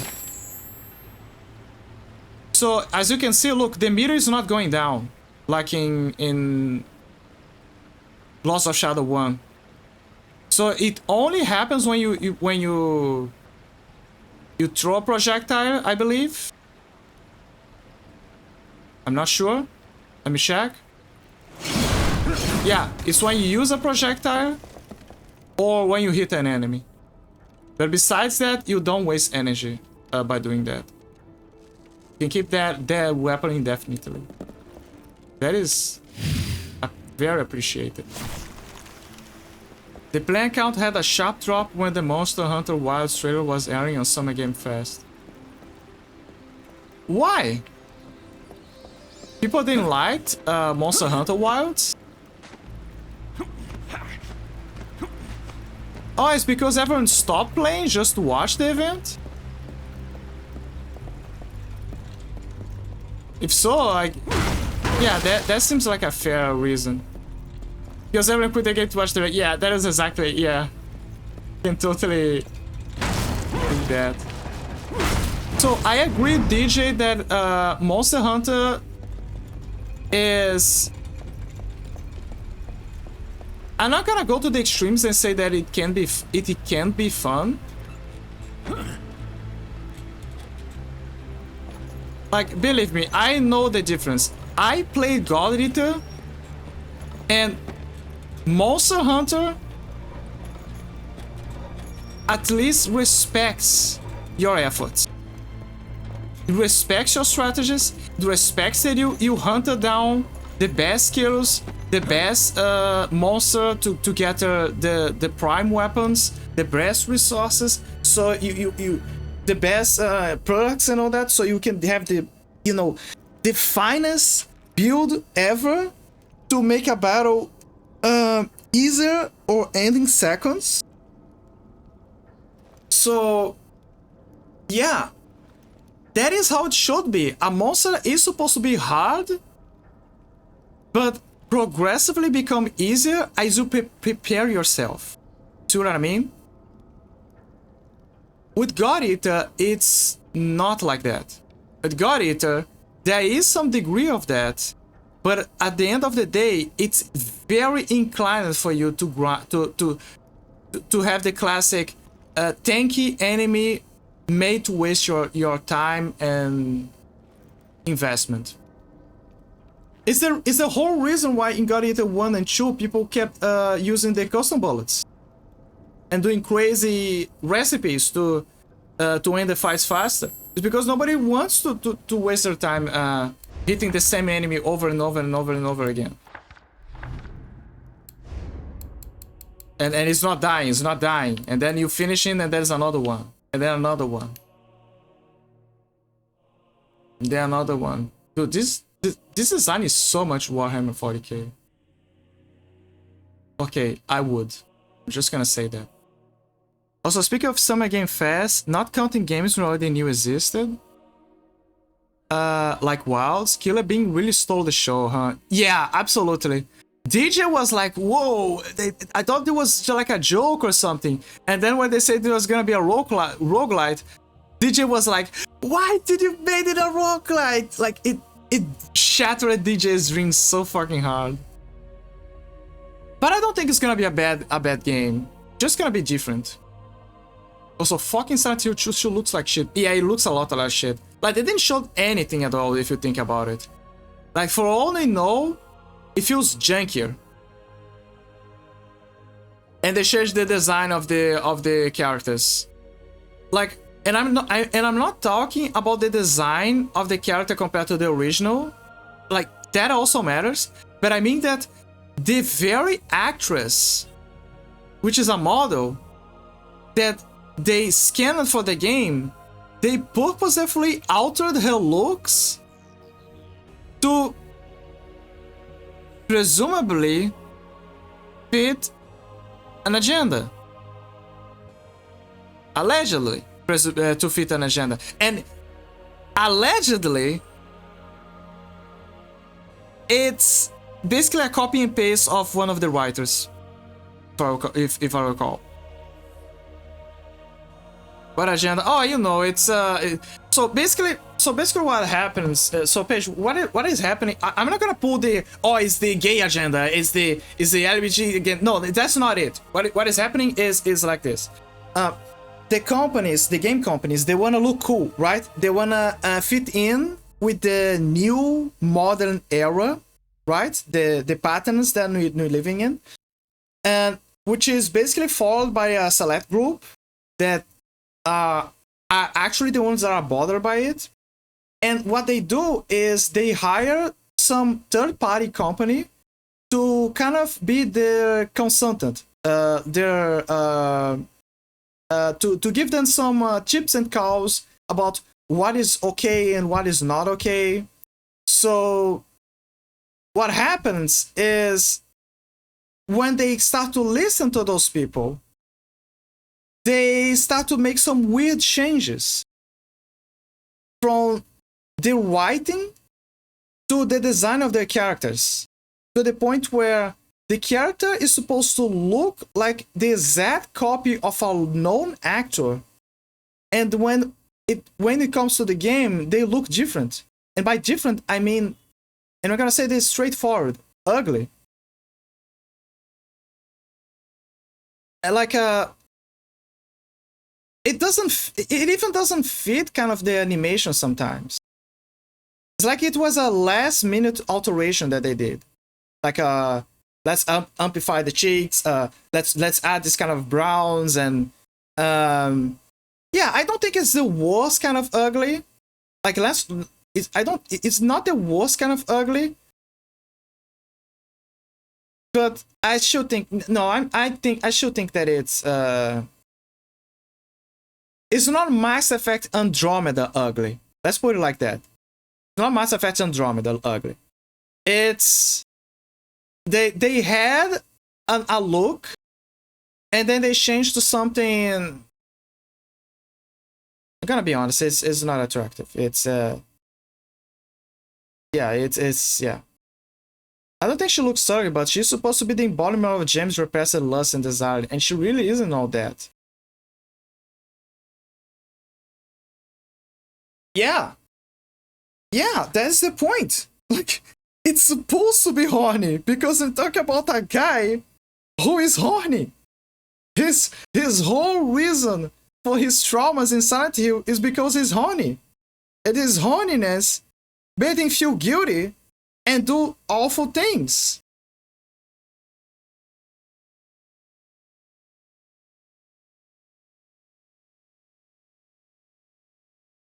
Anyway, what is the character's name? Did actors do something for them to not want to be associated? James. Oh, the characters. You mean the main character. The main character is James Sutherland. Yeah. Also, James. So here's the thing. I think James doesn't exactly look ugly, but you can clearly see that they gave him the Leon Sex Kennedy coat of paint. It feels off. Very off.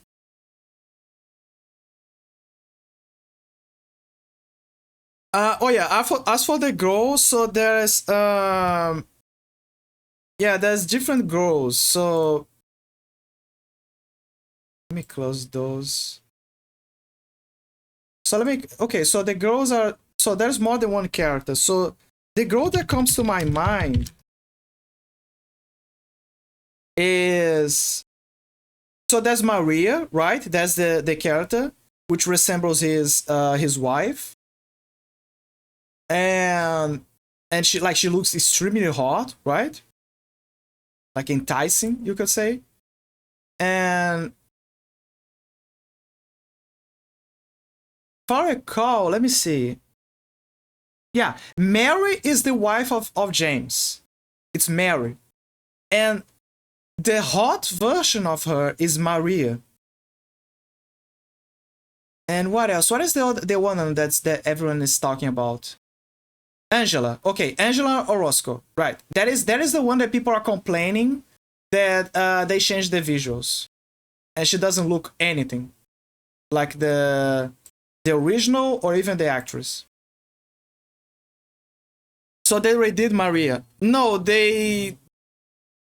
I'm gonna be honest, I didn't saw Maria, but I mean that they changed Angela, one of the other characters.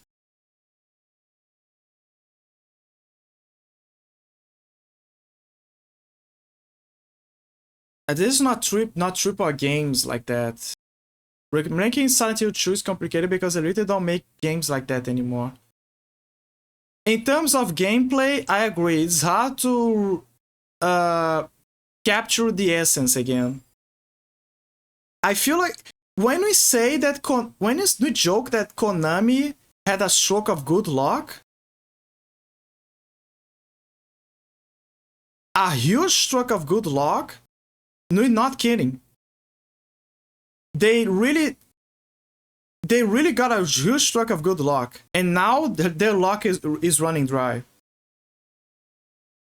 Because a lot of the good peeps that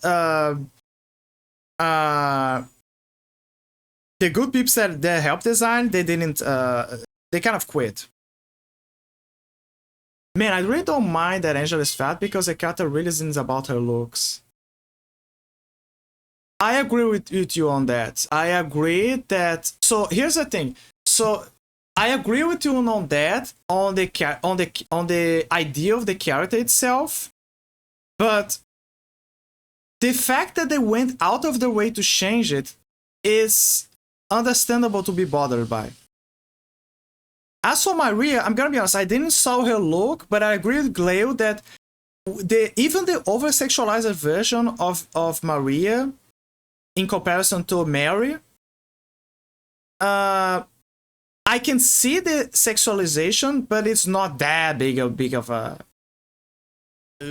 deal. You know what I mean?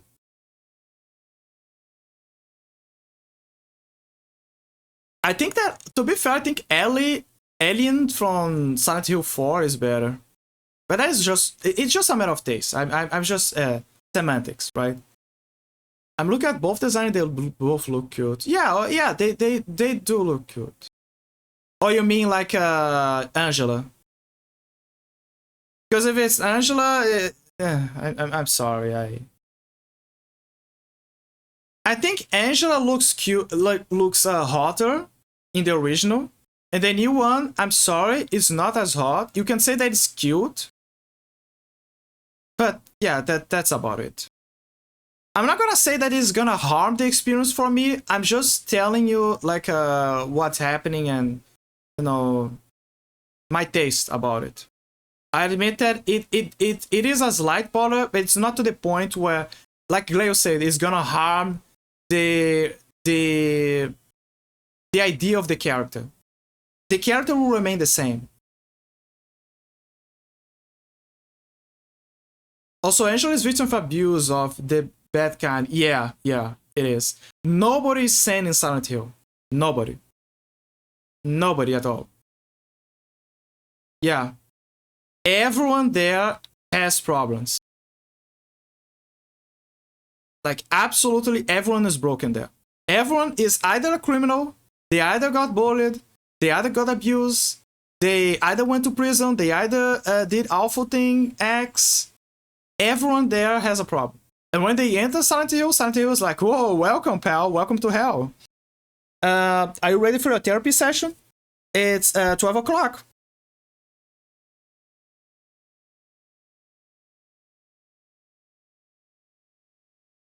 Like, Silent Hill is the best example of hell, unhealthy its own making. The mind is the true hell. Every time you hear about Konami, it feels like Every time you hear about Konami, it feels like the fat games they made were good, were a miracle. It feels like a miracle. The thing I like about Silent Hill 2 is that what James did is always the same. But the thing that changes how you play is the reason behind it. Yeah. Is that what James did is always the same, but the thing that changes as you play is the reason behind it. Yeah.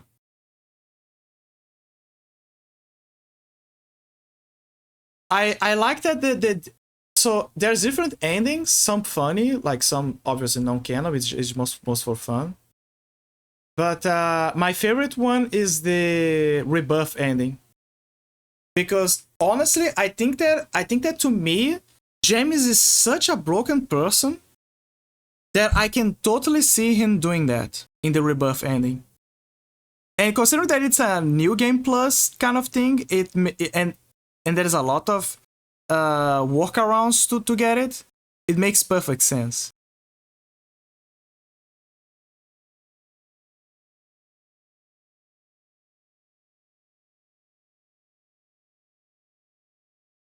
As for Silent Hill 3, everyone knows that the exorcising the god ending is the best one. Like, is the canonical one.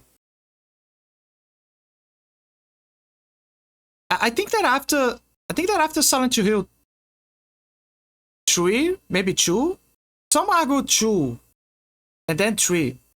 Yeah, let's check with 3. I think that after 3, they stopped doing the multiple endings, keeping people guessing.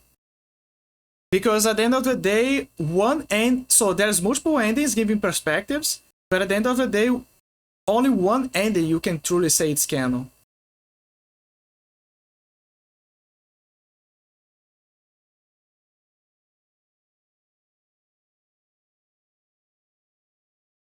They even say straight up, oh, that's a good ending. That's where everything's fine.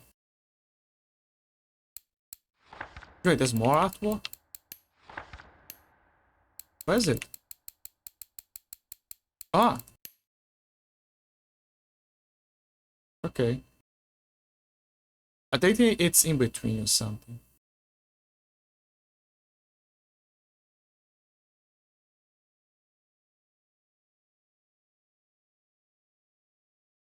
I think I got everything now.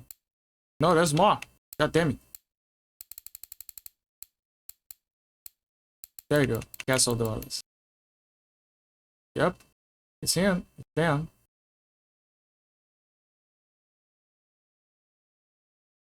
It's kind of a sport. What? Oh, the best thing is the dog ending, yeah. Also, the new game by the OG director of Silent Hill looks cool as fox. Glitterhead. Oh, I didn't look on that one. Ooh, ass and titties. Oh yeah, I didn't look on that. I gotta check it out. The draft.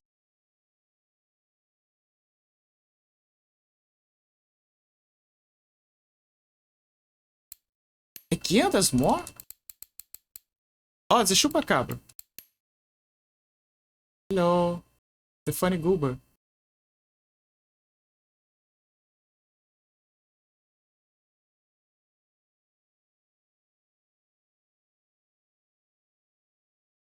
He's imprisoned there.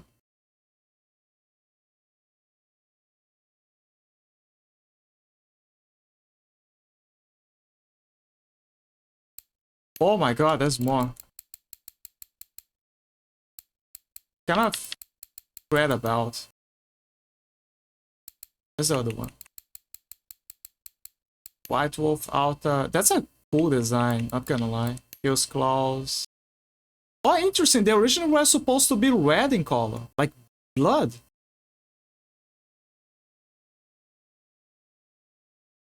Oh, yeah, I can see. Like it makes like a gauntlet. Oh, and the sword is supposed to be black.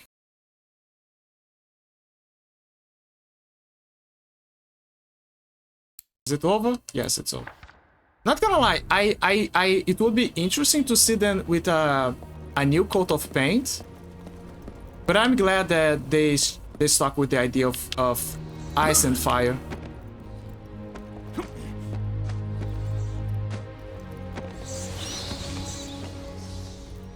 Sometimes I keep wondering in my head what it would look like if I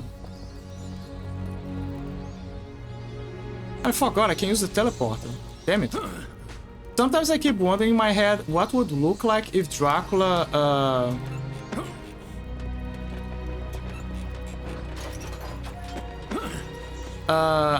instead of getting the Laura's blood and having vampiric blood inside of him during the process of absorbing the Forgotten One energy, I wonder what would happen if instead, I don't know, he got the lycanthrope curse or became a necromancer, he was a necromancer. Like, what his look would be like if he got the Forgotten One power and then had that happen. No?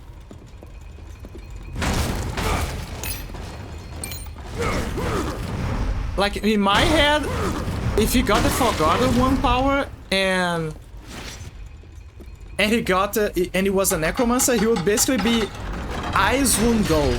Not Asmongold, I mean Asmongold from the Overlord manga and light novel and anime. I gotta finish that thing, by the way. Like I tried to watch the manga, but then they kind of inserted light novel episodes to kind of tease you.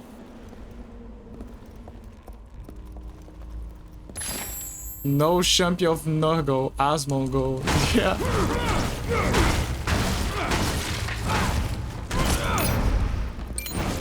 Asmongold is the kind of guy that respects his wisdom a lot, but agreeably, even he makes mistakes. And you could say that they're small, but yeah, he's human too. But it's not only that, it's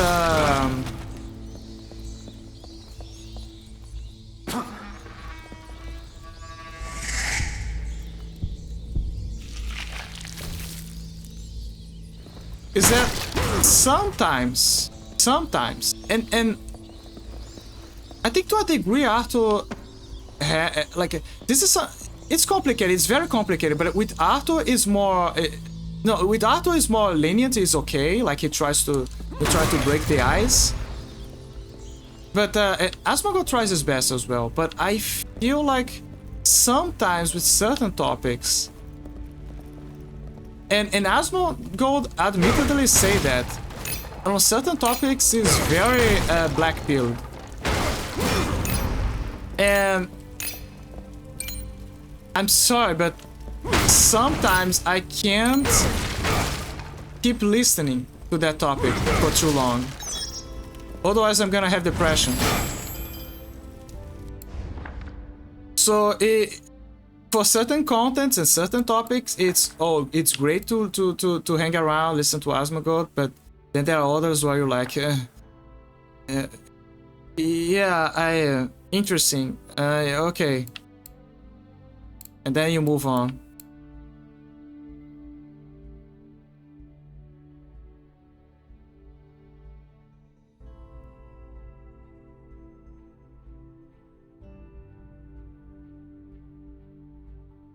You know what I mean?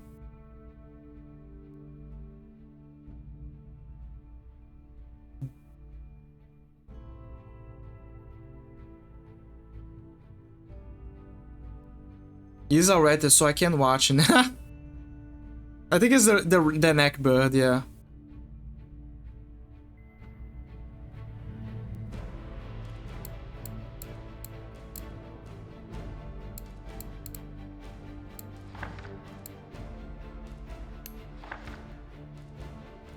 But overall, he's not. I think in the past he was more toxic, but as time went by, he became better.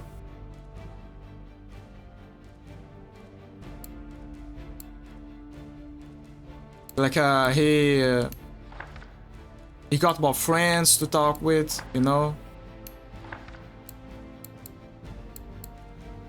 Smashing stab. Oh yeah, I forgot. I can now put experience points here. It's time.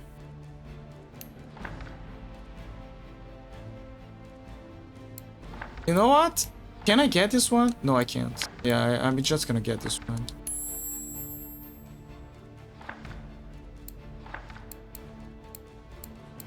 Combined cut.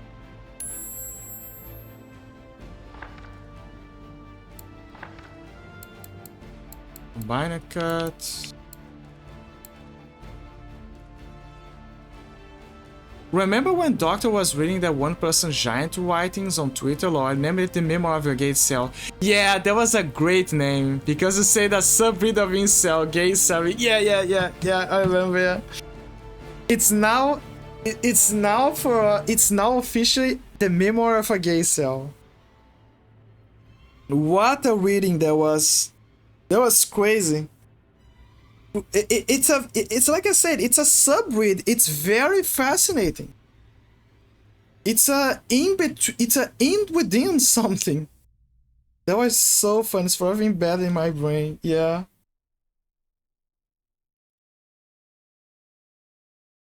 I didn't even thought it was possible. That was Yeah. Okay, maybe I have for Chaos Claws. Kind of. It was so unbelievable. Yeah, so unbelievable. Oh, I'm sure Telt is gonna find one.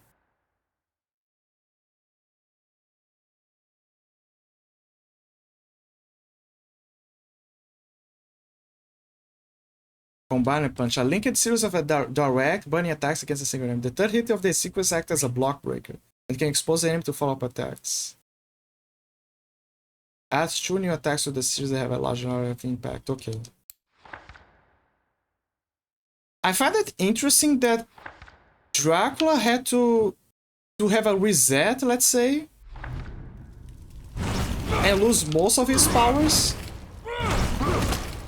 Yeah, I also like the animations. They did a good job with showcasing the things. I like how it took Dracula reset for him to become better in a lot of ways.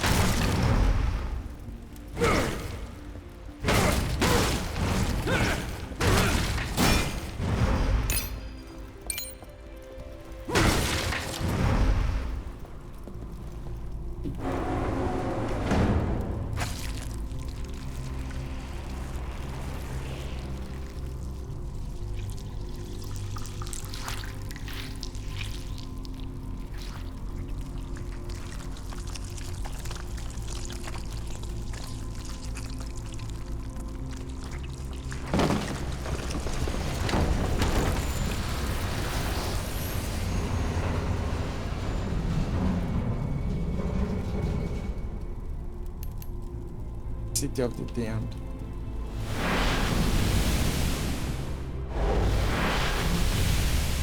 Technically, you can go there on foot, but it would require us to use the wolf altars and all that.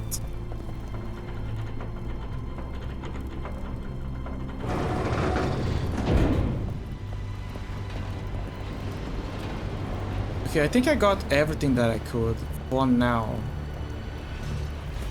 I feel like there was an item that I mean, there's always an item that I probably missed, but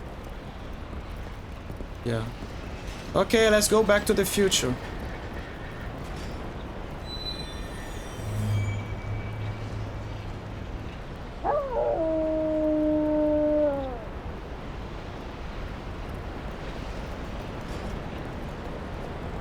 I still find it funny how Dracula has a... So, when you double... So, in the previous games, you needed to have, like, special boots for you to sprint, right? Dracula doesn't need that because he's a vampire. And he's Dracula. So, when you double tap, he sprints, but... It's a weak-ass sprint. It's like he's... Yeah, let's go! Never mind, never mind. You know what? Look.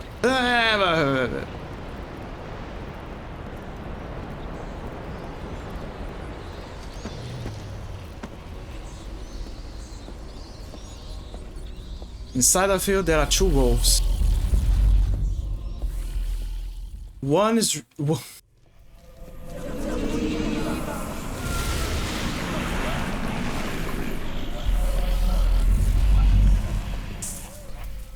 Inside the field, there are 2 wolves. One is Trevor, and the other one is...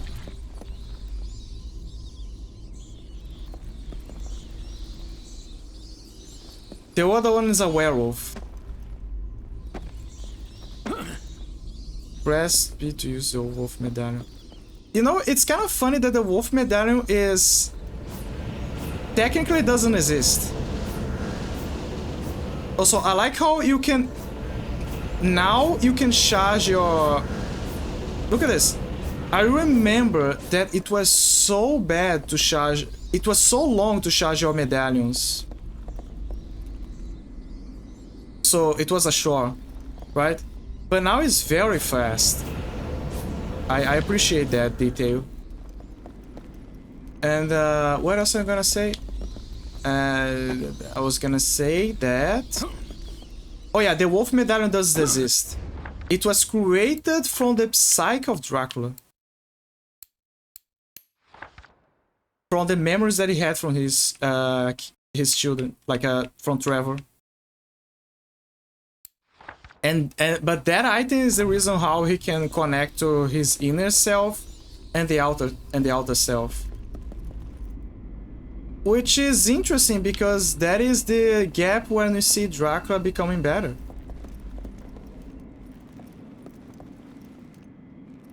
And again, it took a reset. A huge reset for him to do that. Can I tell you what I watched last night? Yeah, sure. Why not tell me what you watched last night?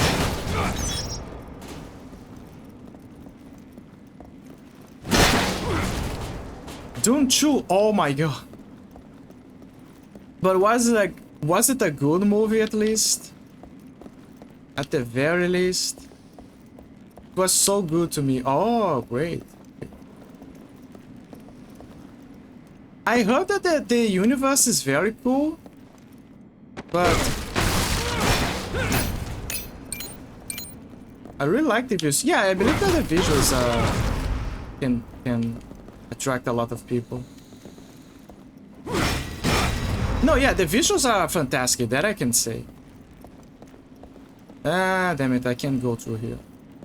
I'm telling you, it's like the game is messing with me. As if there's a way to get the item. Can I get it through the grate? Let me see. No. I felt I got tired of looking at sand, but then again, you live close to sand. Is that what you're gonna say? Oh, it's a desert planet. Okay. Yeah, that's true. It's a desert planet. So it makes sense.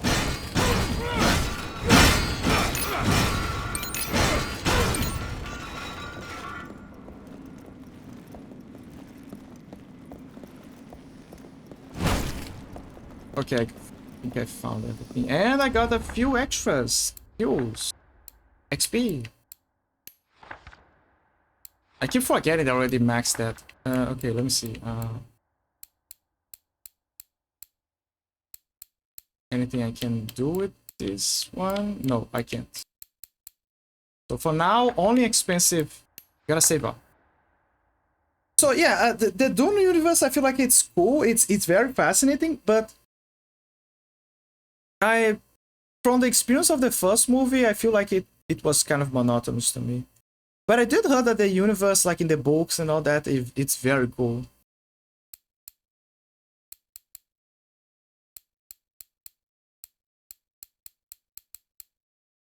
But in terms of visuals, yeah, I agree. The visuals are great.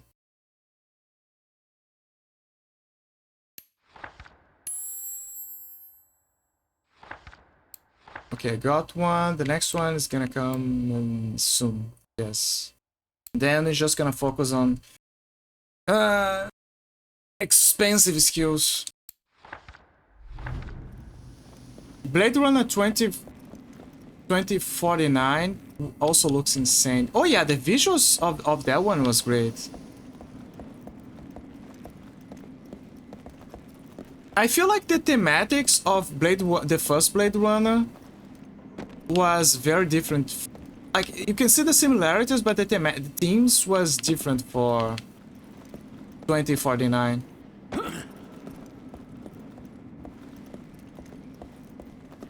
That's true, but like when those bad guys started floating around, that was cool to me.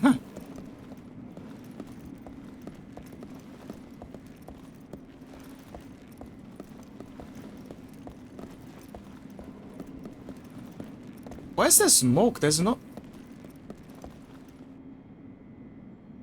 I could understand if there was like a sewer, but there's nothing.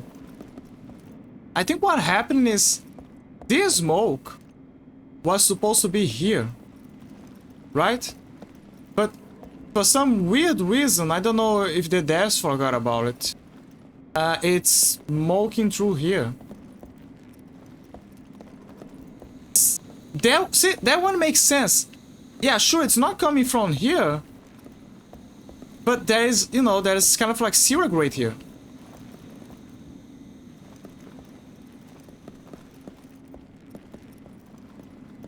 Smoke is coming from nowhere.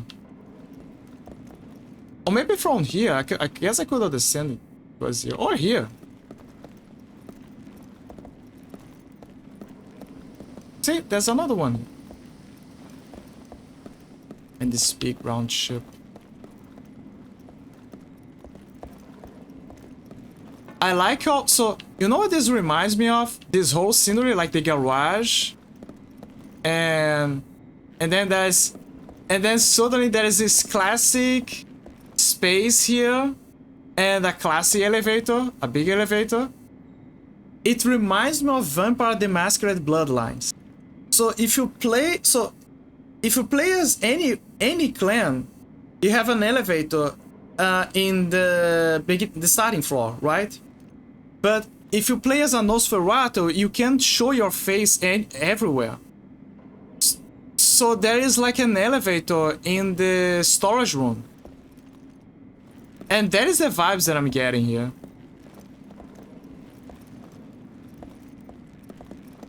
Is this Dracula's garage? No, this is Zobek's garage. Zobek was one of the Laws of Shadow that survived. Basically, he kind of died because Satan burned him. His soul was locked in the abyss. He escaped, began to make his way to go back. And let me see. And seeing that Dracula was kind of like he was missing and presumably dead, Satan came back. Then Zobek came back to try to, you know, acquire power and prepare before his return. Otherwise, he knows that he's gonna be one of his pets, like the intro shows. And Zobek became a businessman, like a medieval necromancer guy, came out of the shadows, and through his spy network and his knowledge, he became a business network, a businessman. He became a CEO. So all of this is a giant building, right? And yeah, means his garage. And the reason why there is sometimes places with pieces of the old castle is, again, Zobek also mentioned that the whole place, the whole city, got built over Dracula's castle and the region. So inevitably you're gonna see in certain places certain parts where the ruins are still intact or semi-intact. It's the part that they kind of was left behind. And it's also where he can go back to the inner castle. First playthrough Nosferatu, speedrun execution 80%, just like most medieval leashes. Yeah. Honestly, I do feel like most leeches, undead, and all that would become CEOs. Easily. Like, fucking easily. Because they had so much knowledge from the past.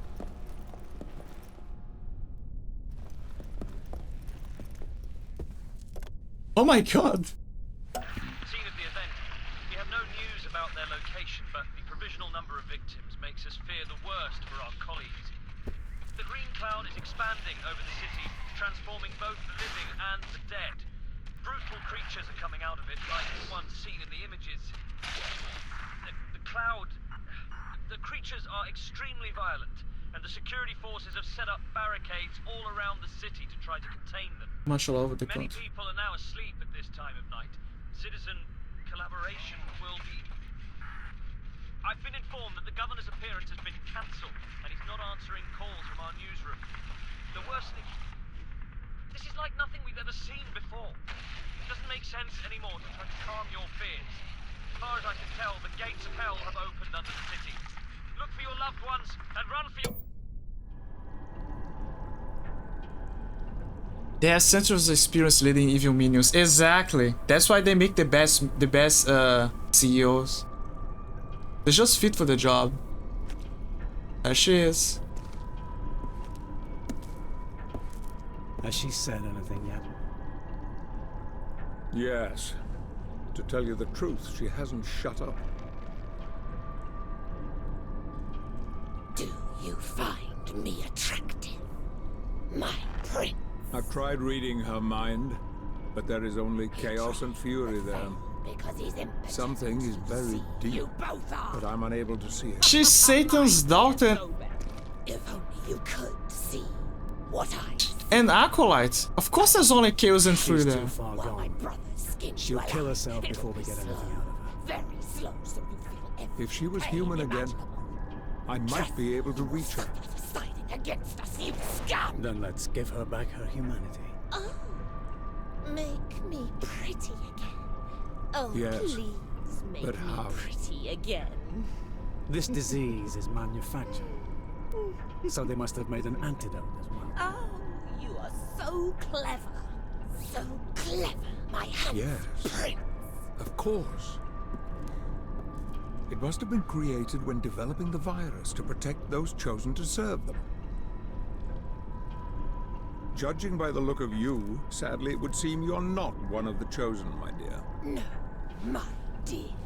Sadly, I am just one of Satan's hordes.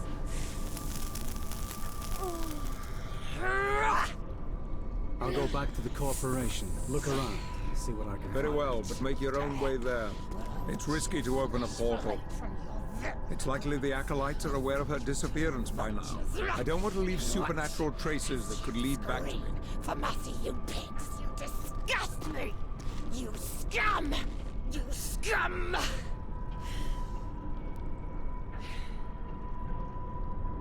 Not gonna lie, I really wish that Zob. Free me now or regret it for the rest of eternity! I really wish that Zobek and Dracula became like Pig son of a bitch! become like friends, and they give up on the idea of him dying, and they just rule the world like together or semi together. You will be his slave forever, creature! I'm really digging that idea. Like God told me he doesn't love you anymore. He doesn't love anyone anymore. wow, you truly live in Hallowed the. be his name. God is dead, and so are you. Can't you see the irony in that? How is God dead if you God just say told that he me doesn't love doesn't us? love you anymore. He doesn't love anyone anymore. We killed him and his precious son, and you two are next. God told me he doesn't love you shut up, shut up. anymore. He doesn't love anyone anymore. Okay, but this is a false. Okay, again, a big false statement. How can he be dead and at the same time, you can say that he doesn't love us, and then, like, Dracula? You got away me, and but at the same time say, oh, he's dead.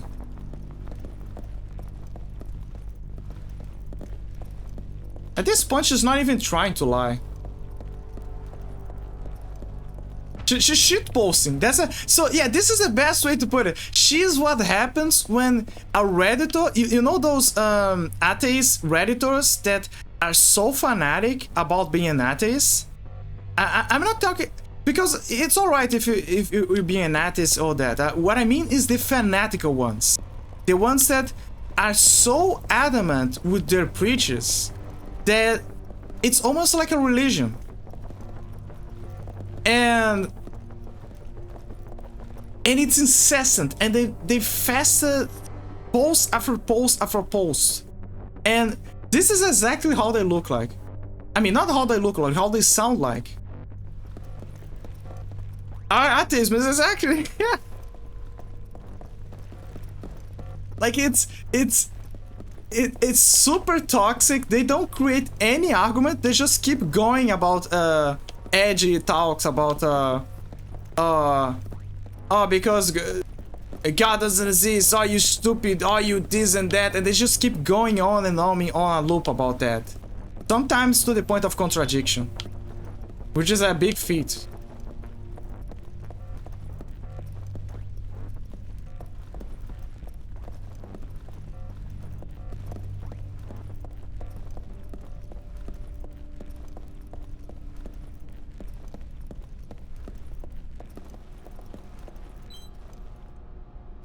Are you Atlas or is Dracula? No, I'm talking about the Satan Acolyte woman. Because the way she sounds reminds me of oh my god, they're already here. Because she sounds like one of those fanatical 80s Redditors.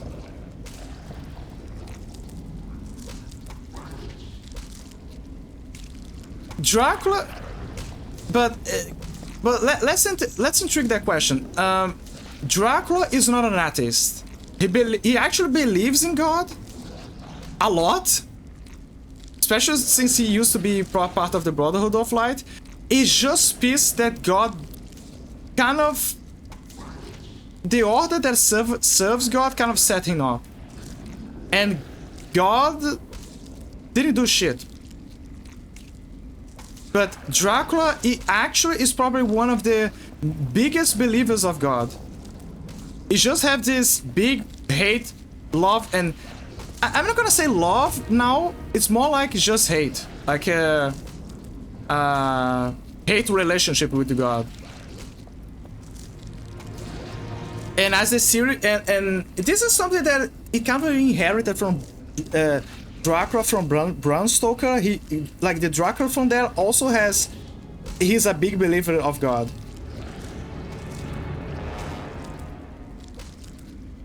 Not to the point where, oh, I follow God and all that. No, it's just that he believes in God and he kind of communicates with him as if he was a semi-close friend or someone that he has a close relationship with, right? But yeah, he definitely believes in him. As for if I'm an atheist, no, I'm not an atheist. I do believe in God. Not to the same degree as most people do, like Catholics and all that, but I do believe it. I have a more logical perspective of God. Let's put it like that. I don't think that it's like a bearded guy, a baldy bearded guy, and all that. I think that is something that we inherited from the Greeks. You know, the whole anthropomorphism of forces of nature, right? I think that if we had to define God, it would have no definition. It's essentially a force of the universe, and maybe more. And because due to our limitations, we can only grasp a certain aspect. You can make an argument that we try to that it is possible for an avatar, but you know, it's complicated. I guess a good example of that is with Blasphemous. Blasphemous enter into that detail. I'm not gonna spoil much, but it's the idea that because it's impossible to fully comprehend God, humans, in their attempt to comprehend, create a mirror situation where we create a loop back where it reflects back to us. So at the end of the day, it becomes the amalgamation of what we expect God to be. And this is in itself becomes a kind of a portal to the idea of God, but not exactly God. It's just like an intermedium that is just created. It's like a bubble. Or a lens. It's ideal for understanding, but it is still malfunctional.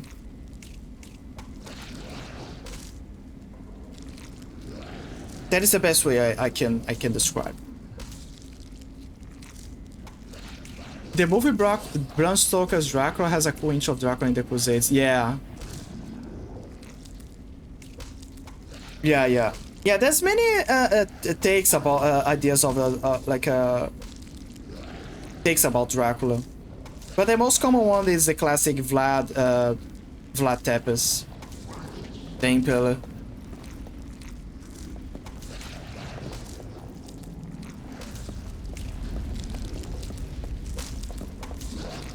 Oh my god, they just squashed the damn thing here.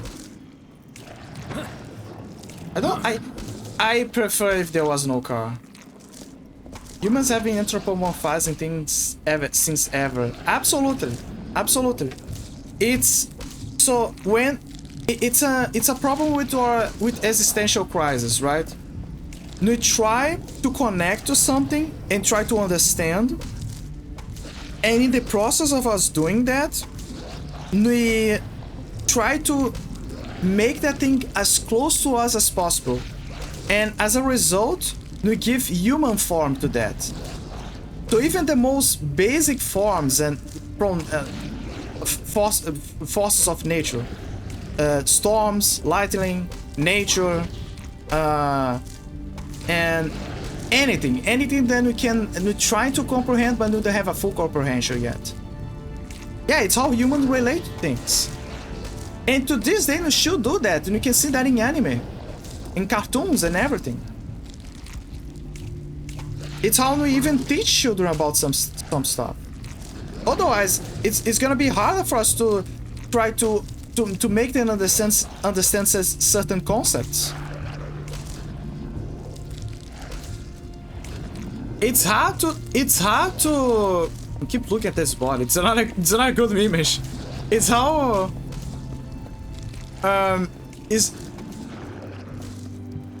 it's hard for us to try to explain things when we don't have a proper form for them.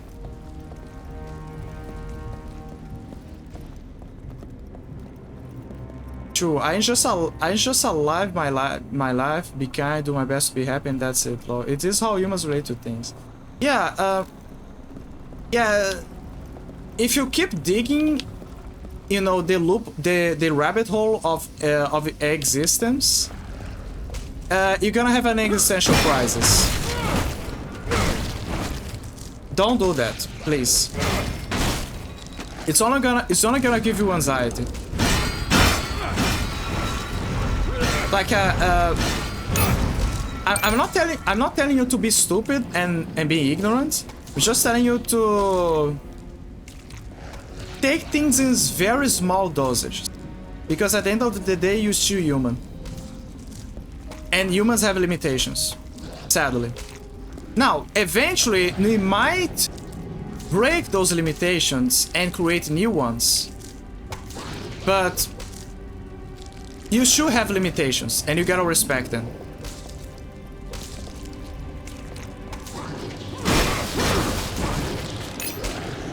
It is how we relate to things, yeah. Well put, Lock. Yeah, thank you. Oh, I forgot. I need mastery. Okay, where is the other? Punch.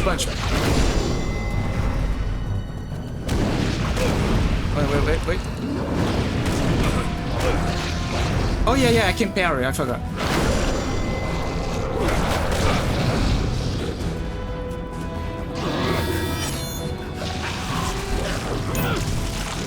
Dude, Dracula just... You drank the blood of a mutated creature. I'm sorry, but that's icky.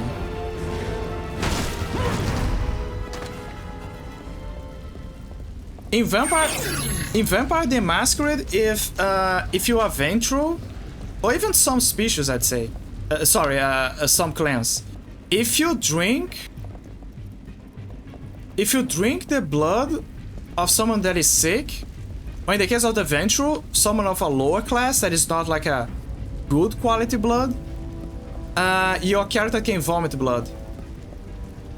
Ventrals in question, they can drink rats, the blood of rats. And if they drink the blood of hobos or prostitutes, they vomit blood. So they're forced to only acquire the best quality blood possible. Only. Otherwise they're gonna vomit all the blood.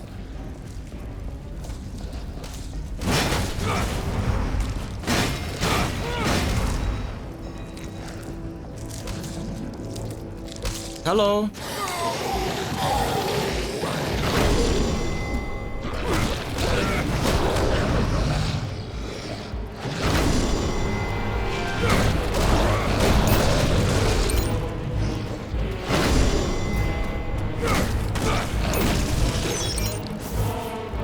Ventura are the vampire equivalent Karens. Yeah, they're absolutely Karens. Oh, it's destroyed. Interesting. Not gonna lie, I like when it was open. But that creates a bigger question. How the fuck am I gonna get here?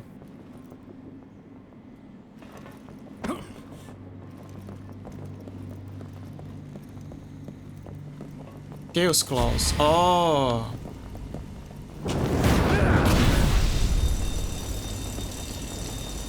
And then it frees them. The flames don't go out entirely. I must do something else to extinguish them. Something else.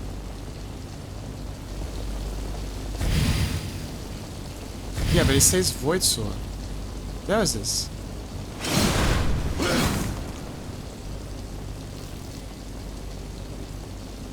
Something else. Like turning off. Ah!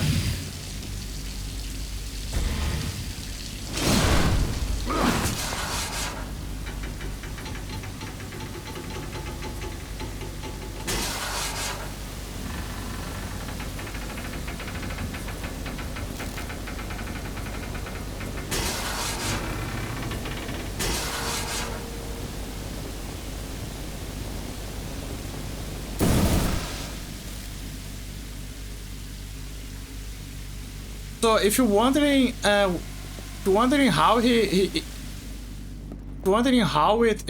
put the fire out, it actually the water, so the gas, technically the gas is still leaking. What happened is the water covered up the fire, so yeah, it basically put out the fire to the point where there was only gas.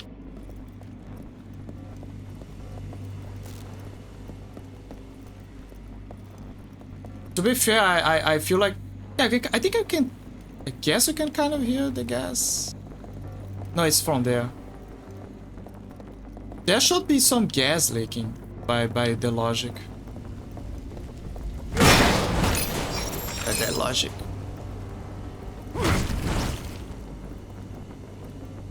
Ah, that's weird. It's like there's a room here.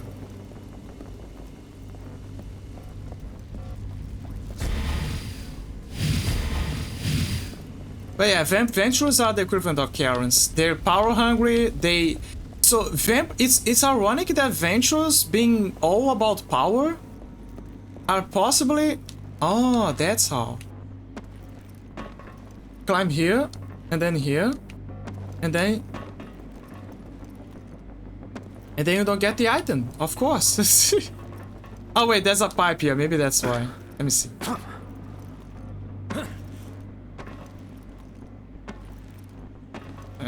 Maybe it's on the other side or something.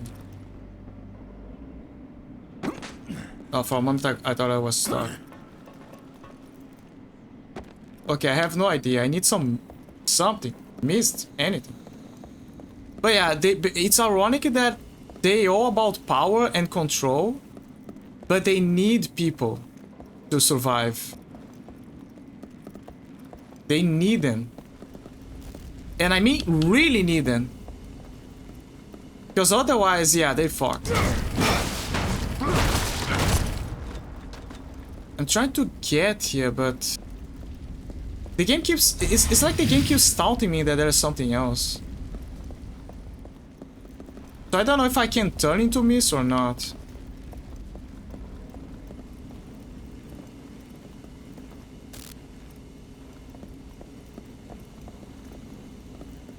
Looks like there's a room here. Yeah, whatever. I hope clearly I can go back here. Clearly.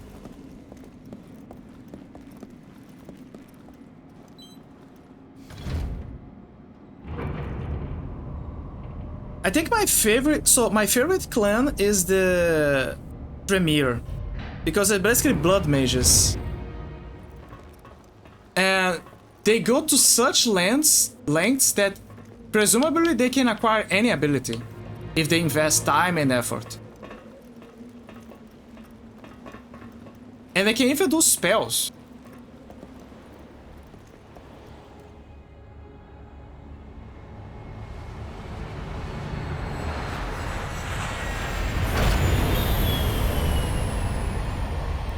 Was that Dracula's garage and vehicles? No, Paige, there was... No, Paige, there was Zobek's garage and vehicles. I mean, the garage was his. The vehicles was from people that worked at his company. Zobek is a CEO.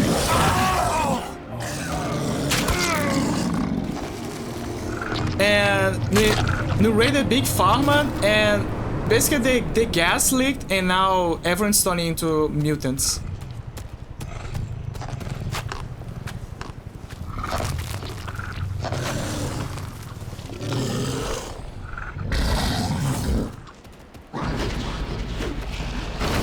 Yeah, time to farm.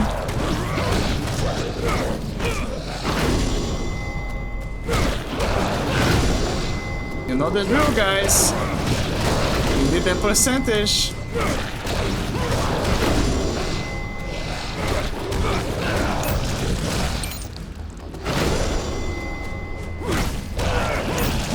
$69.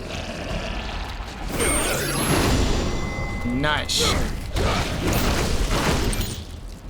Okay, your turn.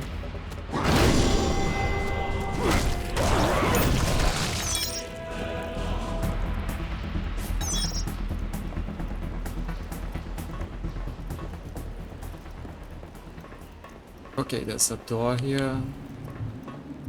There's a door. Good. Okay, look at this. Look at this. So, again, Zobek was a necromancer in the first game. He acted like a good guy, then he reveals he's a necromancer, one of the laws of shadow, like the Lord of the Necromancers, Lord of the Dead, right? Very knowledgeable, very powerful. You technically never saw his shadow form, because Satan killed him first. He's in the future now, he's a CEO. Look at this. That is Zobek's building. That is the entrance to his building. It screams, yes, I'm a necromancer.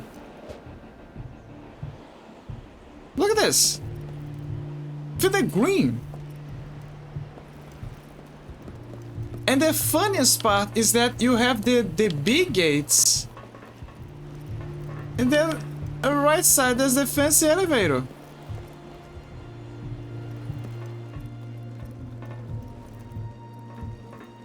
Are you a necro dancer too, though? No. Dracula is Dracula. He's a vampire.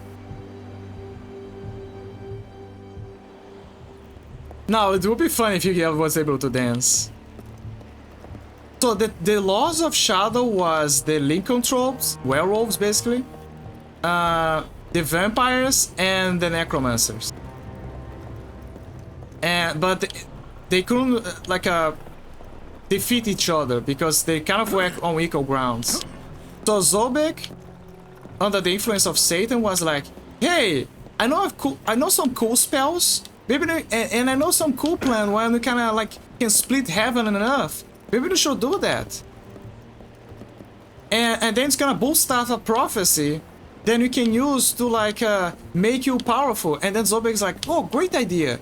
And then when everything ended up perfectly, and Gabriel was presumably dead, then Satan appears and "Hey, Trololo, I was the guy who whispered those ideas on you. Burn!" And then he kills him. And then Gabriel kind of gets resurrected by his wife and the ghosts, and he fights Satan and throws him into hell. Then Gabriel kind of has depression. Laura, the daughter of one of the Laws of Shadow, says that she needs help because the Forgotten One is about to break out of the Shadow Abyss. He helps her. In the process, he becomes Dracula because he absorbs his power. And he kind of needed to become a vampire to enter his domain. So everything got fused together and he becomes a Dracula. The Mirrors of Fate happens, and then after that, this game. The end. That is the synopsis. That's the page synopsis, you could say. To understand the whole thing better.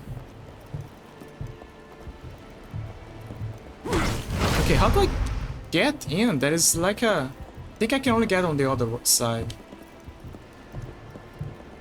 I understand now the Dracula show dance. Okay.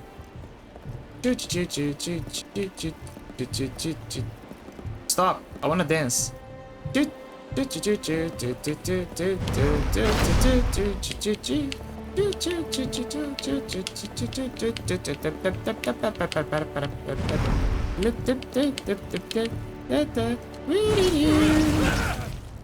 you go. Dracula dance. Here's a flower. Oh wait, that's a dagger.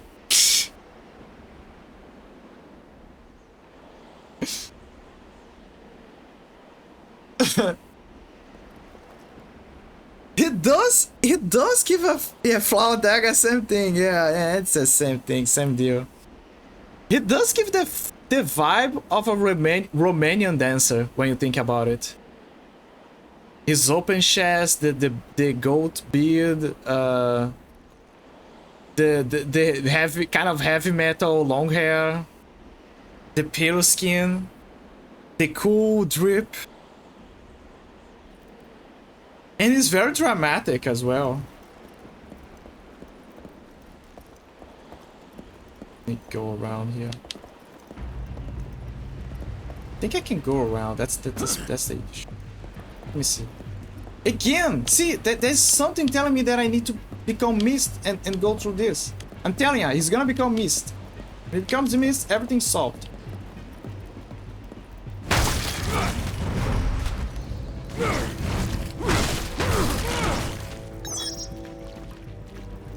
There's this.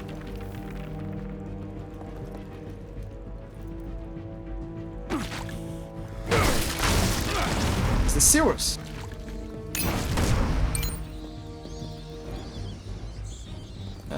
Downtown. Interesting, there's another... Yeah, it's another access to the old castle. Actually, this is one of the old parts of the castle that survived. This is the teleporter.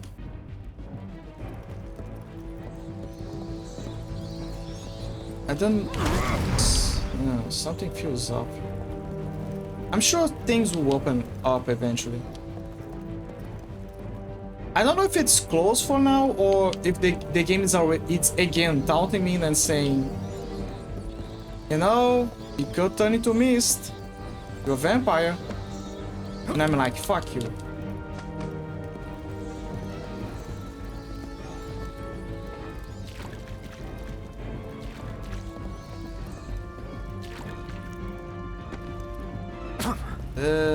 Okay, I can't get up. Maybe it's here. Yeah, it's here.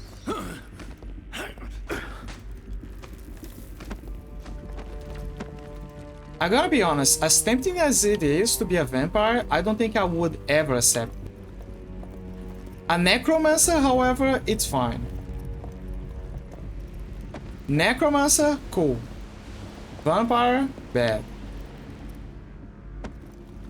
For one reason only. I don't wanna constantly have to be hungry. I would hate to be hungry. It gives me headaches.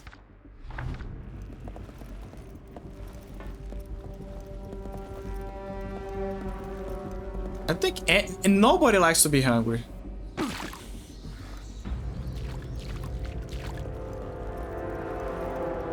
Okay, I'm finally out. Yeah, I don't want to be hungry. Oh, there you go. You guys are just feeding.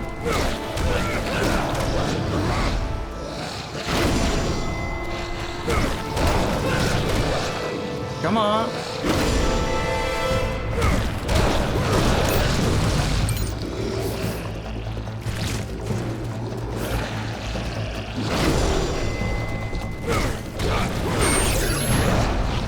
Come on. I love this music. This is my favorite battle music. I did it. 100%. Now for the area attack.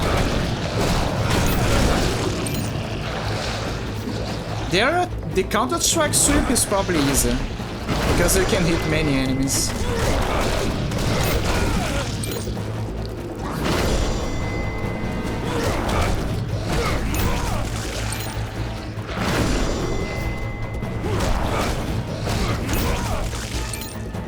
There you go.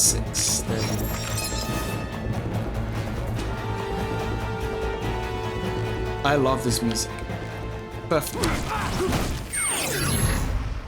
The moment that this music played at the start of the game, I'm like, whoa! You know, like you knew that some badassery was about to happen.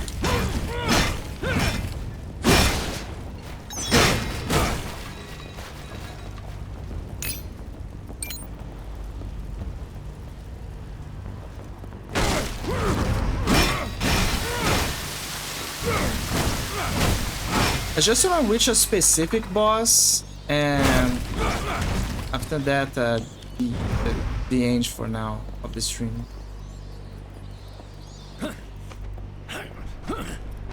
Ooh, cool box.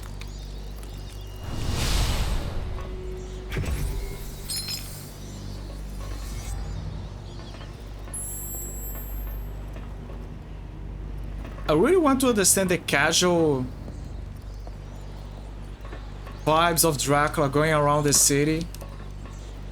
Medieval drip.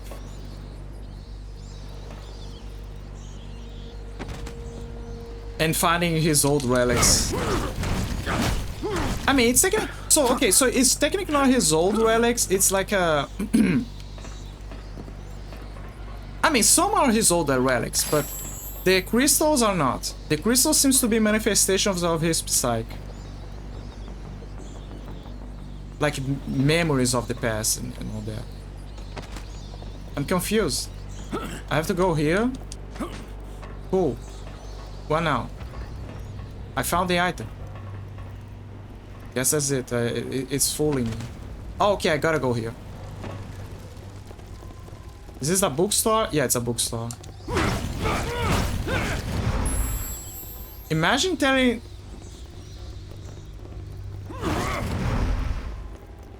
Okay. Imagine telling Dracula that now we have a lot of bookstores in the future.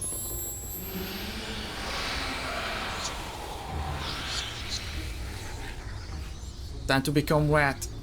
Rats. Yeah, the rats. Michael.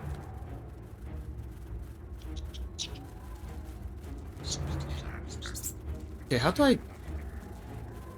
Okay. How do I... How? Something's not right.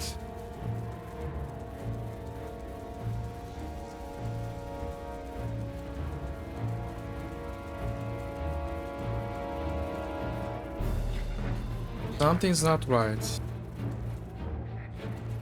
Okay, maybe it's some other entrance. I'll share my cover some of my clips though. Did they like it? I hope they liked it. I mean, obviously they're gonna say, wow, Paige, you're growing up, you're amazing. Congrats. Go Walker just won law. Yeah, she liked it. Oh, that's okay. That's cute.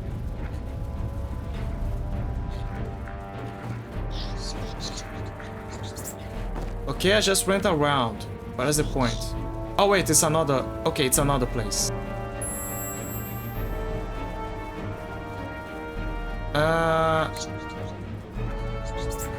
Casually checking. Okay, now everything makes sense. Just be mindful, Paige, to get some degree of I mean, I don't know how you're gonna play this. Like some streamers don't care much, so it's fine.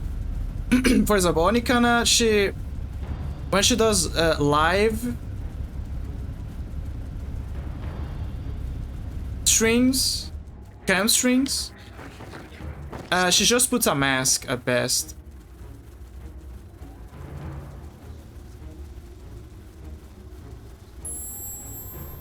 But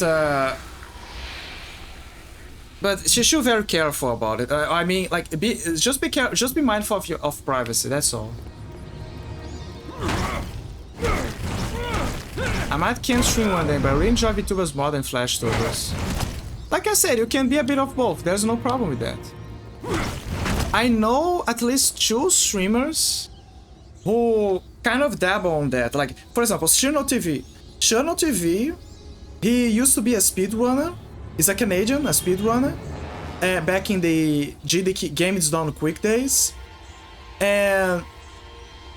But after he kind of got his fiancée, she made a model for him, an avatar, and now he's a VTuber.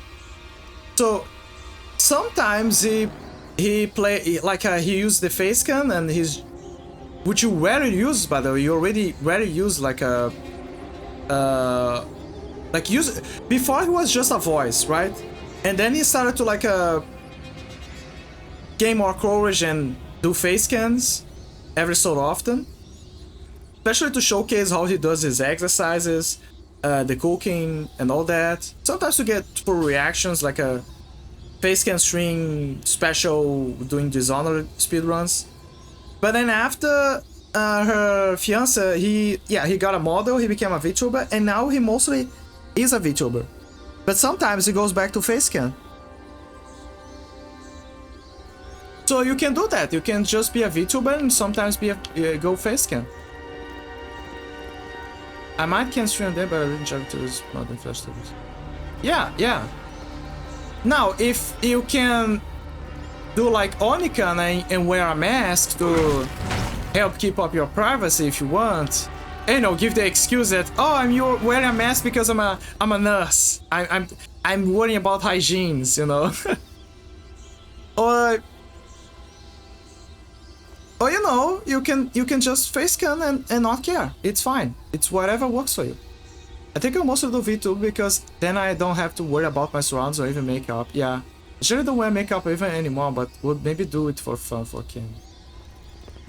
Like I said, whatever you feel like, whatever makes you feel better.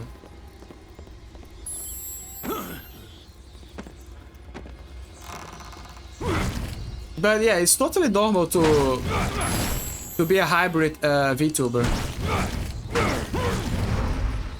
Now, obviously, most VTubers prefer to stick with the funny goober avatar and not show much. Like DJ. DJ said that he would never do a face scan. Ever. Yes! Initiate the mastery. Increase the mastery level of a weapon. Okay, so this is very important. Now that I increase the mastery, our weapon's gonna do more damage, right? Maybe get more XP, I'm not sure. But look, something interesting that also changed with the weapon. Did you notice it? Look. The whip is now darker.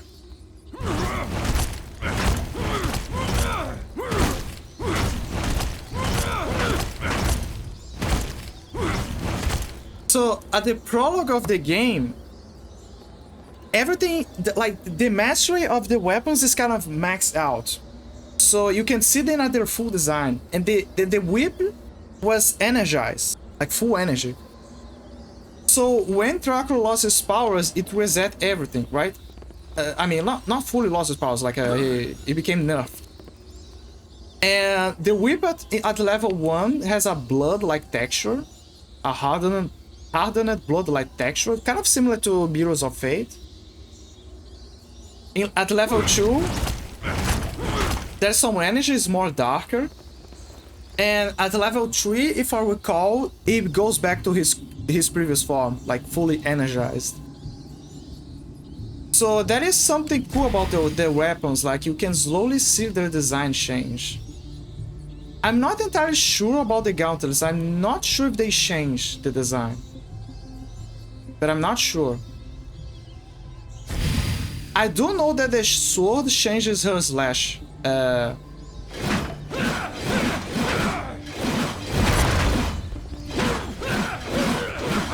Like I think that the sword changes the design of the slashes, like the color. It starts to add more things. But I'm really not sure. Also, I like how when he envelops his gauntlet, you can see like it's kind of flashy, like a hardened flashy thing, making up for a gauntlet. And yeah, very fascinating. The gauntlet kind of has a similar deal.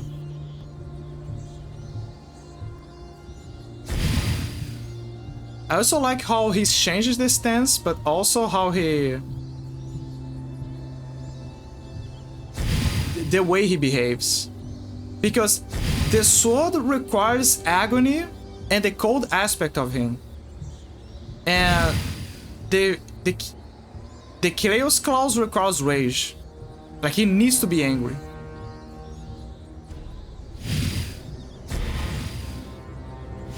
Oh, cool, it's beer back. Yeah, okay. Have a good beer. Be right back. But yeah, it's just a cool detail that I like that they added. Like I like when games give detail to weapons and their upgrades. It shows love. City memorials. Memorial to Andras the Hugo. Oh, that's the guy. Tribute memorial to Andras the Hugo, soldier of the Brotherhood of Light. The descendants of the Hugos, deeply rooted in the city, wish to express and share with their neighbors and visitors their eternal admiration and gratitude to the brave Andras.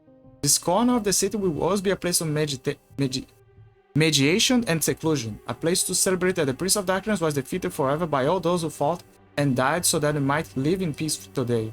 Andras was one of them. His descendants could not be more proud of his bravery and sacrifice. Rest in peace. I think I can see the memorials. Wasn't Andras here? Let me see. I think it was here. No, that's Curious Andreas. Bandai Agri. No, it is here. And we found his body.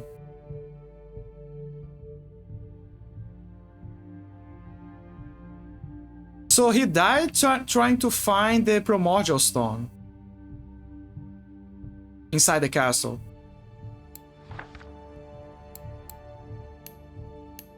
And they made a memorial for him.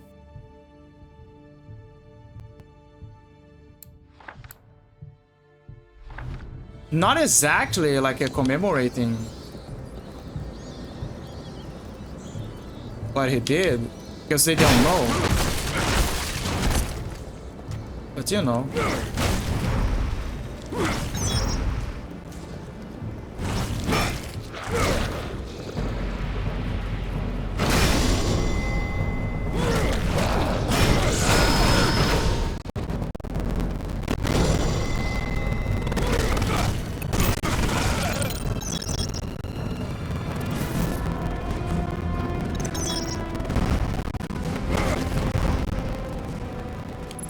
Let me see if I have the Talisman Awakens Dracula's Dragon form. So this makes a lot of sense because the Lords of Shadow have their shadow forms. So it makes sense for Dracula to have a dragon form, right? I kind of want to use it, but I also don't want to I'm gonna use it against a boss, at best.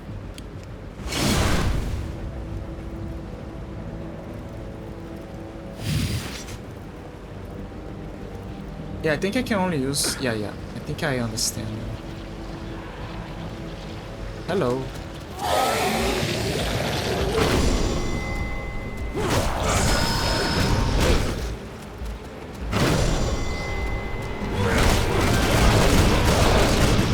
Oh, they block it. Come on.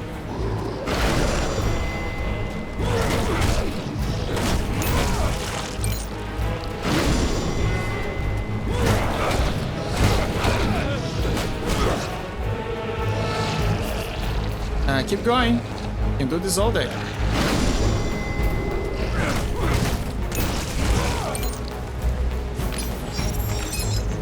I got a dodo egg. Nice. Okay, got a scroll. Let me see. The first city memorials, the first founders, from the Architects Guild to the fathers of the city, following the siege of Dracula's castle and his subsequent defeat, the site remained in ruins for at least 2 centuries. It took generations for the first colonists to dare set foot in a land considered to be cursed. In an act of bravery and reclaiming their memory, those colonists decided to establish themselves on the foundations of the destroyed castle, founding the colony that is our city today. As terrible as the events that occurred during the reign of Dracula were, the very existence of the city is proof of the strength. As terrible as the events that occurred during the reign of Dracula were, the very existence of the city is proof of the strength, the determination, and the invincibility of the human spirit. Yeah, you're living on his land. You gotta pay taxes now.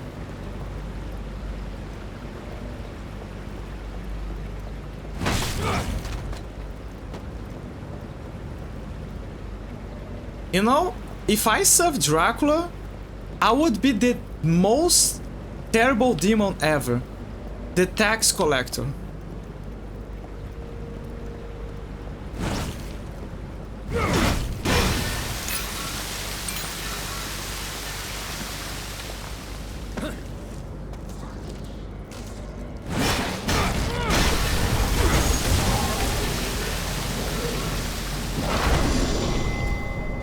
Ah, yes, I can feel the experience.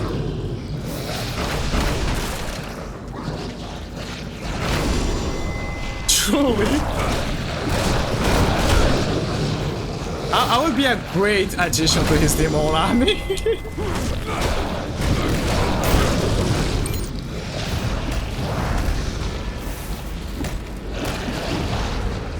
Okay, I got it.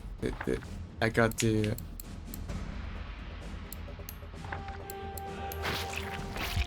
And now there's a few more. 3 more actually. Guillotine. So let me see. There's guillotines, sustained whip, somersault whip. The somersault is curious. Sustained whip, sweep, using counterfeits, master. What is this again? Oh, okay, that's the one. I know what it is. In the air. Area 1 is gonna be harder, so I think I'm gonna stick with somersault for now. Yeah, let's do somersault. Bang! Hi, Paige. So, Paige, I was saying that if I was to be a Dracula servant, I'm gonna be the most devilish and terrible demon in his army. The tax collector.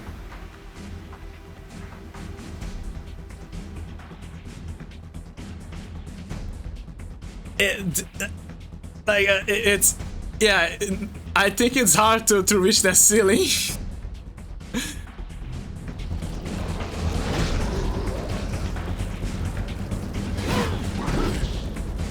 It's very bad, yeah.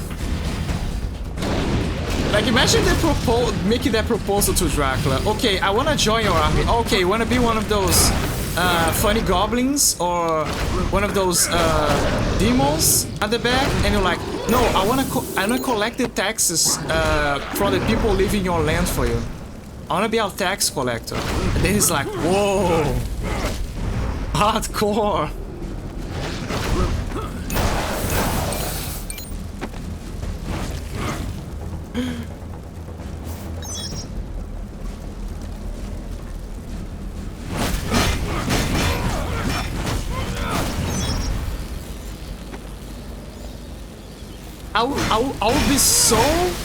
I'll be so devilish that I would even tax his own minions.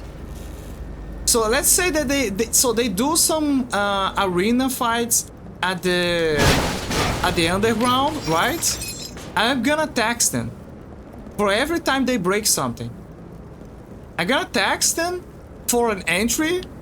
I'm gonna tax them for the use of the metals that they're using to forge things. Because they constantly... So they fight it so they can collect scrap metal so they can reforge them and use for new armor, right? I'm gonna make a tax over that.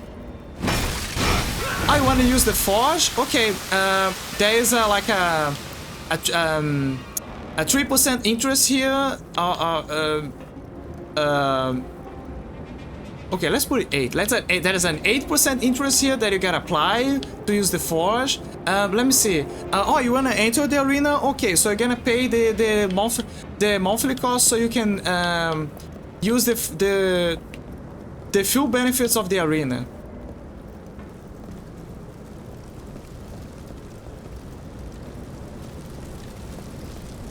And obviously, I'm gonna, yeah, Dracula. So Dracula is not to be a dragon, right? Dragon likes to sleep in beds of gold. I'm gonna give him that. I'm gonna give him a bed of gold.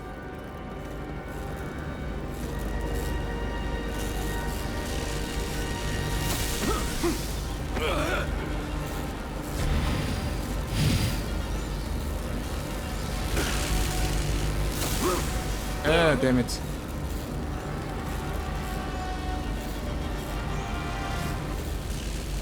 Okay, I gotta find a way to get rid of the electricity. Okay, there's some pipes here. Wait. Oh, of course. Just a small short circuit. Oh, I see. I see. Problema solvemos.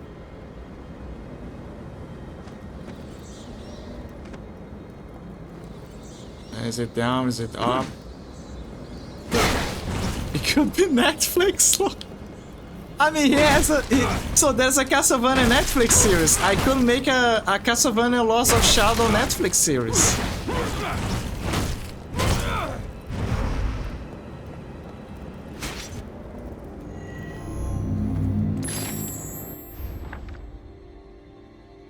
City Memoir.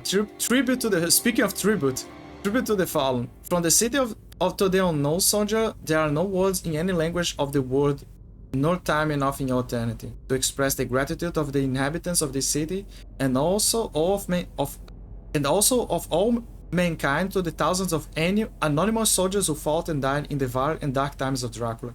From the fallen in the battle of Niflheim to the glorious victories of the final siege on the castle. All deserve their place in history and a sincere prayer. Dude, you guys invaded his house. You manipulated him. You manipulated his son. You invaded his house. And then you took over his land. Made it your own? Like, this is the pinnacle of assholeness.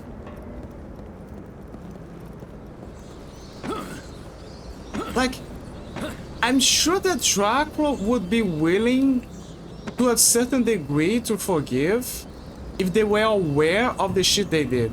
But that is the issue. Only certain members of the Order are aware of the shit they did. And they asked for redemption. From God and to a degree to Gabriel. But most of them don't. Some are too ignorant and don't know what the fuck happened. And others know and they don't give a fuck. They're like, I'm just doing God's mission. It's God's mission, you gotta do what you gotta do. If God tells us to do a stinky, we're gonna do a stinky. Except God didn't say them to do a stinky.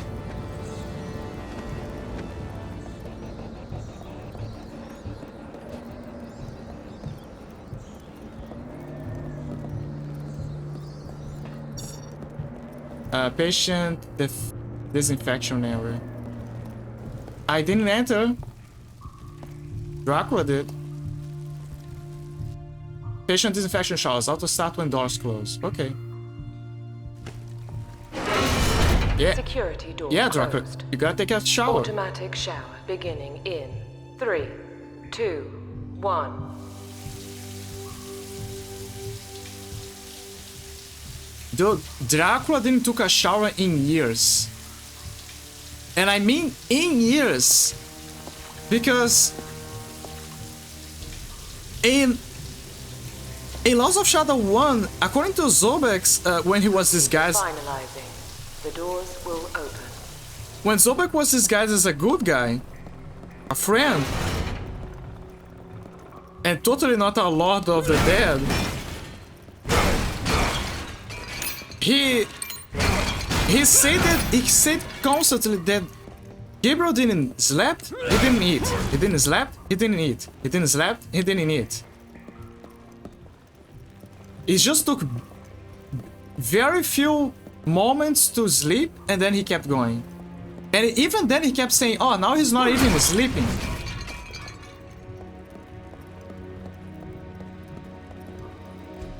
So, yeah, ever since that journey that he did, I think he didn't fucking took a single bath.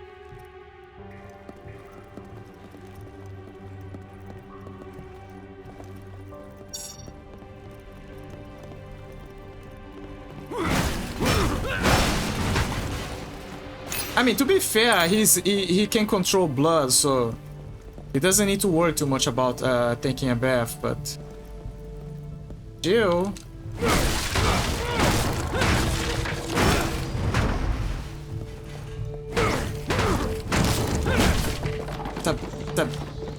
Oh, it's a library.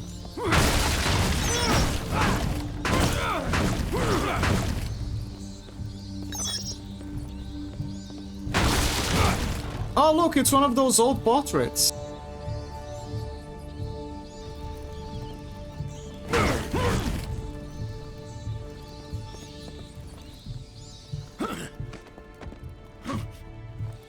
Why is the image distorting? Yeah, the hell?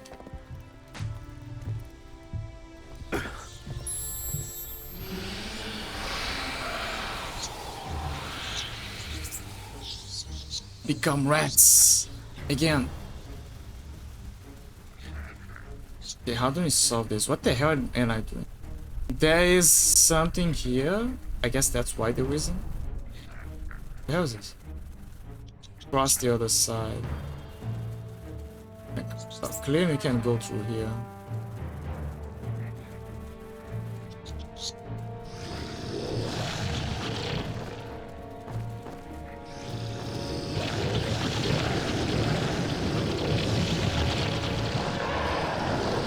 Careful, they can see us. We're back, grabbing lunch. Okay.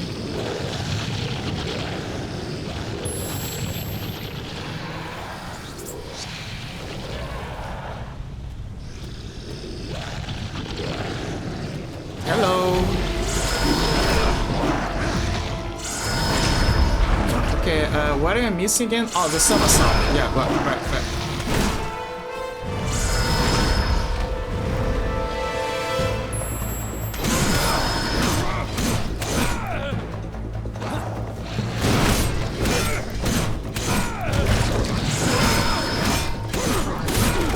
Oh, the white arrow stop is going great.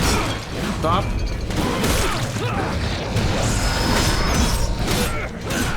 Okay, I already stepped on.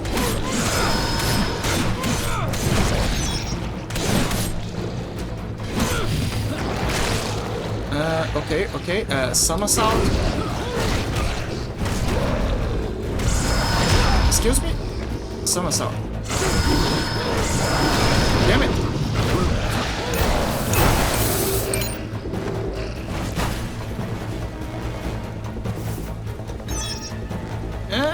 Yeah, we did our job. I love this combat soundtrack. You have master a skill, thank you. Game keeps warning me about stuff. Oh, wait. You're gonna see the changes. Okay. So this is the normal sword. Right? Now I'm gonna see how she looks.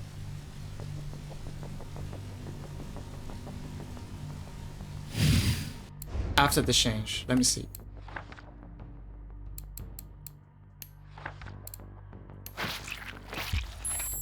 You already know this. You already said it.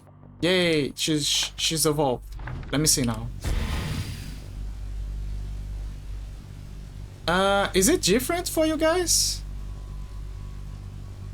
Maybe it's. I'm not sure. I can.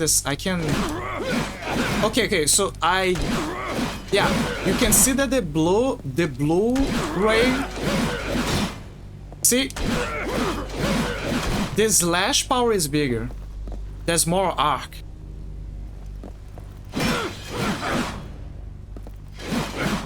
Yeah, there's more blue arc going.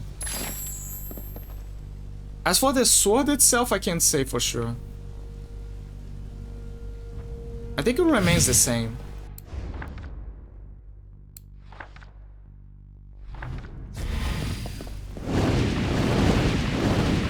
I know that the punches from the Chaos Claws become bigger. The flames expand. I already put everything here. Let me see, 100... Smashing Stab. Yeah, that's a new one, I guess.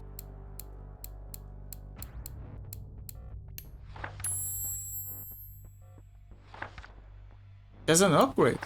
Let me see what it does. Press and hold B right here, but to the dark cut to finish anyway. Sort of smash that in. Oh, okay, so if you hold more, it can freeze enemies. That's cool. You know what the saddest part about me investing in all of that? Is that... So there's a New Game Plus, right? And New Game Plus, the only thing that it keeps is... If I recall... The art? I'm not sure about the gems. I think it keeps the gems, I'm not sure. But the art and the challenges that you already did. It doesn't keep the mastery. So here's how this works. When you beat the game, you get the trophies, yay, the difficulties and all that. And after that, you unlock the new difficulty, like Prince of Darkness, which is the extreme mode. To replay the game, to register that you beat the game in Prince of Darkness, you gotta go to like extras and select New Game Plus. And then, yeah, you're gonna restart everything, keep some stuff, and yeah, you're gonna start from scratch with Prince of Darkness. While keeping some very small things. But I gotta master everything again. And what else? I'm back. Hi Paige. Hi. Welcome back. But yeah, you gotta get the mastery again in Prince of Darkness. But there is one thing that you can do before doing New Game Plus that I learned. So the challenges also respond to, like, they also have requirements related to difficulty, right? So what they recommend is after you beat the game for you to select Prince of Darkness, then do the challenges to get the requirements for the difficulty, and then after do that and getting everything that you need, that you can get, then you can go for New Game Plus. So you gotta be very careful. After you unlock new Prince of Darkness, you can also do the DLC in Prince of Darkness, if I recall. Oh, Paige, you upgraded the sword. Look. The sword is now level 2 as well. Look how she looks. So, she doesn't look much. Honestly, I don't see much of a difference. So, but look. I think her blue arc is higher. Like, I think it's more extended. I presume. Also got this move. You know so much about Castlevania? No, I just researched it. I honestly didn't know. I played this game before a long time ago, so I kind of remember some details. But in terms of like a difficulty, challenges, yeah, I just did my research. Because I don't wanna do the, you know, an oopsie and then regret later. Especially since I wanna 100% this game. Also, I like how Dracula absorbs the energy to his crotch.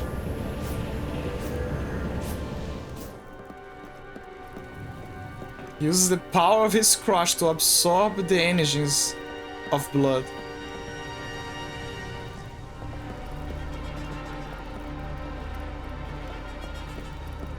I think there's only one way, it's here.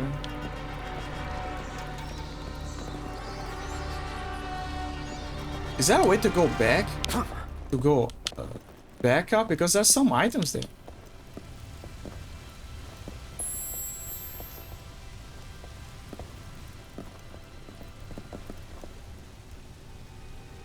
I don't think there is. I will have to go around.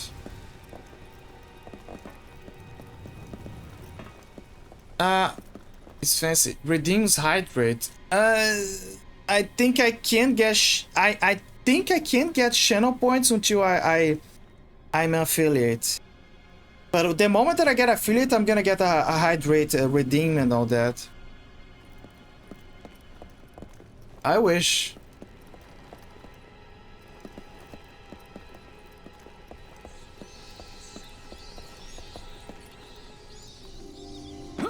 I'm telling you, I need I'm sorry for begging, but Twitch is a piece of shit. Twitch is not playing nice. I need the official requirements, god damn it.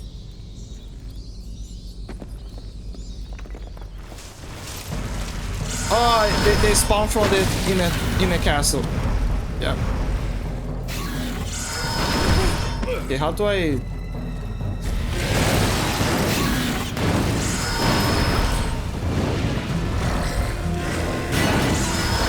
Okay, I gotta break these shields.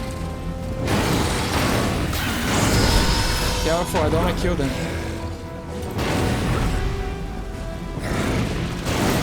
Careful, I don't wanna kill them.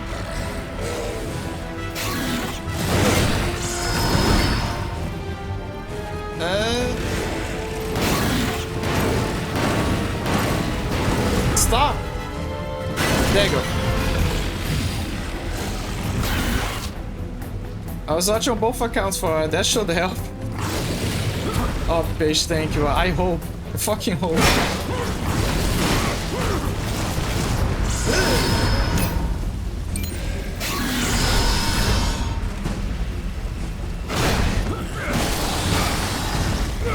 Come here.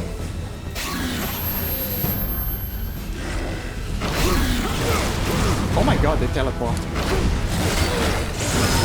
Stop. Stop. Stop. I'm still locked. No, no, no, no. Okay, change of plans. What can I do? Rising Staff? No, it's... Yeah, just do the Rising Staff.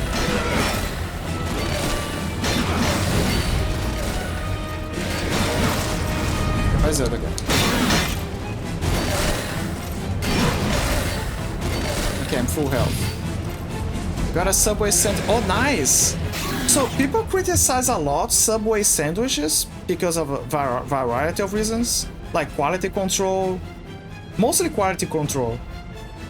But I ate at a Subway and so far, I love their services. I love their sandwiches. They're good. Great quality.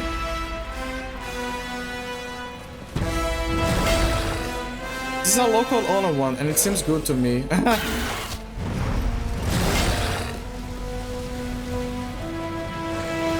Also, I hope this sound is not too loud. Let's put it like that. Let's test things out. Certain soundtracks are very loud.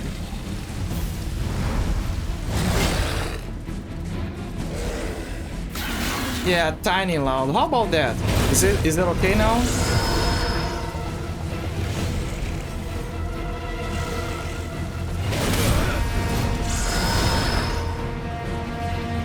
Maybe I can lower a bit more, just in case. Right here.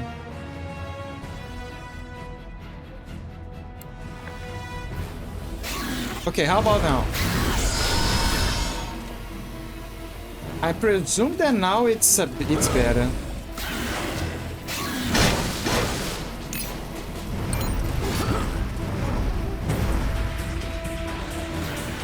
I hope. Some assault.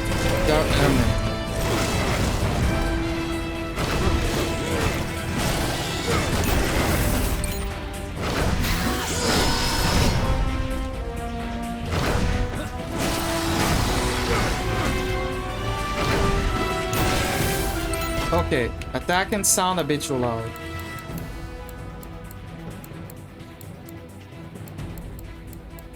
I think the voice can be higher, because, yeah, mostly voices.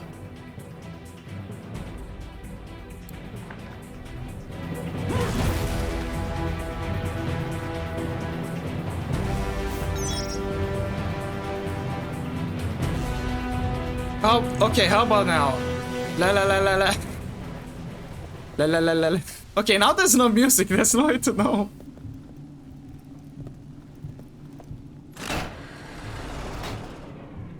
Okay, there's something stuck. Yeah, I think it's better now. Well.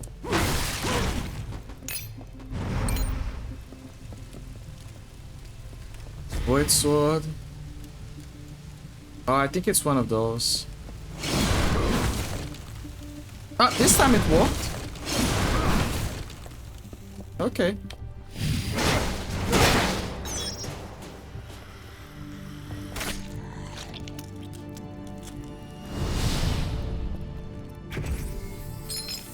Dracula casually having schizophrenia and checking for invisible objects.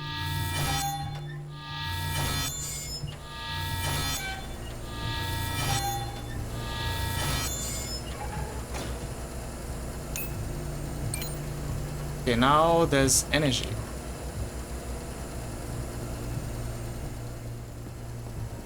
And there's energy, it means I can open stuff, I guess. Yep. I like how Dracula woke up and already has some degree of knowledge about how to restore power.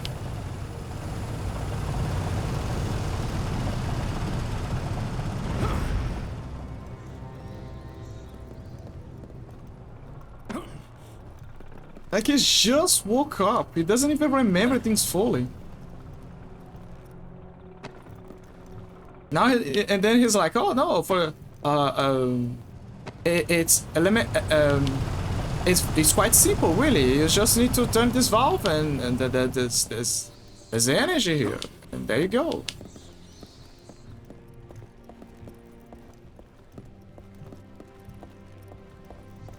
Okay, there's the rats here. I think it only gave energy down below. Dracula.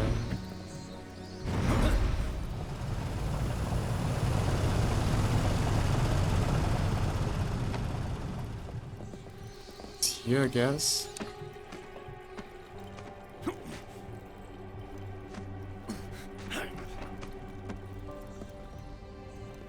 Oh, okay.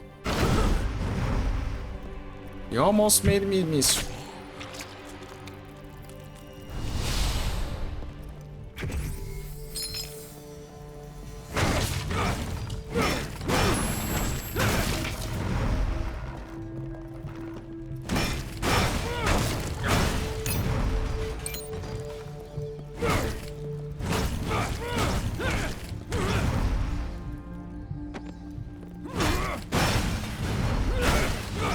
There's a game that I kind of wanna try eventually, but I'm not sure if it's gonna be good. It's a game called Thaumaturge. It's isometric, there's turn-based combat, and it involves hunting like creatures in London-like, Victorian-like place, London maybe.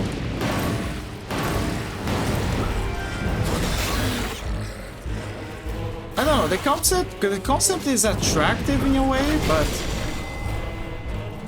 I am not sure if it's gonna be good. Stop, I need to somersault.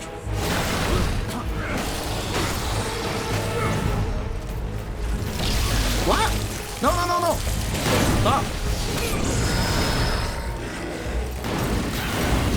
I'm gonna punch your shield away. Stop, I need to somersault. Stop.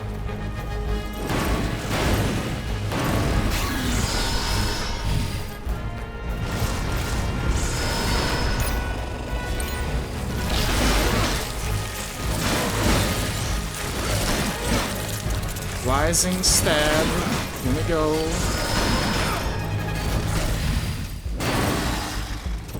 Almost there. Almost there.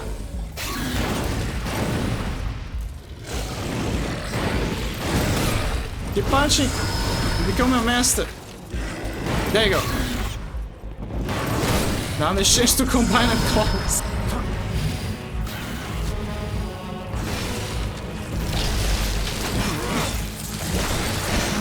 Almost there.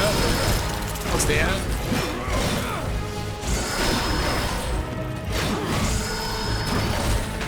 Damn it.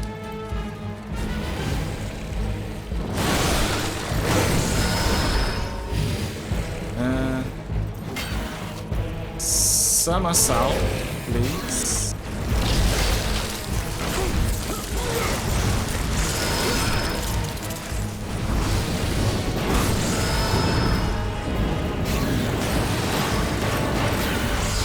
I can't see it.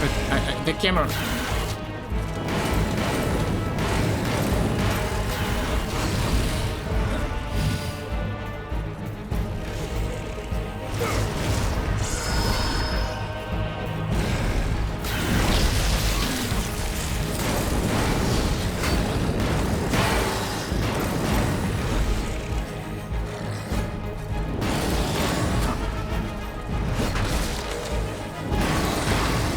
Almost there. Almost there.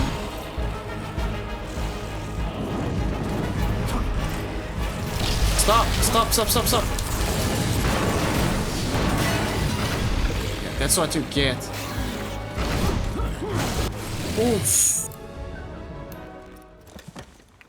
It's so hard to be me. I must follow the demonic trail behind Biochemic Corporation if I'm to find the antidote. Try to imagine Dracula saying a sentence like that. Okay, this checkpoint sucks. Whoever thought it was a good idea to make a checkpoint here should eat a lemon.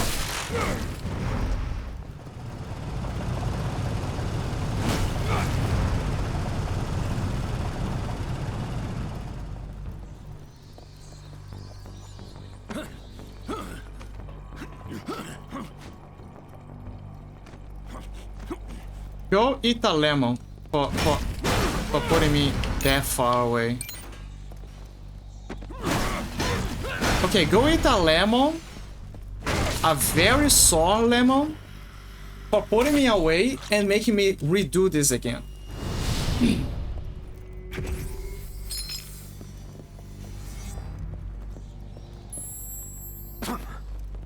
Yeah, I forgot. I can stop dying.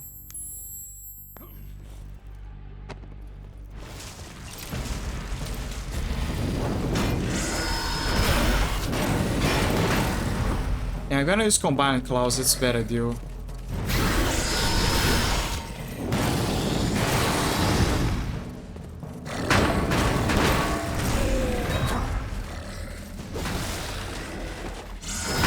So what I'm trying to do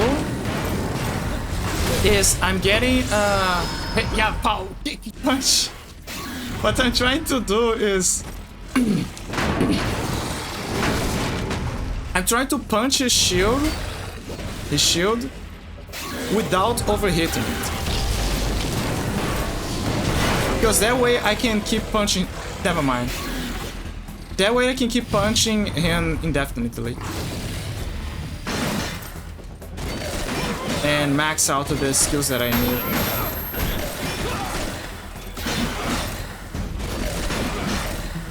The mastery. I need the mastery. That's all it is about.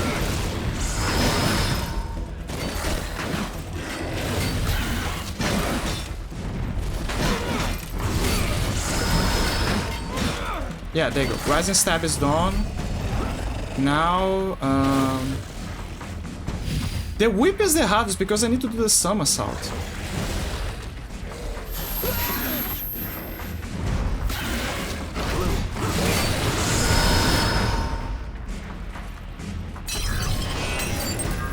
Yeah, I have no choice. Damn it, stop.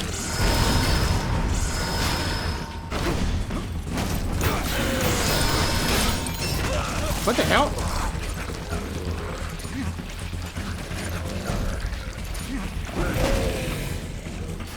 That was new.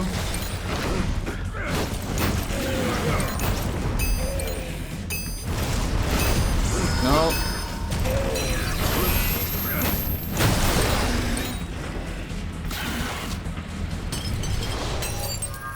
I hate this somersault requirement.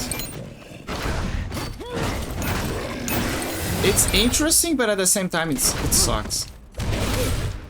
Honestly, I never use a somersault in move for anything functional in the first game. Okay, they're dead.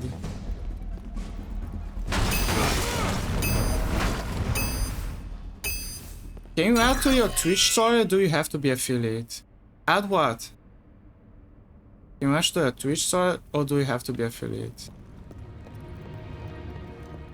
I don't understand what you meant. You mean the Twitch bio? You can write on Twitch bio. Twitch has the story option. Like Instagram. Oh! Good question. I never explored much some things about Twitch. Particularly the story part. Let me see. Twitch story. For anyone with the Twitch mobile app can view stories. The ability to create stories is limited to qualified partners and affiliates. It says here. So yeah, only qualified partners and affiliates can do it. Sadly. Also, for some reason, Arthur's stab froze.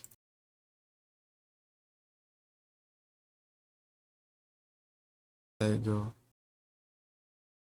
But yeah, only affiliates and all that. Okay, it's unfrozen.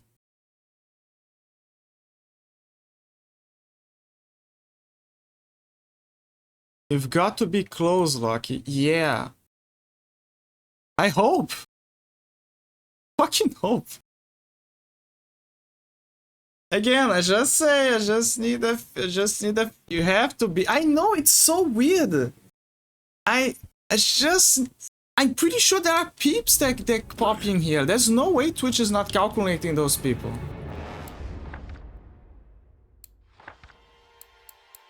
It's so weird. It's so elusive. I can't understand. Okay, one more.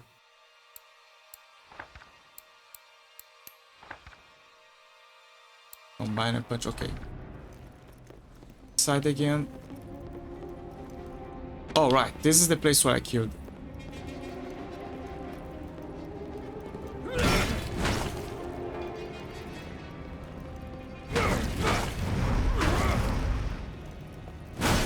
Honestly, if I were to do you dream much, Lucky? Yes, I do. I do dream much. And my dreams are very wacky.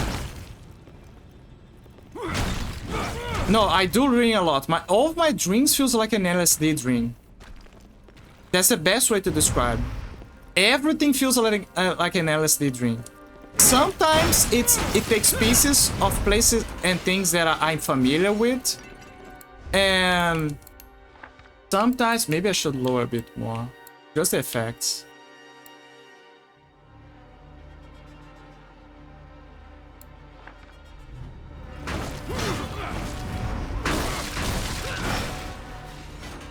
But yeah, everything feels like an LSD dream. Sometimes it picks familiar places, but sometimes I'm transported to places I'd never seen before. Ever. Ever, ever. I'm like, what? Where am I? Where the fuck is this place? You know? And then I have a full experience. I had one last night where I was lost in a mall and I couldn't find the right extra to my car and no one would help me, and the mall became less and less people because it was later and later. And I was asking people, excuse me, can you please help me? And no one would look at me. As it. Oh, okay, like at PSP because it was... Oh, I couldn't find the exit. Okay, not the extra. The right exit. Yeah, couldn't find the extra. I was like, extra? Wait, is that some like a makeup thing? Because sometimes they call it extra, right? I think I heard that expression before. Like, oh damn it, I forgot my extra.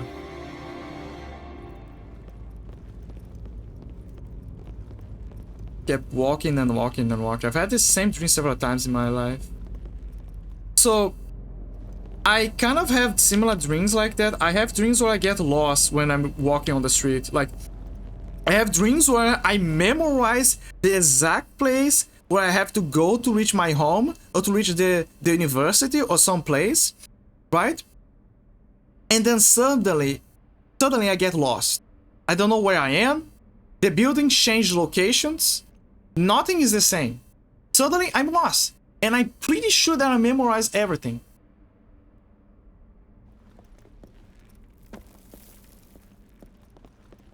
And it's a very, to me, it's a very awful dream. Because it makes me feel like I'm insignificant. Lacking, you know? Because I do my best to remember stuff, to do stuff by my own, and then suddenly that happens in my dream. Then I'm like, fuck, and then anxiety builds in, and I'm like, I remember I was here. One person in a shop, I walked by and they said, hi Paige. I turned around, shocked and excited, and I looked at them and said hi. Said, hi, can you help me? And they just rolled their eyes and made a face and turned around. Oh man.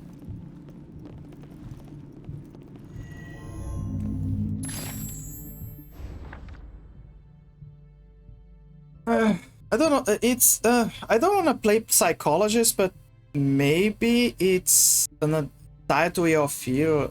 I mean, not fear, right? Like, the whole feeling of, being ghosted, you know? It was getting scary because there was almost no one left in the mall. I mean, if you see someone doing skate tricks, it's probably DJ. That's for sure. And my purse disappeared with my phone in it. I also, sometimes I have that happening in my dreams as well. Sometimes my phone has low battery, or nobody answers, or suddenly I don't have my phone anymore. Sometimes I lose my phone for some reason, even if it was on my pocket. Then the next day I was still walking around and saw my purse on a table in the mall. The phone was crushed like it was being rolled over. No! City memoirs, thanks to the heroes. Memorials from the mental health workers. Memorial from the Mental Health Workers Guild to the heroes of the city. June 1910. We celebrate the construction of this magnificent hospital, which provides such an excellent and necessary service to the residents of our city. Despite the centuries that have gone by, the dark times of Dracula left a deep mark on the collective subconscious of the people. Such is the case that even today, centuries after the defeat of the evil one, the Brotherhood, we should treat thousands of cases related to the irrational and uncontrollable fear of vampires and other creatures of... Wait, what? We should treat thousands of cases related to the irrational and uncontrollable fear of vampires and other creatures of the night. Thanks to all those who fought and defeated Dracula, those fears will never again become reality. Let me try to understand this. Those people are still alive? Dracula is to their... Dracula is to their... To the best... So to their knowledge, Dracula is dead. Right? And... Yeah, vampire... Yeah, hi Galileo. Yeah, vampires are gone, you don't need to fear them anymore. I just find it funny that Dracula is supposedly dead. And people to this day are... and they're still having nightmares. Centuries after the defeat of different but they shoot 3,000 cases later they should go to vampires. Dracula is literally dust in the courtyard and they don't even know it's part of you. I just find this funny.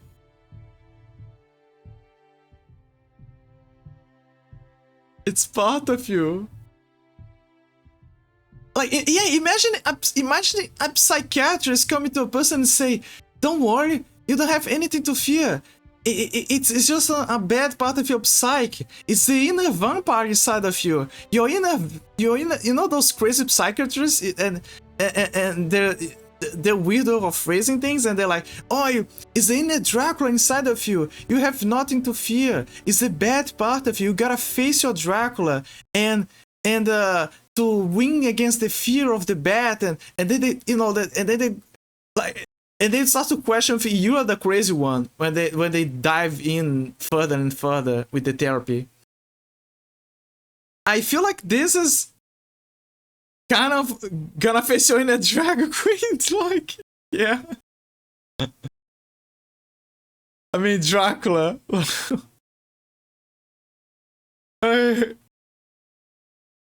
It's still... What kind of treatment are they doing?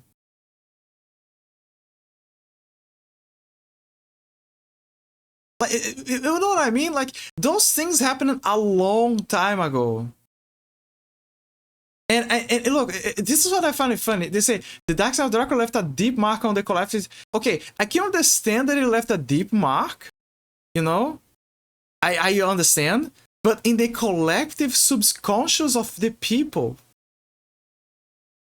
The motherfuckers living on a city where Dracula lived. So try to picture this. Sometimes they wake up having dreams that Dracula is back or that there is a vampire in their house. I wonder why.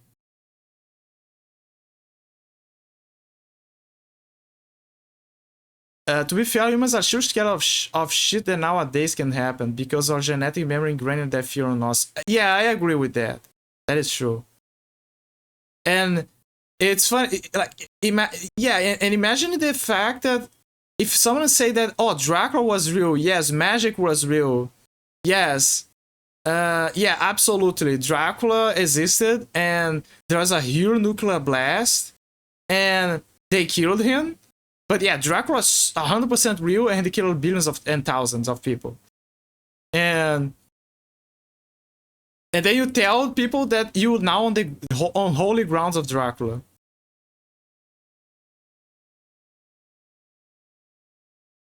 Like, it's one thing to say, oh, vampires aren't real, vampires aren't real. And then you pull off this story and say, oh, by the way, you have this crazy story about how the Brotherhood fought Dracula.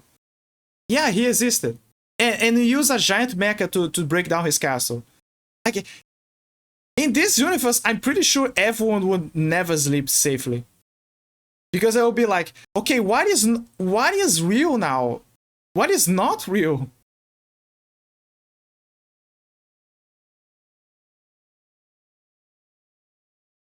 You know what I mean?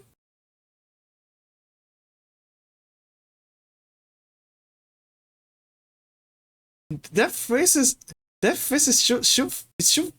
still runs in my head. Thanks to all those who fought and defeated Dracula. Gotta go with the flow then, I guess. Yeah.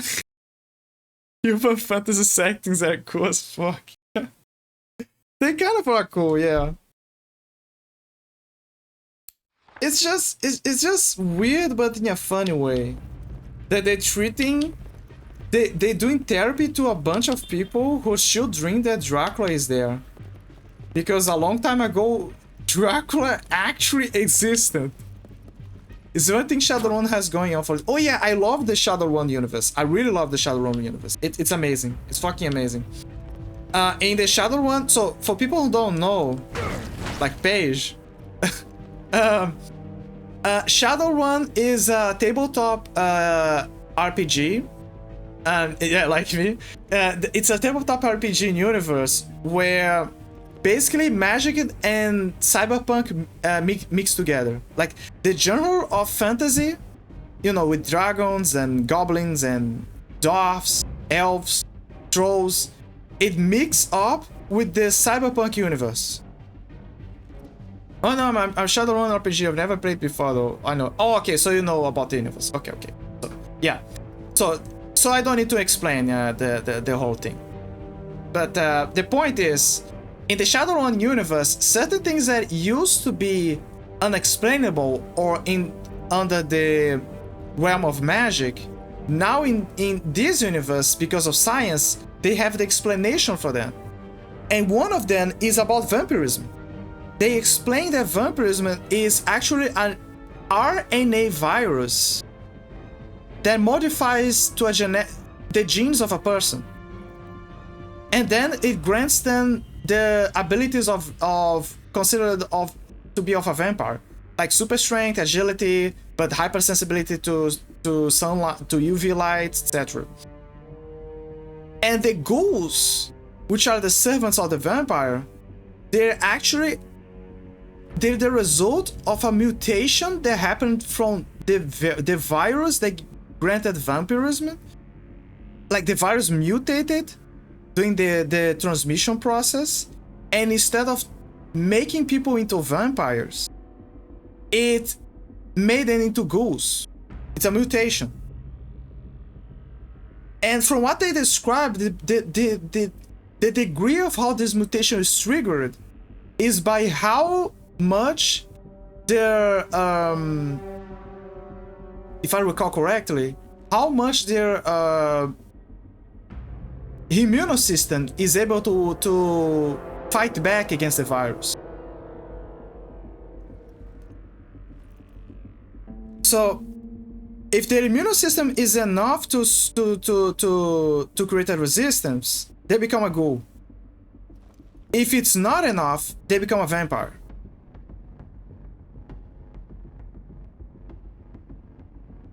I think there is another degree to that. Like they need to share a small bit of the. I mean, the very process involves sharing a bit of your blood to share the virus. If you turn into an FSF for life, you're beautiful. You have long ears. You have so much sex. You become a CEO. Nothing stands in your way.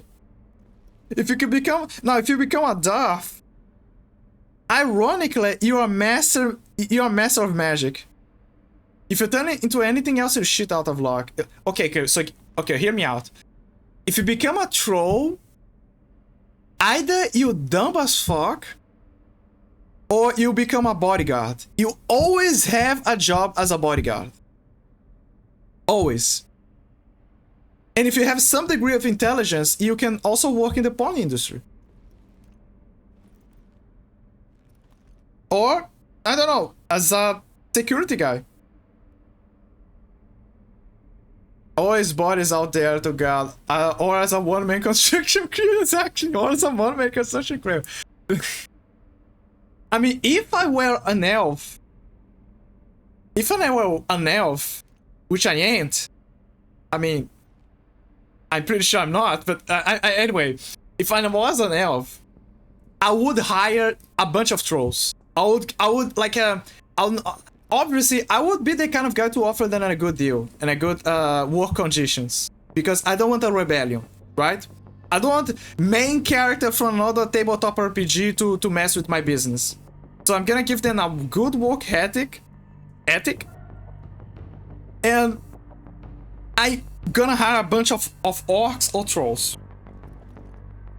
Yeah, that's true. If you're an orc, your lifespan reduced. In the universe, elves have a bigger lifespan, and dwarves are close behind. Why reduce? I don't remember in full detail why. But I think part of... Okay, wait. I think I remember why. So, let's say... Okay, let's start... There is a reason why. It's because the mutations, they give them a lot of... they give you a lot of things, like muscle mass, high metabolism, and, you know, etc, etc. The classics, right? They become super everything. But the issue is that they also create a lot of genetic problems. Like the tusks, sometimes they grow out of place. They have bone development issues. Sometimes they have skin issues. And those things kind of build up eventually. And as a result, it can create health problems. So that aggregates to the lifespan issue that they have.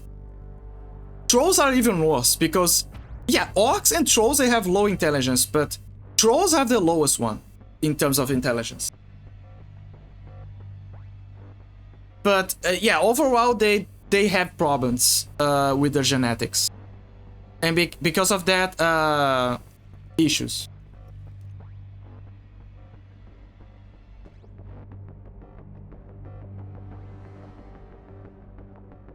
Orcs are also not... Yeah, orcs are also not dumb, like the majority. Yeah, orcs are smarter than trolls. They're smarter.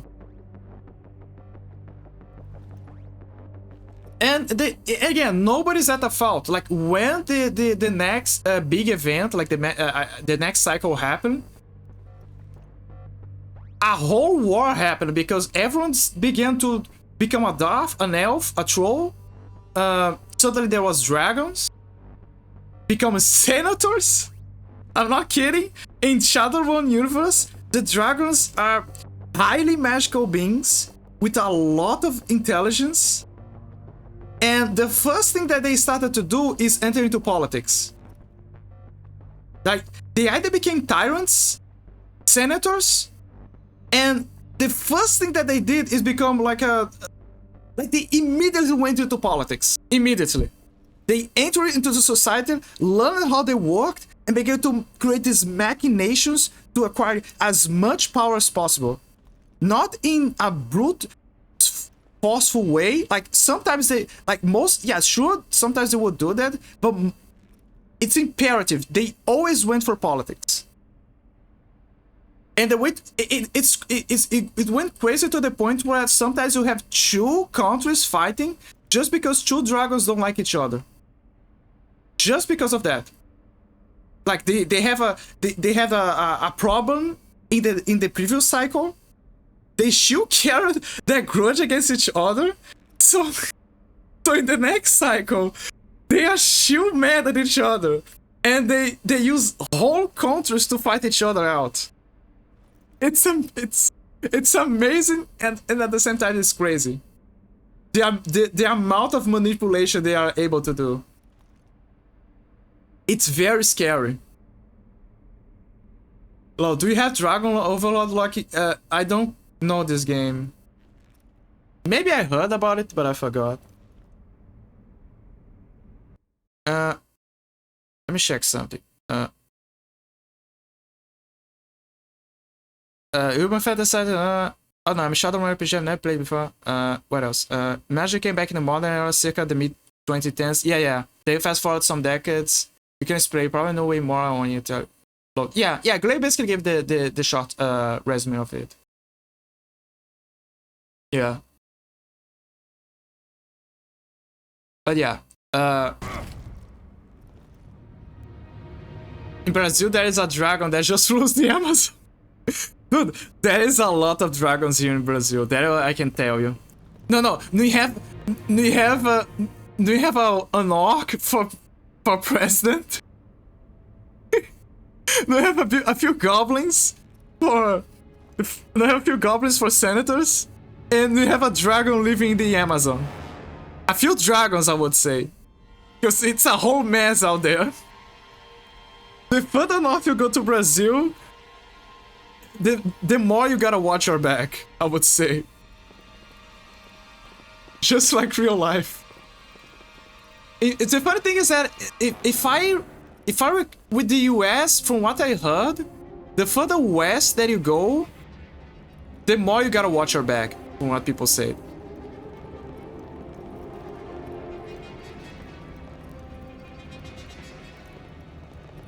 But it's just what I heard.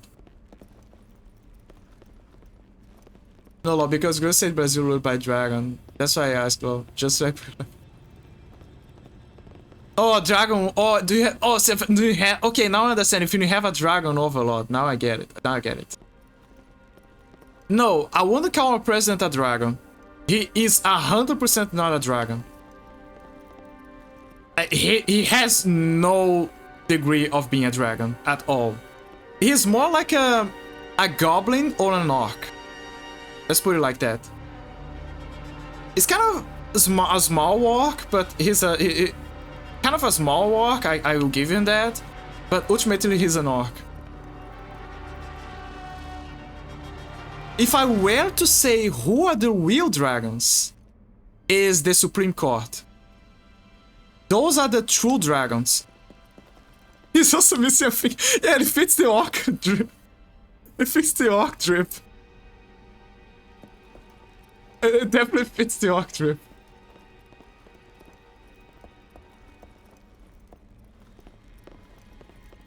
But yeah, or if I were to say we have like a bunch of dragons in the Supreme Court, like that's where they live.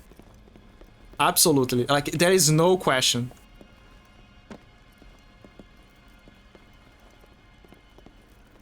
I keep talking and I gotta move with the game. I love those paintings. I always like those paintings. Like they're very fascinating. They obviously real paintings that they put in the game.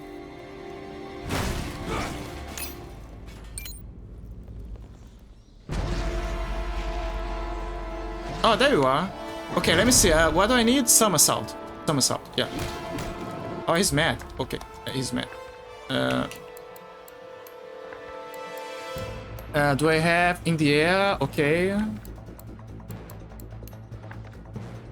Yeah, too pricey. What are the things I'm missing? I need the somersault. I need the aerial sweep. Yeah, I can do the aerial sweep. Yeah.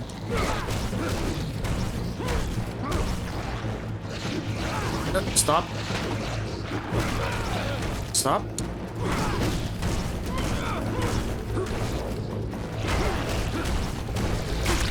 Ouch! He spit on me. No.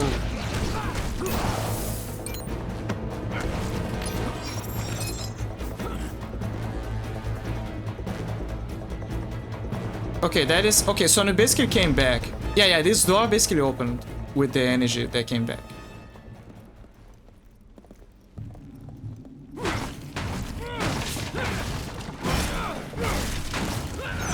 Oh, so that's how you go back here. Interesting.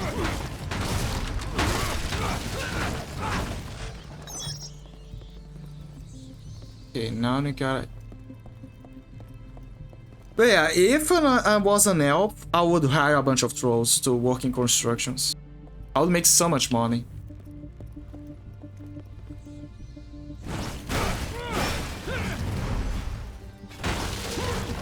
A part of me wish I was a dragon, because dragons are very smart and they have a lot of magic energy, but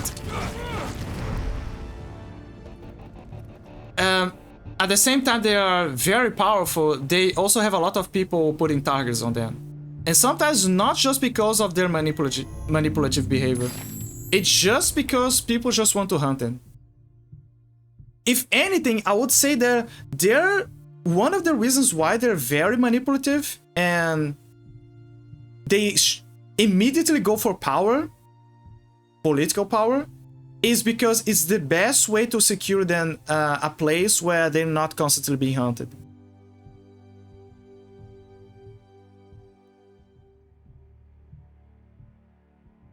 But they are still hunted. That is what is surprising. Like, there is one case that I remember where there was a dragon that got assassinated because he did something stupid. He was in human form during a campaign.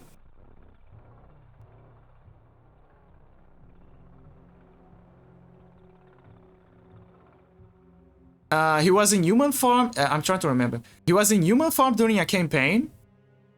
And yeah, he got assassinated. They basically shot him down because that is one they can enter into human form, but that makes them vulnerable. They suppress a lot of their powers. Just like he's also missing. The SNS Shadowrun game is pretty good. Yeah, the Super Nintendo Shadowrun it's complicated because it feels like the game was fit to play on a PC because of the mouse. So you gotta kind of use the controller, but then change to the mouse to select things. But in itself, it's a very good game. Like, I'd say that it's probably one of the best Shadowrun games.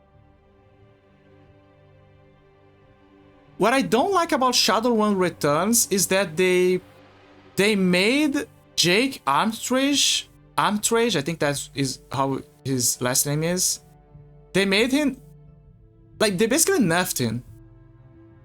Like, in the previous game, he was a powerhouse. And then after, he was like, oh no, I don't want to deal with the gangs of the Halloween guys. I know, I want to lay low. I'm fine. Like, with the way everything ended, he would absolutely wipe the floor with the other guys.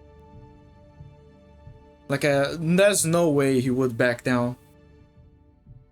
Not an allegory to anything that might have happened to a certain US president. I know, right? Maybe he was in human form all this time. Origins of the mental hospital. This memorial was created for the construction of the city's mental hospital in 1902. During the foundation works for the building, a mass grave was discovered with thousands of skeletal remains of newborns. Until then, no one believed certain legends about the concubines. No one believed certain legends about the concubines of Dracula who transformed into snakes, entered the houses of the towns around the castle, and took away the babies. Now you know those horrible legends were true. Let this memorial be a tribute to all those who lived, suffered, and died during those times of atrocity and despair. What the fuck? I know that Dracula had at least one concubine, which was the succubus, right? Like, that is for sure. You can even make an argument that she was picking the babies. Okay, so here's what I think happened. The succubus was Dracula's concubine. Basically, right? Sex, yeah. And if she would seek, she can't reproduce, so she would seek the babies of other families, and if it was a male, she would kill them. If it was a female, she would keep it, groom it, so it would become also a concubine for Dracula. You know, and that would explain the other females that we see during the fight in Mirror of Fate. So they're kind of like slaves or maybe future succubus. And that is the best theory that I can give for this situation.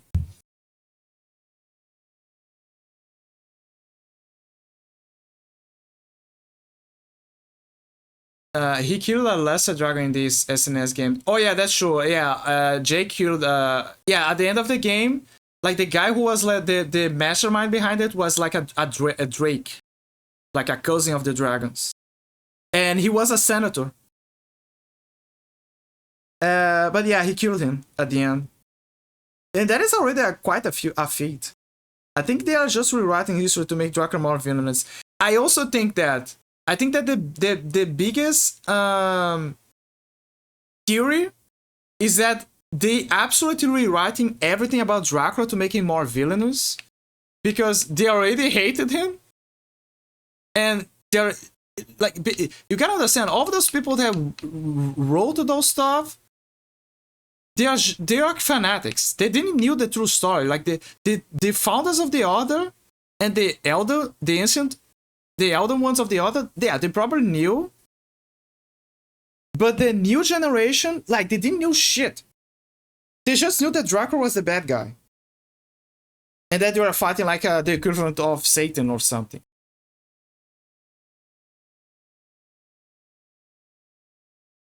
So yeah, that is a good, it's very possible indeed. Funny no, Zobek was probably the reason why there was a whole lot of bodies.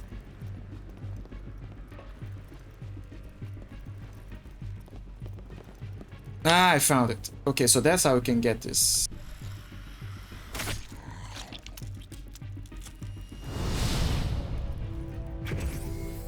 The rest of the bodies that you find in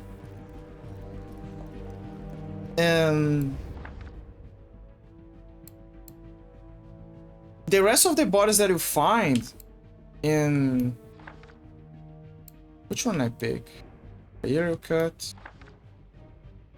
Yeah, but this is an extension. Oh, I can select it. Okay, it's skipping. Yeah, but Zobek is the biggest perpetrator. But to be fair, there is some degree... So there is moments where you kind of question that, like if Dracula indeed did some very atrocious things. Because you gotta remember that when Dracula came back, he basically... He drank the blood of a family in Zobek's butcher house. Now, you can make the argument that he was desperate, that he had no choice, and Zobek, I guess, forgot that in the future you already have IV bags. But, yeah. So I think Dracula is very capable of doing bad, evil things. But I don't think is evil to that level. Like, most of the time, the evil that Dracula did was in response to the Brotherhood of Light.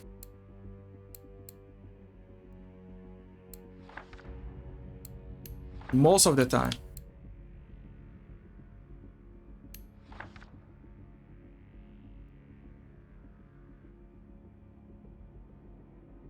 Okay, there's the Falling Punch, I guess. Yeah, let's just buy this. Doesn't matter.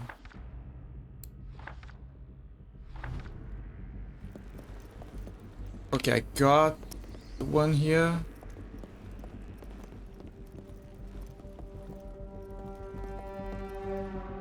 Operator elevator. Okay.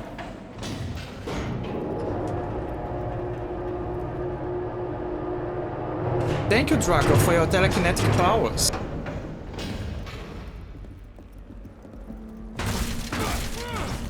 I miss the Castlevania series. I wish it was not over. I also wish, Paige, But the good news is that the sons, daughters, cousins, and everything that got inspired by Metroidvania are still around. So that is kind of a comfort. And also, Koji Igarashi, the guy who made made the Metroidvania genre, and you know, basically continuing the legacy by half of the series, because the first series, because technically Castlevania has two fathers. One is for the classic Castlevanias, and the other one is Koji Igarashi. But yeah, Koji is still around, and he made Bloodstain.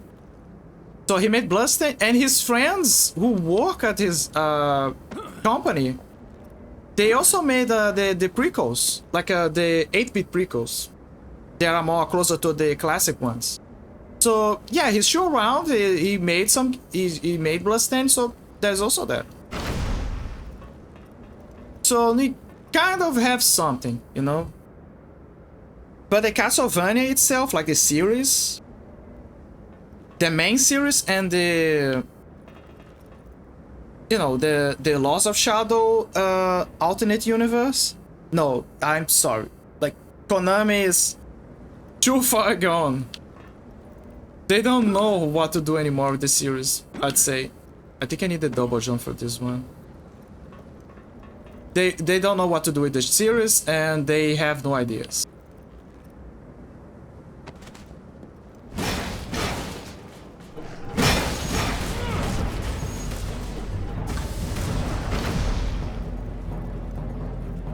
One episode that stuck out to me in the series was those twins. I was shook. Oh yeah, the Telto played Portrait of Ruin, yeah. Yeah, the twins. Yeah, very interesting how they placed it. Also their background.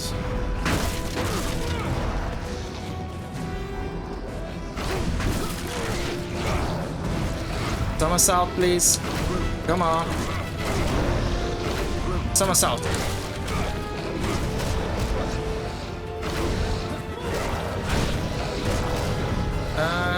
Somersault.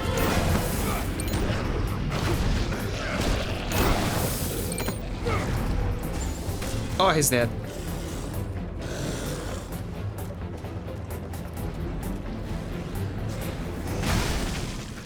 Oh my god.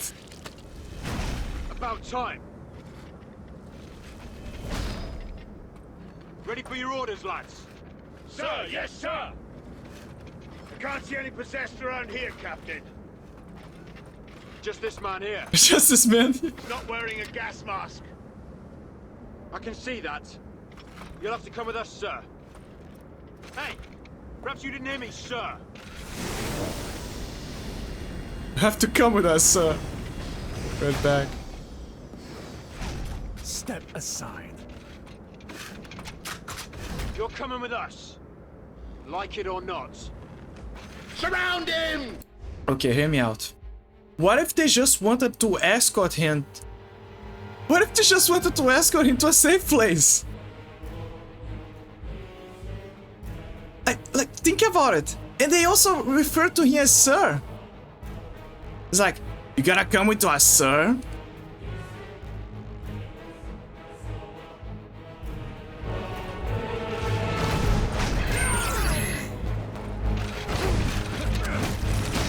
There was a... Okay, I love this. I love this concept. So, Gleo, do you remember on Onimusha 3?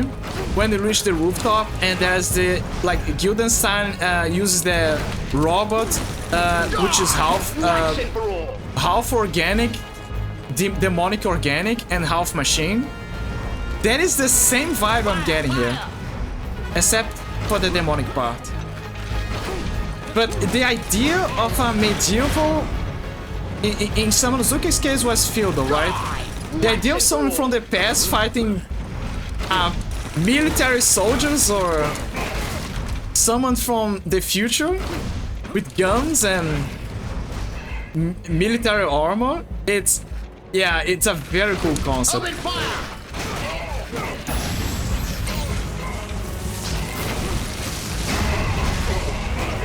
I'm almost done. Hold on. Somersault. No, stop. Hold your position! Hold your position! Oh wait, he has a shield.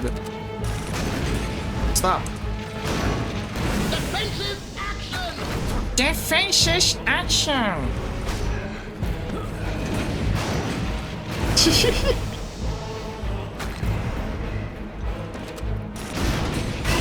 Ah, fuck, your shield is too weak.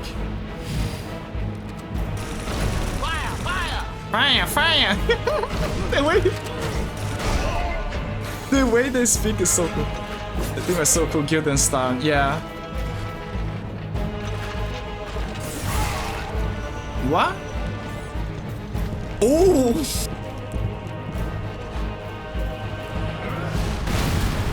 Fatality!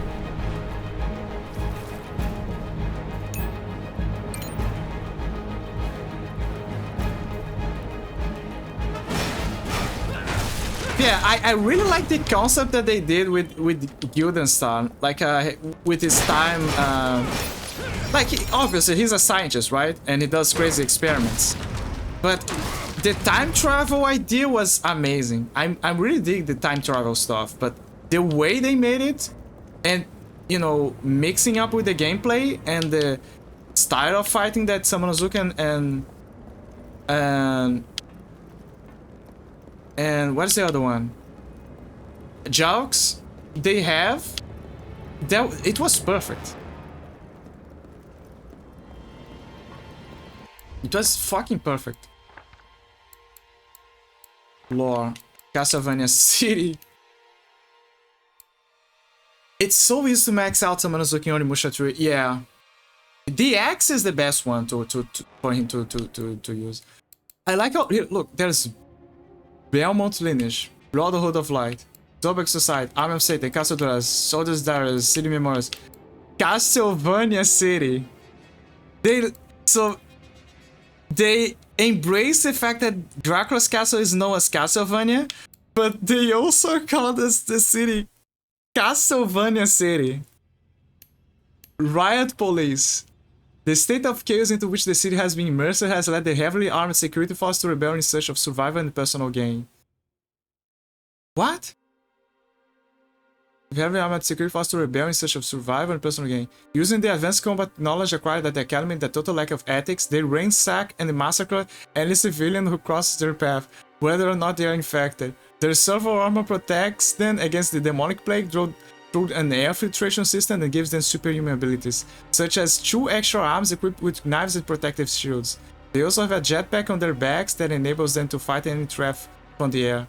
To kill, they use a drone machine gun and advanced proximity mines that reduce everything within their sphere of action to a pulp. You have to come with us, sir. Perhaps you didn't hear me? Perhaps you didn't hear me, sir? Agent 0968. Wow, what a surprise! Police brutality, even in a semi-fantasy game. Wow, I'm shocked. After you get Michelle, just equipped. Yeah, when you get Michelle, you're just done. She just guns everything. After you get Michelle, just equip Echo, that vest that every attack drops an. Echo, that vest that every attack drops an orb. Yeah, Michelle is amazing. Like, she just. So what's this? So Michelle is basically gums. Oh, how do you deal with demons? Gums. More gums. Oh, but what if the demons have some super magic and all? She'll just say, more gums.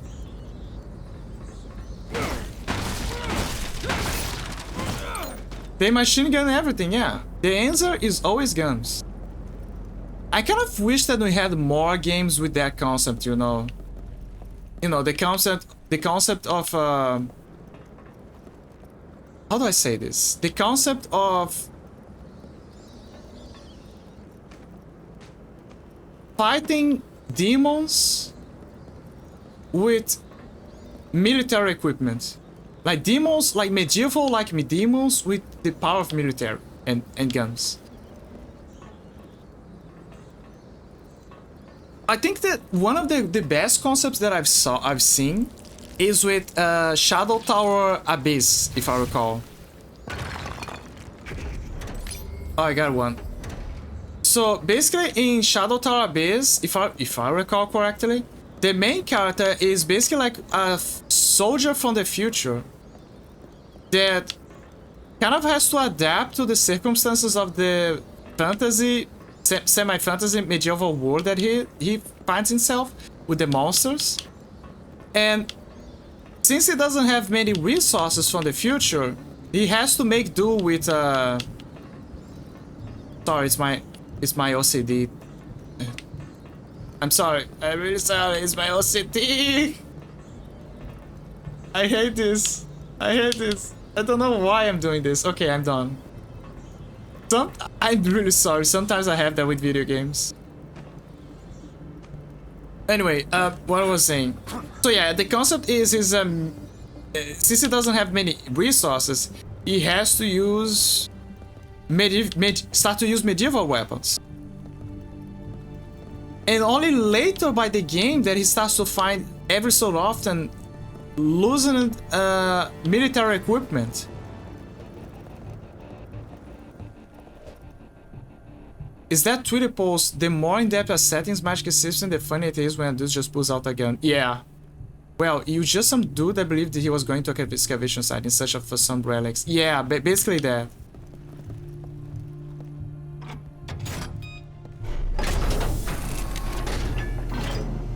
Yeah, I think that was the case. He goes into some ruins. Back. Hi, Paige. Welcome back.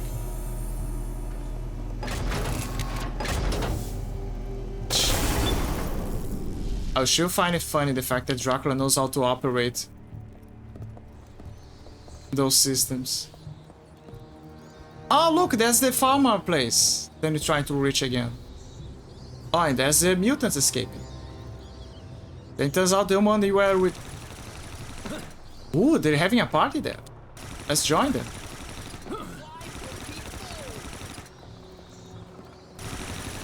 Then it turns out the old man you were with pushes you down the base of the tower as a sacrifice. There's also an old man trying to casually sacrifice people, right? No, don't kill them. I need them for... never mind.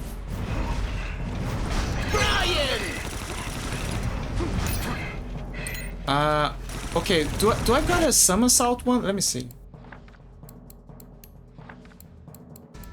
No, I was missing... I was missing some... I was missing a bit of percentage before... almost. Before I couldn't get it. Stop. Okay, there you go. I got it. Now, what? The next one again?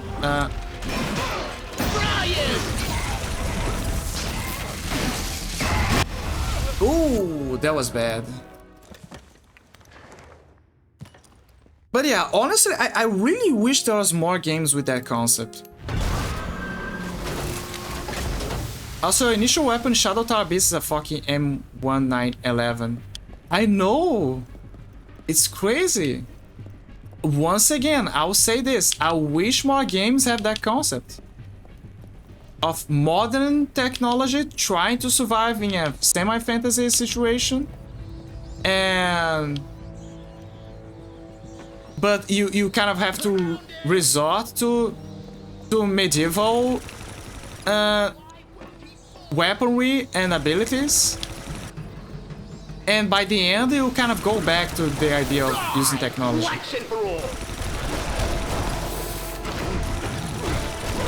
Stop, I need to somersault you.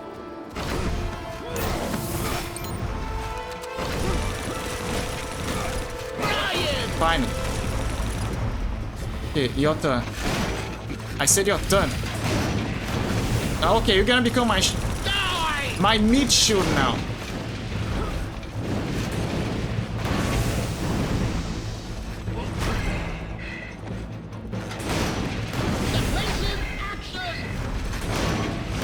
Defensive action. Die! Wax it for all. Stop. He isn't human. Oh, really? He's not human. I didn't know.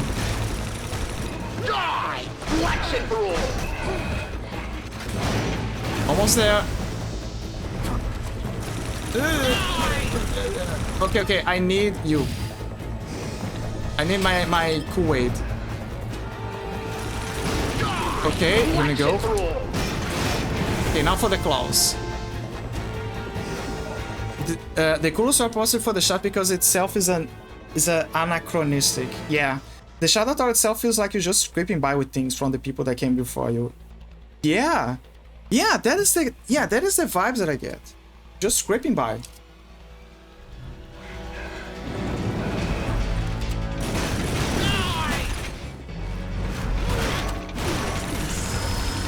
He isn't human. Yeah, he's not human, I know.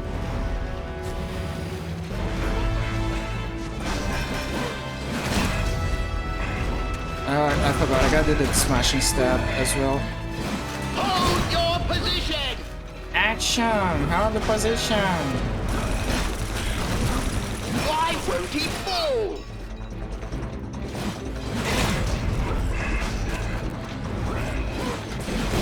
Damn it! Make me use my secret weapon.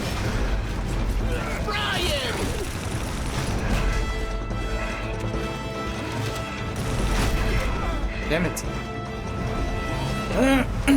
Is that something that I should gotta do with the blades? I think I aerial attacks. No? There's gotta be something that I can do to master the blades. Smashing stab, that's something. Void kata. Yeah, the rest you just gotta. What about this one? Oh, it's a smashing stab. Okay. Yeah, I think I got it. So far, everything. Obviously, except for the expensive ones.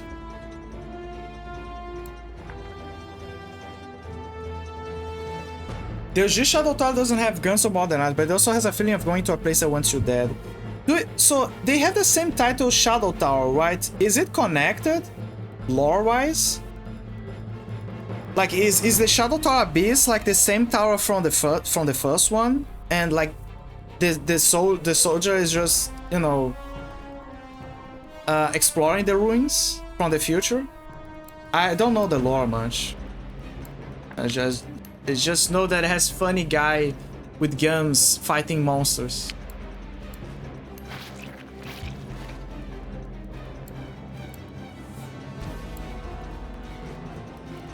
Oh, I see.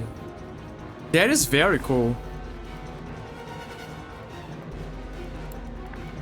Okay, I have a lot of need for the gauntlet. What about this whip? Somersault whip. Finally. Sustained whip. Yeah, I need that one. I need to do this one as well. Anything else? Aerial sweep.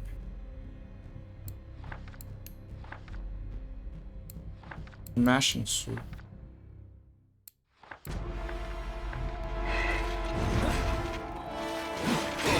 Okay, so it's not the sword particular. Yeah, perfect. It's basically ignoring. They're not blocking.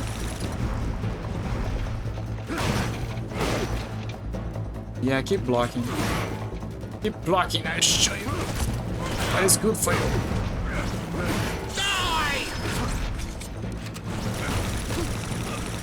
He isn't human.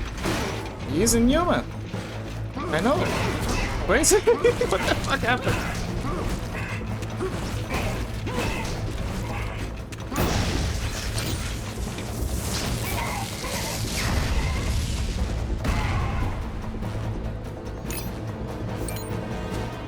Ah, fuck, I should have got the more for the Chaos Gauntlet. Oh, there's one here. I knew it.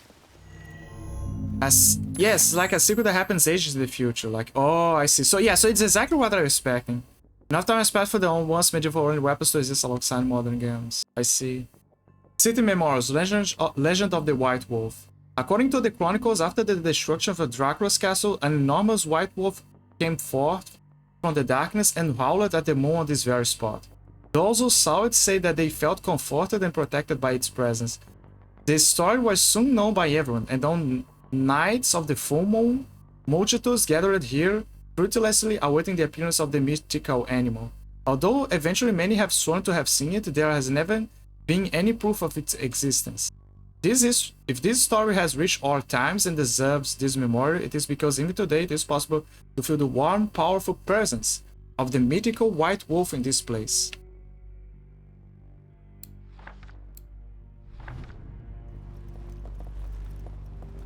Wow.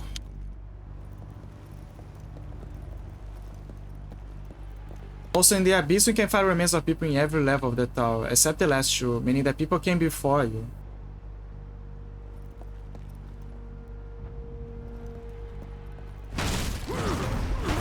And failed to conquer the... Oh!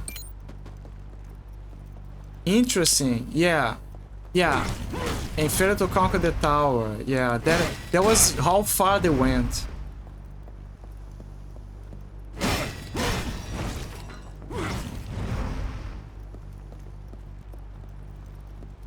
I want to play Shadow Tower, but the problem is that I'm very finicky with certain things, and the emulator is...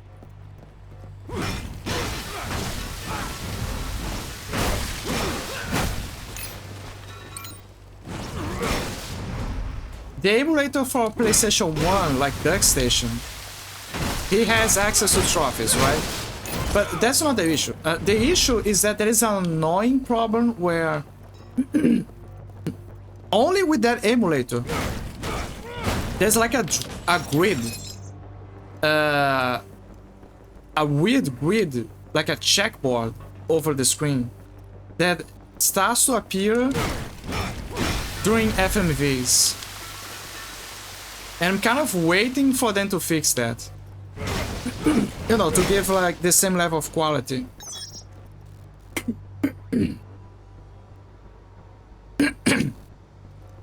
To give the same level of quality as sorry, to give the same level of quality as for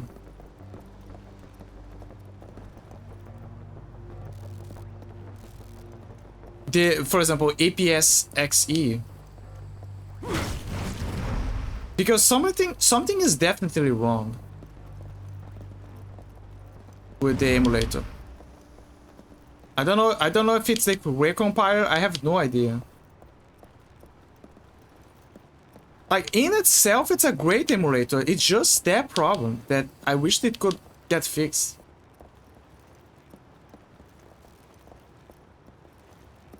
The first Shadow Tower is horror adjacent Kingsfield. I see.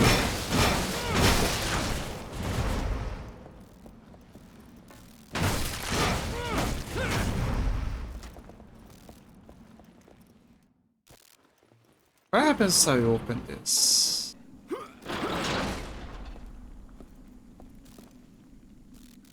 Okay, the door is... Oh, he can go back, I see.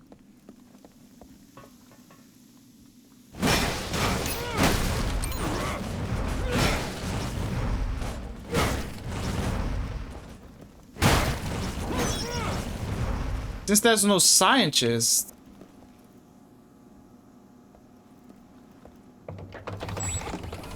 Sealing decontamination hatch. I kind of go through the other one as well. Please do not make sudden movements. Disinfection guaranteed.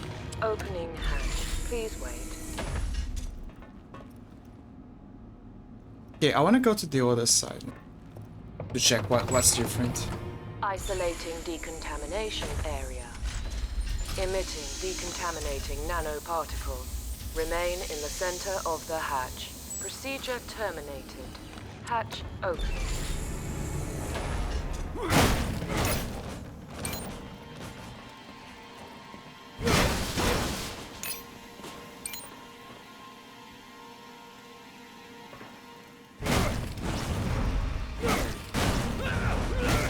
See, there's another grate here.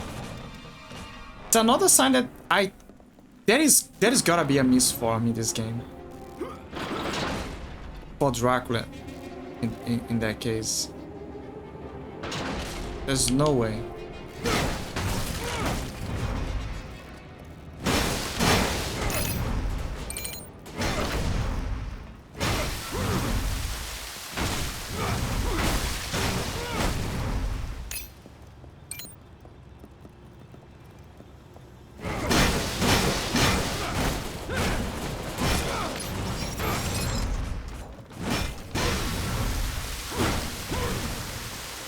Use the hatch.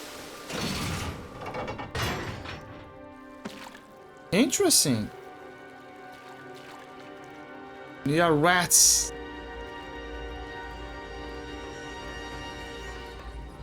There's something here. What? Oh, it's the guys again. Brian! Hello. Let me remember what I'm missing with to maximize. Brian! Yeah. Brian!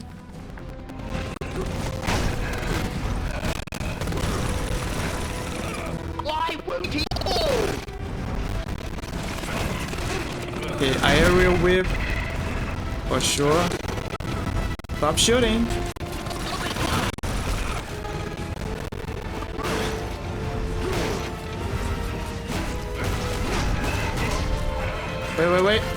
Wait a minute, boys. I need to drink my Kool-Aid. Brian! Brian!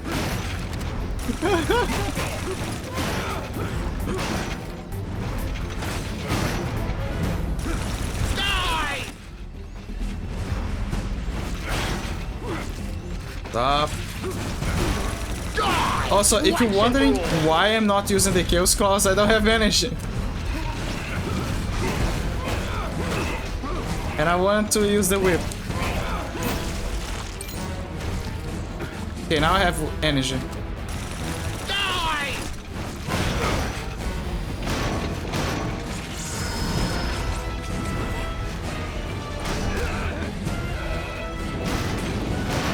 Don't waste everything.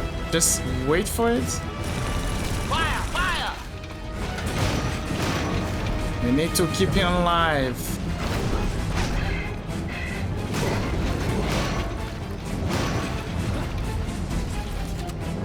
Damn it. Die! Once and for all! Careful. It's gonna be our punching bag. Defensive action! Defensive action. Careful.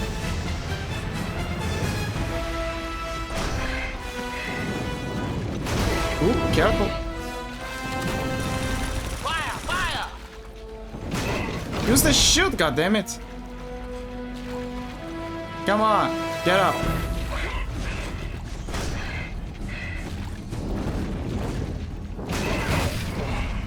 Why is he not using the shield? Oh, it's because it's too weak to use the shield. Die! Oh, now he's using the shield. Come on.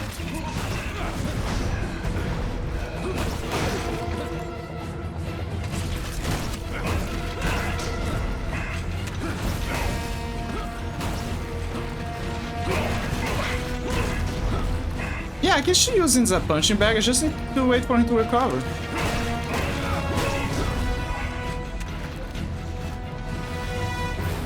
Come on, Shiv. Gotta do another. You gotta help me here, Steve. I'm almost there.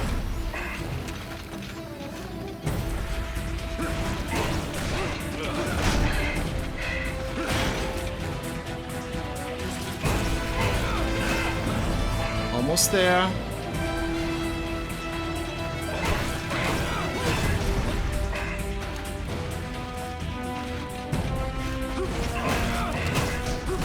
I feel bad about one thing in Rex Quest in New Vegas. Okay, arrow whip done. Now for arrow sweep.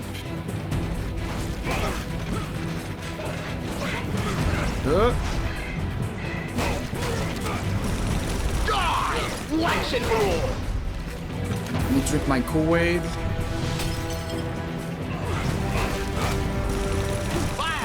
Actually, the best spring for him is the one you get from Old Lady Gibson.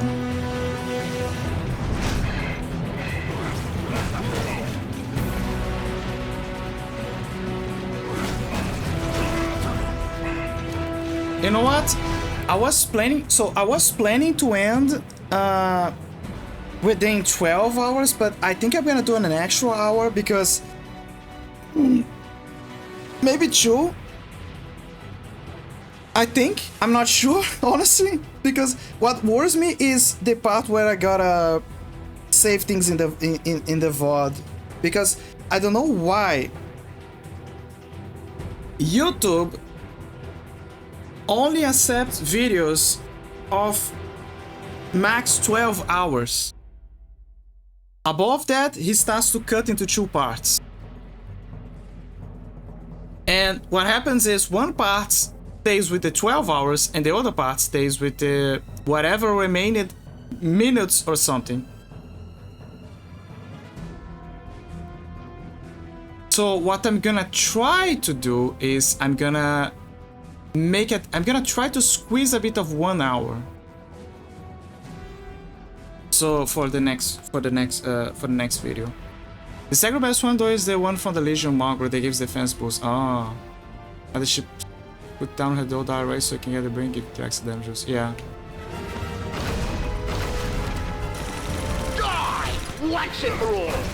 To be fair, this is my fault. I should have started the game earlier.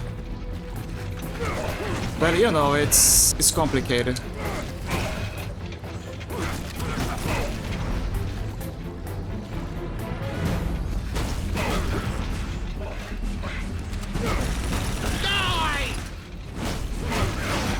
The third worst one is the Fiend Dog that gives a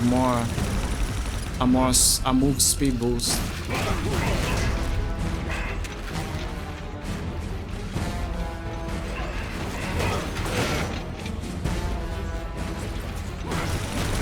Almost there.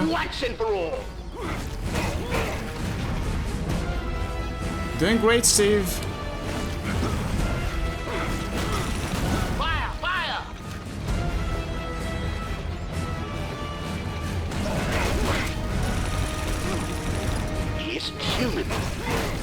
The guy clearly lives a blood hour and has a blood whip, and his shoe says he's not human. This poor fuck. Yeah. He got chosen for the grind. Why won't he fall? Imagine the tears that if he ever survived. Guys, I fought Dracula for an hour. Die! Once and for all! And it's like, oh man, did you survive? And no, he kept beating the shit out of me. Fire! Fire! You know, that is probably the reason why they have the hospital for to handle fear of vampires. Because situations like that.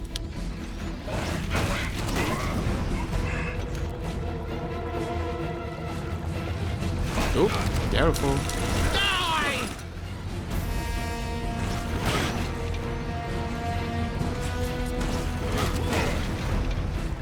Come on, Steve, you can do it. Die! Once and for all! You know, I'm impressed by how much ammo he has. Okay, there you go. I got max aerial sweep.